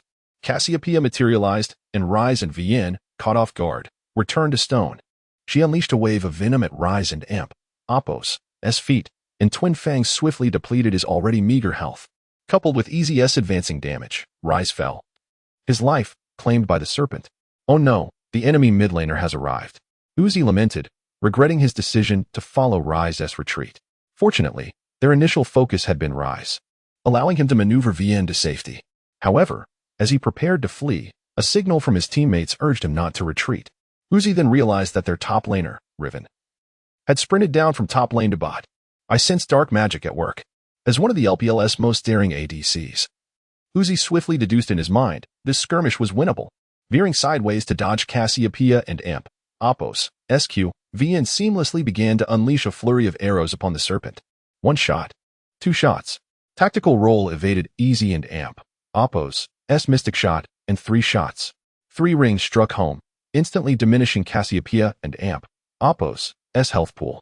Uzi and Amp, Appos, Vienne was oriented towards maximizing W, inflicting true damage that surpassed the typical Q-centric build. Of course, this came at the cost of slightly diminished mobility, yet positioning could compensate for that. Seeing Vienne daring to counterattack astonished Lu Yao. A glance at the minimap revealed that Riven was absent, and he began to piece together the situation. Although his Q had been evaded by Vienne, his passive was fully stacked, granting him remarkably rapid attack speed. Easy advanced, unleashing auto attacks upon Vienne, anticipating her movements with his second Q. Under normal circumstances, Easy and Amp, Appos, Q would not connect with Uzi and Amp, Appos, Vienne. However, influenced by Lu Yao and Amp, Appos, talents, even Uzi's Vienne appeared somewhat clumsy amidst such intense skirmishing. Mystic shot struck true, taking away over 100 health points. At this moment, Cassiopeia felt the pressure mount. The base damage of Twin Fangs was rather low, yielding substantial damage only when hitting a poison target, and Uzi and Amp, Appos, positioning exerted immense pressure, causing her to miss 2 consecutive QS, leading to a slight shift in her mindset. Fortunately, Easy continued to pressure Vienne, and her health could no longer withstand his relentless assault, affording Cassiopeia a moment to breathe. With dwindling health, Vienne began to retreat. But Cassiopeia was unwilling to let her escape, raising her hand to pursue. Hold on. If Riven arrives, we'll all be finished. Lu Yao voiced his frustration, signaling Cassiopeia to withdraw, thereby preventing her reckless pursuit. Slithering back to tower range, the tumultuous skirmish finally came to a close. Riven, arriving belatedly, emerged from the triangle brush, covering VN as she finished off the minion wave at the tower. Upon witnessing Riven and Appos' arrival, Leo promptly commanded Easy to retreat back to the tower. Although his health was stable, his mana reserves were nearly depleted. An Easy without mana is akin to a mere shadow. Cassiopeia, relieved she had not pursued, contemplated the consequences. Had she done so, she would have unwittingly gifted a kill to Riven. However, upon further reflection, even without Riven, she doubted her ability to land a Q on VN. She wondered if her own Easy was scripted, as he seemed to strike with uncanny accuracy. This skirmish initiated from the bot lane lasted a full minute, and the first casualty, Janna, was only just reviving as the fight concluded. Overall, both sides emerged somewhat evenly matched. The blue team VN claimed Thresh's life, while Ryze secured kills on Poppy and Kha'Zix. The red team Easy claimed Janna and Lee Sin, while Cassiopeia took down Ryze. Though Riven did not secure any kills or assists, she at least managed to farm a wave of minions. Ultimately, the only casualties were the supports. They had perished without gaining experience or assists, and the necessity to purchase wards further exacerbated their already precarious economic situation. Did the enemy Easy truly only miss 2 QS that entire fight? That seems utterly outrageous. Uzi exclaimed incredulously as he returned to base. Is this person truly not scripted? If he ISNT, why not pursue a professional career? Or is he simply YO? Is YO's AD truly this strong? I am utterly astonished. As the first casualty, Ming was naturally more observant than Uzi. After his demise, he had diligently monitored the enemy Easy and noted that aside from VN, who evaded 2 of Easy and Appos' SQS with tactical role, the remainder had been flawlessly executed. This Easy did not resemble a scripted player. Scripted players often exhibit erratic movements, while his positioning was commendably adept, indicating he was indeed a skilled player. Chapter 65, The Little Dragon Ruins 3 Generations. The Great Dragon Destroys a Lifetime. After the recent skirmish in the bot lane, both teams entered a phase of tranquility, akin to a halftime break in football, as they awaited the cooldown of summoner spells and the acquisition of new equipment. The summoner's rift fell into an eerie silence, reminiscent of the calm before a storm, suggesting that the tempest would be all the more ferocious. As time progressed to the 20th minute, the Baron Nashor emerged promptly from the void, drawing the attention of both teams toward this otherworldly entity. However, none dared to act recklessly. As the old adage goes, the little dragon impoverishes 3 generations. The great dragon ruins a lifetime. The great dragon possesses not only immense health but also formidable damage output, with its attacks reducing the resilience of champions.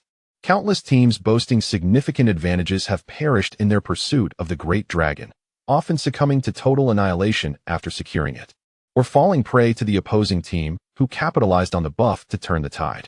In this context, the lineup favored Lu Yao, as they were better positioned to establish vision around the Baron. With Thresh and Appos' Lantern providing mobility, the highly agile Ka and Appos' Zix could roam freely to ward and scout. Conversely, the blue team faced the risk of being ambushed by Thresh or caught off guard by Kha'Zix's single-target assault. With upgraded Q and D abilities, Kha'Zix's combat prowess in the jungle ranks among the elite in the league. As the red team's vision gradually encroached upon the Baron area, the side lane champion, Poppy, held a teleport advantage.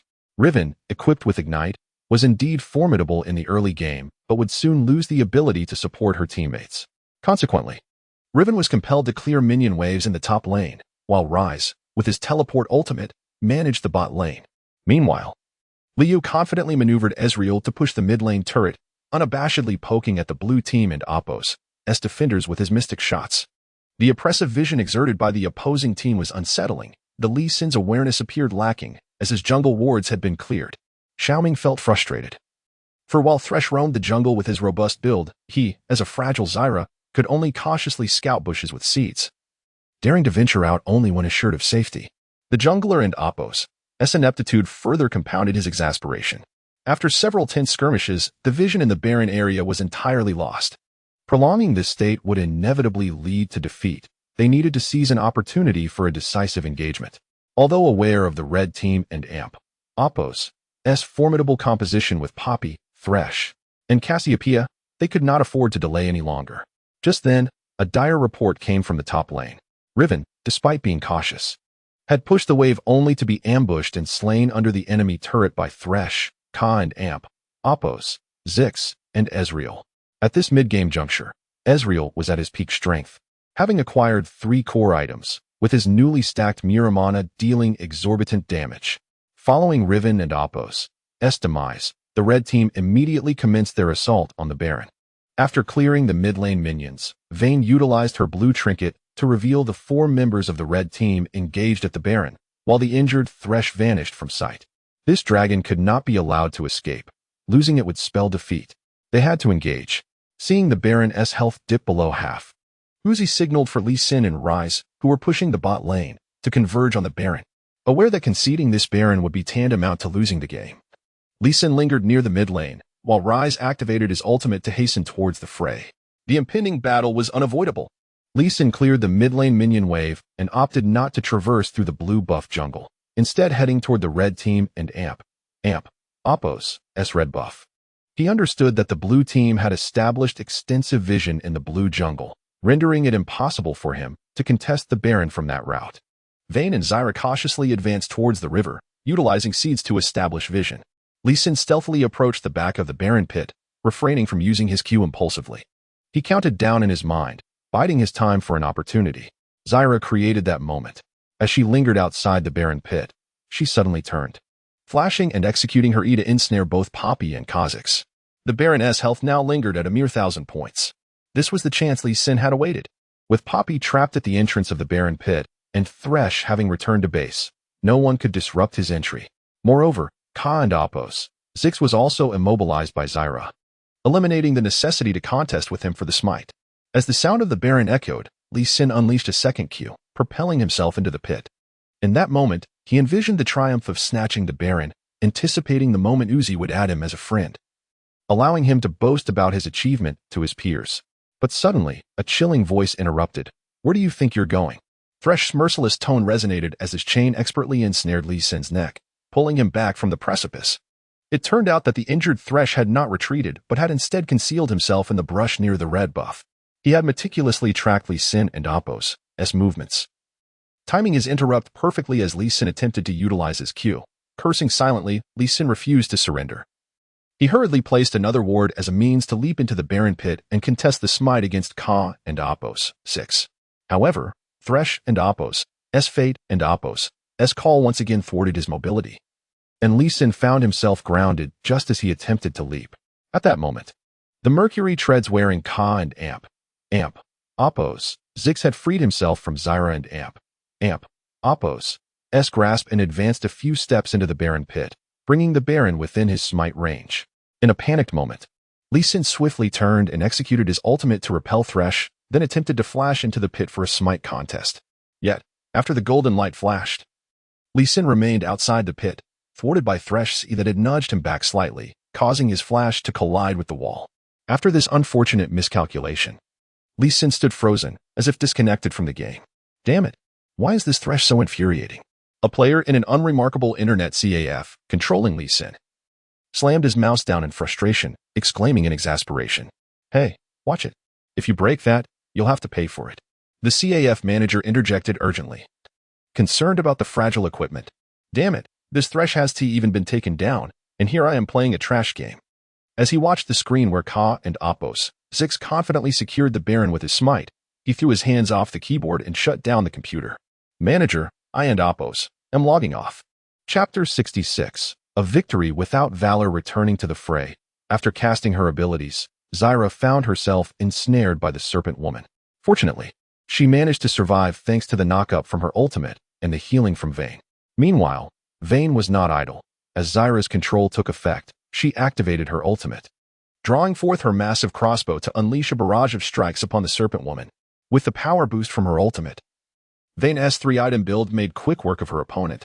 As the Serpent Woman landed from the knockup, she unleashed her own ultimate, and Poppy charged at Vayne with her W ability, while Kha'Zix turned back to execute the dragon with the smite. Ezreal had already positioned himself near the dragon pit, hiding in the brush, poised to strike at the blind monk attempting to secure the dragon. Vayne deftly evaded the Serpent Woman's ultimate with her nimble footwork, and against the charging Poppy, she refrained from using her Q ability, maintaining her distance with calm precision, aided by her red buff. After enduring 2 of Poppy's 3-hit combos, Poppy could no longer withstand the pressure and prepared to unleash her ultimate in an attempt to knock Vayne away. Yet, Vayne, cloaked in her ultimate and amp, Oppo's invisibility, effortlessly dodged the attack. As Poppy retreated, a thicket of thorns suddenly ensnared her legs from the shadows, and Vayne seized this opportunity, landing 3 consecutive basic attacks to claim Poppy's remaining health. Having cast her final ability, the wounded Zyra fell to the Serpent Woman. On the battlefield, Vayne stood alone, and Ka and Oppo's Zix immediately soared towards her, confident that a solitary ADC would be no match for him. However, Vayne vanished from his sight, causing Ka and Oppo's Zix to sense impending danger. The instincts of a hunter told him he had become the prey. An arrow flew forth, striking critically. Kha'Zix's health plummeted, unable to withstand the onslaught of Vayne's ultimate. As Vayne revealed herself, Kha'Zix flashed in front of her, executing his Q ability with the advantage of isolation, just as he was about to land the hit. But the foolish creature failed. Another instance of invisibility caused Ka and Oppo's Zix and Oppo's SQ to lose its target, rendering it ineffective. Vayne's silvered arrow struck true once more, as she materialized behind Ka and Oppo's Zix. In that moment, Vayne embodied the hunter, while the void predator became the hunted. A second critical shot, coupled with the explosion of her 3-hit passive, left Ka and amp, Oppo's Zix's health flickering like a candle in the wind. Vayne dispatched him with a final arrow and, having stowed her colossal crossbow, approached the Serpent Woman who was engaged with Ryze. Concurrently, Ezreal, having eliminated the blind monk, hastened towards the Serpent Woman and Oppo's position. The confrontation between Ryze and the Serpent Woman was straightforward, a clash of pure magic. Initially, the Serpent Woman held the advantage, but her health had been depleted during the dragon fight, rendering the battle evenly matched. Noticing Ryze's low health, Uzi signaled for him to retreat. Vayne's ultimate had concluded, and though she had switched back to her silver arrows, she was more than capable of dispatching the weakened Serpent Woman without her massive crossbow. Dancing around the Serpent Woman SQ, Vayne rolled forward, each arrow penetrating the Serpent Woman's vulnerable points, the silver imbued with magic resistance proving highly effective. Ryze prudently retreated into the brush to recall, the recent skirmish having been quite brutal, although it appeared as a 3-for-3 exchange. The enemy had only retained 2 dragon buffs, a result that was begrudgingly acceptable. Just as he initiated his recall, a pale yellow crescent beam shot forth from the dragon pit, slicing through Vayne's attire and targeting the rune-imbued Ryze. Observing the situation, Ming reflected on the enemy's prowess, particularly noting how the Serpent Woman's low health Thresh had effectively trapped the blind monk during the skirmish. Thresh's timing and precision were exemplary.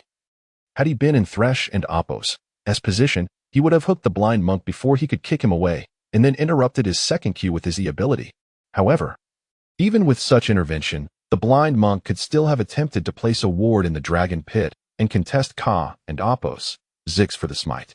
The handling of the situation by Thresh was undoubtedly optimal. Oh no, this is bad, Ming mused, noticing the blind monk had gone idle. Uzi just then realized the blind monk had indeed stopped playing. What the hell, this is so frustrating. Is he really going to quit mid-match? After claiming Ryze's life, Liu Yao returned to his jungle to farm, feeling he had contributed little in the recent fight, as his teammates had taken the spotlight. The audience, having witnessed the skirmish, expressed their admiration for Li Ling. Wow, Coach Li is my idol. The way he handled Thresh was incredible. He dove under the tower, holding off the blind monk while interrupting his second Q and thwarting his warding attempt. What a godlike Thresh. Will you marry me? This play was world-class. I need to record this and submit it for a top 10 highlight. Did the streamer even contribute anything in that fight? Can we get some focus on the support to see their plays? Liu Yao chuckled, acknowledging that Li Ling's performance was indeed highlight-worthy. His coaching had been pivotal. Had he not prevented the blind monk from securing the dragon, they might have lost the team fight. Subsequent to this, the game became rather effortless. The last skirmish had transformed a previously balanced game into an overwhelmingly one-sided affair with the blind monk's absence. In mere minutes, Uzi and his team, bolstered by the dragon buff, dismantled the enemy base. Upon concluding the match, all 9 players remained in the post-game lobby, engaging in conversation. They had enjoyed the match thoroughly, and if not for the blind monk's idleness, they likely could have fought for much longer. Thresh was truly impressive. Can we add him as a friend? My ADC skills are quite commendable. Add me too. I only switched to mid because my support was so terrible. Top lane Riven and mid lane Ryze both sent friend requests to Thresh. No way, he is my duo partner. Don't try to steal him from me. Chapter 67. Happy New Year as Liu Yao and Amp. Oppos. S message was sent out. Li Ling and YY immediately burst into laughter. With that ID, are you really YO and Amp? Oppos. S alternate account? Uzi inquired curiously. He had genuinely acknowledged the player known as Big Monster. If he were not YO or a professional player, Uzi was prepared to recommend him to RNG and Oppos' second team, thus securing himself a substitute. Fortunately, Liu Yao was unaware of Uzi and Oppos' intentions. Had he known Uzi wished to recommend him to RNG, he would have vehemently opposed the idea. Joining RNG would only lead to limited opportunities. Trapped by a contract for an agonizing 4 years, Uzi had suffered such a fate, only to find liberation after 4 long years, eventually joining EDG to battle alongside Miko.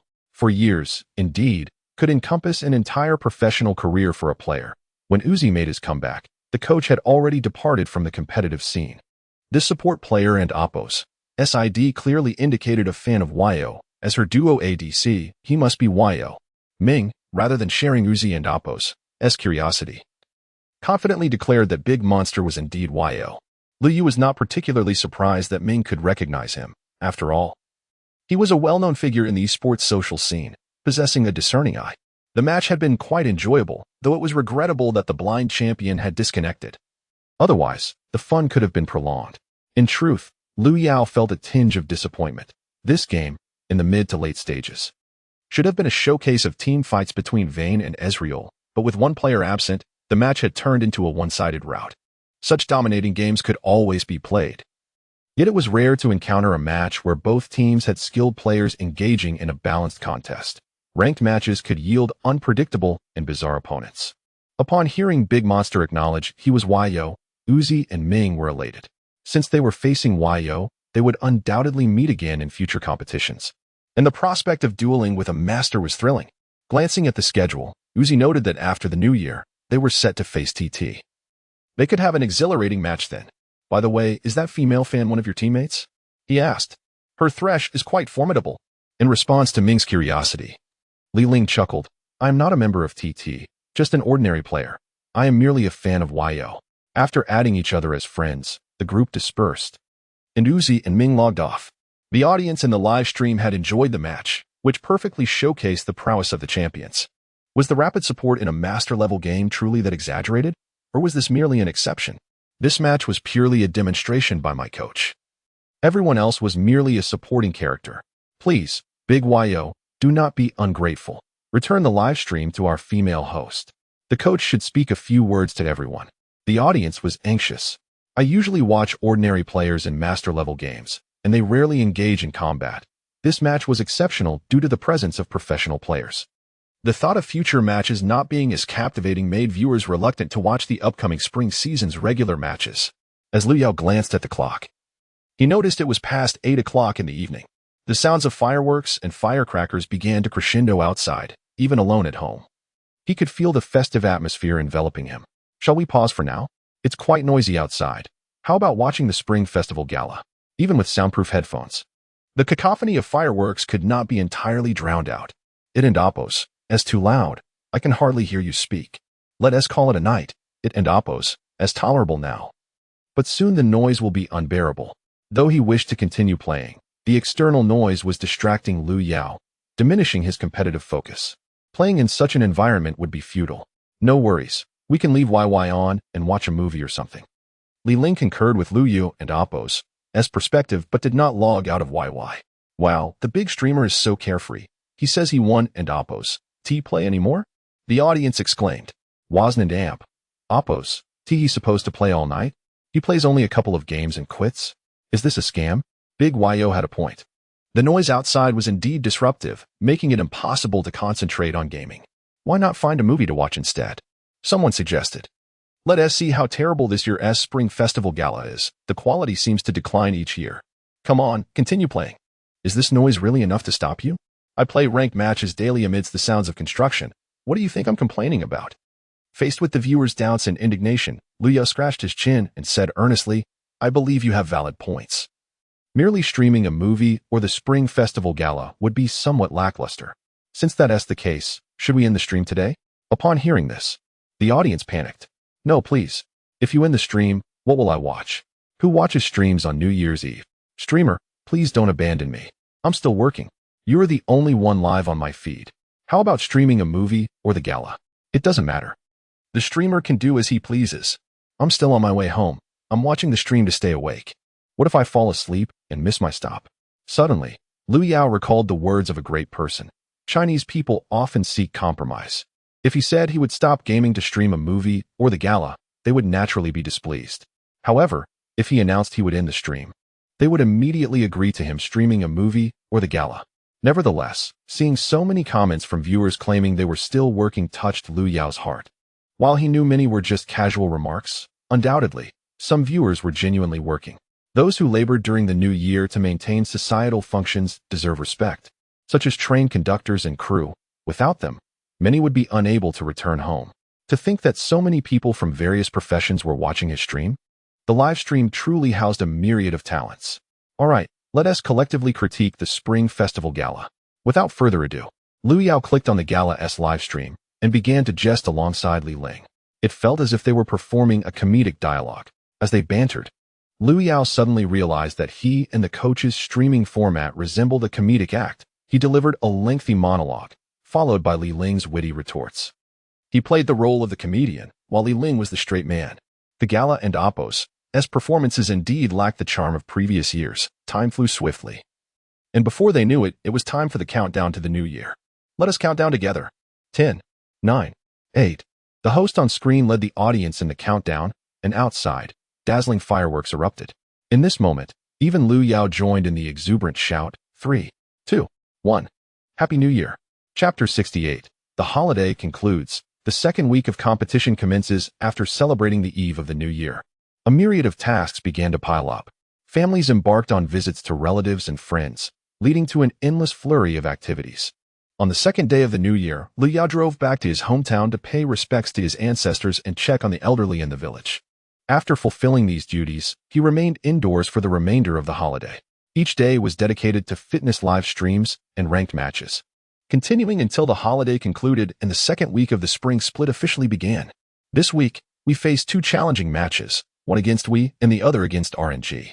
In the training room, Li Ling, with a serious demeanor, emphasized the importance of these two teams, noting their formidable strength. She urged everyone to set aside any inflated egos stemming from their previous match against IM. We will first examine the BP of these two teams this season, and later discuss key points to watch for in the upcoming BP, she stated. After analyzing the data from the first week and Oppo's matches, Li Ling reiterated that the greatest advantage of their team lay in having Liu Yao, who could flexibly adapt his position. As the core of the team, he was less susceptible to being targeted by opponents. We must build our strategy around Liu Yao. As the coach noted, Liu Yao essentially carried the team. And from the System panel data, it was evident that aside from the Shy, who barely reached an average score of 75, the other players hovered only slightly above 60. Competing in the LPL with such teammates was undoubtedly a significant pressure. Without the System and Oppo's talent support, they might not even secure a top 10 finish in the spring split. Fortunately, TT had a responsible coach in Li Ling, coupled with Liu Yao and Oppo's advanced game understanding, which allowed them to manage these young players. During the day, they reviewed footage and played ranked matches, while the evenings were reserved for scrimmages against other teams without scheduled matches. Afterward came their well-deserved free time. Typically, players engaged in other games to unwind. For instance, Ying Shui played fighting games with Hu Shishir, although judging by their shouts, Ying Shui and Oppo's win rate seemed questionable. Chen Xing, on the other hand, indulged in horror games like Resident Evil, showcasing his audacious spirit. Ultimately, the Shy and Liu Yao opted for ranked matches, teaming up for a duo queue in the jungle. Their synergy was somewhat outrageous, often leading to scenarios where the Shy played as top lane Vayne against an opposing top lane Cho'Gath, making the lane quite challenging while Liu Yao and Oppo's jungle ganks kept the pressure on. During their duo queue, Liu Yao also insisted that the Shy communicate in Mandarin to enhance his language skills, ensuring smoother communication among the 5 players. Gradually, the account de Yao Guai gained notoriety on the national server, with fans recognizing it as Yao's alternate account. After several days of rigorous training at the base, TT finally prepared for their second match. This time, their opponent was none other than RNG. After failing to compete with Uzi during the New Year's Eve, they were set to face off once more. Welcome to the Spring Split regular season and Oppo's second week. I'm the commentator, Chong Mao, and I'm Miller. Today's match features the new LPL team TT against the season powerhouse RNG. RNG has secured 2 consecutive victories in the first week, both with a score of 2-0, meaning they remain undefeated. Similarly, TT also triumphed in their sole match of the first week with a 2-0 victory, keeping both teams in a state of invincibility. However, by the end of today, one team's undefeated streak will come to an end. Without further ado, let us take a look at the players from both sides. As the camera shifted, the broadcast captured the 10 young men standing on stage. Some appeared slightly shy, still adjusting to the LPL stage, while others bore serious expressions, contemplating strategies for victory. A few were beaming, relishing the cheers from the audience and fans, yet all harbored an intense thirst for triumph. RNG team, top. Let Me Jungle, MLXG mid. Xiaohu ADC. Uzi support. Ming TT team, top. The Shy Jungle. Shishir mid. Star ADC. Water support. Yo on RNG and Oppo's S side. Let Me was the only new addition this season, replacing Mouse, while the rest were seasoned veterans. In contrast, apart from the familiar world champion Yo from last year, the other 4 members of TT were newcomers to the LPL. Nonetheless, it was essential to highlight the Shy, whose aggressive playstyle starkly contrasted with traditional tank top laners. Indeed, while on the surface RNG appeared to have the upper hand, TT's performance was commendable. Moreover, one must not overlook Yo's versatility in lane swaps, making it difficult to predict which position he would occupy or which champion he would play next. This unpredictability is likely a key reason fans gravitate towards TT and enjoy watching their matches. The audience naturally favors matches with high variability and excitement, and within the LPL, few possess as much variability as Yo. As the players entered the arena and adjusted their equipment, anticipation filled the air, and the BP was about to commence. Among the audience were fans from various teams, some holding banners supporting their chosen teams, while others proudly displayed images of their favorite players, all eager to contribute their energy to their beloved teams. What are you looking at, Ingshui? Hurry up and adjust your equipment. The coach will scold you otherwise. Chen Xing teased, observing Ingshui and Oppo's distracted demeanor. With a sheepish grin, Ingshui quickly returned to his task, though his eyes continued to wander. I'm just looking for fans supporting us. After searching for a while, I haven't spotted a single person holding a TT banner, he lamented. Hearing this, the other younger players felt a twinge of helplessness. After all, as a new team, their recognition was limited, often hinging on Liu Yao's popularity. You've been searching for so long just for that? Liu Yao chimed in, having completed his equipment adjustments. He playfully slapped Ingshui on the shoulder. If you crush RNG South bot lane today, I guarantee you'll see fans waving your banners next time. Believe it. Ingshui chuckled awkwardly. Do you really think I can take down Uzi and Ming? Noticing Ingshui and Oppo's evident trepidation, Liu Yao poked his round belly. Don't worry, today, I will teach you the secrets to defeating RNG. Wow, that's impressive, Yo. You've even studied RNG? What is there to study about RNG? Just gank the bot lane at level 2, and then that's all there is to it. Chapter 69, TT versus RNG. Let us delve into the first match between both teams. The competition has commenced. In a strategic opening, the blue side, RNG, opted to ban Treant Protector, a formidable champion renowned for its tankiness and control abilities in the top lane. Subsequently, RNG also banned Ka and Oppo's Zix, currently regarded as the most potent jungler in this version, second only to Rengar. Alas, Rengar has also been banned by TT, along with LeBlanc. The next ban must surely target Camille, a champion that the red side must eliminate. Let us observe the choices made in the third ban phase. As it is the second week of the regular season, neither side has particularly focused their bans on the champions favored by the opposing players. Rather, they are concentrating on the dominant and popular champions of the current meta. In the third ban, TT continued to eliminate Camille, a champion that, if left unchecked, the blue side would undoubtedly prioritize. Indeed, those who watched yesterday's matches would understand the terror this champion can unleash if allowed to enter the fray. RNG sees Jace, a champion that could potentially be played in the mid lane by Xiaohu, who has a history of excelling with Jace since his debut. Of course, it could also be utilized to create a poke composition alongside the jungler and other mid lane champions, while TT, upon seeing Varus available, would naturally not let this opportunity slip away. In this patch, the three primary ADCs are Varus, Ashe, and Jhin, each possessing significant utility for their teams. After selecting Varus, TT proceeded to choose Lee Sin as their jungler. This choice is intriguing, as I previously investigated the champion preferences and playstyle of TT's jungler, Shishir, who is known for being a consummate team-oriented, utility-driven jungler. Oh, does this imply that Lee Sin might not be intended for Shishir? My anticipation grows. Could it be that YO is poised to showcase his exceptional skills once more? The image of him single-handedly dismantling SKT and AMP, Oppo's backline in last year and AMP, Oppo's World Championship remains vivid in my memory. On RNG and AMP, Oppo's side, they opted for a combination of Jhin and Zyra, both of whom are formidable in the landing phase. Zyra possesses substantial poke potential, and when paired with Jhin SW, Deadly Flourish, they can inflict significant damage on opponents. TT ultimately selected a mid-lane Corki, leading into the second round of bans. RNG banned Misfortune and Tahm Kench, while TT targeted RNG's mid-laner by banning Syndra and Cassiopeia.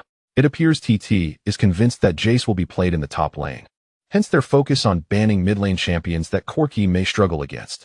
RNG's bans were aimed at the bot lane, as Misfortune synergizes well with Varus, providing a strong kill potential post-level 6, while Tahm Kench offers substantial protection to the immobile Varus. Now, the spotlight shifts to how TT will select their support champion. Before the commentators could finish their thoughts, TT swiftly locked in Thresh.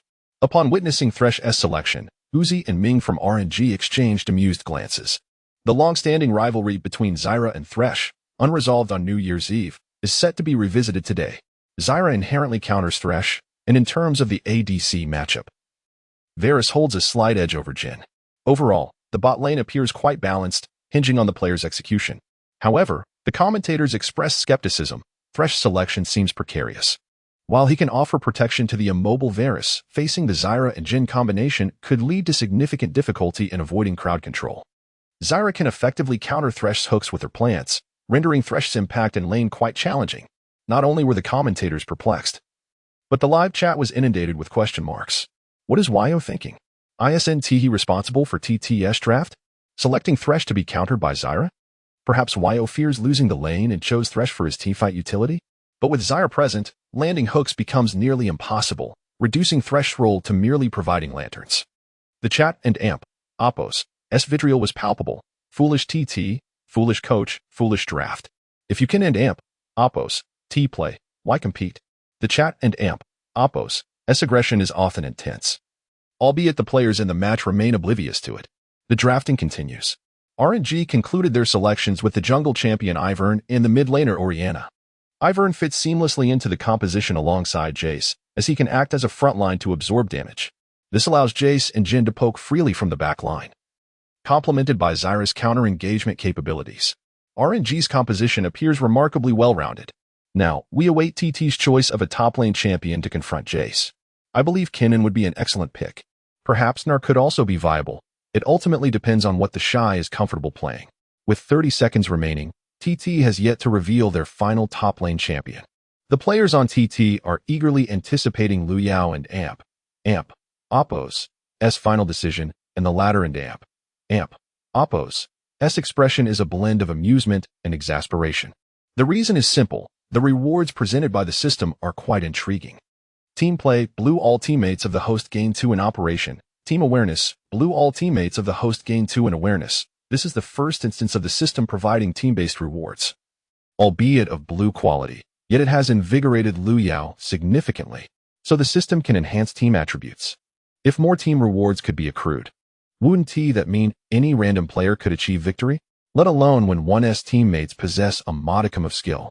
Upon seeing the first 2 rewards, Lu Yao was ready to make his selection, but hesitated upon viewing the third.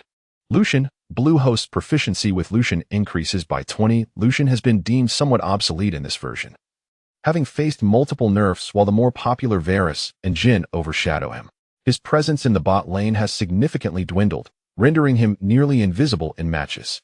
However, Lucian is not without merit. Glancing at the opposing Jace, Lu Yao pondered and ultimately resolved, let us indulge. There will be ample opportunities to settle the score with Uzi later. Not playing Lucian in this match would be an affront to reason. Facing Jace and Ivern, he could pressure the lane effortlessly, a pure delight. With only 5 seconds remaining in the draft phase, Luyo hastily locked in Lucian. Every mortal must face their end. Yet some require a modicum of assistance. Chapter 70. A familiar strategy returns. After Luyu secured the Saint Gun Ranger, both commentators fell into a brief silence. Lucian? Choosing to face Jace? This matchup is somewhat acceptable, yet it means that Team TT now boasts 3 ADCs. With such a composition, Team TT possesses formidable early-game combat power, as both the top lane and jungle feature champions known for their early strength. Consequently, in the resource skirmishes during the early phase, RNG will find it exceedingly difficult to confront them head-on. However, if the game drags on into the mid to late stages, Team TT and Oppo's lack of a front line could render their team fights exceedingly challenging. It appears that Team TT is intent on accelerating the pace of the game. Regardless, this choice is indeed quite surprising. The commentators quickly regained their composure and began to analyze the strengths and weaknesses of both lineups. The audience erupted into enthusiastic applause and cheers upon seeing Lucian. Attending a live match, one naturally yearns to witness the exhilarating plays of champions like Jace and Lucian, rather than spending money to watch a tanky tree and Poppy trading blows in the top lane. The chatroom was equally abuzz with excitement. What will TT use to play top lane? It's clear they want T be playing a marksman there. This is going to be thrilling. Why can ADCs even play top lane? Without a front line, how can they manage? If you cover the IDs, one might think this was a casual match with players bickering over positions. The choice of an ADC for top lane is quite amusing. Let the games begin. We need such an early game composition. Watching a passive game is utterly uninspiring. The commentators, however, were more concerned with another matter at hand. The lineups were finally confirmed. But there remained a pressing question that fans familiar with Team TT were eagerly anticipating. Indeed, everyone was curious about where Yo would venture. This unconventional player exudes a captivating charm that is hard to resist. As if heeding the commentators' thoughts, the champion selections for Team TT were finalized. Yo would take the top lane as Lucian, leaving the question of whether the player known as the Shy would play support. No, the Shy did not select Thresh, but rather Varus. Thresh was instead claimed by Water, the ADC for Team TT. This unexpected switch further astonished the commentators. I am genuinely intrigued about how Team TT organizes their lanes during practice. With Yo capable of playing all 5 positions, do the others have to refine their support skills? Ha ha ha, Team TT's strategy is indeed unparalleled. Their fluid positional swaps during the ban pick phase have already placed them ahead of other teams. In such a scenario where any player could potentially swap roles, it becomes impossible to make targeted bans. As the commentators expressed their amazement, the champion selections concluded. When YOS champion was confirmed as Lucian, the arena erupted in cheers. Blue side RNG versus red side TT top, Future Guardian versus Saint Gun Ranger jungle, Spirit Guardian versus Blind Monk mid, Clockwork Mage versus Gallant Bombardier ADC, Master of Ceremonies versus Arrow of Retribution support, Thorny Bloom versus Soullock Warden. The game commenced. Neither side opted for an early invasion at level 1. It was apparent that both junglers began their paths from the bot lane. As both Jace and Lucian are relatively squishy champions, Thresh aided the Blind Monk in absorbing some damage from the blue buff, clearly revealing their jungle route to the opposing team. In the top lane, Yo did not immediately engage. Instead, he utilized his skills to harass the Stone Beetle while delaying his arrival by a few seconds. This was likely an attempt to create a false impression for RNG, feigning a red buff start. The idea was sound, but the health of the Thresh in the bot lane had already exposed the Blind Monk's jungling route. From the commentator's perspective, YOS actions seemed futile, merely costing him some mana. However, from Uzi and YOS viewpoints, the situation appeared quite different. Upon seeing Thresh and Varus leisurely arrive on the lane, Uzi's first instinct was to assume the opposing jungler had started blue. Yet suddenly, memories of New Year's Eve flashed in his mind. Glancing at Lucian's status in the top lane, Uzi exchanged a knowing smile with Ming. The enemy jungler might not have started at blue. A red start was entirely plausible, and the likelihood was high. He needed to be wary of a potential counter jungle. Ming cautioned the advancing MLXG, while he himself maneuvered Janna forward. Janna had already planted passive seeds on the minion wave, and with the seeds in place, she confidently used her Q to harass. The level 1 Jhin pushed forward alongside Janna, landing a deadly shot that ensnared Thresh, immobilizing him. A slight sidestep evaded Varus' withering arrow, and with 2 shots plus the Flower S damage, they reduced Thresh's health by a third. RNG South bot lane was playing aggressively, fully aware that the enemy jungler was starting from the bot side. It must be said that Uzi's individual prowess remains formidable. He boldly pressed forward at level 1. Yet at this moment, the level 2 blind monk had already arrived at the river bush. This exchange should at least force Uzi to expend a summoner spell. As soon as Thresh was freed from his bind, he flashed between Janna and Jhin. Reminiscent of that New Year's Eve match, except this time Uzi did not evade, and he was somewhat puzzled. What was Thresh doing flashing in at level 1? Had he become angered by being attacked? However, the sound wave emerging from the bush answered that question. The sound wave struck Jhin before he could react, and the blind monk followed up with a second Q, knocking him back while Thresh's ignite was applied to Jhin. Oh no, the enemy jungler truly went bot? They're already making plays at level 2. Reluctantly, Uzi used his flash and heal to create distance, finally realizing he had been outsmarted by Lu Yao. It was undoubtedly Yo and Appo's intention to create a smokescreen for them to second-guess themselves. Although it was a rather rudimentary tactic, it succeeded. Meanwhile, on Team TTS side, Shui was elated. Wow, brother Yo was right. RNG's strength lies in the bot lane, and we just need to focus on them. This level 2 gank would undoubtedly leave the opponent stunned. Their pressure in the lane would now intensify. Even the shy, who typically spoke little, chimed in with a nice. Yo's play had truly manipulated the enemy's mindset. Regardless, even without this opening gambit, Uzi would still aggressively pressure the lane. They should not become overly complacent. Observing the successful execution of the gank that forced Uzi's summoners, Lu Yao breathed a sigh of relief. Allowing Uzi to farm freely would render any pressure he exerted in the top lane futile. As the saying goes, Uzi wouldn't allow his opponent to push him out of lane without a 30 CS lead. While this may have been a jest, it nonetheless underscores Uzi's exceptional individual skill. Redirecting his focus back to the top lane, Lu Yao glanced at the opposing Jace since the bot lane was under control. It was imperative to apply maximum pressure in the top lane. Chapter 71. Yo's lane domination since the commencement of the spring tournament. The production team has seldom provided coverage of the top lane, as the duel between two tank champions offers little in terms of visual appeal. In this current meta, the top lane often devolves into a monotonous exchange of abilities, with neither side opting for evasive maneuvers, resulting in negligible health loss. This has left the production team, the audience, and the players themselves in a state of frustration. Aside from a select few who revel in playing tank champions, who wouldn't desire to gain an advantage on their lane and lead their team to victory. Each time the camera shifts to the top lane, the barrage of comments reflects discontent, with viewers wishing for a swift change of scene. However, today is different, as the top lane matchup features Jace against Lucian. This duel promises to be thrilling, as these two champions typically grace the mid lane, and their presence in the top lane is quite extraordinary. One cannot fathom how Yo had the audacity to select such a matchup. Yet, the audience delights in this exhilarating confrontation, whether online or offline, generating tremendous excitement and anticipation. The successful gank in the bot lane has resulted in the loss of Uzi's summoner spell, limiting his ability to play aggressively in lane. Indeed, without flash, Jhin is vulnerable to being easily taken down if he continues to press forward. The next 5 minutes present a prime opportunity for TT South bot lane to flourish. Meanwhile, the skirmish in the top lane is intense. How has Jace lost so much health? As the camera shifts to the top lane, both commentators are left perplexed. In a matchup between Lucian and Jace, one would expect it to be relatively even, yet Jace finds himself at a significant health disadvantage. Let me, engaged in this top lane skirmish, begins to sweat, as Lucian's trading has been executed with remarkable finesse. The opponent consistently utilizes his Q to chip away at Jace's health while Let Me's cannon shots fail to connect. The level 1 Jace hesitates to switch to melee form and engage, surrendering to Lucian's harassment. Frustratingly, Lucian continuously last hits in the brush, exploiting gaps in Let Me's attack and gradually pulling ahead by a couple of hundred health. Upon reaching level 2, Let Me hopes to leverage his enhanced cannon for poke, but Lucian skillfully evades the damage with precise positioning.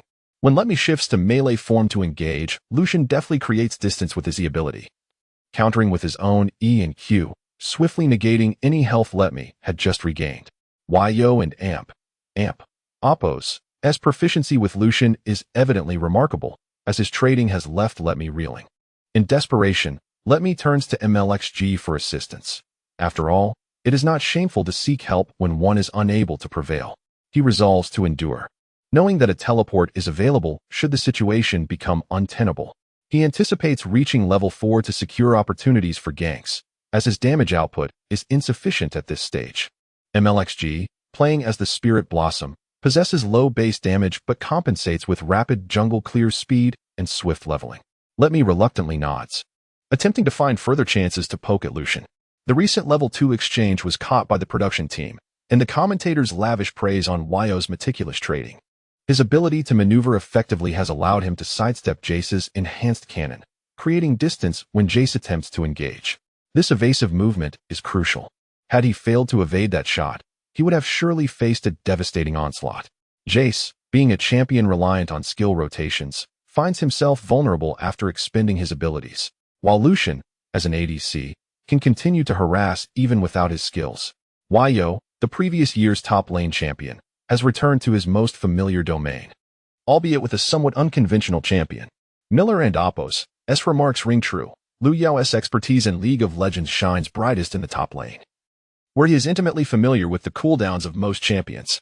Thus, as Jace's SQ cooldown approaches, Yo skillfully retreats, evading the incoming cannon shot. Although it was merely a non-enhanced Q, dodging it has shattered Let Me and Amp, Oppos' confidence. At this moment, he recalls Yo and Amp, Oppos' stellar performance during last year's World Championship. While many may remember his formidable play in the finals, Let Me, as a top laner, is more attuned to Yo and Amp, Oppos' prowess in the top lane. Throughout the entirety of the tournament, spanning over a month of various matches, Yo consistently held the advantage in his lane. Perhaps due to the prevalence of tank top laners at the World Championship, this advantage was not overtly apparent, yet it underscores Yo's profound mastery of top lane mechanics. Initially approaching the match with a calm demeanor, Let Me now feels the weight of pressure bearing down on him. The level 2 skirmish has amplified his anxiety, causing his hands to tremble slightly. His thoughts now revolve solely around survival and development, abandoning any notions of contesting Lucian's dominance. However, as articulated in the Bright Sword, victory belongs to the brave. Those who do not dare to confront their adversaries shall not claim triumph. In this moment, Let Me has lost his courage to engage, and the confrontation in the top lane has drawn to a close. Jace and Oppos' execution appears somewhat disorganized, revealing the strain of the situation. Yo keenly observes this shift, noting that Jace's movements and ability usage exhibit a hint of sluggishness. A tinge of curiosity arises within Lu Yao. Has Let Me's resolve been compromised? Have I inadvertently triggered the sacred text of the Emperor? From the God and Oppos' perspective, it is evident that Jace's play has become erratic, a fact not only Lu Yao has perceived, but also the commentators and viewers alike. Let Me's pressure is palpable, especially as he faces off against a world champion top laner. After several exchanges, he finds himself at a disadvantage. Let Me, as a new addition to RNG's roster, is naturally susceptible to pressure and error. Even Yo himself encountered missteps upon joining the LPL. It is hoped that Let Me can swiftly recalibrate his mindset and prevent Lucian from accumulating excessive economic advantages. If Jace fails to secure sufficient resources in the early game, his poke potential in mid-game will be significantly diminished. Indeed, if a Jace does not flourish, his mid-game poke will prove ineffective. This champion excels in the early game and mid-game poke. The commentators express their sentiments regarding Let Me, reflecting on the influx of fresh talent into the LPL since EDG's championship victory last year, invigorating the region. However, the audience is far less forgiving. The barrage of comments reveals their disdain for player missteps, questioning how Let Me could struggle against Lucian. I could easily outplay Lucian, simply accelerating into melee form and hammering away. They proclaim. RNG and Amp, Oppos' top laner is underperforming. How can Jace be bested by Lucian? Chapter 72. Arrogance personified in a 1-against-2 upon perceiving the unusual behavior of Jace. Lu Yao became increasingly unrestrained in his lane control, managing the minion wave right before his turret. He then crossed the minion line to the central brush, where he charged at Jace the moment he revealed himself, unleashing a flurry of attacks. Let Me found himself utterly helpless, only able to secure a few minions from a distance using his enhanced cannon. However, after utilizing the enhanced cannon, the minion wave was pushed even further, leaving him unable to advance the wave to the turret. Wow, Yao was playing far too aggressively in the top lane. Was it necessary to treat a newcomer this way? Starting to pressure the minion line at level 4. As a top lane player, even I felt suffocated just watching this situation. Without assistance from teammates, One could be subjected to perpetual control in such a scenario. At this point, a call for jungle assistance was imperative. Xianghua, please come help. Otherwise, the top lane is destined to crumble. Returning to his position in the top lane, Yao and Appo's oppressive force was undeniably formidable. He truly deserved the title of the world and Appo's best top laner. As a top lane player, Miller felt a wave of sympathy for Jace, nearly brought to tears by the minion predicament. If playing ranked and the jungle failed to assist in clearing the wave, one might as well give up and play on their phone. Fortunately, this was not a ranked match, and MLXG was not an ordinary jungle player. After finishing his farming in the jungle, MLXG headed straight to the top lane, not to gank Lucian, but rather to push the minion wave. When the Spirit Blossom emerged from the river, Jace finally dared to advance, for with the assistance of his jungle partner, at least this wave could be consumed. Once the wave reached the turret, it reset, and with prior warning, it would be much more challenging for Lucian to control his wave. Moreover, once Jace leveled up, he would be able to swiftly clear an entire wave and push the turret. After much anticipation from Letme, Xianghua finally arrived at the top lane. With his assistance, controlling the minion wave would become nearly impossible. Indeed, even Yao, despite his prowess, could only watch as the two opponents pushed the wave forward. The commentators expressed relief for Letme, not out of favoritism for RNG, but rather a tendency to favor the underdog. However, to everyone in Appo's surprise, Lu Yao did not retreat. When the Spirit Blossom appeared from the river, Lu Yao remained unfazed. If RNG couldn't manage such basic wave control, then perhaps it was time for the team to disband. While he remained calm, he had no intention of backing down. Had MLXG chosen a champion such as Jarvan 4 or Lee Sin, any other jungle champion, Lu Yao would have retreated to his turret without hesitation.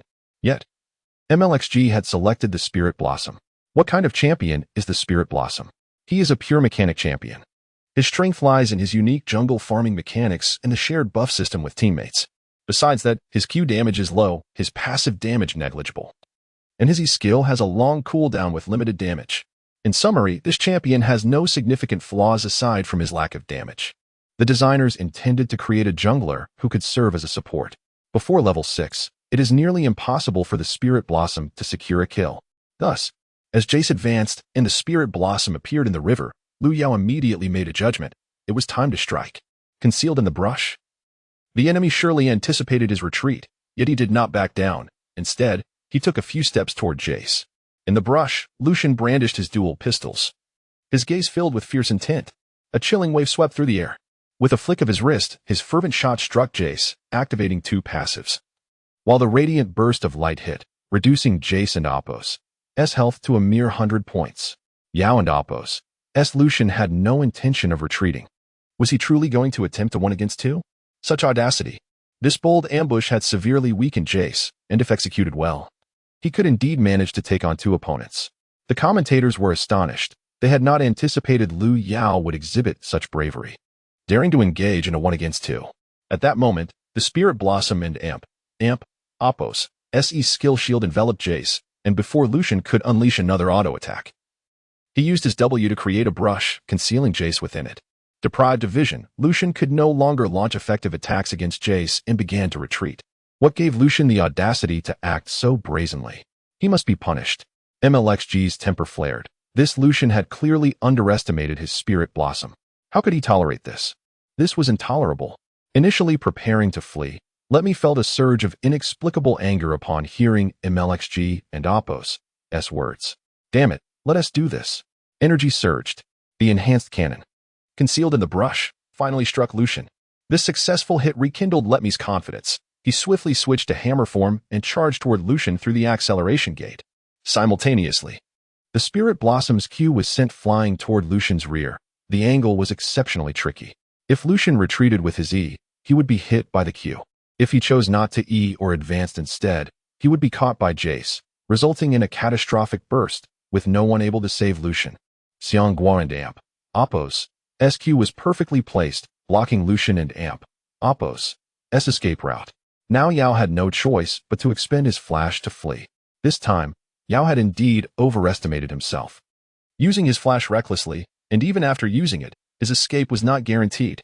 From the perspectives of both RNG's duo and the commentators, Lucian appeared doomed. At best able to trade for Jace. However, trading for Jace would certainly not be worth it, as it would cost them a minion wave. Jace's Mercury Hammer was about to connect with Lucian, yet the latter vanished in a flash of golden light. It was not a mere flashback to the turret. Nor had he used the Cool Pursuit to evade the Spirit Blossom SQ. He had simply disappeared. Lucian completely vanished from MLXG and Let Me's sight, as if he had never existed in the game at all. Let Me and MLXG paused momentarily, pondering whether a bug had occurred. Meanwhile, the Spirit Blossom's shield on Jace dissipated, and a beam of white light flashed above him, claiming his final sliver of health. First blood. At this moment, both players finally realized the location where Lucian had concealed himself, the brush created by the Spirit Blossom, while aiding Jace in blocking vision. As Jace leapt into the air with his celestial leap, Lucian had E-flashed into the brush conjured by the Spirit Blossom. Emerging from the brush with half health, Lucian swiftly dispatched Jace, successfully reaching level 6. With dual pistols spinning in his hands, radiating with holy light, Lucian looked at the terrified Spirit Blossom and murmured, "What do you think will happen next?" Chapter 73, Vanguard Core, the Lantern of Soul Guidance without teammates and lacking a level 6 Spirit Blossom. It was nearly impossible to escape from the agile Lucian and Apos' pursuit. After a brief chase, Liu Yao secured a double kill. Oh dear, I miscalculated that last move. I didn't anticipate his flash into the bush. It's alright, it's alright. Without that bush, I would have been dead long ago. I'll play it safe in the top lane. You should assist the bottom lane. Without MLXG, Let Me might have met a swifter demise in that bush. Initially, the plan was merely to relieve the lane pressure, yet the opposing top laner played aggressively and with impressive precision. Though this encounter was somewhat disheartening, it was not insurmountable. Let Me promptly unleashed his ultimate, Doran's shield, cloth armor, and boots. With these two items, sustaining and developing his character was certainly feasible. RNG's duo quickly regained their composure. The game continued, and 2 kills were insufficient to sway the outcome. Big Yao's Lucian was playing with reckless abandon, exhibiting not only boldness but also finesse. His evasive maneuvers around the Spirit Blossom bush were simply spectacular. I suspect both Let Me and MLXG were momentarily stunned. They clearly hesitated when Lucian flashed into the bush. A testament to Big Yao and Apos' imaginative decision-making. While it seemed simple to aim for a one-for-one trade or to retreat, eliminating Jace while maintaining health to dispatch the Spirit Blossom was considerably more challenging. Big Yao once again demonstrated his kingly status in the top lane. Even when facing 2 opponents, he remained undaunted. I believe that after tonight's match, there will be a surge of players opting for top lane Lucian in ranked games. When Miller uttered this, he felt a tinge of frustration. As an avid top lane warrior player, encountering a Lucian in ranked would leave him at a loss. The chat room erupted in excitement, reminiscing about the long-lost thrill of such a captivating top lane duel. If you ask me, Big U truly is the world's #1 top laner. His Lucian gameplay is nothing short of revolutionary. If Lucian can occupy the top lane, could Vayne be a viable choice against melee champions? Selecting an ADC for the top lane isn't a matter of mere whimsy. Had it not been for Big Yao's meticulous lane management against Jace, he would have been swiftly dispatched. An ADC in the top lane is exceedingly fragile, leaving no room for error. Without Big Yao's caliber, playing ADC in the top lane would merely result in handing over kills. Following the double kill, Jace found himself unable to contend in lane. Encountering Lucian again could result in quick demise. How absurd, one might say, observing Jace and Apos' itemization, Doran and Apos' shield, cloth armor, and boots. Playing Jace like a tank, is it? While the chat room mocked Jace's build, Leo nodded in agreement. This build was indeed the most prudent choice. Against an ADC top laner, cloth armor and boots offered exceptional value. However, upon seeing Jace with Doran and Apos' blade, Doran and Apos' shield, and cloth armor, Liu Yao couldn't help but recall a streamer's remark. Playing Jace with dual Doran's items and boots is just a waste of resources. Jace's base damage remains considerable. So even with such a build, he can still deal damage, and it allows him to withstand the burst from Lucian, who has claimed 2 kills. Though Let Me's lane execution may have faltered, his itemization strategy and game comprehension were still commendable. As the game progressed, the top lane had become overwhelmingly one-sided. As the saying goes, assist the favored, not the disadvantaged, thus the Spirit Blossom ceased to provide assistance to the top lane, focusing instead on applying pressure in the mid and bottom lanes. In the mid lane, the Clockwork and the Plane were merely farming, with little contention. as RNG and TT mutually turned their attention to the bottom lane. With the Spirit Blossom safeguarding the lower jungle, Uzi's lane became increasingly aggressive. Jhin, in collaboration with Zyra, relentlessly harassed Varus and Thresh, pushing the lane and chipping away at the tower. As the bottom lane maintained pressure, the blind monk attempted a gank but fell victim to the Spirit Blossom and Apos' counter, resulting in Jhin claiming another kill and securing a dragon. Although the Shy struggled against Uzi in the bottom lane, it was not a complete disaster. However, Shui was in a dire situation as a relatively inexperienced support player. He found himself overwhelmed by Ming's Zyra. Although he felt increasingly frustrated, he had no recourse. With Zyra in play, his hooks could only snag flowers. Time ticked to the 15-minute mark. After pushing the wave in the bottom lane, Shui made a clever roam to the mid lane, forcing the clockwork to flash. Seizing this opportunity, TT initiated their attack on the Rift Herald. With the top lane Jace unable to secure lane control, Lucian had amassed a considerable wave at the tower, making it imperative not to let the Rift Herald slip away. Reluctantly, Jace abandoned the wave and joined forces with the Spirit Blossom in the jungle. The Spirit Blossom summoned his little flower.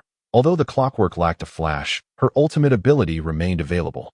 Once the flower entered the fray, the clockwork could coordinate with it to unleash a devastating long-range crowd control combo. In this pivotal Rift Herald fight, RNG was determined not to yield. Both supports had already arrived in the mid lane. Jace, having forsaken the substantial wave at the tower, joined the fray, indicating RNG and Apos' resolute intent to secure the Herald. With the little flower and Apos' assistance, Jace and Zyra could comfortably poke from the backline. TT's blind monk had begun engaging the Herald, positioning advantageous for Zyra and the clockwork. Did TT truly intend to clash here? After pushing the wave, Liu Yao leisurely made his way toward the river. This team fight was not particularly favorable for his side. He was acutely aware of the destructive potential of the clockwork and Zyra in such a convoluted terrain. Thus it was imperative to eliminate the clockwork first. Thresh attempted to hook from the river, but all were thwarted by Zyra's flowers. Meanwhile, the blind monk and Lucian had already reduced the Herald to half health. Feel the thunder. The sideline Jace continued to poke, and the blind monk's health plummeted below half after a hit from the empowered cannon. The Spirit Blossom and Jace stationed themselves at the blue buff entrance, while Zyra and the clockwork unleashed their skills from behind the river wall. The blind monk and Lucian lingered near the Baron pit, with the Plane and Thresh driving the opposing mid and support away. Maneuvering Lucian to strike the Herald while inching toward the mid-river, Liu Yao had already formulated a strategy for the incoming skirmish. He signaled Thresh, indicating his position had reached the center of the river. Engage their support. Upon hearing the command, Shui promptly maneuvered Thresh to hook Zyra, yet, unsurprisingly, the hook was once again intercepted. However, this time Thresh acted without hesitation, immediately following up with a second Q. While tossing the Lantern of Soul Guidance beneath Lucian's feet, Zyra responded swiftly, casting her root and her ultimate, Strangle Thorns, towards Thresh. Should Lucian dare to grasp the lantern, he would be met with the combined wrath of both her and the Clockwork's ultimates. Yet Lucian pressed on, stepping onto Thresh's lantern. As his twin guns unleashed a torrent of radiant fury, his target was not Zyra, but rather the nearby Clockwork. Chapter 74, The Baptism of the Holy Lance. The Dance of the Blade Thorn initiated the assault, ensnaring Zyra with his hook. Yet, Zyra remained too restrained against Thresh. However, Thresh successfully hooked her. The lantern was extended to Lucian, but he could not afford to pick it up. Awaiting him were the explosive onslaughts from Zyra and Orianna. Jace and Ivern aimed to contest the Rift Herald, but the aircraft obstructed their path. Moreover, Lucian had also clicked on the lantern. Such audacity. Did he misclick? Soon, Liu Yu would demonstrate through action that he had not erred. The ball from Orianna had already been tossed near Thresh, and the commands for Shockwave and Dissonance were simultaneously issued. Coupled with Zyra's ultimate, it could potentially obliterate the unarmored Lucian. Would Lucian fall so easily? Certainly not. A golden radiance enveloped the dual pistolier as he approached the edge of Zyra's ultimate, flashing directly beside Orianna. For Senna, a torrent of holy bullets erupted from his pistols, striking Orianna head-on. Caught without a flash, Orianna could only hastily cast a weak spell.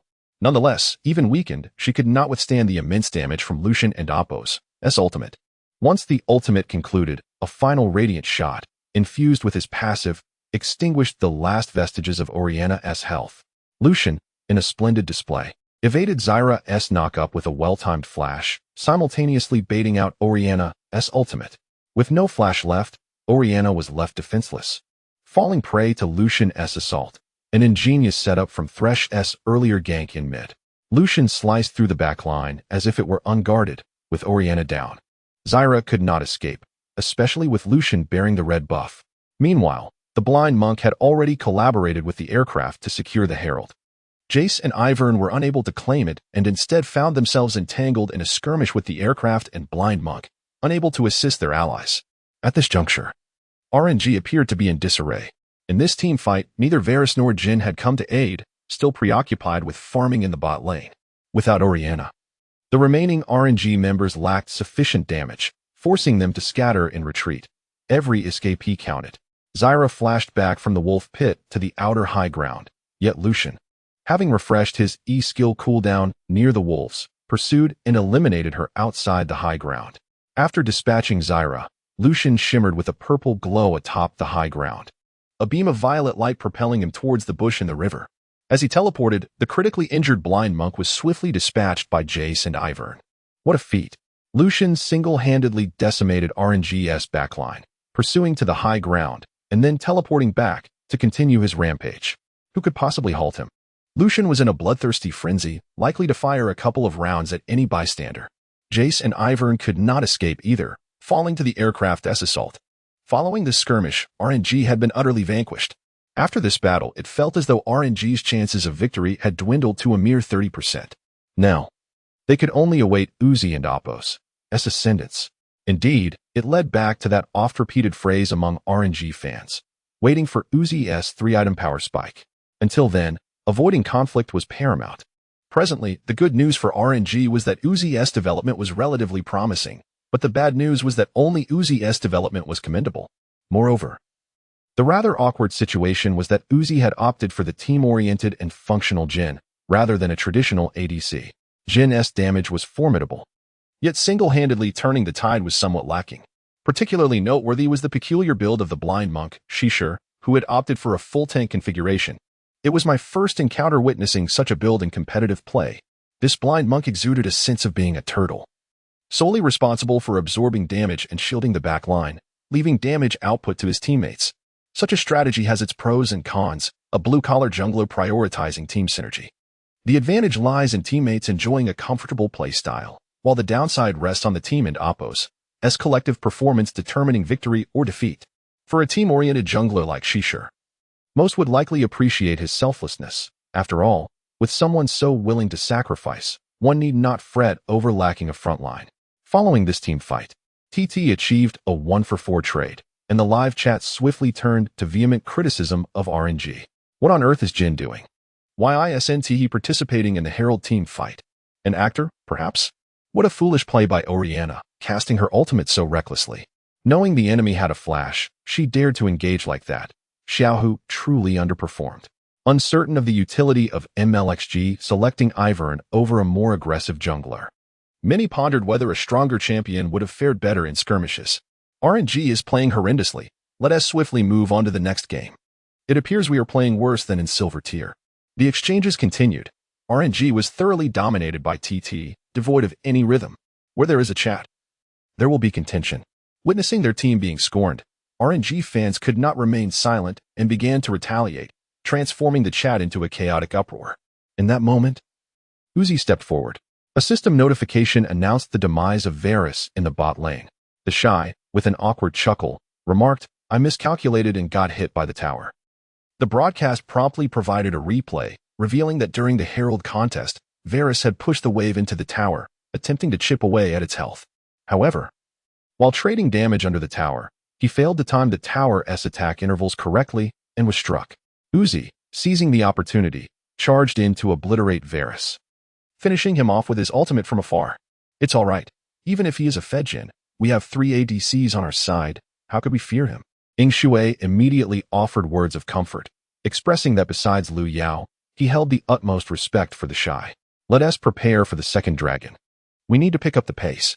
With 4 of us being squishy, once Jhin becomes potent, he can eliminate opponents with a single shot. While some might perceive waiting for Uzi's 3-item spike as a mere jest about RNG and Apos' strategy of protecting one, Liu did not share that sentiment. From his past experiences, he had faced Uzi in ranked games. And every time Uzi was on the opposing side, victories were scarce. Everyone knew how to counter RNG. And they were aware that RNG relied on a singular tactic. Yet, they still managed to utilize this strategy to reach the World Championship and secure a spot in the top 4, a testament to Uzi's formidable prowess. If these observations merely highlighted Uzi's capabilities, the system's average score of 80 served as a concrete validation of his strength. Faced with an opponent whose metrics eclipsed his by 10 points, one must hold nothing back. Chapter 75. Enjoyment. In the bottom lane, Jin single-handedly eliminated Varus, providing a glimmer of hope for RNG. As long as Uzi's development remains steady, RNG still has a fighting chance. However, RNG must exercise caution, after all. The combat prowess of Lucian and Jin in the early to mid-game is not on the same level. Despite Jin and Oppo's strength, he is limited to just 4 bullets, necessitating constant maneuvering during team fights. Indeed, should Lucian find an opportunity to breach the backline, he could dismantle RNG's rear guard in mere seconds. Nevertheless, if RNG can sustain Jin while executing guerrilla tactics, there remains a flicker of hope. The second dragon has already respawned. Will RNG opt to engage in the skirmish? I believe it would be wiser to concede it, as the current timing does not favor an encounter. From the perspective of the commentators, the second dragon fight is one that must be avoided. Winning this skirmish yields little reward, but losing would extinguish any chance of a comeback. As the commentators noted, RNG chose to forego this dragon. Consequently, in the early resource contest, RNG and TT each secured 1 dragon, but TT claimed an additional Rift Herald. As the clock ticks past 20 minutes, the Baron is set to respawn. TT's next objective is to strategize around the Baron, first clearing all vision in its vicinity. Whether they opt to ambush or directly challenge the Baron, both strategies would effectively force RNG to reveal their teleportation. Indeed, once they have coaxed out RNG's teleport, TT and Oppo's top laner Lucian can apply pressure on the side lanes through his superior teleportation advantage. This Lucian is not something Jace can manage alone. Jace can only rely on his abilities to clear waves, but the pressure in the jungle is immense. Under the guidance of Liu Yao, TT's players began to group and systematically eliminate RNG's vision in the Baron area, investing a significant number of wards into the blue side's upper jungle, thereby facilitating both their Baron attempts and ambushes. In contrast, RNG's jungle vision is shrouded in darkness, leaving them unaware of whether their opponents have initiated Baron. This intangible pressure looms over RNG's members. Should they relinquish the Baron, their adversaries will relentlessly push lanes and chip away at their towers, ultimately leading to the destruction of their base. RNG finds themselves in a precarious situation. Fortunately, their jungler is the Spirit Blossom, allowing them to scout for vision. However, even if the Spirit Blossom enters the jungle, it would likely meet the same fate of being swiftly eliminated by TT. Just as RNG hesitates, TT has commenced the Baron. With the combination of Varus and Jace's long-range capabilities, the Baron is being taken down at an astonishing pace. It seems RNG is oblivious to this. While TT engages the Baron, RNG's 5 members have gathered in the mid lane. Lucian, pushing the bottom lane, cannot be dealt with. This Baron must not be allowed to slip away. With the Baron buff secured, TT can simply continue their split-push strategy. Jin's perfect finale has begun. As his first shot strikes Thresh in the Baron pit, revealing TT's ongoing Baron attempt. Jace's enhanced cannon along with Jin's bullets inflicts damage on Lee Sin, while Zyra positions herself closer but is obstructed by the aircraft. In this confined space, Zyra has the potential to unleash a miraculous ultimate. Will Ming seize this opportunity? This narrow terrain favors Zyra, yet Thresh denies her the chance, remaining concealed in the river brush and isolating RNG's players. Especially as the Baron's health dwindles to around 2,000, Thresh activates his ultimate in the river, ensuring that no RNG members can contest the Baron. At this moment, all eyes are fixated on the Baron pit. Jin still has 2 bullets left, presenting a chance to secure the Baron. Jin has 2 shots remaining. Will RNG clear a path for him? Wait, when did Lucian arrive? In a surprising turn of events, RNG appears unaware of Lucian's position, and this team fight could spell disaster for them. Observant commentators have spotted Lucian maneuvering behind RNG, yet their attention remains solely on the Baron. Completely oblivious to this encroaching threat, Lucian emerges from the 3 wolves, perfectly positioned beside Jin, who is attempting to snipe from afar. The celestial silver bullets rain down, and with no defensive items, Jin can only muster a healing spell before being slain. Lucian deftly teleports behind RNG's backline. Uzi falls. leaving RNG's front line devoid of damage output. The team fight is spiraling into chaos. Simultaneously, Baron Nashor is eliminated, while the aircraft, laden with explosives, secures RNG's position. Orianna unleashes her ultimate, collaborating with Jace to successfully eliminate the aircraft, but the explosives' crippling slow prevents their escape. After dispatching Jhin, Lucian circles back from the Three Wolves, blocking RNG and Appos' retreat. Under Liu Yao and Appos' command, Lucian eliminates Jhin with precision before turning to attack the slowed Zyra and Orianna. A single critical shot from the silver bullets takes away half of Zyra and Appos' health. Faced with such a glaring equipment advantage, even the most skilled maneuvers from RNG cannot alter their fate. Moreover, Lucian's positioning and execution of his abilities are nothing short of masterful, effortlessly evading their various crowd control attempts. Ultimately, only Jace and the Spirit Blossom manage to escape from the top lane's second tower. This team fight concludes with TT achieving a 1-for-3 exchange, losing only the mid lane aircraft while taking down both carries and the support from their opponents. Overall, a substantial gain. It must be noted that Yao's astute teleport to flank was indeed pivotal. He truly embodies the expertise of a top laner emerging from EDG's ranks. Indeed, although playing as a top Lucian, the art of the flanking teleport remains an essential skill that must not be forsaken. With TT successfully securing the Baron, they proceed to push the mid lane. If executed with precision, they could potentially end the game in one fell swoop. As the commentators jest, Liu Yao has led his team to demolish RNG's mid-lane inhibitor, with Uzi's rapid resurrection still a few seconds away, one wave after another, ignoring Jace. Ingshui enthusiastically shouts while controlling Thresh as he charges toward the outer tower, empowered by the Baron buff and bolstered by a well-farmed Lucian. Their tower destruction speed is unparalleled. Jace and the Spirit Blossom make a final stand, but still cannot halt TT and Appos' advance. The outer tower falls, and the just respawned Jhin cannot intervene. With 4 members of TT poised to assault the Nexus, the resurrected Jhin appears powerless to stop them. Jhin charges forth from the fountain, targeting the tanking Thresh. However, he only manages to fire a single bullet at Thresh before Lucian dashes in front of him. E. Auto-attack. W. Auto-attack. Q. Auto-attack.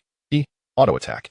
In a state of shock, Uzi and Appos' freshly revived Jhin is sent back to the fountain once more.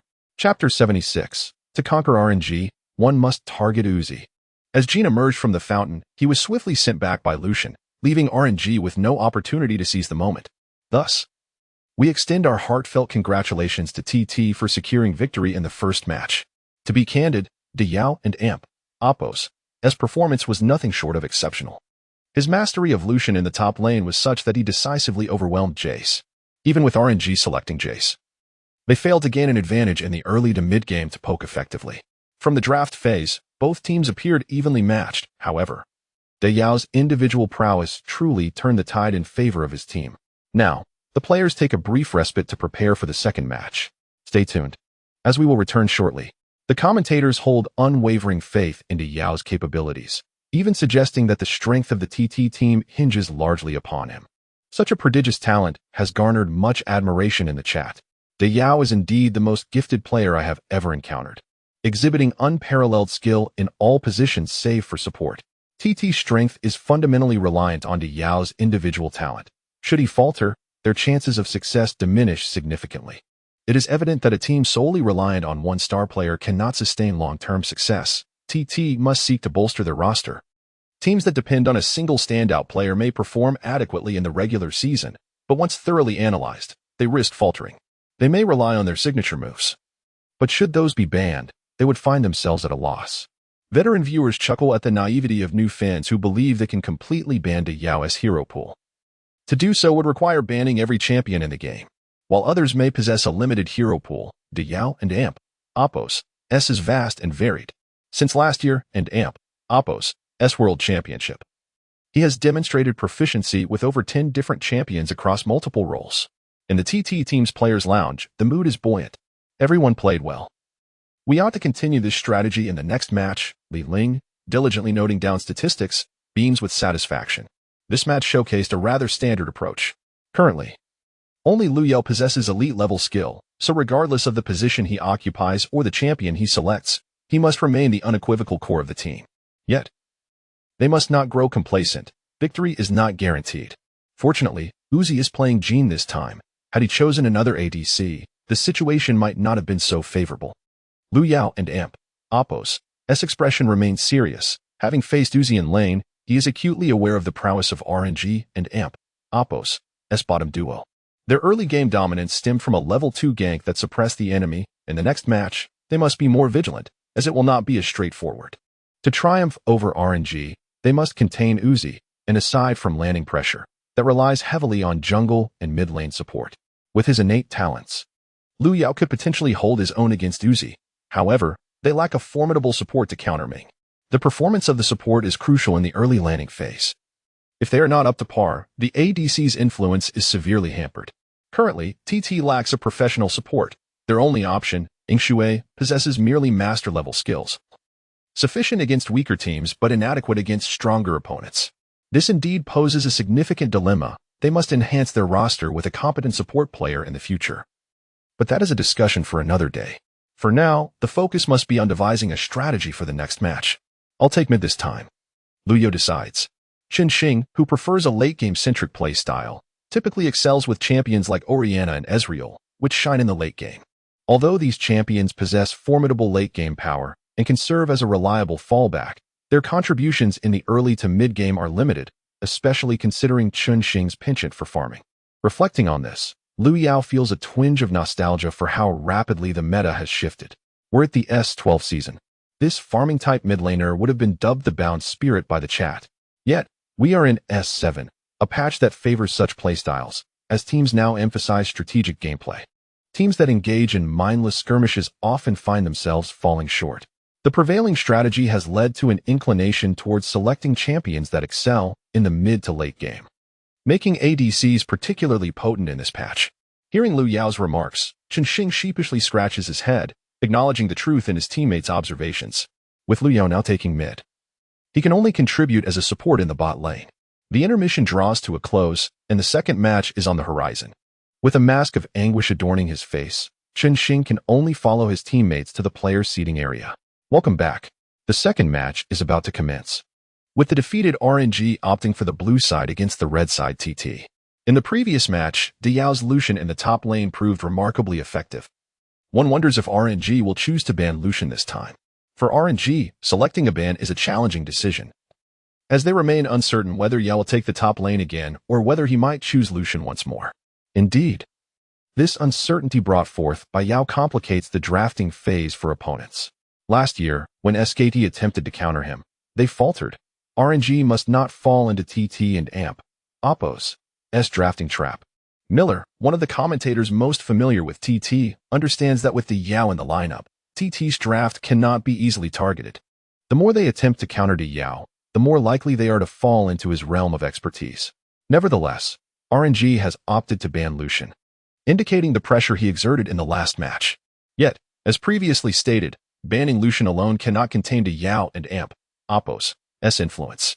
The red side TT has chosen to ban Ivern, a formidable jungler known for his rhythmic playstyle and tanking capabilities.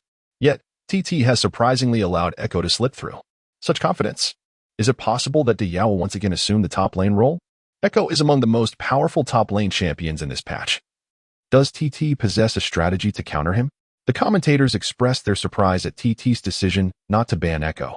For RNG, there is no justification for not selecting such a potent champion. After banning Renekton and Rek'Sai, RNG's first pick, Let Me, decisively locks in Echo. At that moment, a sly smile spreads across Lu Yao's face. Chapter 77, The Traps in the BP. RNG has successfully secured the champion Qiyana.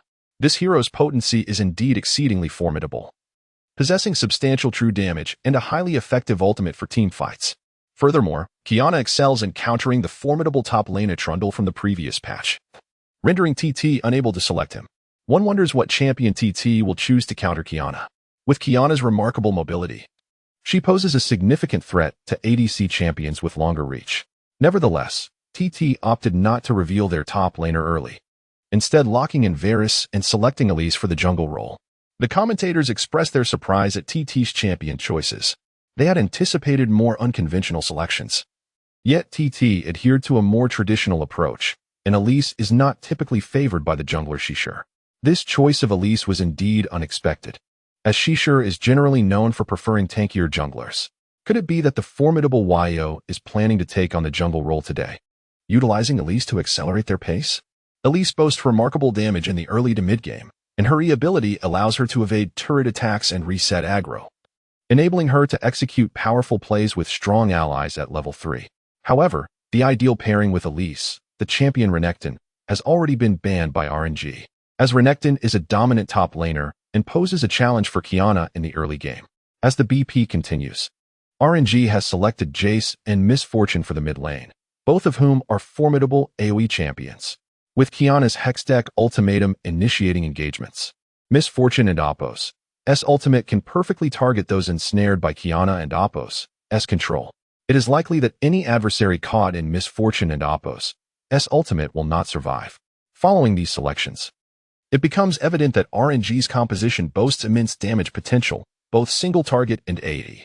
TT, on the other hand, has locked in Karma, whose ultimate provides team-wide shields, offering some mitigation against RNG and Apos' aggressive lineup.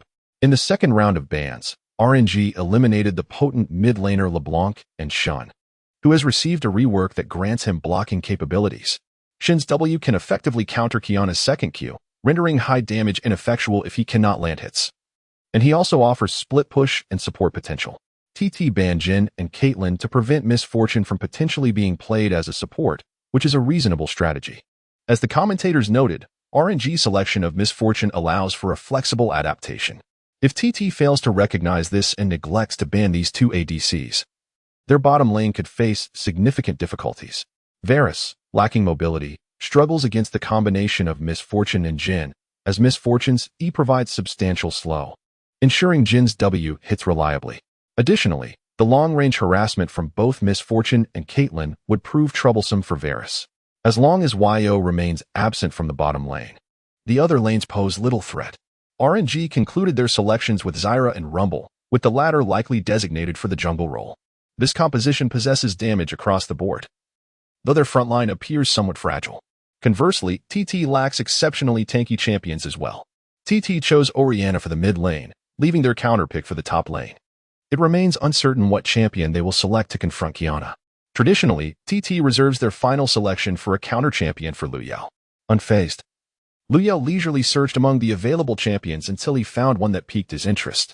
Without hastily locking in his choice, Liu Yao glanced at his teammates and remarked, "I have a daring idea." Observing TT's prolonged decision-making, the commentators speculated with great intrigue about the identity of the final champion. As time dwindled to its last fleeting moments, Liu Yao confirmed his choice. "I yearn for a worthy adversary." He selected the illustrious duelist from Demacia, the most remarkable woman of the Loran family, Fiora. The selection of Fiora is indeed a bold one, as she can hold her own against Qiyana in lane, with the outcome heavily reliant on the player's and Apos' skill. While Fiora can effectively duel Qiyana, her W ability can counter Qiyana's E and ultimate quite adeptly. However, Fiora faces a challenge, as champions who can outmaneuver Qiyana in lane often struggle in team fights, and Fiora excels primarily in split pushing rather than team engagements. Yet, these considerations remain theoretical. In both ranked matches and competitions, the outcome in lane is determined by execution. The commentators expressed surprise at this choice, but accepted it nonetheless. The pressing question now is how TT will distribute their lanes. The audience in the livestream grew excited upon seeing Fiora, having grown weary of the tanky top lane matchups. Yo's Fiora. I can't believe it. She will undoubtedly outclass Let Me. Can he truly play Qiyana? They anticipate Yo's Fiora to dominate Uzi mercilessly. Can Miss Fortune survive without protection in team fights? This draft is utterly captivating, as neither side boasts a single tank. Finally, the audience is relieved to witness a departure from the typical operational style. They are exhausted by the LCK and Apos' approach. If this match has fewer than 30 kills, I will eat my hat. Yo, deliver the kills. With both lineups confirmed, the blue side is RNG versus the red side TT. Top lane, Qiyana versus Fiora. Jungle, Rumble versus Elise. Mid lane, Jace versus Orianna. ADC, Miss Fortune versus Varus. Support, Zyra versus Karma. The tension is palpable, with both teams assembled without a single tank in their ranks. Now, in the final adjustment phase, let us see which champion Yo will ultimately choose. As the last few seconds of adjustment elapsed, TT confirmed each player's champion selection. Surprisingly, the top lane Fiora was not selected by Yo but rather by the newcomer the Shy. Clearly, TT has significant confidence in this rookie top laner and hopes he can continue to deliver surprises. In a remarkable turn of events, Yo ended up with Orianna. Has he shifted from top lane to mid lane once again? Chapter 78. The subtle strategy of the Shy Lu Yao's choice of Twisted Fate indeed took the commentators by surprise. Even his ardent supporter, Miller, did not foresee his decision to play mid lane. In their view, the final selection of Fiora against Camille offered a certain advantage, one that should have been leveraged by the most skilled player, Lu Yao, rather than allowing a young talent like the Shy to contend with Let Me in the lane. Although Let Me is also a new addition to RNG's top lane, his accomplishments in the A-grade league are well recognized.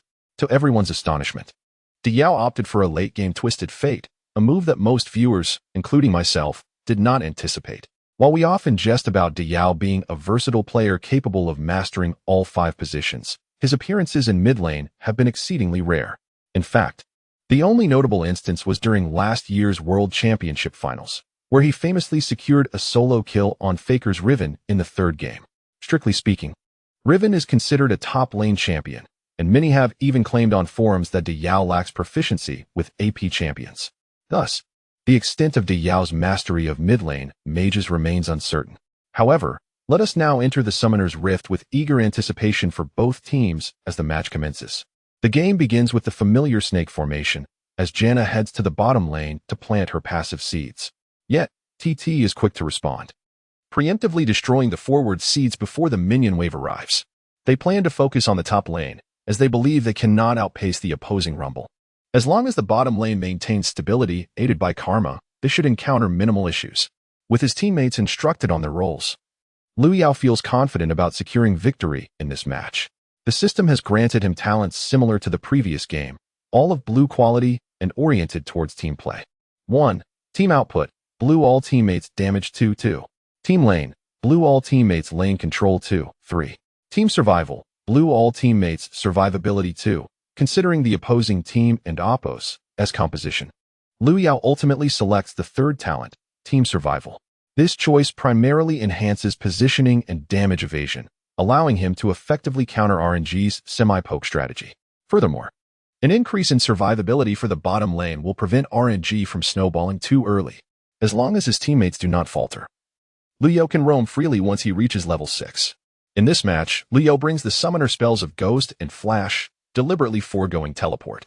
Currently, Ghost has not been nerfed, and with this spell combined with his talents, engaging in team fights will become effortless. The early phases of the mid and top lanes progress peacefully, while the bottom lane is filled with skirmishes and wave pushing. At level 1, Karma, equipped with her ultimate, plays aggressively, utilizing her empowered Q to harass and push for level 2. While their duo may not be exceptionally strong upon reaching level 2, it suffices that they do not allow RNG and Oppos' bottom lane duo to gain the advantage. The level 2 Janna, with her high damage output, proves to be formidable. As the commentators analyze the details of the bottom lane confrontation, the broadcast swiftly shifts to the top lane. In an instant, the low health Camille flashes back to her tower. Yet the ignite lingering on her brings her down to her last bit of health.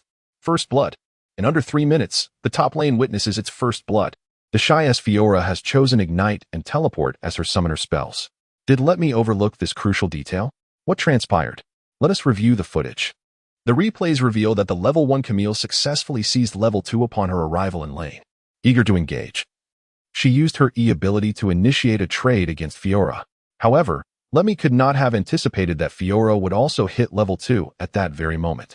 The newly leveled Fiora promptly learned W, Grand Challenge, effectively countering Camille's E and stunning her in place. Fiora then pursued Camille relentlessly to the tower, while the latter, with barely any health, flashed into the safety of her turret, only to be met with Fiora's Ignite before she could escape. How could this player bring Ignite? Let Me exclaimed, realizing that he had overlooked the summoner spell choice due to nerves at the start of the match. Yet, it is hardly surprising. Very few players opt for such a summoner spell configuration. This peculiar choice was undoubtedly a strategy imparted by Lu Yao to the Shy, reminiscent of tactics commonly employed in past eras. For champions like Fiora, who possess multiple mobility skills, the benefits of Flash may not outweigh those of Ignite, which can effectively counter champions with significant healing capabilities, such as Aatrox or Mundo. However, Theshi's successful solo kill on Let Me relied on more than just this choice. He also gained experience from a small raptor, reducing the number of minions required for him to reach level 2. As a seasoned professional, Let Me should not have miscalculated the experience required for level 2. His intention to engage upon reaching level 2 was sound. Logically, Fiora should still have needed 2 more minions to level up. The Shy had anticipated this, deliberately allowing the minion wave to push so Let Me could claim level 2 first. While Camille and Oppo's attempt to engage upon reaching level 2 was reasonable, fortune was not on her side. Fiora leveled up just as she initiated her E. Camille had miscalculated the experience from the minions. This was a misstep, and she paid dearly for it, resulting in a death flash, an unfortunate trait. Let Me performed commendably. Yet the finer details eluded him, especially as the Shy's unconventional choice of Ignite and Teleport had not been seen in professional play before. In my recollection, such a summoner spell selection is virtually unprecedented. Even in ranked matches, I have seldom encountered such an abstract approach. Nevertheless, regardless of the methodology, the effectiveness of a skill ultimately defines its worth. Ignite and Teleport serve not only to secure kills, but also to push lanes, which may prove quite advantageous. Chapter 79. The Passion of the Duel in the Top Lane. The Shy executed a remarkable solo kill, with intricate details that even the commentators failed to fully grasp during the replay. However, the live chat erupted with excitement following this remarkable feat. Can he really react quickly enough to level up and learn W? Is this scripted? It seemed as if the Shy had meticulously calculated every move. The moment the Kled lunged forward, he leveled up to learn W and deftly blocked the E skill. If this wasn't an Oppo's premeditated, then he was truly formidable. Such anticipation appeared almost impossible to achieve spontaneously. One could perhaps believe that a player of Yao's caliber could execute it. But how could a rookie top laner possess such skill? If I were Kled, I would be utterly bewildered. The plan was to secure a level 2 advantage and inflict significant damage, yet he inadvertently kicked himself to his demise. This is what makes the competition exhilarating, watching the myriad strategies and clashes, unlike previous matches where the top lane was merely a farming duel between Tree and Bobby, which was utterly mundane. Beyond the chat, an increasing number of spectators were captivated by this match. At the EDG Club's base, within the training room, all players and coaches were intently watching the match between RNG and TT, with their encounter against TT looming in a couple of days. They were keen to analyze their opponents. "What do you make of that solo kill? Have you identified the critical issue?" asked the captain. Glancing at Mouse after reviewing the replay, Mouse scratched his head in confusion. From the minion wave, it seems the Fiora Shun-T have been able to reach level 2. Honestly, I would have engaged as well. Fiora needed just 2 minions to level up, yet she achieved it with merely 1. How did she gain that experience? Upon realizing this, Mouse widened his eyes and looked at the captain, who nodded in affirmation. Indeed, she must have secured the experience from a jungle monster. That is how she managed to time the solo kill perfectly. Such cunning strategies undoubtedly stemmed from Lu Yao. His ingenuity surpasses that of anyone else. The captain sighed, lamenting that had Lu Yao remained with EDG, their chances for the spring championship would have been significantly bolstered. Returning to the match, the game continued. Although the Kled had fallen in the top lane, he had wisely brought teleportation, allowing him to return to lane with minimal experience loss. Nonetheless, he would need to tread cautiously. Another opportunity for Fiora to secure a kill would likely spell disaster for him. Consequently, Let Me chose to sacrifice some minions rather than allow the Shy too many chances to whittle down his health.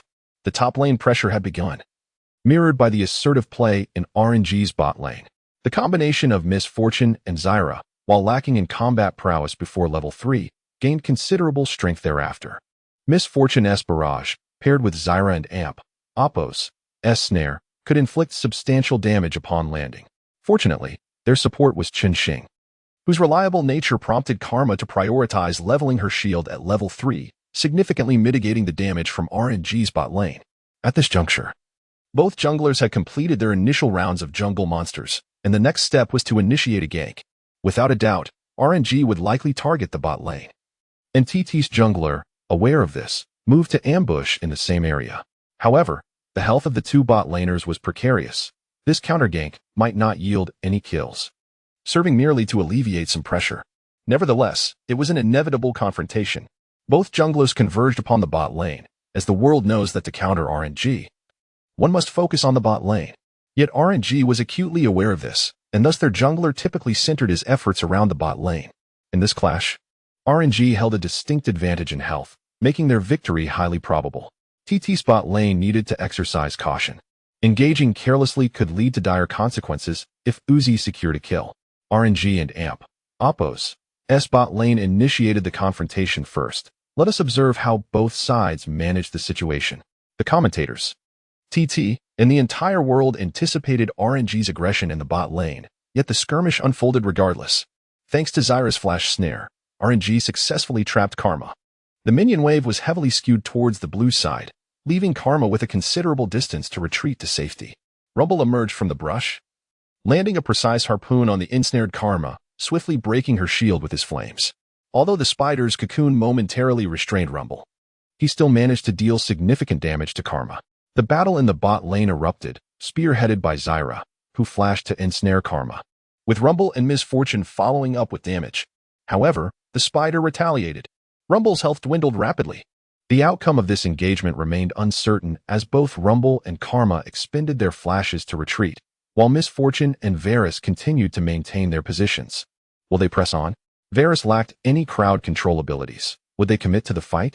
Yet neither Varus nor Misfortune showed signs of retreating. They were determined to engage fully. Uzi skillfully maneuvered Misfortune, showing no intention of backing down. As the opposing spider had just used all her skills on Rumble and was now entangled with her own Zyra. The only concern was Varus's Q skill nearing cooldown. With 3 stacks of passive, a single hit would spell doom for Misfortune.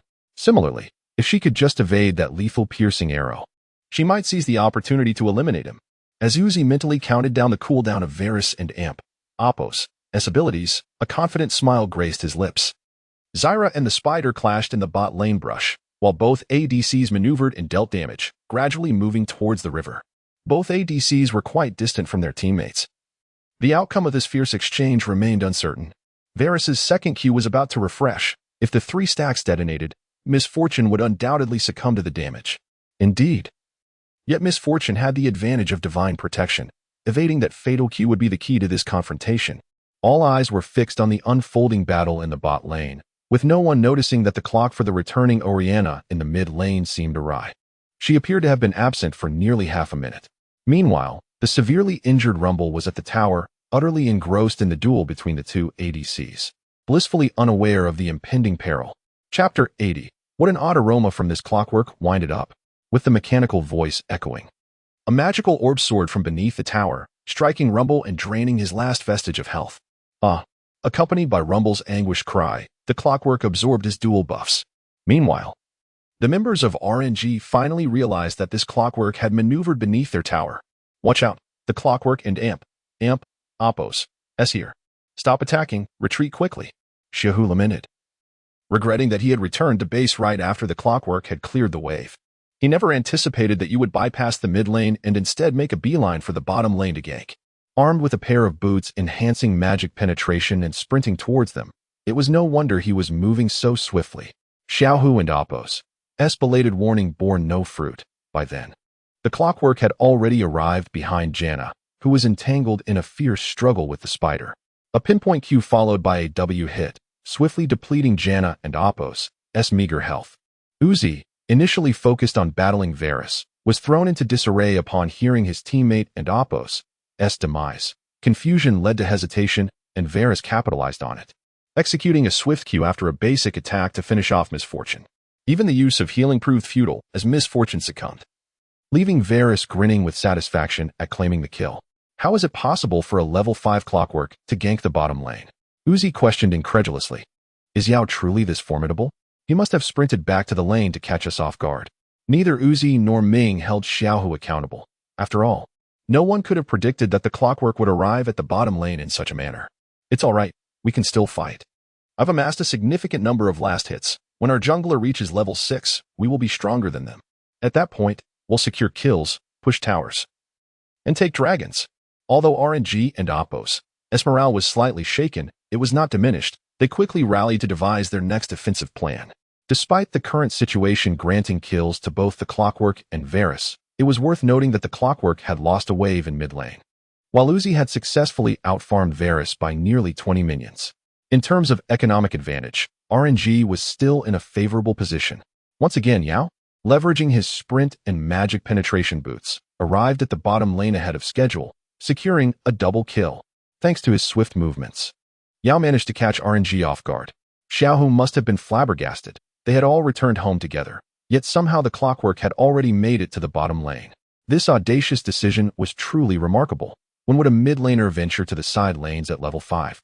Some junglers even delay their ganks until level 6. What could a level 5 clockwork without crowd control achieve in a gank? Yet, he astonishingly found an opportunity to reap rewards, showcasing Yao's unique talent for executing unexpected maneuvers at critical moments. The most terrifying aspect was that these seemingly exaggerated plays consistently yielded excellent results. Yao's unpredictability must rank among the highest in the entire LPL, if not the world. Returning home at level 5 to purchase equipment, he relied on his sprint, boots, and the acceleration from Clockwork and Oppo's SW to traverse the map with remarkable speed. Professional players are acutely aware of timing, and Yao exploited this to his advantage, making his way to the bottom lane and seizing control of the situation while the opponents were caught off guard. The live stream chat erupted with astonishment, surpassing even the commentators' reactions. For many viewers, whose knowledge ranged from bronze to silver, the nuances of timing were completely overlooked. Is this what professional players do? Is timing part of the strategic interplay? The Clockwork, aided by sprinting and boots, arrived at the bottom lane a full 10 seconds faster than usual, enough time to secure a kill. Yao's peculiar playstyle transcended the conventional. Could a Clockwork truly be played as an assassin? Let us not pretend. Even champions like Zed or Akali typically roam after reaching level 6, not at level 4. It can only be said that Yao possesses an extraordinary understanding of RNG strategies. They consistently employ a 4-protect-1 tactic, and once that strategy is countered, defeat is almost inevitable. In my opinion, Yao should consider playing mid lane in the future, becoming an ultimate roamer, a pioneer of swift support that could rival Faker and Amp, Oppo's, as assistants. As for Yao himself, he remained oblivious to the commentary and reactions. His priority was to quickly grind to level 6 in preparation for the next dragon skirmish. While all attention was fixated on the bottom lane, news from the top lane arrived once more. Camille had been slain again by Fiora. This time, it was under the tower, accompanied by a wave of minions, forcing the kill. The reason lay in RNG's focus on the bottom lane. Without jungle support, Camille was left vulnerable after being slain by Fiora, losing control over the minion wave. The wave remained under the tower's control, leaving Letme to merely soak up experience from a distance. However, Letme was not one to easily concede. He knew that if the minion wave remained unaddressed, there would be little difference between living and dying. The tension between these two champions was palpable. If Fiora did not block Camille, she still had a fighting chance. But if she did, Camille would be unable to escape. Letme attempted to bait Fiora's W with an E, but the latter was not fooled. Fiora flawlessly countered with a QW combo, nullifying Camille's E. Although Camille had been slain once, Letme still considered this trade beneficial, as the minion wave would push back, allowing him to resume farming without being harassed by Fiora. This was the only viable strategy without jungle assistance. The focus of the match was not on the top lane. As Camille, his role was to engage during team fights and contain the opposing ADC.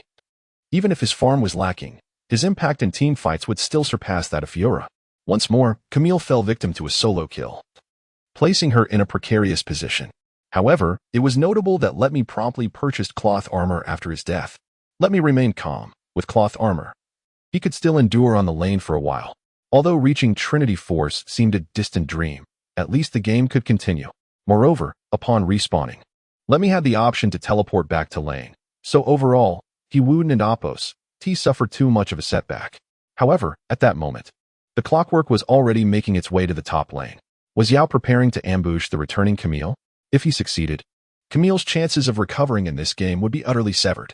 Amidst the commentators' astonishment, Yu had skillfully maneuvered the Clockwork into the brush of the top lane. Chapter 81. Guess where I am? After clearing the minion wave in the middle lane, Liu Yao swiftly made his way to the top lane. However, right after dispatching the final ranged minion, he first took a few steps towards the bottom lane before heading upwards. This subtle maneuver did not go unnoticed by the commentators. Players, particularly those in lower tiers, could certainly learn from this small detail and movement exhibited by Oriana. Both minions and wards retain brief vision before their demise. And this fleeting moment can be exploited for feints, such as pretending to recall or providing support to another lane. At this juncture, the second blue buff was set to respawn. Oriana's disappearance from the mid lane would undoubtedly lead the opposing team to assume she was heading to claim the blue buff. Indeed, this ruse further convinced them that Oriana was bound for the bottom lane to secure the blue buff, and Xiaohu, the mid laner for RNG, would certainly not overlook this information. With Oriana potentially returning to the mid lane or ganking the bottom lane after obtaining the blue buff, RNG's south bottom lane felt compelled to retreat, unable to press forward any longer. Yet, they could not foresee that Oriana not only bypassed the blue buff but also stealthily approached the top lane to ambush the freshly respawned Echo alongside Fiora. The commentators were once again astounded by Lu Yao's attention to detail and audacity. In less than 10 minutes, the match had already unfolded with such intricate strategies and skirmishes. This exemplifies the combat style of the LPL, while the operational tactics of the LCK are undeniably effective. Many spectators yearn for the thrilling encounters characteristic of the LPL. Following the commentators and Oppo's analysis, the audience quickly grasped Lu Yao's intentions in the mid lane. I can attest to the meticulousness of Yao. I recognized his finesse ever since he faced SKT last year. Indeed, Yao embodies the type of player who dares to innovate, each appearance marked by creative strategies that yield tangible results. Though such tactics may be effective, they hold little relevance for us in the bronze and silver tiers. We hardly concern ourselves with which lane you choose to gank. Indeed, our approach is one of nonchalance towards life and death. If someone attempts to ambush us, so be it. Yet, we shall continue to play aggressively regardless. At this moment, Echo had teleported onto the field, clearing the minions beneath the tower as the second wave converged in the river. Observing that the Shy had not utilized his teleport to return to lane, Let Me felt a surge of greed. Who wouldn't he be tempted? He hastily employed his abilities to clear the wave, seizing the opportunity to claim a minion advantage while denying Fiora half a wave. This back-and-forth maneuver would significantly narrow the experience gap between the two players. Any top laner would be compelled by this minion wave. Indeed, even Lu Yao, if he were in Let Me's position, would likely wish to push this wave. However, if it were Lu Yao, he would have considered whether someone lay in ambush within the brush, a thought that Let Me failed to entertain, ultimately paying the price for his greed.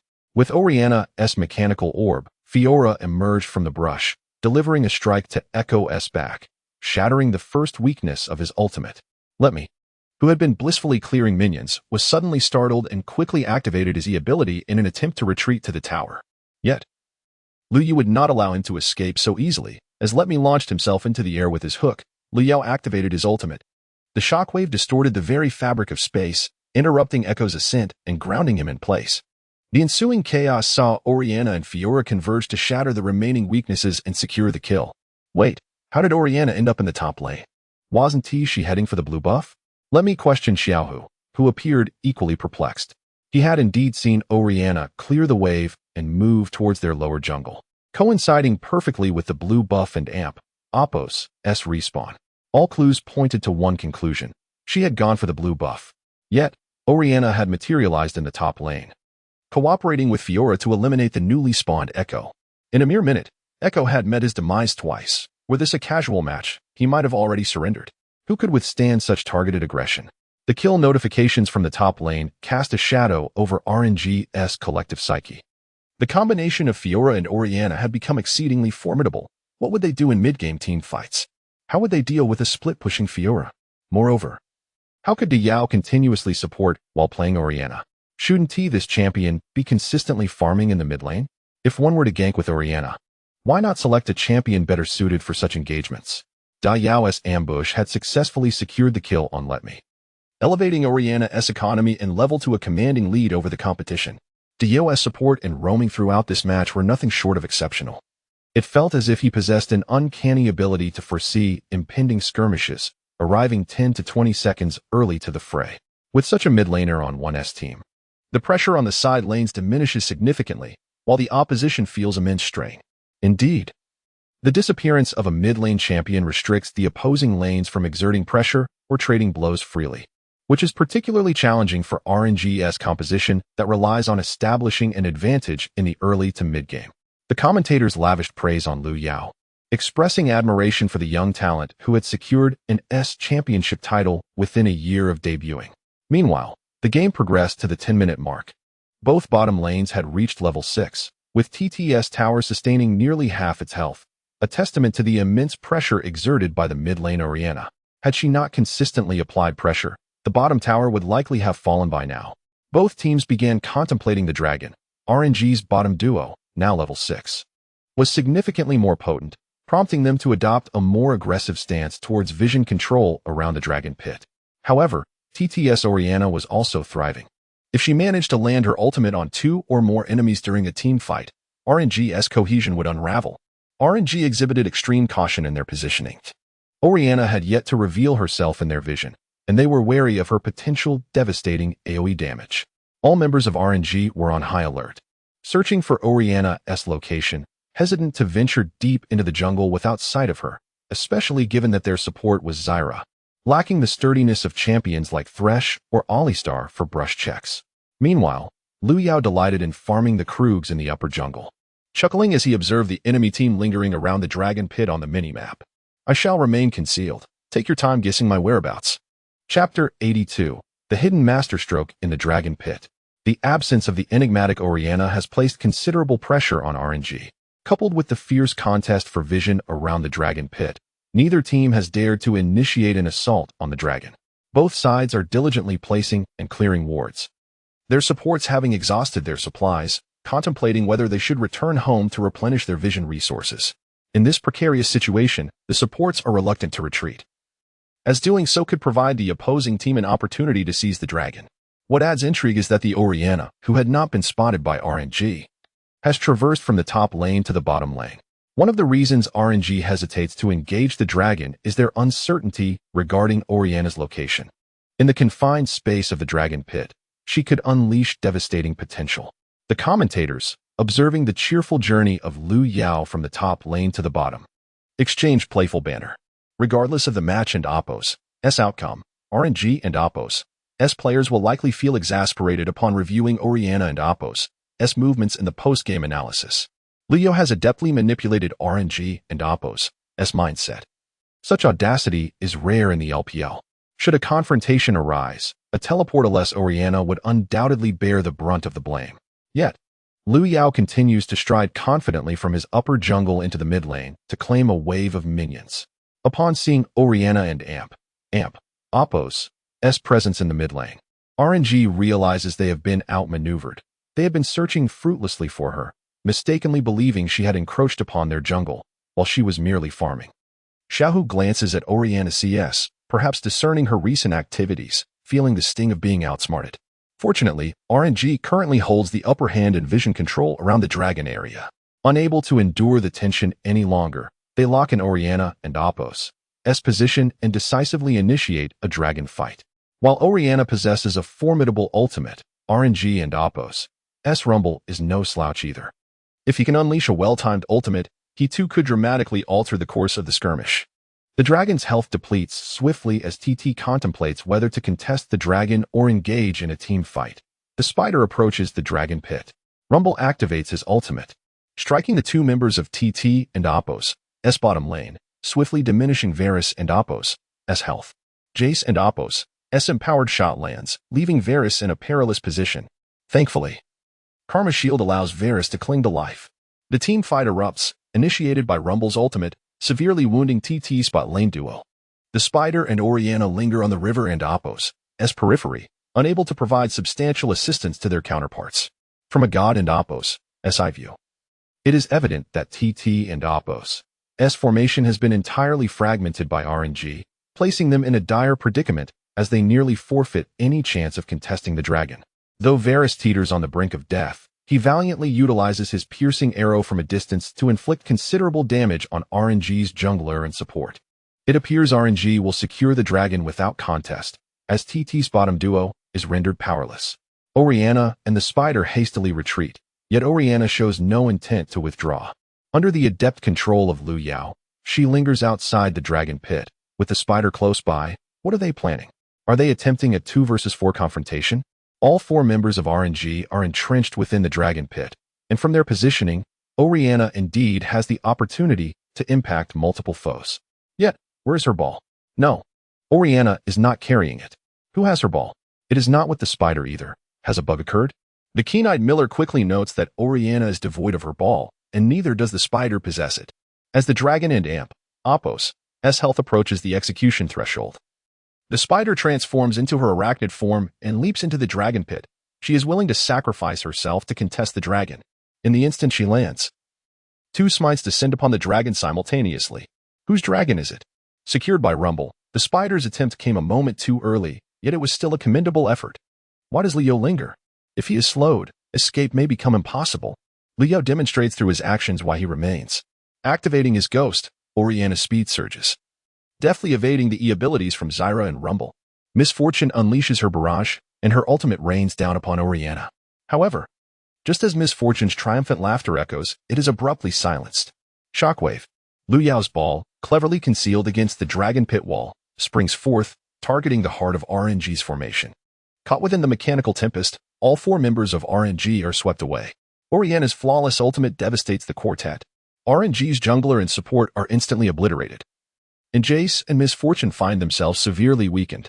Misfortune barely manages to use her heal, while Oriana stands in a commanding position, trapping two foes within the dragon pit. Yet, both Jace and Misfortune possess their flashes. Will they opt to use them? Before the commentators and Oppos, words can fade. Jace swiftly flashes over the wall, and upon witnessing Jace and Amp, Oppos' escape, Misfortune follows suit.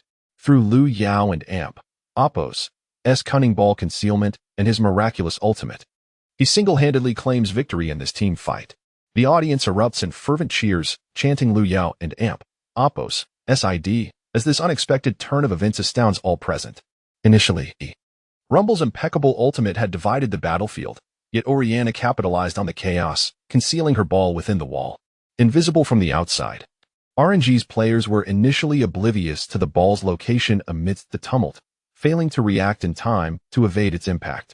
Perhaps subconsciously, they did not anticipate this ultimate could possess such game-changing potential, yet the evidence stands clear. Lu Yao has undeniably altered the course of the match with a single ultimate. Simply sublime. Through the director's replay, we finally witness Lu Yao's deft maneuver in hiding the ball within the wall. This can indeed be considered a subtle technique of Oriana and Amp, Oppos' utilizing the wall to disorient the enemy before unleashing a surprise ultimate to turn the tide. Prior to this match, many harbored doubts regarding Lu Yao's AP mage prowess, but after this remarkable display, such skepticism is likely to dissipate. Indeed, Lu Yao, through his intellect and finesse, not only prolonged the team fight but also single-handedly eliminated two foes and severely weakened another two. Chapter 83. The unmanageable 4-1 split push. Can the ball of the clock still be hidden this way? After playing League of Legends for so long, I had no idea. If I had known this, I would have long since ascended to gold, rather than languishing in silver for so long. Diao never fails to impress. I am now eager to witness a rare mistake from him. How can Diao maintain such a cheerful demeanor during matches? Does he not feel the slightest bit of tension? What a foolish question. Others have already claimed the title of world champion. So what is there to be anxious about when they have achieved the highest honor possible? In response to Lu Yao's clever ball concealment, the barrage of 666 praises flooded the screen. I and Oppos' VE learned something new. It appears that in tonight and Oppos' ranked match, aside from the top lane Lucian, there will also be a plethora of mid-lane Oriana, who is merely wandering about, accumulating gold without engaging in team fights. The players from RNG are also wearing serious expressions. After securing those 2 kills, Oriana, who was already ahead in development, has skyrocketed in both equipment and level. The challenge of the impending team fight has intensified, as their composition consists mainly of fragile champions. In such skirmishes, whoever falls victim to Oriana's ultimate will surely meet their demise. Although dodging Oriana and Oppos' ultimate with Flash is not an insurmountable task, her ultimate has a cooldown of merely 1 minute, while Flash takes 5 minutes to refresh. To make matters worse, the top lane's first turret has already been taken down by Fiora during the skirmish for the dragon. For Kingseeing, losing the first turret allows him to farm the minion wave, which is a small consolation. However, for RNG, losing the vision from the top lane turret significantly complicates their attempts to secure vision around the Baron pit. With the dragon just concluded, the only resource left on the map is the Rift Herald, and they are in no position to contest it. They must stall for time until Jian Jihao has his essential items. Support player Xiaoming's side in resignation. All he could do now was place his faith in Uzi. In contrast, on the TT side, after Fiora demolished the top lane turret, she and the jungler, Spider-Man, claimed the Rift Herald. With the swift recall enabled by the Herald, Fiora returned home to replenish her resources before heading straight for the bot lane. In this match, Fiora's role is to split push. She already has a significant advantage in lane, making the 4-1 split push strategy virtually risk-free. Fiora, by nature, is somewhat cumbersome in team fights. The Shy has not brought flash, making it even more challenging for him to disrupt the backline. Rather than engaging in a 5v5 team fight, it is far more prudent to continue split pushing. With the power of the Herald, Fiora approaches the bot lane to apply pressure, while TT employs their classic 4-1 split push tactic. Indeed, the 4-1 split push is one of the most iconic strategies in League of Legends, which persists in the competitive scene due to its near invincibility. A champion with an advantage can mindlessly push lanes. If fewer than 2 opponents respond, the push will be uncontested, but if 2 or more come to defend, they will face the dilemma of being outnumbered in the front lines. However, the 4-1 split push does have countermeasures. A strong initiation from the front can exploit the enemy and amp Oppo's numerical disadvantage, striking them in a 5 versus 4 scenario. Yet, RNG and amp Oppo's current composition struggles to initiate effectively. Although they possess the long-range slow from Rumble and amp Oppo's ultimate, TT has Karma and amp Oppo's team speed boost to evade capture. The situation for RNG is undeniably precarious. One wonders what decisions they will make in response. As Fiora brazenly continues to push in the bot lane, the two commentators recognize the predicament facing RNG. Without champions capable of initiating fights, they are utterly impotent against TT's 4-1 split push. With the clock still shy of 20 minutes, they cannot force a Baron to draw Fiora back for defense. Once Kingseeing levels up, he will no longer fear being soloed by Fiora, but he must still remain cautious in the side lane. Thus, RNG finds itself unable to initiate team fights, unable to push out the side lanes, and is gradually being devoured by TT, who systematically dismantle their outer towers. As the clock strikes 20 minutes, RNG has lost all 3 outer turrets, and the health of the mid and bot lane second turrets is far from satisfactory. If TT wishes to play it safe, they can continue to farm while dismantling RNG and Oppo's outer towers, leaving RNG confined to their base while they consume all resources in the jungle. At this 20-minute mark, the economic disparity has soared to a staggering 5,000 gold. Can RNG possibly stage a comeback under such circumstances? Their only hope now lies in waiting for Uzi to acquire his 3 core items. As the old adage goes, in favorable winds, Jian Jihao, in unfavorable winds, Huang Xiaogo. In dire straits, Uzi. Indeed, RNG and amp Oppo's only option now is to place their trust in Uzi, to believe in him. Just as the commentators finish their thoughts, Fiora has already taken down the bot lane's second turret, leaving Kingseeing to watch in vain as Fiora arrogantly departs after demolishing the turret, unable to voice a single complaint. Fiora has successfully dismantled the bot lane turret, increasing the pressure on the minion wave in that lane. TT's 4 members also congregate to establish vision around the Baron pit. The pressure on RNG's jungle vision is immense. They cannot afford to lose sight of the Baron pit. In their previous match, they suffered defeat due to poor vision around the Baron. Will they learn from their mistakes this time? As the commentators noted, RNG is grappling with significant pressure regarding jungle vision, yet they must venture out to establish it. Without the presence of Xiao Ju to scout for vision, RNG can only rely on Jace and Oppo's enhanced cannon and Janna and Oppo's flowers to scout the brush. However, Liu Yao has stealthily maneuvered Oriana to the location of the 3 wolves. De Yao has returned to this familiar spot. Those who have watched his matches should recall that during last year's finals against SKT, De Yao concealed himself in this very position to ambush SKT's bot lane, turning the tide of the team fight. Have RNG's players detected this information? While this position may yield unexpected results, should they discover him, De Yao could meet his end here. Liu Yao harbors no fears of being found.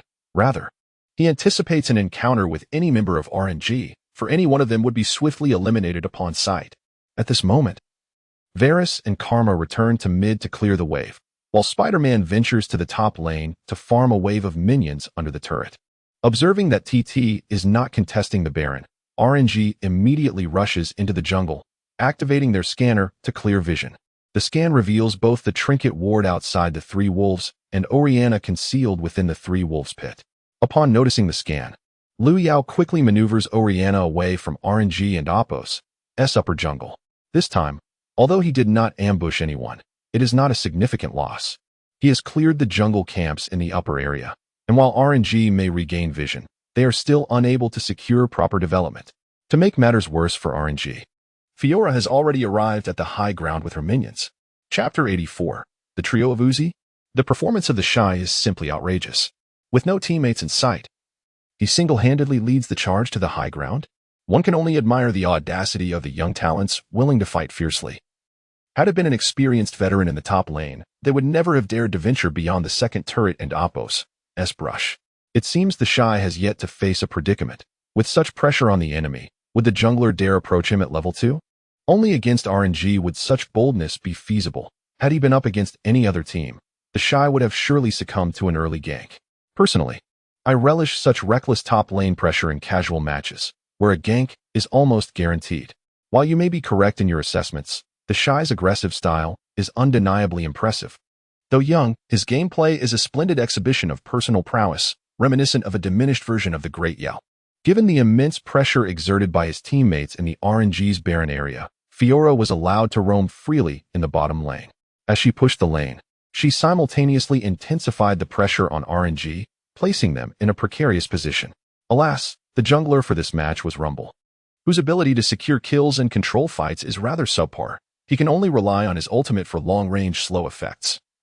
And those familiar with Rumble know how easily his ultimate can be wasted. In a previous life, there were even professional players who created memorable moments by setting the jungle ablaze. However, just because Fiora is difficult to catch does not mean she is invulnerable. While RNG support and jungler focused on vision in the upper jungle, Uzi stealthily maneuvered Miss Fortune to the bottom lane. Uzi arrived in the lower jungle, hoping to claim the red buff, but it had already been devoured by Fiora. This iteration of Fiora played with reckless abandon, her lane pressure suggesting a disregard for her opponents. The blue side had begun signaling. Would they finally make a move against Fiora? Yet, RNG's jungle and support were still in the upper jungle. Could Uzi alone secure a kill on Fiora? It seemed plausible. Uzi's development was impressive, having amassed 2.5 items. From the perspective of the commentators, although Fiora was well farmed, her itemization was solely offensive, lacking any defensive gear.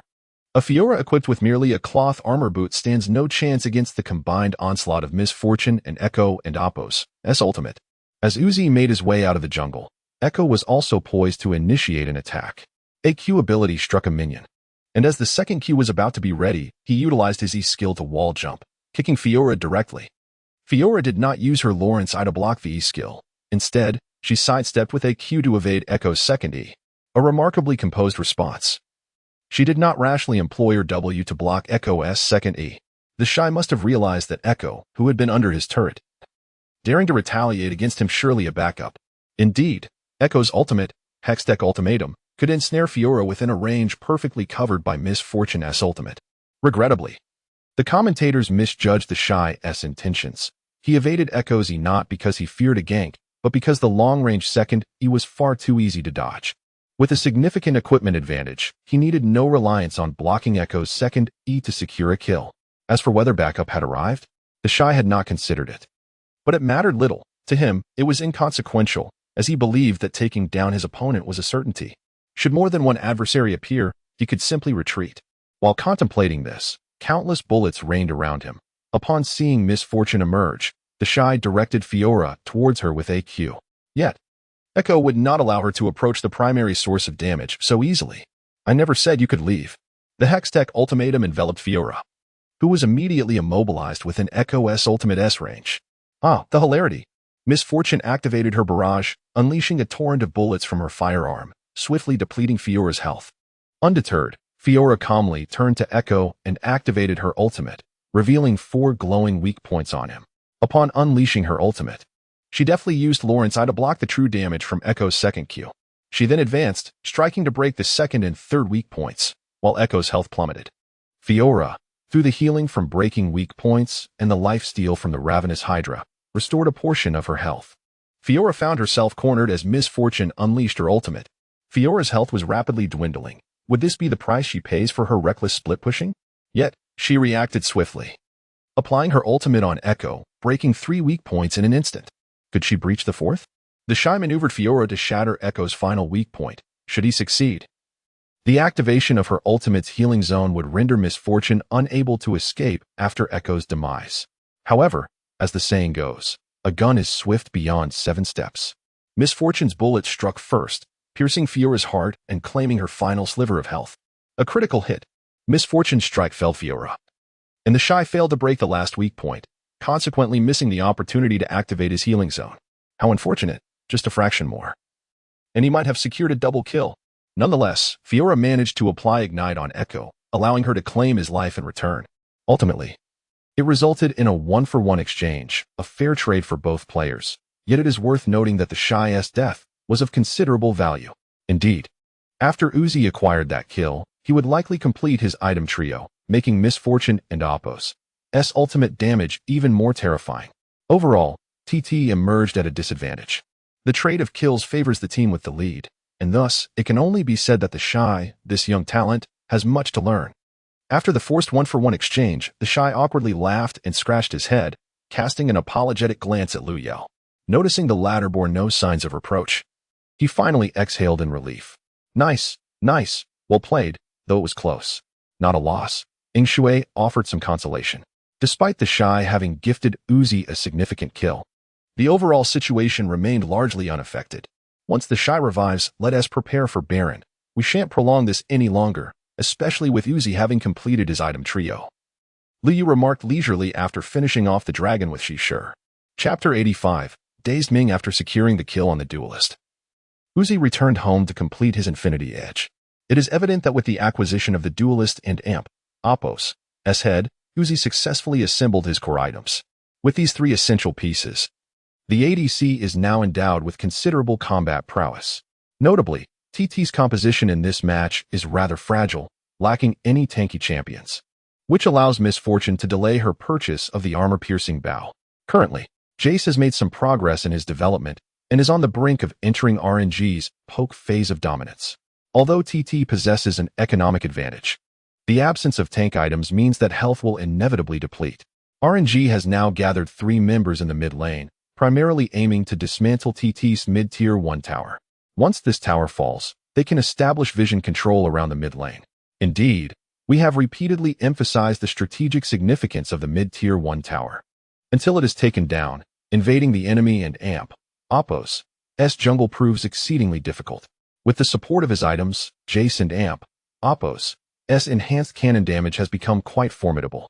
Fortunately for TT, they benefit from Karma's shields and Varus's lifesteal, allowing them to quickly recover any lost health through minions and jungle monsters.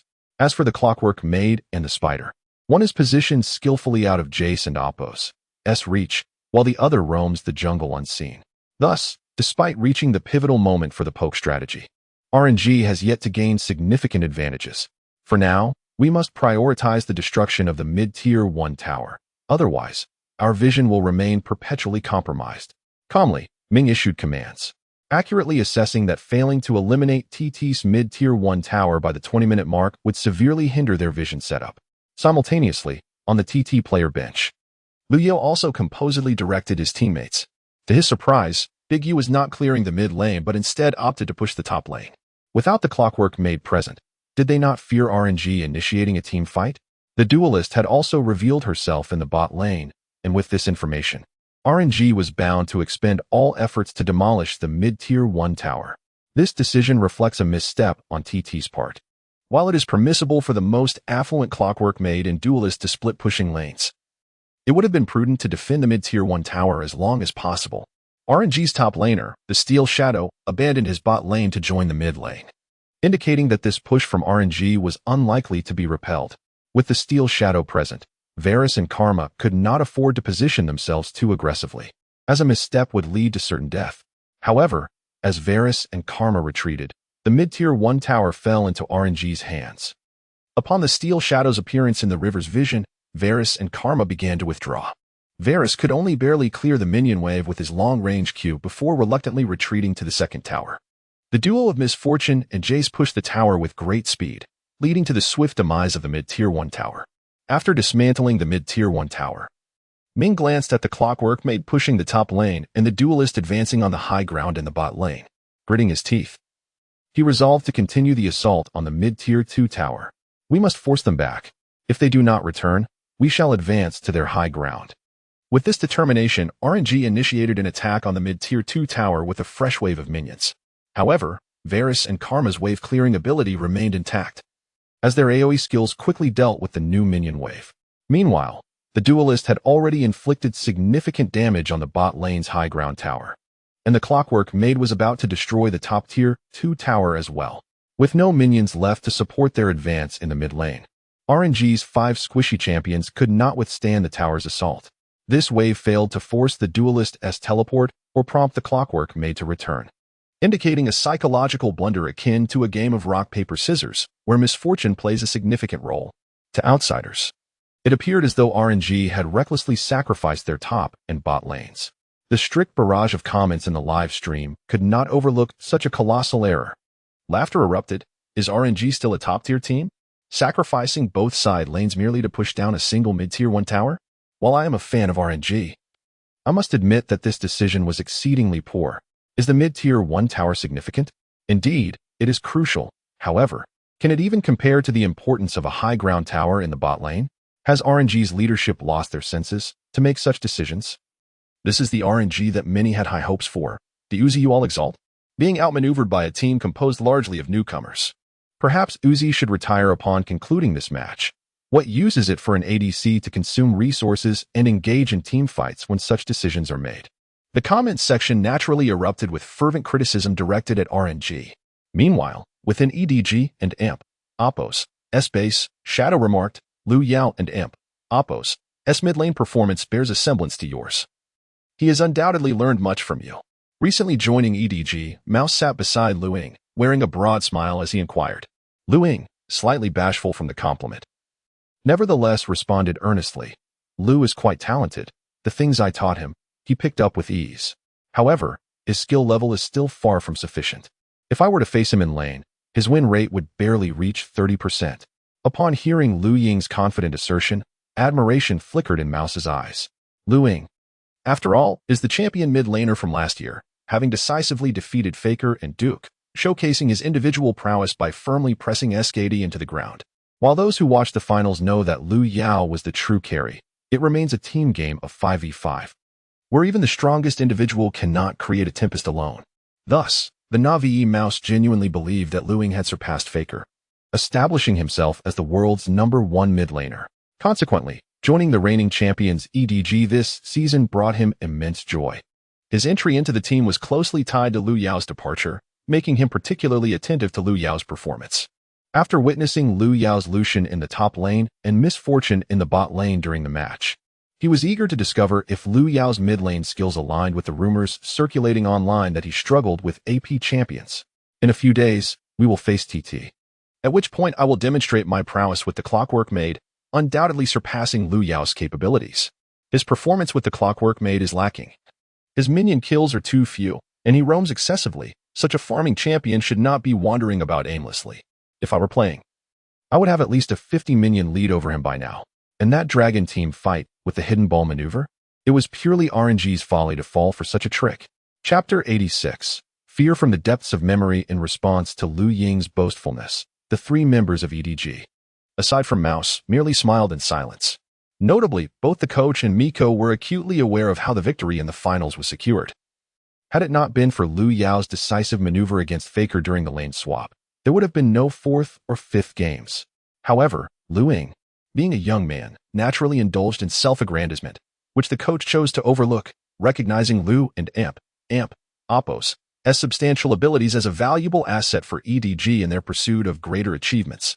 As for the impending clash with TT, both the coach and Miko were eager to ascertain whether Lu Yao's prowess had evolved in the months that had passed. Having lost their bottom lane inhibitor, RNG now faced tremendous pressure from minion waves, necessitating the deployment of 2 players to manage the top and bottom lanes.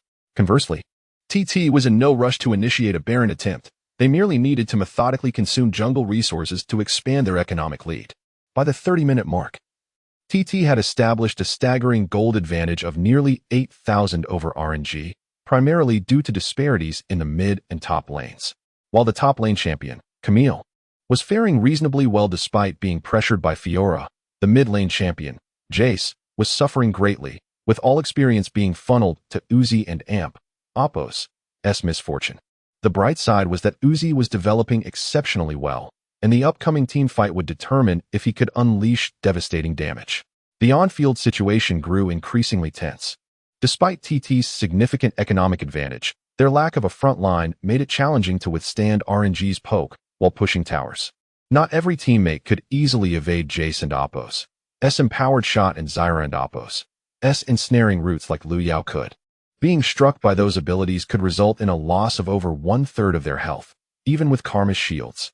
Finally, TT came to the realization that they needed to secure the Baron. Only with the Baron buff could their minions advance on the enemy and Oppo's high ground.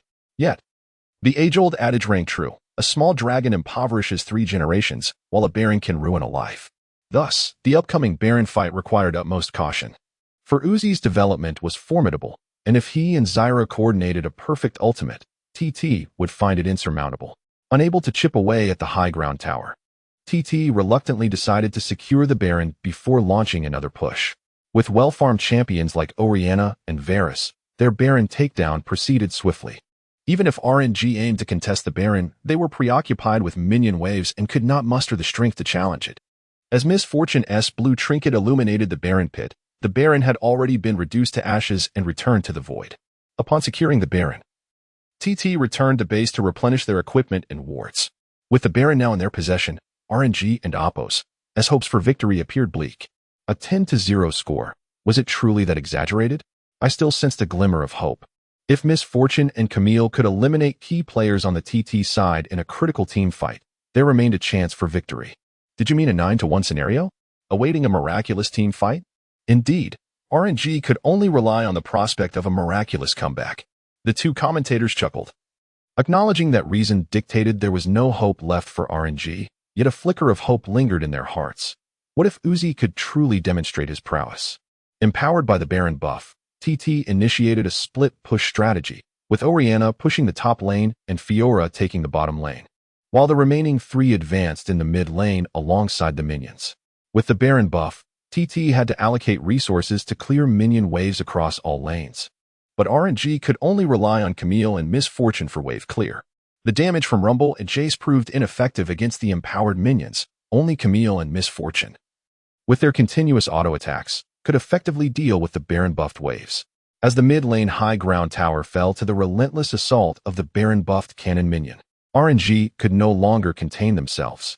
They resolved to engage in a mid lane skirmish, disregarding the side lanes. If all 3 crystal towers fell, defeat was inevitable. If they were to perish, they would do so standing. Uzi's expression grew anxious. Despite his excellent equipment, the opposition consistently evaded confrontation, denying him any opportunity to showcase his skills.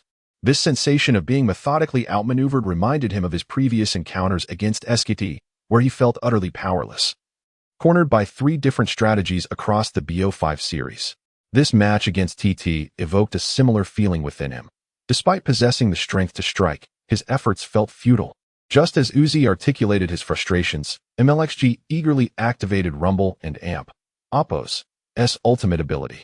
As one of the most tenacious junglers in the LPL, he thrived in chaotic brawls, relying on his skills to secure victory. After 2 matches of being led by the opposition, he could no longer contain himself. With a sharp cackle, Rumble unleashed his ultimate, sending a barrage of hellfire rockets that struck the 3 TT champions, pushing the tower head-on. The substantial damage and slow effect instantly depleted 1/3 of their health. However, Karma's collective shield allowed them to escape the range of the ultimate. Yet, the angle of the ultimate was exceptionally devious, almost entirely sealing off the retreat for the 3 TT champions.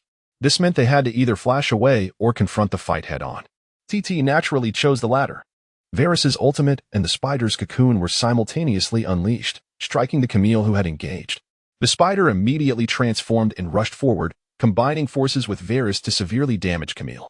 Meanwhile, Zyra flashed forward, ensnaring the 3 champions while simultaneously unleashing her ultimate, Wild Growth, enveloping them in its grasp. Jace charged in, delivering a powerful shot that directly hit Karma. As he switched to hammer form, he advanced toward the three champions, while the previously positioned Miss Fortune activated her ultimate, bullet time.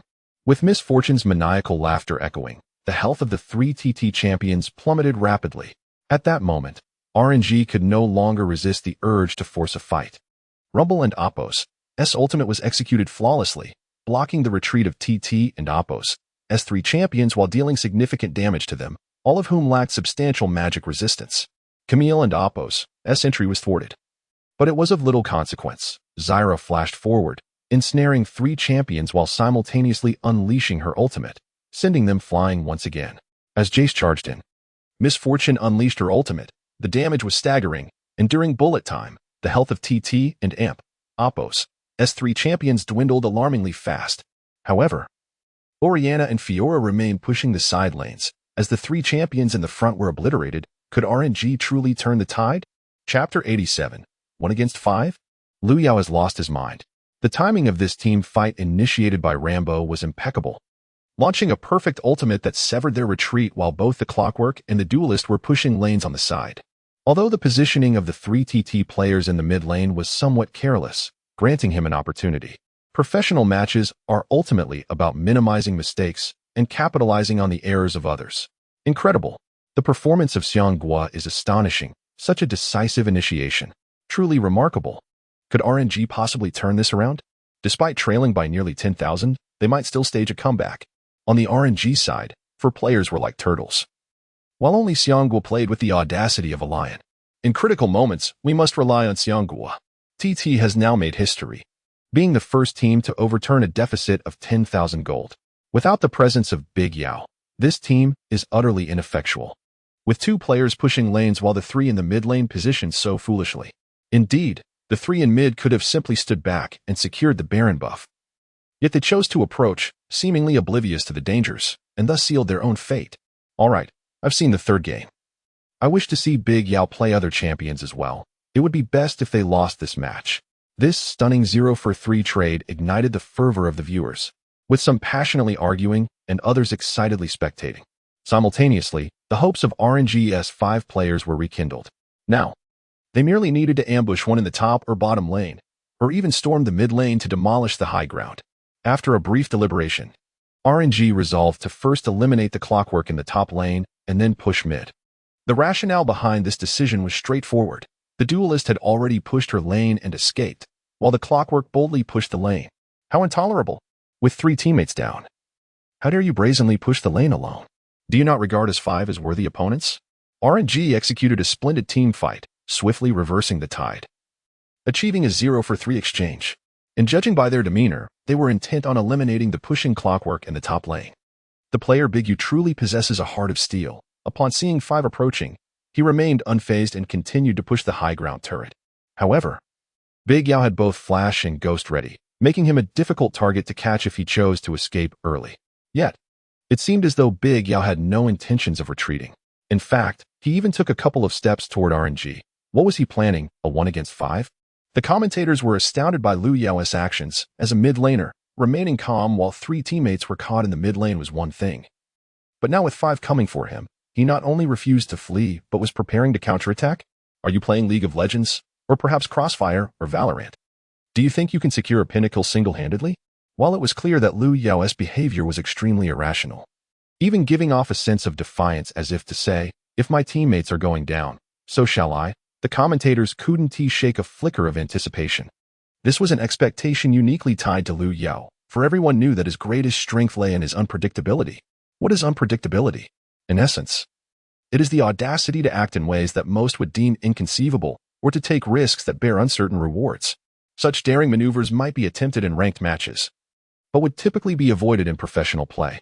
Yet for Liu Yao, each choice he made was a spectacle, and he could indeed rationalize his decisions through sheer skill. The Clockwork successfully demolished the high ground turret, yet the grappling hook of the Steel Shadow was ready, and she possessed her ultimate. In this moment, the Clockwork needed to rapidly expend her summoner spells to escape. However, if she used them now, the next team fight would be exceedingly challenging. What would Big U decide? The commentator's words were abruptly cut off as the Steel Shadow, with a third of her health, was instantaneously obliterated by the Clockwork. What kind of damage was that? When did the Clockwork acquire a Rabadon's death cap? After the Steel Shadow fell, her ultimate could no longer restrain the Clockwork. Big Yao activated Ghost, having eliminated an opponent, and chose to retreat, which was indeed a wise decision. But wait, Liu Yao did activate Ghost. However, instead of retreating, he advanced toward the oncoming Rambo. With a couple of deft sidesteps, he evaded Rambo's harpoon, landing a basic attack followed by a perfectly timed QW combo that triggered Thunderlord's decree, leaving Rambo's health plummeting. Had it not been for the shield from Huang Wan, Rambo would have undoubtedly been eliminated in an instant. Upon witnessing the Steel Shadow's demise and Rambo being forced back, Xiaohu abandoned his earlier intention to charge in. Wouldn't he that just be handing over a kill? Yet Uzi signaled him to press forward. Don't run. Just save your flash to dodge his ultimate. We're at full health. And his Clockwork QW cannot take us down. It was imperative to disrupt his rhythm. Otherwise, the next team fight would be even more difficult. And the enemy would not grant such a favorable opportunity again. Upon hearing Uzi's words, Xiaohu clenched his teeth, activated his acceleration gate, switched to melee form, and charged ahead.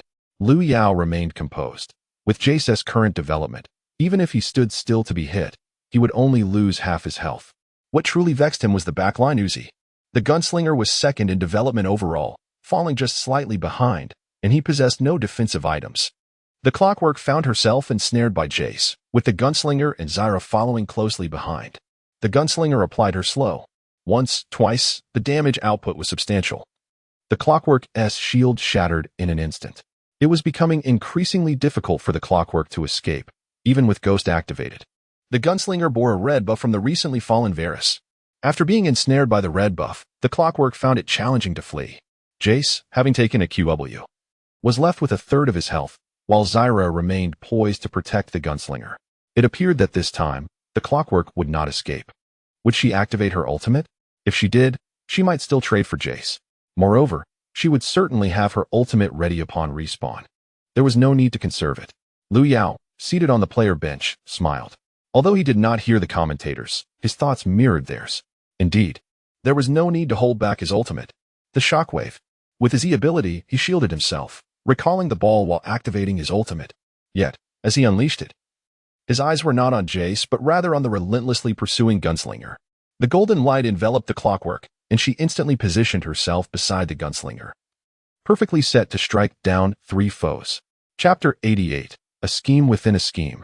A rather uncomplicated technique. Many heroes and amp, Oppos, skills and flashes possess similar interactions, such as Ezreal's Q-Flash and Lux's directional R-Flash.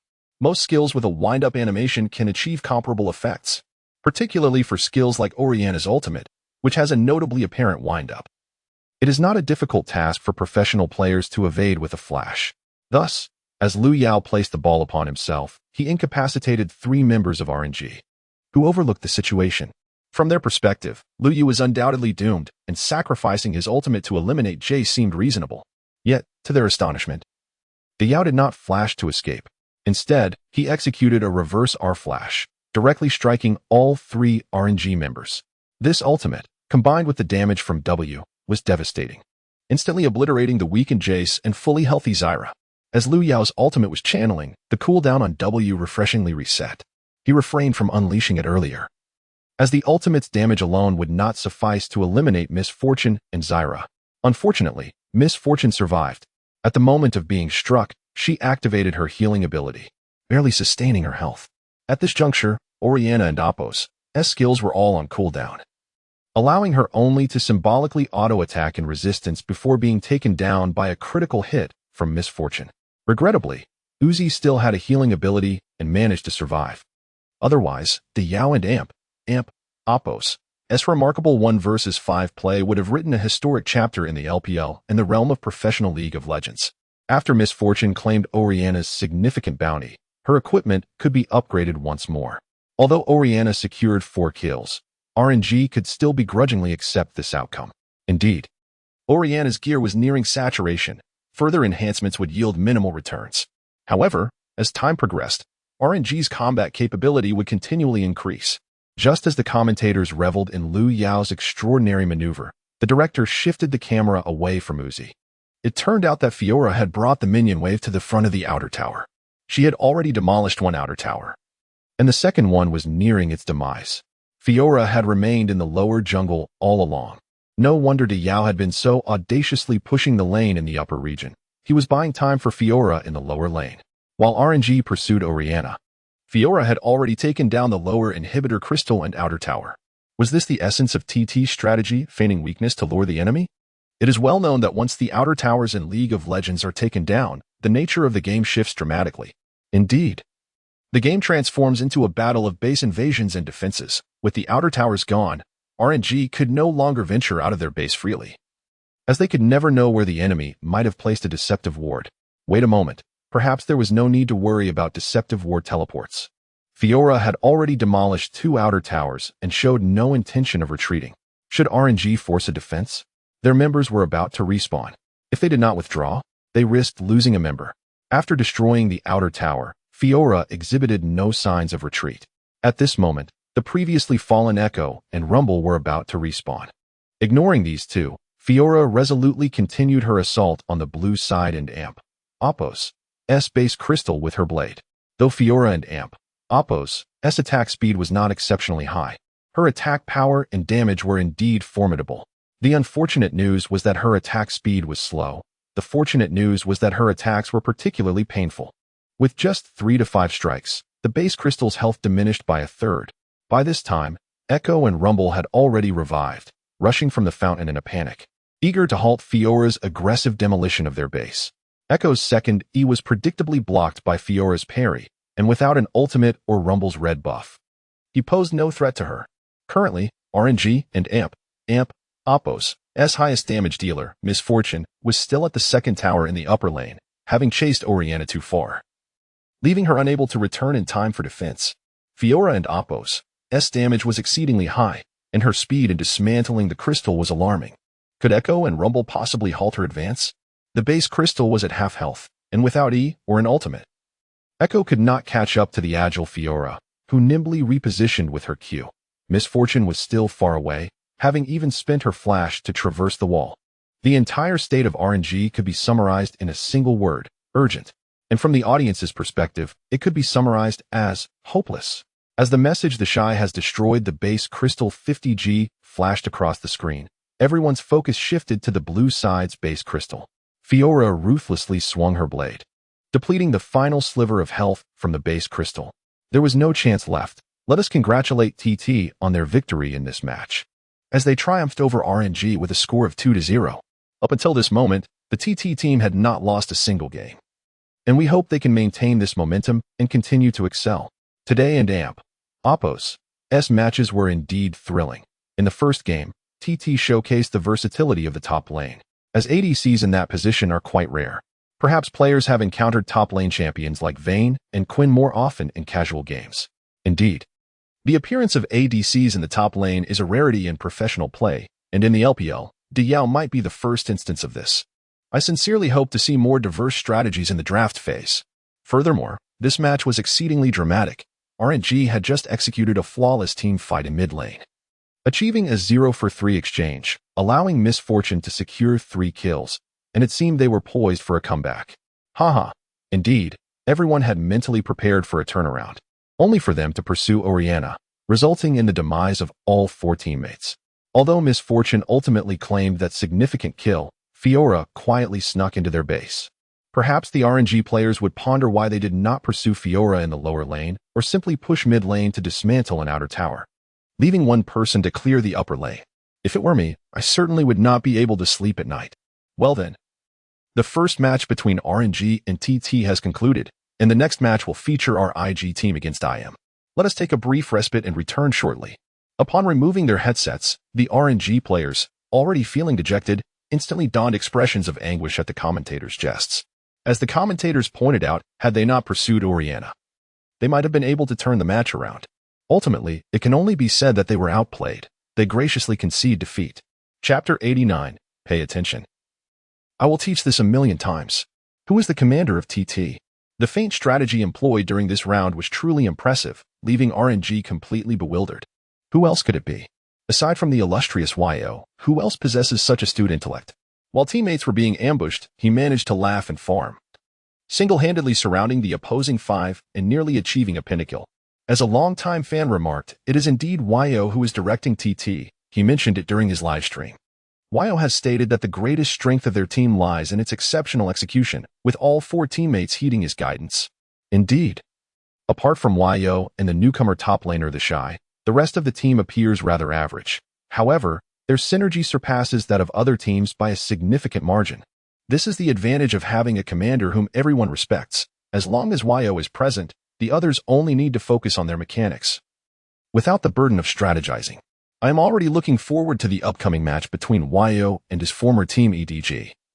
Curious to see if this championship team without Yo can prevail against Yo and his 4 compliant teammates. Before the match commenced, online predictions predominantly favored RNG to win, either 2-0 or 2-1. Yet today, TT showcased 2 brilliant performances, proving to the entire LPL audience that they are not merely novices. Rather, other teams are their stepping stones. After the match concluded, players returned to their respective club bases. With weekly matches since the spring season commenced, Lu Yao, who lives further away, found little opportunity to return home. However, this did not dampen his enthusiasm for streaming, as his contract imposes no significant restrictions on his live streaming activities. To put it plainly, the success of the entire TT team hinges upon him. Even if he were to act capriciously, what could the management do but acquiesce? Moreover, the owner is also one of his fans, often watching Lu Yao's streams under a pseudonym. Following the review and team dinner, there was no additional training plan for the day, and Lu Yao promptly began his live stream in the evening. As usual, a substantial audience flocked to his stream, primarily due to their recent victory over the venerable RNG.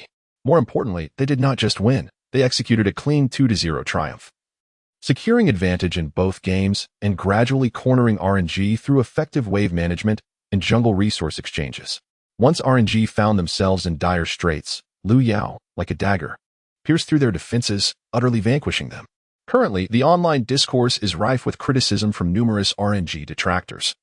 Yet many viewers who witnessed the match have become fans of TT and Lu Yao. Naturally, Lu Yao's supporters seized the opportunity to promote their beloved streamer across various platforms.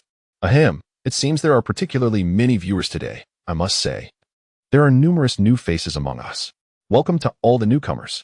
Lu Yao's streaming setup is situated within his private bedroom, equipped with various professional devices, all thoughtfully arranged by the club's owner to ensure he would have the necessary equipment for streaming. I believe everyone witnessed today's match, and I must admit, our team's performance was merely satisfactory. We will continue to strive for excellence in future matches, and I hope everyone will continue to support our team. After the pleasantries, Lu Yao formally commenced today's livestream. The content was straightforward. During his return to the base, he noticed a plethora of online posts expressing interest in ADC top lane strategies. As soon as he mentioned this, the chat exploded with excitement. Wow, the streamer's Lucian top is absolutely dominating the opposing Jace. It's incredible. Can the streamer provide a tutorial on how to play Lucian top? We're organizing a competition, and I want to crush the opposing top laner. Yo, please release a tutorial soon. After watching your first match, I selected Lucian top, only to be relentlessly pursued by the enemy Riven, getting obliterated in the process. And then my teammates raged at me. Seeing such enthusiasm in the chat, Lu Yu was somewhat taken aback. He was aware that long-range top laners would become more prevalent, but he underestimated the players' eagerness for new top lane strategies. No need to rush, no need to rush. Today's live stream will focus on explaining some commonly played top lane champions, including the much-desired Lucian. I aim to demonstrate that the top lane role is not solely reserved for tanks and fighters. ADCs can also venture forth. Logging onto his alternate account, Lu Yao, appearing harmless, initiated a ranked match. Meanwhile, at the EDG base, Shadow Brother, are you free? Can you assist me with this ranked match? I'm feeling a bit unwell. Mouse, having just entered a ranked match, clutched his stomach in agony, pleading with Lu Ying for help. The reason he sought Lu Ying was that all other teammates and coaches were preoccupied with training, solo queue, and reviews, while Lu Ying was busy taking selfies and posting on Weibo for his female fans. It's alright, go ahead. I'll help you gain some points for free. After posting on Weibo, Lu Ying felt elated and readily agreed to Mouse's request. Okay, Shadow Brother, good luck. You might want to ask the teammates if they can swap you to mid lane. With that, Mouse hurried to the restroom, while Lu Ying wore a look of disdain. Although Mouse was also a challenger, he had only recently reached that rank, trailing Lu Ying by several hundred points. In Lu Ying's view, Achieving the status of #1 in the national server was merely a matter of time. Mouse, having just reached Challenger, should find it easy to dominate in the top lane. Thus, Luing opted not to request a position swap and confidently locked in Darius as his choice. Oh wow. The opposing top laner is quite confident, picking Darius right off the bat. Can this champion even be selected in a challenger match? Aren't they afraid of being countered? Upon seeing the opposing team lock in Darius, Liu Yao could hardly contain himself. He had intended to play ADC top today. But facing a Darius would mean he would be perpetually suppressed. Darius is a champion known for his sustained, crowd control, high damage, and considerable durability. He is undeniably a dominant force in the top lane, even earning the title of Quality Inspector for top laners. What does it mean to be a Quality Inspector for top laners? Any top laner who cannot hold their ground against Darius is immediately marked as inadequate, unless one is an absolute master. The mere selection of Darius guarantees that the opposing player will be kite-fished to oblivion, no matter how skilled one is in lane at team fights. Darius is merely a plaything. Today, we shall impart a lesson to the opposing team, steering them away from their internet addiction. With that, Leo moved his cursor to an icon of a champion donning red sunglasses. Pay attention, I will teach this a million times. Chapter 90, The Night Hunter. Ultimate tug of war. To my astonishment, the streamer has chosen to play Vayne in the top lane. Wasn't it Amp, Oppos, he had promised that he would be teaching Lucian instead? Everyone, please report. The streamer seems to be deceiving the audience. Wasn't it Lucian we were promised? Can Vayne truly compete with Lucian in the early game? Can this champion even exert pressure? Once Darius activates his ghost, I cannot fathom how you expect to counter that. Observing the barrage of discontent in the chat, Luyo simply opened a bottle of cola. After leisurely sipping a generous gulp of the chilled beverage and exhaling deeply, Liu Yao remarked, "You simply do not understand. Although Vayne struggles against everyone in the early stages of the bot lane, she excels at bullying tanky top laners like Darius. This is crucial information. It's worth noting. Lucian performs admirably against champions like Riven and Fiora, but when facing semi-tank fighters like Darius and Garen, Lucian's effectiveness diminishes significantly. Everyone knows that the strongest tank buster in League of Legends is none other than the Night Hunter, Vayne. Let us hunt down those ensnared in darkness." Upon locking in Vayne, the random teammates immediately expressed their confusion. They assumed Liu Yao was trying to steal their position. "I am a master at top lane, Vayne. I can easily crush their Darius, trust me."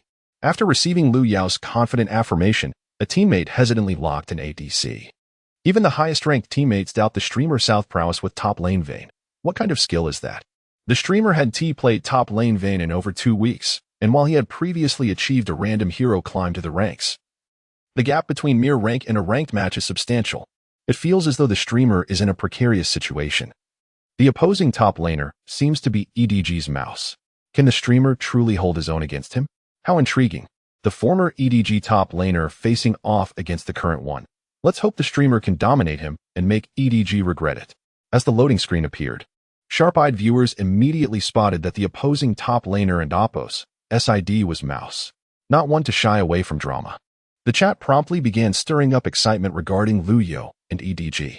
Naturally, Liu Yao remained unfazed. He had set the conditions himself.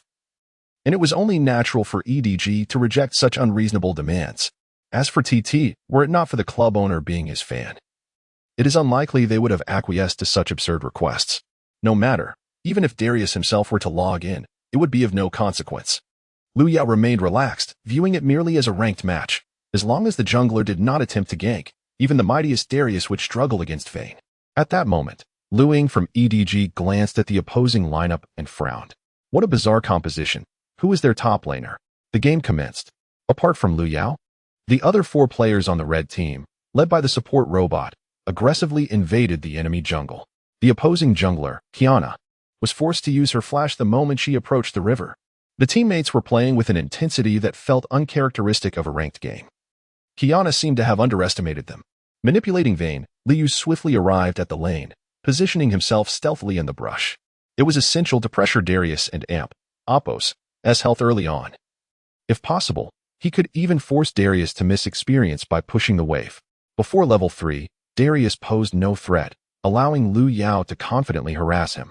When Darius, armed with a Dorand and Oppos' sword, appeared within vision, Liu Yao could not help but chuckle. How audacious of him to venture forth with a Dorand and Oppos' sword against a ranged champion. Striding boldly from the brush, Liu Yao began to relentlessly attack Darius. Lu Ying, who had been normally focused on the lane, was momentarily taken aback. What in the world? Who plays top lane Vayne? Whose absurd idea was this? A level 1 Darius was utterly powerless against Vayne. Lu Ying had no choice but to retreat to the safety of his tower. Remember, brothers, do not chase too aggressively. We can simply zone him here and secure experience. Aim to last hit minions, even if it means missing a few. It is of no consequence. As he spoke, Liu Yao decided to forego last hitting altogether, driving Darius out of the experience range. This way, we VE deprived him of 3 minions worth of experience, giving us a significant advantage in levels. And we need not worry about him hitting level 3 to retaliate. The viewers in the live stream were electrified by Liu Yao's audacious wave manipulation. Wow. He is demolishing Darius. This is exhilarating. Can the streamer hit even harder? The opposing Darius was likely in disbelief. To face a top lane Vayne upon logging in must have been excruciating. Although Darius's plight was tragic, I couldn't help but chuckle. The numerical monstrosity was finally receiving its due punishment. Those who play Darius often rely solely on stats to bully others. And when faced with a champion of higher numerical value, they must retreat with their tails between their legs. My own Darius always finds himself overextending and getting killed beneath the tower, while the opposing Darius triumphantly secures double kills and roams freely with his axe. Truly a hero of the game. My, how despised Darius is in the lower tiers. The chat was rife with disdain for him. Glancing at the chat, Liu Yao mused to himself. He was aware of Darius and Oppo's notorious reputation in the mid to low tiers. But this was excessive. Every comment seemed to revel in Darius's misfortune, as if celebrating with champagne. Meanwhile, in the EDG base, Liu Ying's frown deepened. He had not anticipated facing a top lane Vayne who had started with a Doran's sword, lacking the sustain from a Doran's shield. He was helpless against Vayne's relentless pursuit and could only wait beneath the tower for the minion wave to arrive. What nonsense is this, playing top lane Vayne? Just wait until I hit level 3. You'll know the error of your ways. While he grumbled, Lu Ying spun around to type, calling for the jungler to assist him in the top lane. However, his words were rather brusque. You incompetent jungler. The opposing top lane Vayne is pushing the wave relentlessly. Are you still fixated on your jungle camps? Can you even play? Hurry up and come. If you don't, I'll go AFK. The blind monk, having just finished his blue buff and initially heading toward the top lane river, abruptly halted his movements, turned, and made his way to mid lane, responding amicably. What kind of spoiled brat are you? Am I your servant? Do I have to come help you catch someone? After recognizing Lu Ying's ID, the blind monk and Oppo's demeanor shifted entirely. Hailing from Zon, he unleashed his full fury. Are you telling me that the EDG top laner, who can only play tree, is the one who has lost his mind? You're no match for Liu Yao. Chapter 91. This top laner is quite something. Damn it. What an idiot jungle. Lu Ying cursed vehemently, promptly blocking the jungle player. Being the scion of a wealthy family, it was not unusual for him to exhibit a bit of arrogance, and most would indulge him due to his affluent background and considerable fan base. He was taken aback by the jungle player's audacity. Not only did he refuse to assist, but he also dared to insult him. To make matters worse, he publicly berated Lu Ying in the chat. I'll make sure your account gets banned tonight, you fool. With these thoughts swirling in his mind, Lu Ying awaited the minion wave to reach the tower. Once I finish this wave, I'll hit level 2, learn my E, and obliterate that foolish Vayne. In Liu Yao and Oppo's live stream, the audience was initially engrossed in the lane matchup, but upon seeing the blind monk and Oppo's message in the public chat, they quickly shifted their focus to the unfolding drama. Wow, this blind monk has such poor manners, hurling insults at the top laner right from the start. Is that top laner really Mouse? I recall Mouse having a good temperament. What could have sparked this quarrel? The audience speculated, this blind monk is quite something. Insulting teammates right off the bat. Could it be that he is an actor hired by the streamer? His performance is so blatant. Surely he must be a hired actor. Due to Liu Yao and Oppo's habit of minimizing the chat box, he had not noticed the blind monk's provocations until the viewers pointed them out. What the heck? Why am I being dragged into this? This has nothing to do with me. Stop trying to scapegoat me. Glancing at the audience and Oppo's teasing comments about the supposed actor, Liu Yao chuckled along. Rest assured, I would never hire such an obvious actor. If I were to find an actor, it would be someone playing ADC, who plays normally in the early game but crumbles in team fights. Only then can one avoid suspicion and not get reported. Sighing, he remarked. But why am I even sharing this with you? You, my dear honest brothers, will never encounter an actor. As soon as Liu Yao finished his sardonic commentary, The chat erupted with responses. Don't be too arrogant, streamer. If you're so skilled, come and challenge me in bronze. We silver players may lack a bit of awareness, but our skills are not lacking. They continued, indeed. The only reason we're in silver and bronze is that we don't want to climb. This tier is filled with good people, and the conversations are delightful. I absolutely love it here. Why doesn't the streamer go for a kill on Nasus and claim first blood? The opposing jungle blind monk said he wouldn't come top. A viewer commented, this Nasus doesn't seem like Mouse. I've been a long-time fan of Mouse. And he wouldn't choose Nasus. Back in the game, Nasus, who was farming under the tower, found no respite. Liu skillfully maneuvered Vayne, timing her attacks to avoid the tower's strikes while poking at Nasus. With her passive, she dealt significant damage, forcing Nasus to retreat and miss a substantial portion of the minion wave. Fortunately, he managed to gain enough experience to reach level 2. Just as the last minion was about to fall, a blue shadow and golden glow enveloped Nasus. Here comes my ghost and flash. Let us see how you escape now.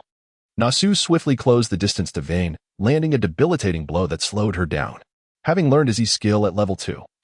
Even if Vayne attempted to escape with her Q, he could easily reel her back in. Observing Nasus' desperate maneuvers, Liu felt amusement. Desperation. The hallmark of a Nasus player. Calmly, he executed a tactical roll out of Nasus' attack range while simultaneously firing a shot at him with his crossbow. Nasus raised his massive axe and lunged forward. Just as Vayne slipped out of his attack range, he yanked her back. Thinking you could save your flash? Huh? If you're not dying today, who will? Liu's frustration intensified upon realizing Vayne hadn't used her flash to evade his merciless grasp. However, as Vayne was pulled back, she managed to land a basic attack on a low-health minion. The minion's demise triggered a level-up glow around her, propelling her to level 3. Yes, a hefty bolt shot from Vayne's bow, pinning Nasus against the wall. The sudden stun jolted Liu back to reality. He had made a grave miscalculation. Damn it, I miscalculated the experience. Before using his flash, Liu had checked his experience bar, estimating his level 3 was still out of reach, leading him to believe Vayne would not reach level 3 soon either, hence committing to a decisive battle. Yet, he neglected the experience he lost when he was pushed out of the experience zone at level 1, which became his critical error. As Vayne stunned Nasus against the wall, she too glimmered with a blue shadow, identical to the summoner spells that Liu had chosen, Ghost and Flash. 1 shot, 2 shots, 3 shots. The silver arrows activated, and Nasus' health plummeted. Without Flash, he activated Ghost, attempting to pursue Vayne, but she deftly maintained her distance with her Ghost and Agile rolls. Faced with Vayne's escape, Liu found himself cornered. The passive of the Night Hunter granted her a speed boost while pursuing enemies. With no escape route, Liu reluctantly decided to control Nasus to last hit 2 more minions before his inevitable demise. But even at level 3, a basic Q attack was insufficient to kill the ranged minions, let alone the melee ones. After barely claiming 1 ranged minion, Nasus returned to the fountain. This top laner is quite something. He even calculated the experience at level 3, clearly an experienced top laner. How careless of me. Back in the fountain, Liu felt a twinge of regret, but acknowledged that his opponent was no ordinary player. Is Mouse's hidden rank this high? How did such a skilled player end up in this match? What the heck? A 90 win rate challenger? While the fountain was loading, Liu quickly checked the opponent and Oppo's record, and the findings left him astounded. Achieving a 90 win rate to reach challenger required not only extraordinary skill but also a stroke of luck. If he faced actors or intentionally poor players, victory would be impossible. Upon reviewing the top laner as commonly used champions, Liu Ying's expression became even more animated. A top lane Nami and a jungle Ashe? Can such champions truly win in a master tier match? Realizing this, Liu straightened his posture. It was clear he needed to approach the game with utmost seriousness. Are Nasus players this impatient? I remember reading that Nasus was a cunning general in the lore. Why does he behave like a mindless berserker in your hands? After dispatching Nasus, Liu Yao chose not to push the lane, preparing for a counterpush that would leave the enemy minions trapped before the tower. Chapter 92. Is this person Liu Yao? After being eliminated single-handedly, Liu resurrected and ventured out after purchasing a cloth armor. Upon witnessing the opponent and Oppo's impressive 90 win rate, any trace of overconfidence vanished. Brothers, what equipment should we prioritize? Liu Yao inquired with an air of curiosity upon returning to base. The responses in the chat were as diverse as they were whimsical. Some suggested acquiring a bloodthirster, while others recommended a Doran's blade for continued pressure. There were even those who proposed the purchase of a cloth armor and a tear of the goddess. Glancing at the chat, Lu Yao noticed many who echoed his thoughts. At this juncture, we should procure a pair of boots to hasten our attack speed. With the swift footwear, evading the grasp of Darius would become significantly easier. After all, no matter how formidable Darius might be, he could only inflict damage if he could reach his target. When Vayne appeared within Darius and Apos' line of sight, the latter and Apos' visage contorted in agony. Particularly when Lu Ying spotted Vayne adorned with boots and a dagger, he could hardly contain his frustration, exclaiming, "What on earth? This foolish Vayne has opted for naked boots." Darius, inherently a cumbersome champion, could easily be outmaneuvered by any ADC lacking flash or ghost. With Vayne now equipped with boots, Darius found himself relegated to hiding in the brush, merely waiting for experience. The chat erupted with amusement at Darius's predicament, each viewer relishing the sight of him reduced to a mere shadow of his former self. Even the most arrogant Darius can only serve as a mere footstool for Vayne. They remarked, such a champion is only playable by someone with poor skill. Could the streamer apply even greater pressure? I yearned to witness Darius's downfall. Upon entering the game, Lu Yao maintained control of the minion wave at the tower, advancing beyond it to exert pressure on Darius.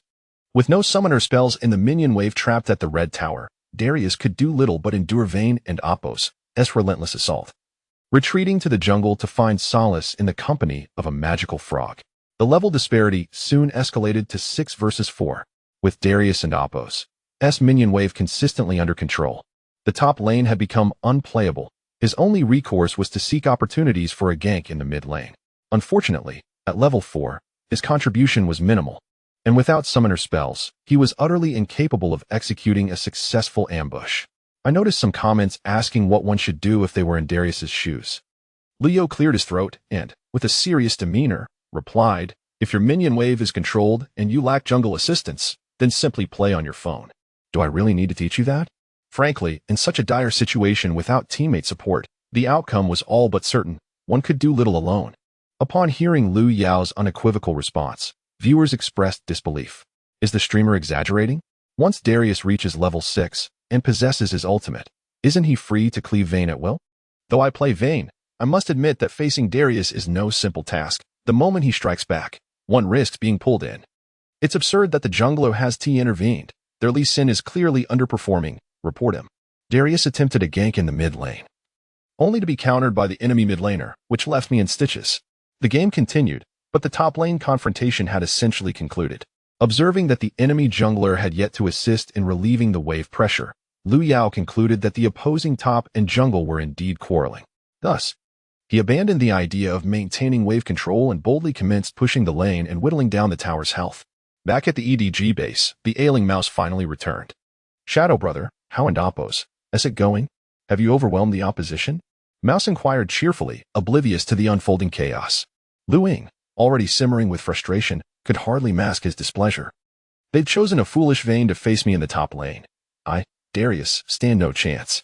Upon hearing Lu Ying's words, Mouse finally turned his attention to the screen. Noting the half-health Darius languishing beneath the tower, not only was he 2 levels behind Vayne, but his last hitting was dismal, barely exceeding 20. Wait, this top laner, is he a professional player? He mused. Hold on, isn't that Lu Yao on the opposing side? Has he ventured into developing other ADC champions in the top lane? Realizing the identity of his adversary, Mouse quickly pieced together the situation. Lu Yao must have been unsatisfied playing Lucian in the competitive scene, so he has come to rank to experiment with other ADCs. What the hell? Is that Lu Yao as Vayne? Lu Ying found it hard to accept that he was being outplayed to such an extent. Though he faced Vayne as Darius, under different circumstances, he would have easily dispatched any other Vayne with his superior skill. No wonder it's so difficult. When did Lu Yao create a smurf account to dominate in Master and Challenger tiers? Lu Ying lamented, oblivious to the odd look in Mouse's eyes. Shadow brother, didn't and Apos, do you claim that Lu Yao couldn't and Apos, do possibly best you in lane? How's this happening? Mouse and Apos' blunt inquiry struck a nerve with Lu Ying. Yet he maintained his facade of confidence. Ahem, I'm a mid laner. It's entirely reasonable for Darius to struggle against Vayne. Just wait until he faces me in mid. I'll make him rue the day. Well, now that you're back, continue playing. I still have my ranked quests to finish, so I'm off to play. With that, Lu Ying removed his headset and returned to his station, leaving Mouse bewildered in his wake. Damn it, after being pressured 2 levels, he leaves me with this mess. Despite his irritation, Mouse dutifully controlled Darius, remaining under the tower's watchful eye. After all, it was his account meanwhile. Leo claimed first blood against Darius, subsequently destroying the top lane tower, and even discreetly devoured his own top lane and Oppo's Stonebug. His economy surged ahead of the rest, enabling him to craft both a Blade of the Ruined King and Swift Boots. With the support of his newfound equipment, Darius and Oppo's ability to contest the lane dwindled significantly. Fortunately, Mouse demonstrated superior resilience compared to Lu Ying, managing to keep the minion wave controlled at the outer tower, compelling Lu Yao to tread carefully in his advances. Darius had finally learned to play smart, realizing that continuously pushing the wave while at a disadvantage was tantamount to courting death. Sensing a change in Darius's gameplay, Lu Yao surmised that the player had switched. He was familiar with Mouse's style, and the earlier Darius had certainly not been controlled by him. Today, I shall introduce a new itemization strategy for those less skilled, allowing your Vayne to carry just as I do. After demolishing the outer tower, Darius maintained lane control, thereby alleviating the pressure in the top lane. Lu Yao, alongside the jungler, began invading the blue side jungle, thoroughly depleting the enemy and Oppo's resources. Following that, the classic four-man ambush took place, eliminating the enemy bot lane duo under their tower. After securing the dragon, Lu Yao returned to base and promptly purchased 2 ruby crystals. Today, let me showcase how a tanky Vayne plays.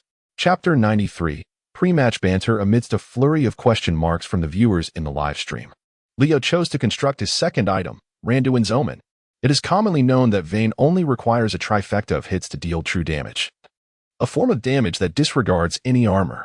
Hence, when playing Vayne, a solitary Blade of the Ruined King typically suffices for damage output. With Randuin's Omen in his arsenal, Lu Yao found that whether escaping or pursuing, engaging directly or kiting, his actions became significantly more effortless. For his third item, it is advisable to opt for Iceborne Gauntlet, which would facilitate kiting even further, ensuring that once an opponent is ensnared, there is no escape. In this game, Lu Yao adeptly embodied the adage that survival equates to damage output, even when targeted by the enemy mid laner and jungler during team fights. Vayne persevered due to 2 defensive items. A surviving Vayne, bolstered by the Blade of the Ruined King, her passive and ultimate ability, maintained a commendable damage output. And with the protective support from Lulu, she efficiently harvested victory. Behold, this is the allure of a tanky Vayne. I encourage my brothers to try it out in ranked matches. However, let me reiterate, whatever you learn in my stream, do not attribute your wins or losses in rank to me. As soon as Lu Yao uttered these words, an uproar ensued in the chat. Wow, I just encountered a teammate who instantly locked in Lucian as a top laner, only for the enemy to respond with Pantheon. Our first tower fell in 10 minutes. It was utterly infuriating. The streamer teaches these ridiculous tactics, and now my teammates have all adopted them, yet I am the only one suffering the consequences. Indeed. While the enemy employs the streamer's strategies to achieve godlike prowess, the teammates who mimic them often resemble mere fools. The matchmaking system in this game is truly lamentable. Moreover, recalling the earlier instance of a support Nami and a jungler chosen by the streamer, I felt a wave of nausea upon witnessing my teammates select such champions. Amused by the chat, Lu Yao suddenly spotted a familiar username, thanks to Oppo's, Luing de Shui by Oppo's, for the super rocket. Much gratitude. What a generous patron. He jested. Why does Brothering have the time to watch my stream? Is he here to glean our tactics? With a beaming smile, Lu Yao continued his playful banter. Meanwhile, Lu Ying, at his computer, wore a rather menacing expression as he swiftly typed a message in the chat. Dare you to face me in the first match the day after tomorrow? Upon reading Lu Ying's message, Lu Yu was momentarily taken aback. He had presumed the visit was merely to bestow gifts. Yet it appeared Lu Ying was here to issue a challenge. However, Lu Yao could not recall having provoked him recently. Why was his tone so hostile? Thank you for the super rocket, Brothering. Your inquiries about my position in the upcoming match are ultimately a team decision. My word alone does not determine it. Regardless, anyone who offers monetary gifts is a good comrade, and though Lu Ying and Oppo's intentions seemed dubious, the gift made him a benefactor in Lu Yao and Oppo's eyes. Without receiving a definitive response from Lu Yao, Lu Ying continued to bombard the chat with taunts, insinuating fear. Nevertheless, Lu Yao remained unperturbed, choosing not to engage. Ultimately, Lu Ying departed the stream in frustration. After tearfully earning a couple of super rockets, Lu Yao hastily concluded the live broadcast. Feeling worn out from the day and Oppo's matches and travel. Yet, Lu Ying and Amp, Oppo's unexpected banner was a surprise to Lu Yao. At that moment, a private message from Mouse arrived, wherein he briefly discussed the strategies for ADC in the top lane and expressed a desire to learn from Lu Yao. He then mentioned that Lu Ying had been playing Nasus in the earlier match, which clarified why Lu Ying had sought Lu Yao's stream. Clearly, he felt humiliated after being outplayed by Lu Yao in front of his EDG teammates, prompting him to come and challenge Lu Yao. Eager to reclaim his honor in the upcoming match against TT. After a brief respite and training session, the day of the TT versus EDG match arrived. Although EDG had lost Lu Yao, the addition of Mouse, a blue-collar top laner, provided a makeshift replacement. In the past 2 weeks, EDG had only suffered a minor defeat. Reaffirming their formidable prowess, and the team approached their matches with utmost seriousness. In the players' lounge, Coach Li Ling was briefing the team on BP strategies. And it was evident that Li Ling and Oppo's diligent analysis had alleviated much of Lu Yao and Oppo's pressure. Despite having experienced numerous iterations of the game and possessing a wealth of memories, the intricacies of each version and Oppo's strategies and BP remained elusive. Without Li Ling and Oppo's diligent data gathering on their adversaries, achieving victory would be significantly more challenging. For if their BP was compromised, Lu Yao's individual skill alone would struggle to turn the tide. With the strategies communicated, the players were instructed to maintain a relaxed demeanor during the match. The upcoming BP would revolve around Lu Yao, requiring the team to adapt to his rhythm while considering the current version. As the time arrived, the players and coaches exited the lounge, proceeding to the arena to set up their equipment. Good day, dear viewers. Welcome to the venue for the second week of the spring split. The first match of the day featured the TT team against EDG. Discussions surrounding this matchup had been fervent online, as neither team had yet suffered a significant defeat. Indeed, EDG had only faltered once in the past 2 weeks, while TT remained undefeated, having triumphed over IM and RNG with a flawless 2-0 record. Moreover, the commander of TT, their support player Wayo, had heroically led LPL to its first championship at last year's tournament finals. Now, Wayo had joined the newly formed TT team, which consisted solely of young talents, presenting a fresh dynamic. It remained to be seen whether they could maintain their previous momentum against their former organization. Interestingly, although Wayo officially served as the support, the team frequently engaged in lane swapping during matches. TT's style exuded a camaraderie akin to friends playing together casually, allowing players to assume any role they desired, emphasizing spontaneity. Many viewers might ponder whether this approach violates league regulations. The answer is no. There is no explicit rule against lane swapping in League of Legends matches. In truth, the practice is not as exaggerated as it appears. Many players are proficient in multiple positions, albeit not to the same degree as their primary roles. Without further ado, both teams commence their BP phase. And let us delve into this thrilling contest. Chapter 94, TT versus EDG. How shall we describe this, my friends? What is the sentiment regarding Lu Yao's performance? In the players and Oppo's booth, the coach, known as the factory director, appeared relaxed and was genuinely pleased to face Lu Yao. After witnessing the match between TT and RNG, he felt a sense of nostalgia. He had been mentoring this young talent since his arrival at EDG and was astonished by how formidable Lu Yao had become. It seemed that Lu Yao had grown significantly stronger, far surpassing his pre-championship prowess.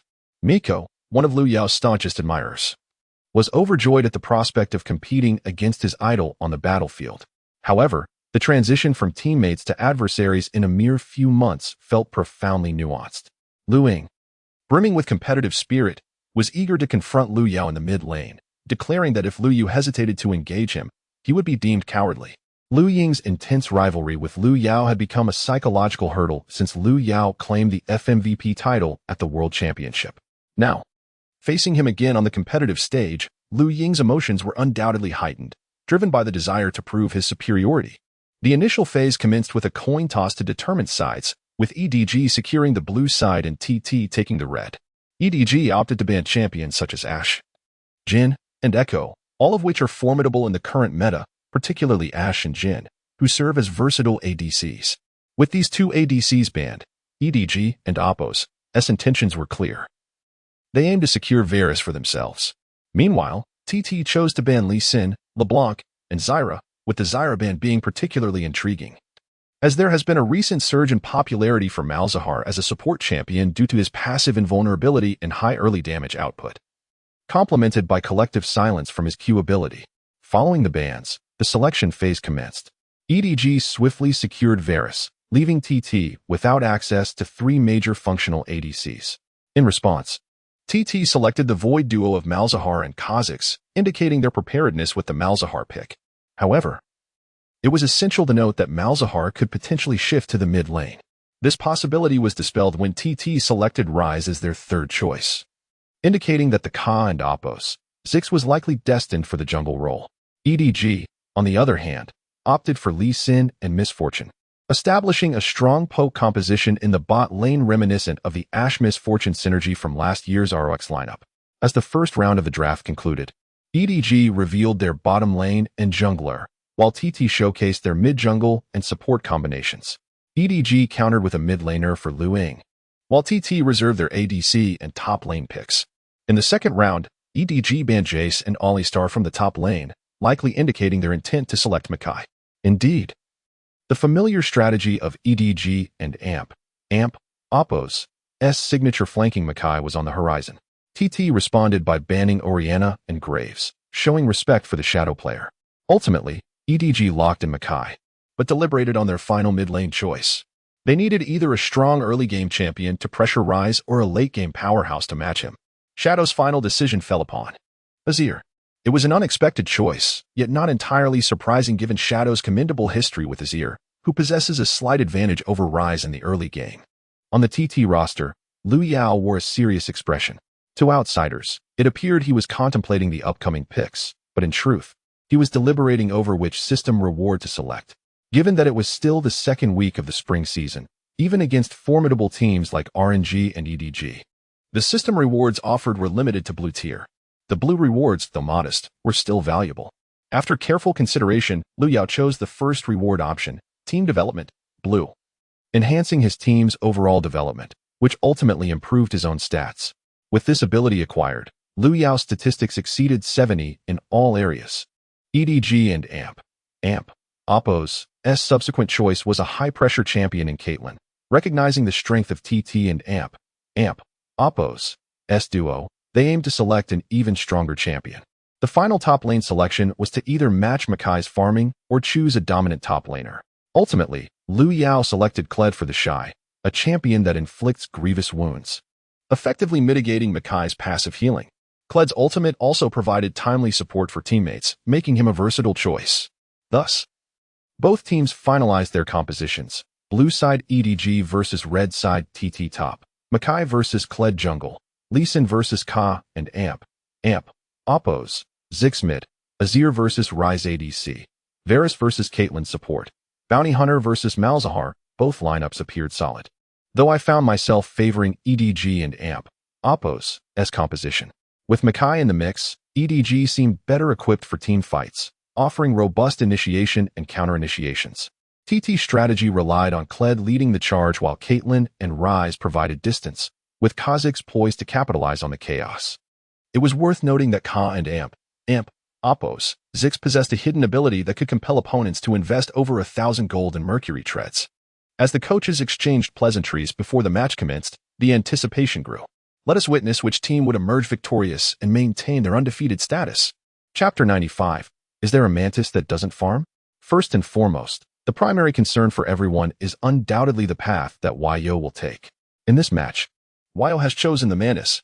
Once again, he is in the jungle, and this remarkable player's unique approach is sure to surprise us further. Additionally, facing off against his former team, will Yo eliminate his old teammates, or will they turn the tables on him? Regardless, the match is about to commence. So let us witness the splendid performances from both teams. The competition officially begins, and neither team has devised a level 1 ambush strategy. Observing the jungle openings, both sides have opted for the upper jungle, indicating a focus on the lower lane. After all, EDG and Oppo's top lane features a formidable tree, making him a challenging target, while Kled, with his passive second life, is also not easily taken down. Both top laners assist their junglers without issue, and TT and AMP, Oppo's bottom duo has opted to push the lane early to secure level 2, clearly signaling to their opponents that their jungler is farming downwards. In this match, we see YO and AMP, Oppo's, Mantis, after finishing the red buff, not heading immediately to his own lower jungle but instead turning to invade EDG and AMP, Oppo's, upper jungle. Is the Mantis truly seeking a confrontation with the monk this early?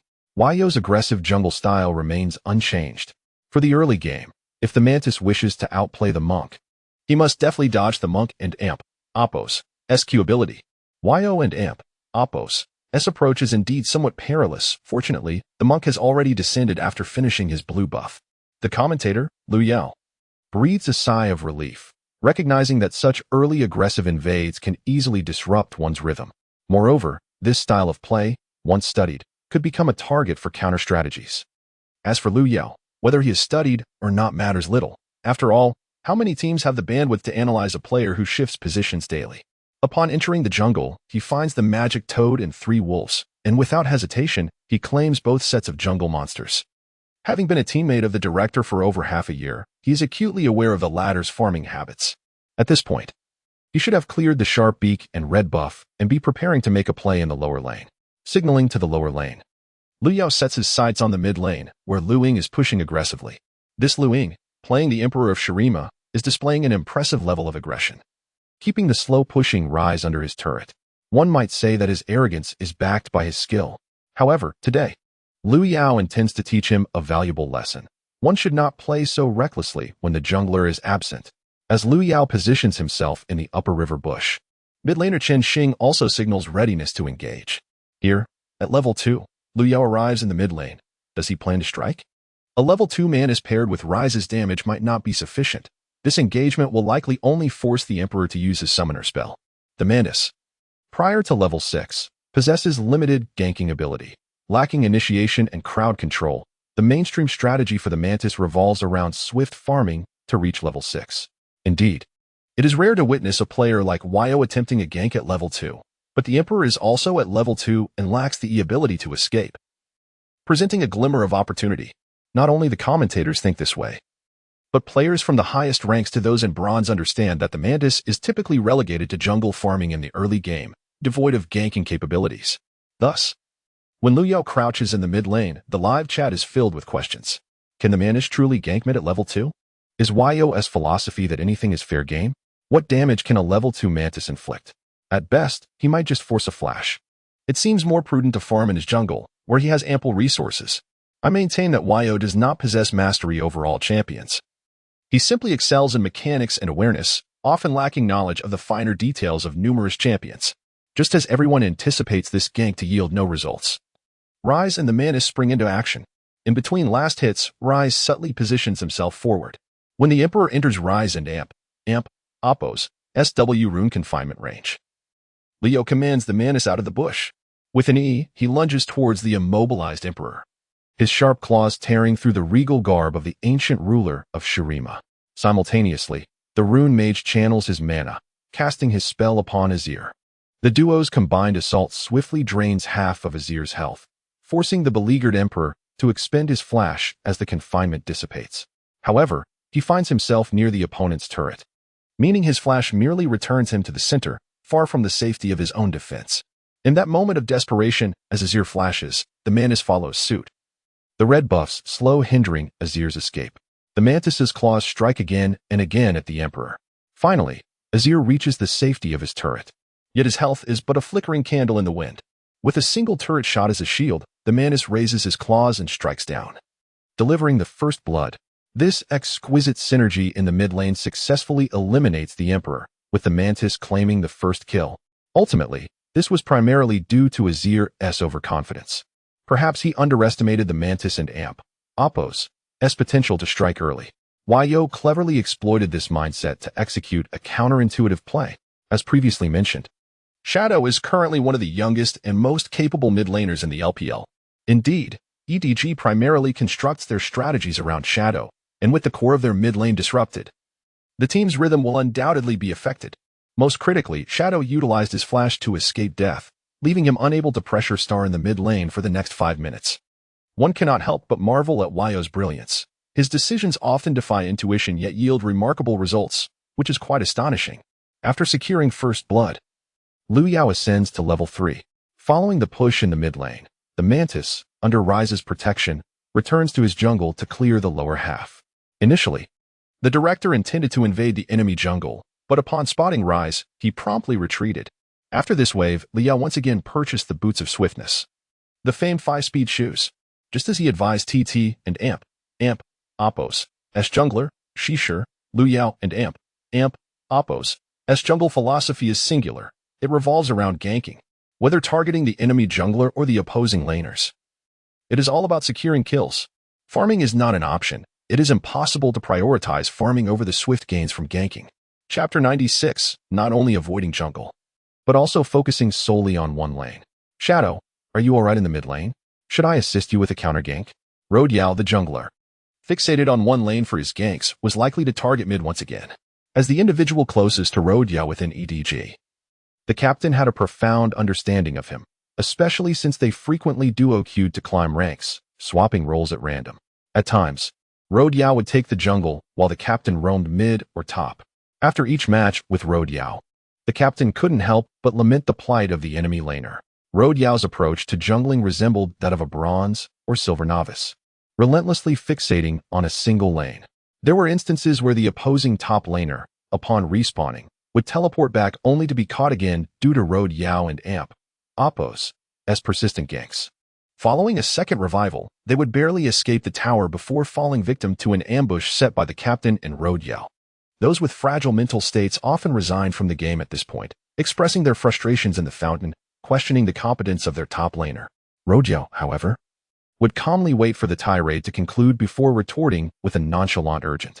This sequence of events would lead mentally unstable players to retreat from the game in defeat.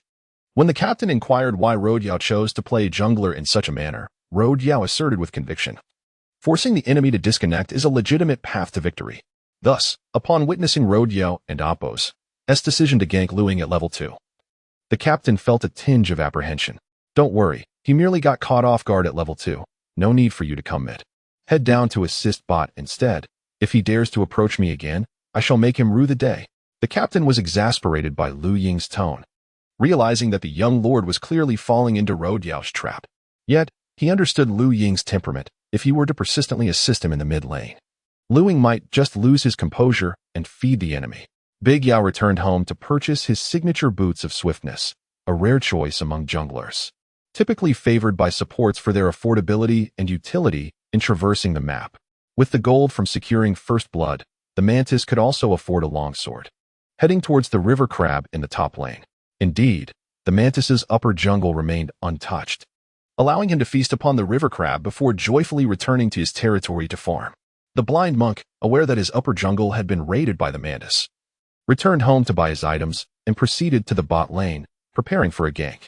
However, the captain and Oppos' planned gank on the bot lane ultimately ended in failure. Despite the slowdown from Misfortune's skill, the blind monk's Q was nearly impossible to miss.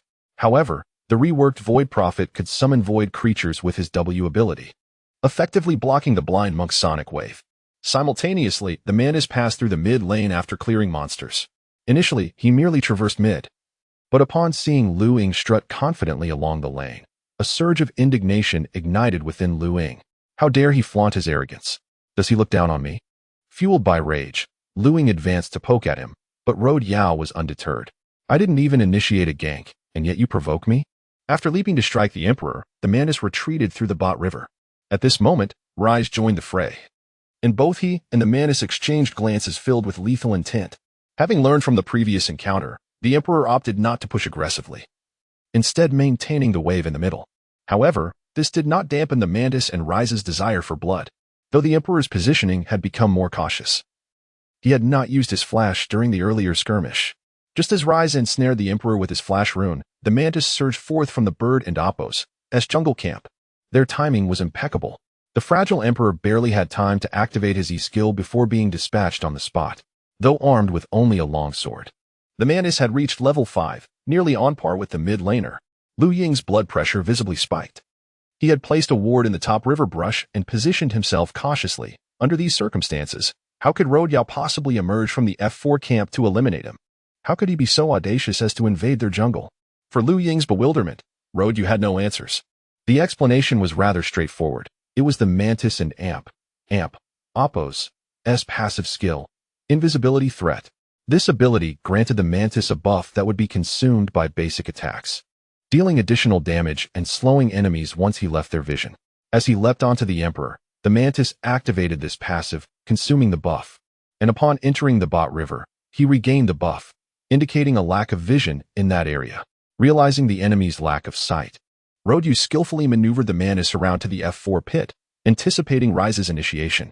The Emperor instinctively relaxed his guard, having seen the Mantis confidently stroll through mid, concluding he was not a threat. Once again, Big Yao coordinated with Ryze in the mid lane. The previously saved flash from Ryze proved invaluable at this moment. Shadow had sustained significant damage. As a late-game hero, if the Emperor and Oppos' early development was disrupted, he would merely become a tool for initiating team fights in the mid-game.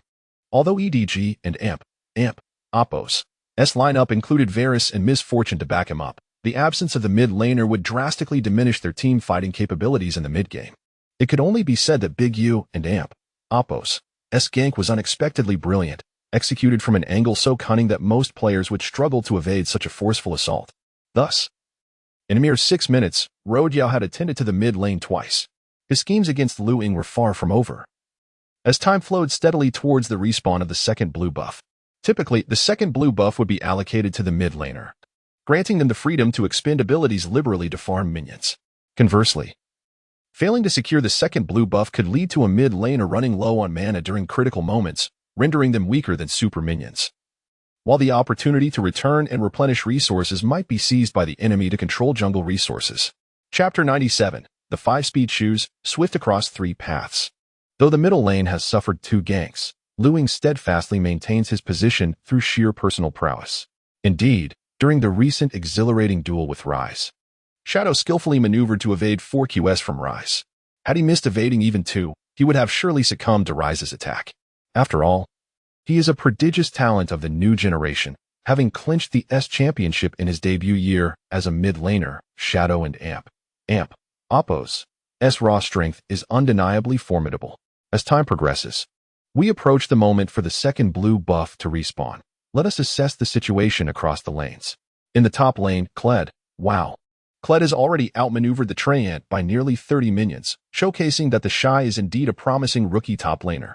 In the bottom lane, EDG holds a slight advantage. The combination of Misfortune and Varus clears waves with remarkable speed, while Caitlyn struggles to find opportunities to chip away at the turret's health. With Caitlyn failing to secure any damage on the turret, she finds herself at a disadvantage, facing an extended period of weakness once the lanes swap. Currently, Ryze has a slight economic lead in the mid lane, but Shadow is poised to reclaim this advantage swiftly, especially after securing the blue buff for accelerated farming. Both mid laners synchronize to clear the minion wave, vanishing from each other and Oppos' sight, seemingly preparing to contest the second blue buff. However, the duo from TT has no intention of contesting the blue buff at all. 30 seconds earlier, Leo had stealthily infiltrated EDG and Oppos' jungle, placing a ward and a control ward. The control ward is nestled in a classic dark spot behind the first turret, while the ward is positioned in the blue buff bush. With a 2-kill advantage, their jungle duo possesses an equipment edge, making the blue buff a necessity for them. If they manage to seize this blue buff, the development rhythm of Azir will be utterly disrupted. The blue portal materializes beneath Ryze and Ka and Oppos' with Ryze activating his ultimate, Realm Warp. Utilizing the teleportation effect of his ultimate, Ryze, who had just been seen retreating in EDG and Oppos' vision, arrives at the wolf camp alongside Ka and Oppos'. Is Ryze truly using his ultimate to secure the blue buff? It seems rather extravagant. Wait, that can't be right. Kha'Zix isn't even attacking the blue buff, and he's already stepped into the portal. The destination of this ultimate is located within EDG's jungle. Star and Yao are intent on stealing EDG's second blue buff. Such a bold teleportation. As Ryze emerges from the wolf camp, Lu Ying is momentarily taken aback. Did he not just see Ryze heading towards the blue buff? When did he suddenly appear before him? The moment Lu Ying is caught off guard, TT and Oppos' duo seizes the opportunity. He can only manage to summon a sand soldier before being ensnared by Ryze. Meanwhile, Ka and Oppos', having activated his ultimate to become invisible, circles around Azir and Oppos' rear.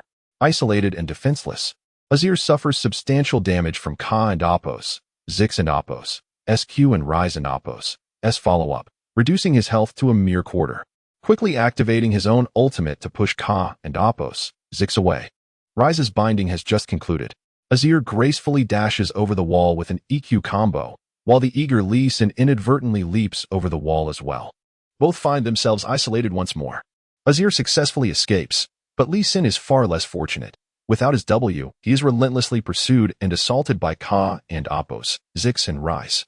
Initially intending to kick Kha'Zix away, Lee Sin's moment to execute his ultimate falters as Kha'Zix activates his own ultimate, rendering Lee Sin's skill ineffective. Azir's response is commendably composed. He pushes Kha'Zix away with his ultimate and EQs over the wall to flee. However, Lee Sin finds himself in an awkward predicament. Yes, he intended to rescue Azir, but their simultaneous wall jump led to a minor miscommunication. Nonetheless, Azir manages to survive. Although he escapes, Azir, lacking the blue buff, is in a dire state, forced to return to base to replenish his resources before heading back to lane. This exchange grants Rise ample opportunity to widen the economic gap between the mid laners. With 2 blue buffs in his possession, Rise and Amp, Apos, S farming becomes effortless. Ultimately, Lee Sin and Amp, Apos, S head falls to Ka and Amp, Apos, Zix, who has accumulated 3 kills within 10 minutes. With these 3 kills, Ka and Apos, Zix swiftly acquires his first major item, the Duskblade of Drakthar. Now equipped with 5-speed shoes and the Duskblade, Ka and Apos, Zix can easily hunt his prey. With the combination of 5-speed shoes and the Duskblade's acceleration, Kha'Zix can instantaneously close the distance from 800 yards to the ADC, even without utilizing his E-skill. As Kha'Zix flourishes, the first victims are inevitably the bottom lane. The 2 fragile ranged champions in the bottom lane become Kha'Zix's buffet. Once Misfortune and her ally push the wave towards the turret, Ka and Apos, Zix emerges from the brush outside the stone golem, dodging Varus and Apos, S ultimate. The duo in the bottom lane can no longer pose a threat to Kha'Zix. After effortlessly claiming both kills, they secure first Blood Tower and the first dragon. Following the dragon, Ka and Amp, Apos, Zix opts not to return home, but instead rushes to the top lane with his 5-speed shoes. Upon spotting Ka and Amp, Apos, Zix and Amp, Apos, S position, the top laner, wastes no time and charges in on Skarner, engaging in fierce combat with the Treant. Despite the Treant and Amp, Apos, S passive healing, Kled and Amp, Apos, S grievous wounds significantly hinder its recovery. As they tussle, Ka and Amp, Apos, Zix bursts forth from the river brush. How did he arrive so swiftly? Wazd and Amp, Apos, T the dragon just defeated? Mouse is somewhat bewildered. Wazd and Amp, Apos, T the jungler just in the bottom lane. How did he suddenly make his way to the top lane to ambush?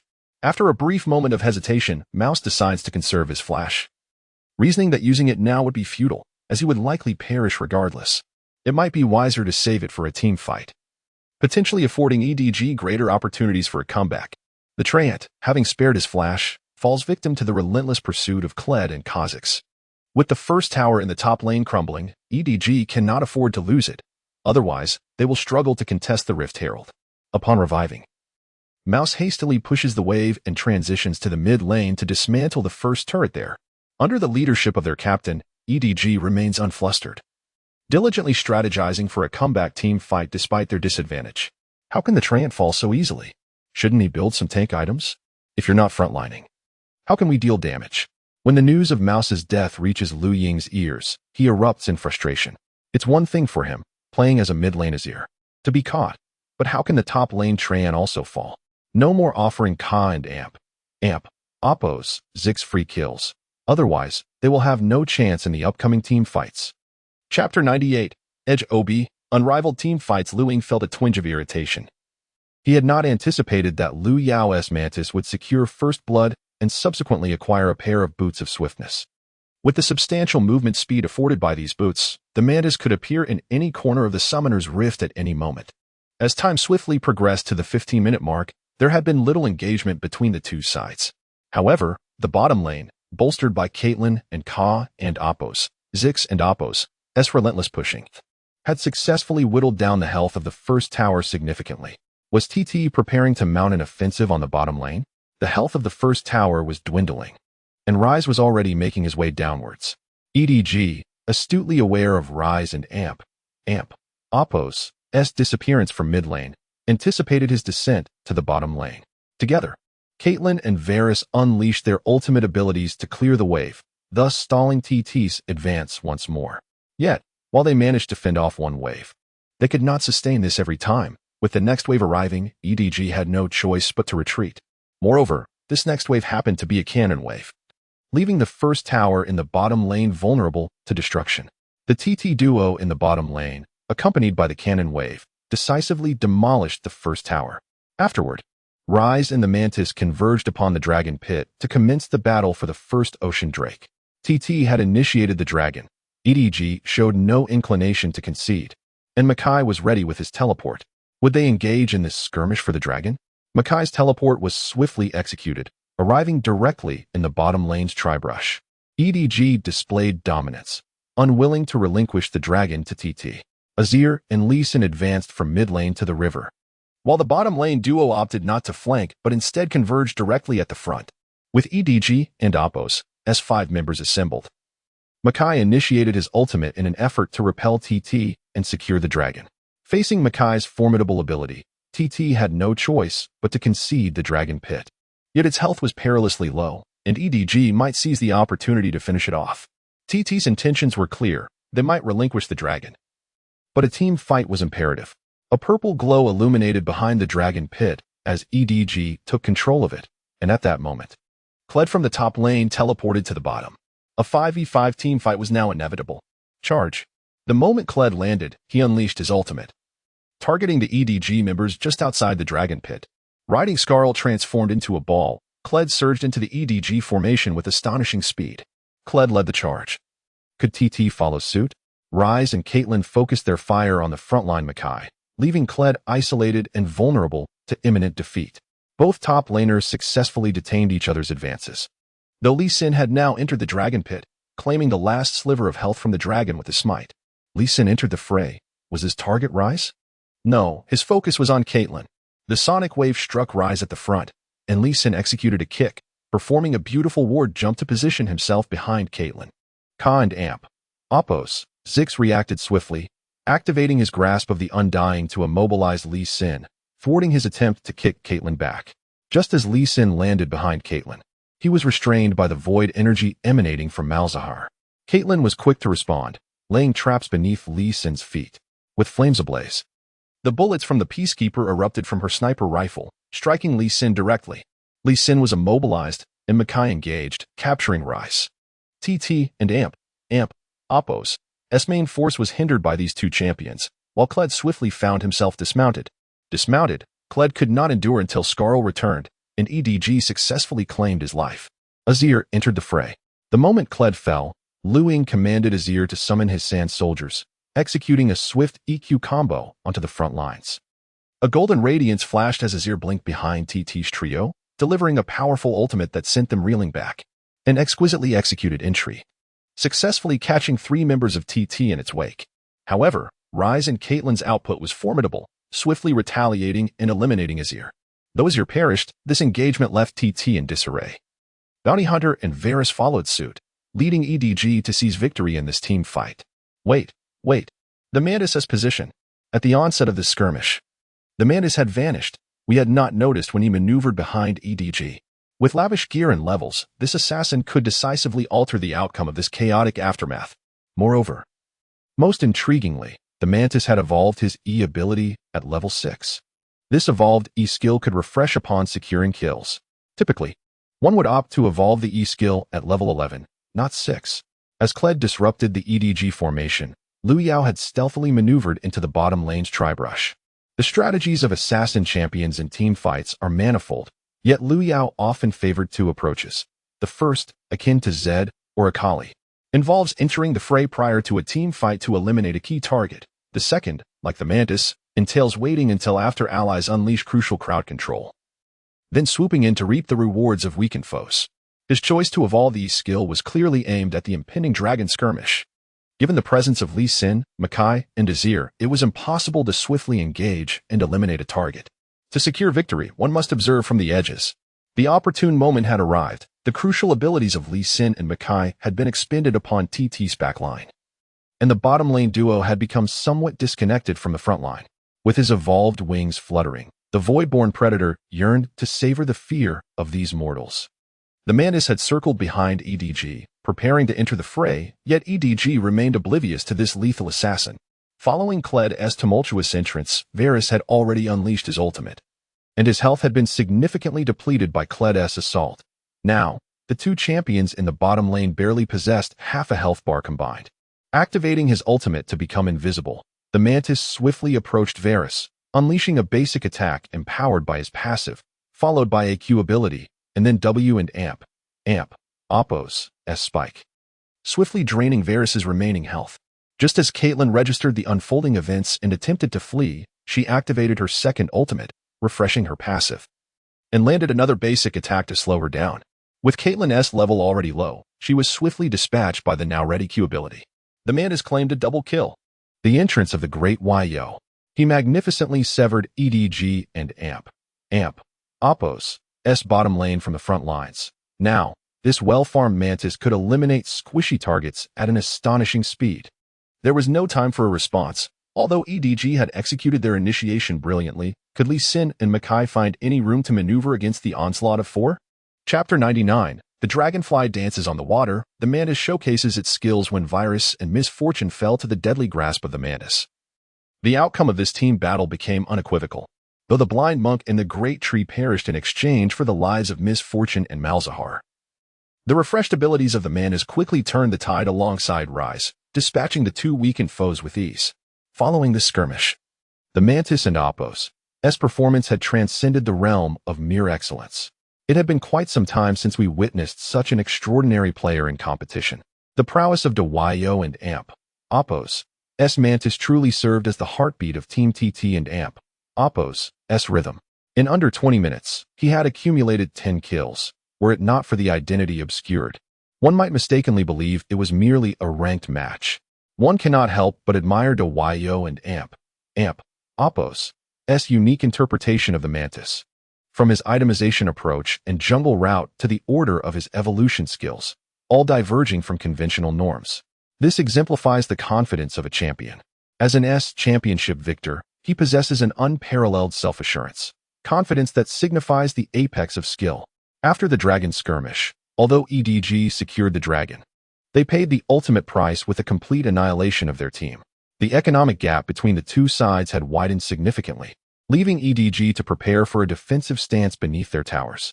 The Mantis has truly absorbed the teachings of Master Ma, executing edge-of-the-seat maneuvers with finesse. I had long assumed that Master Ma and Oppos' jungle mastery was mere boast, yet here we find someone capable of translating this style into the professional arena. While other teams prioritize protecting or eliminating their AD carries, Team TT engages in combat independently, awaiting Yo to seize control of the match. This is the caliber of a champion jungler, an ability not easily matched.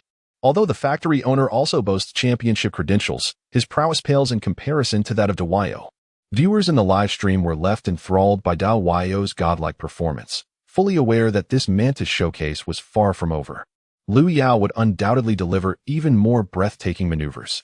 As time approached the 20-minute mark, EDG and Amp, Oppos' three lanes had succumbed to Team TT and Amp, Oppos' relentless push, resulting in the loss of their first tower.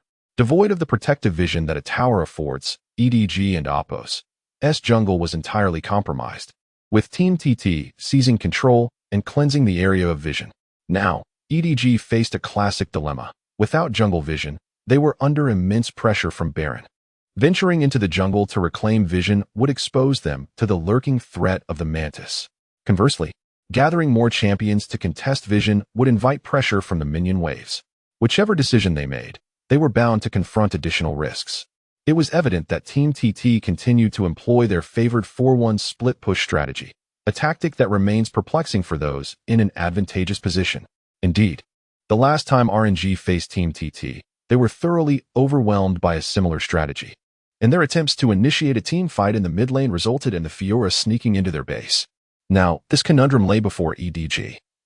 It remains to be seen whether they possess the means to counteract Team TT and Oppos' simple yet effective 4-1 split push.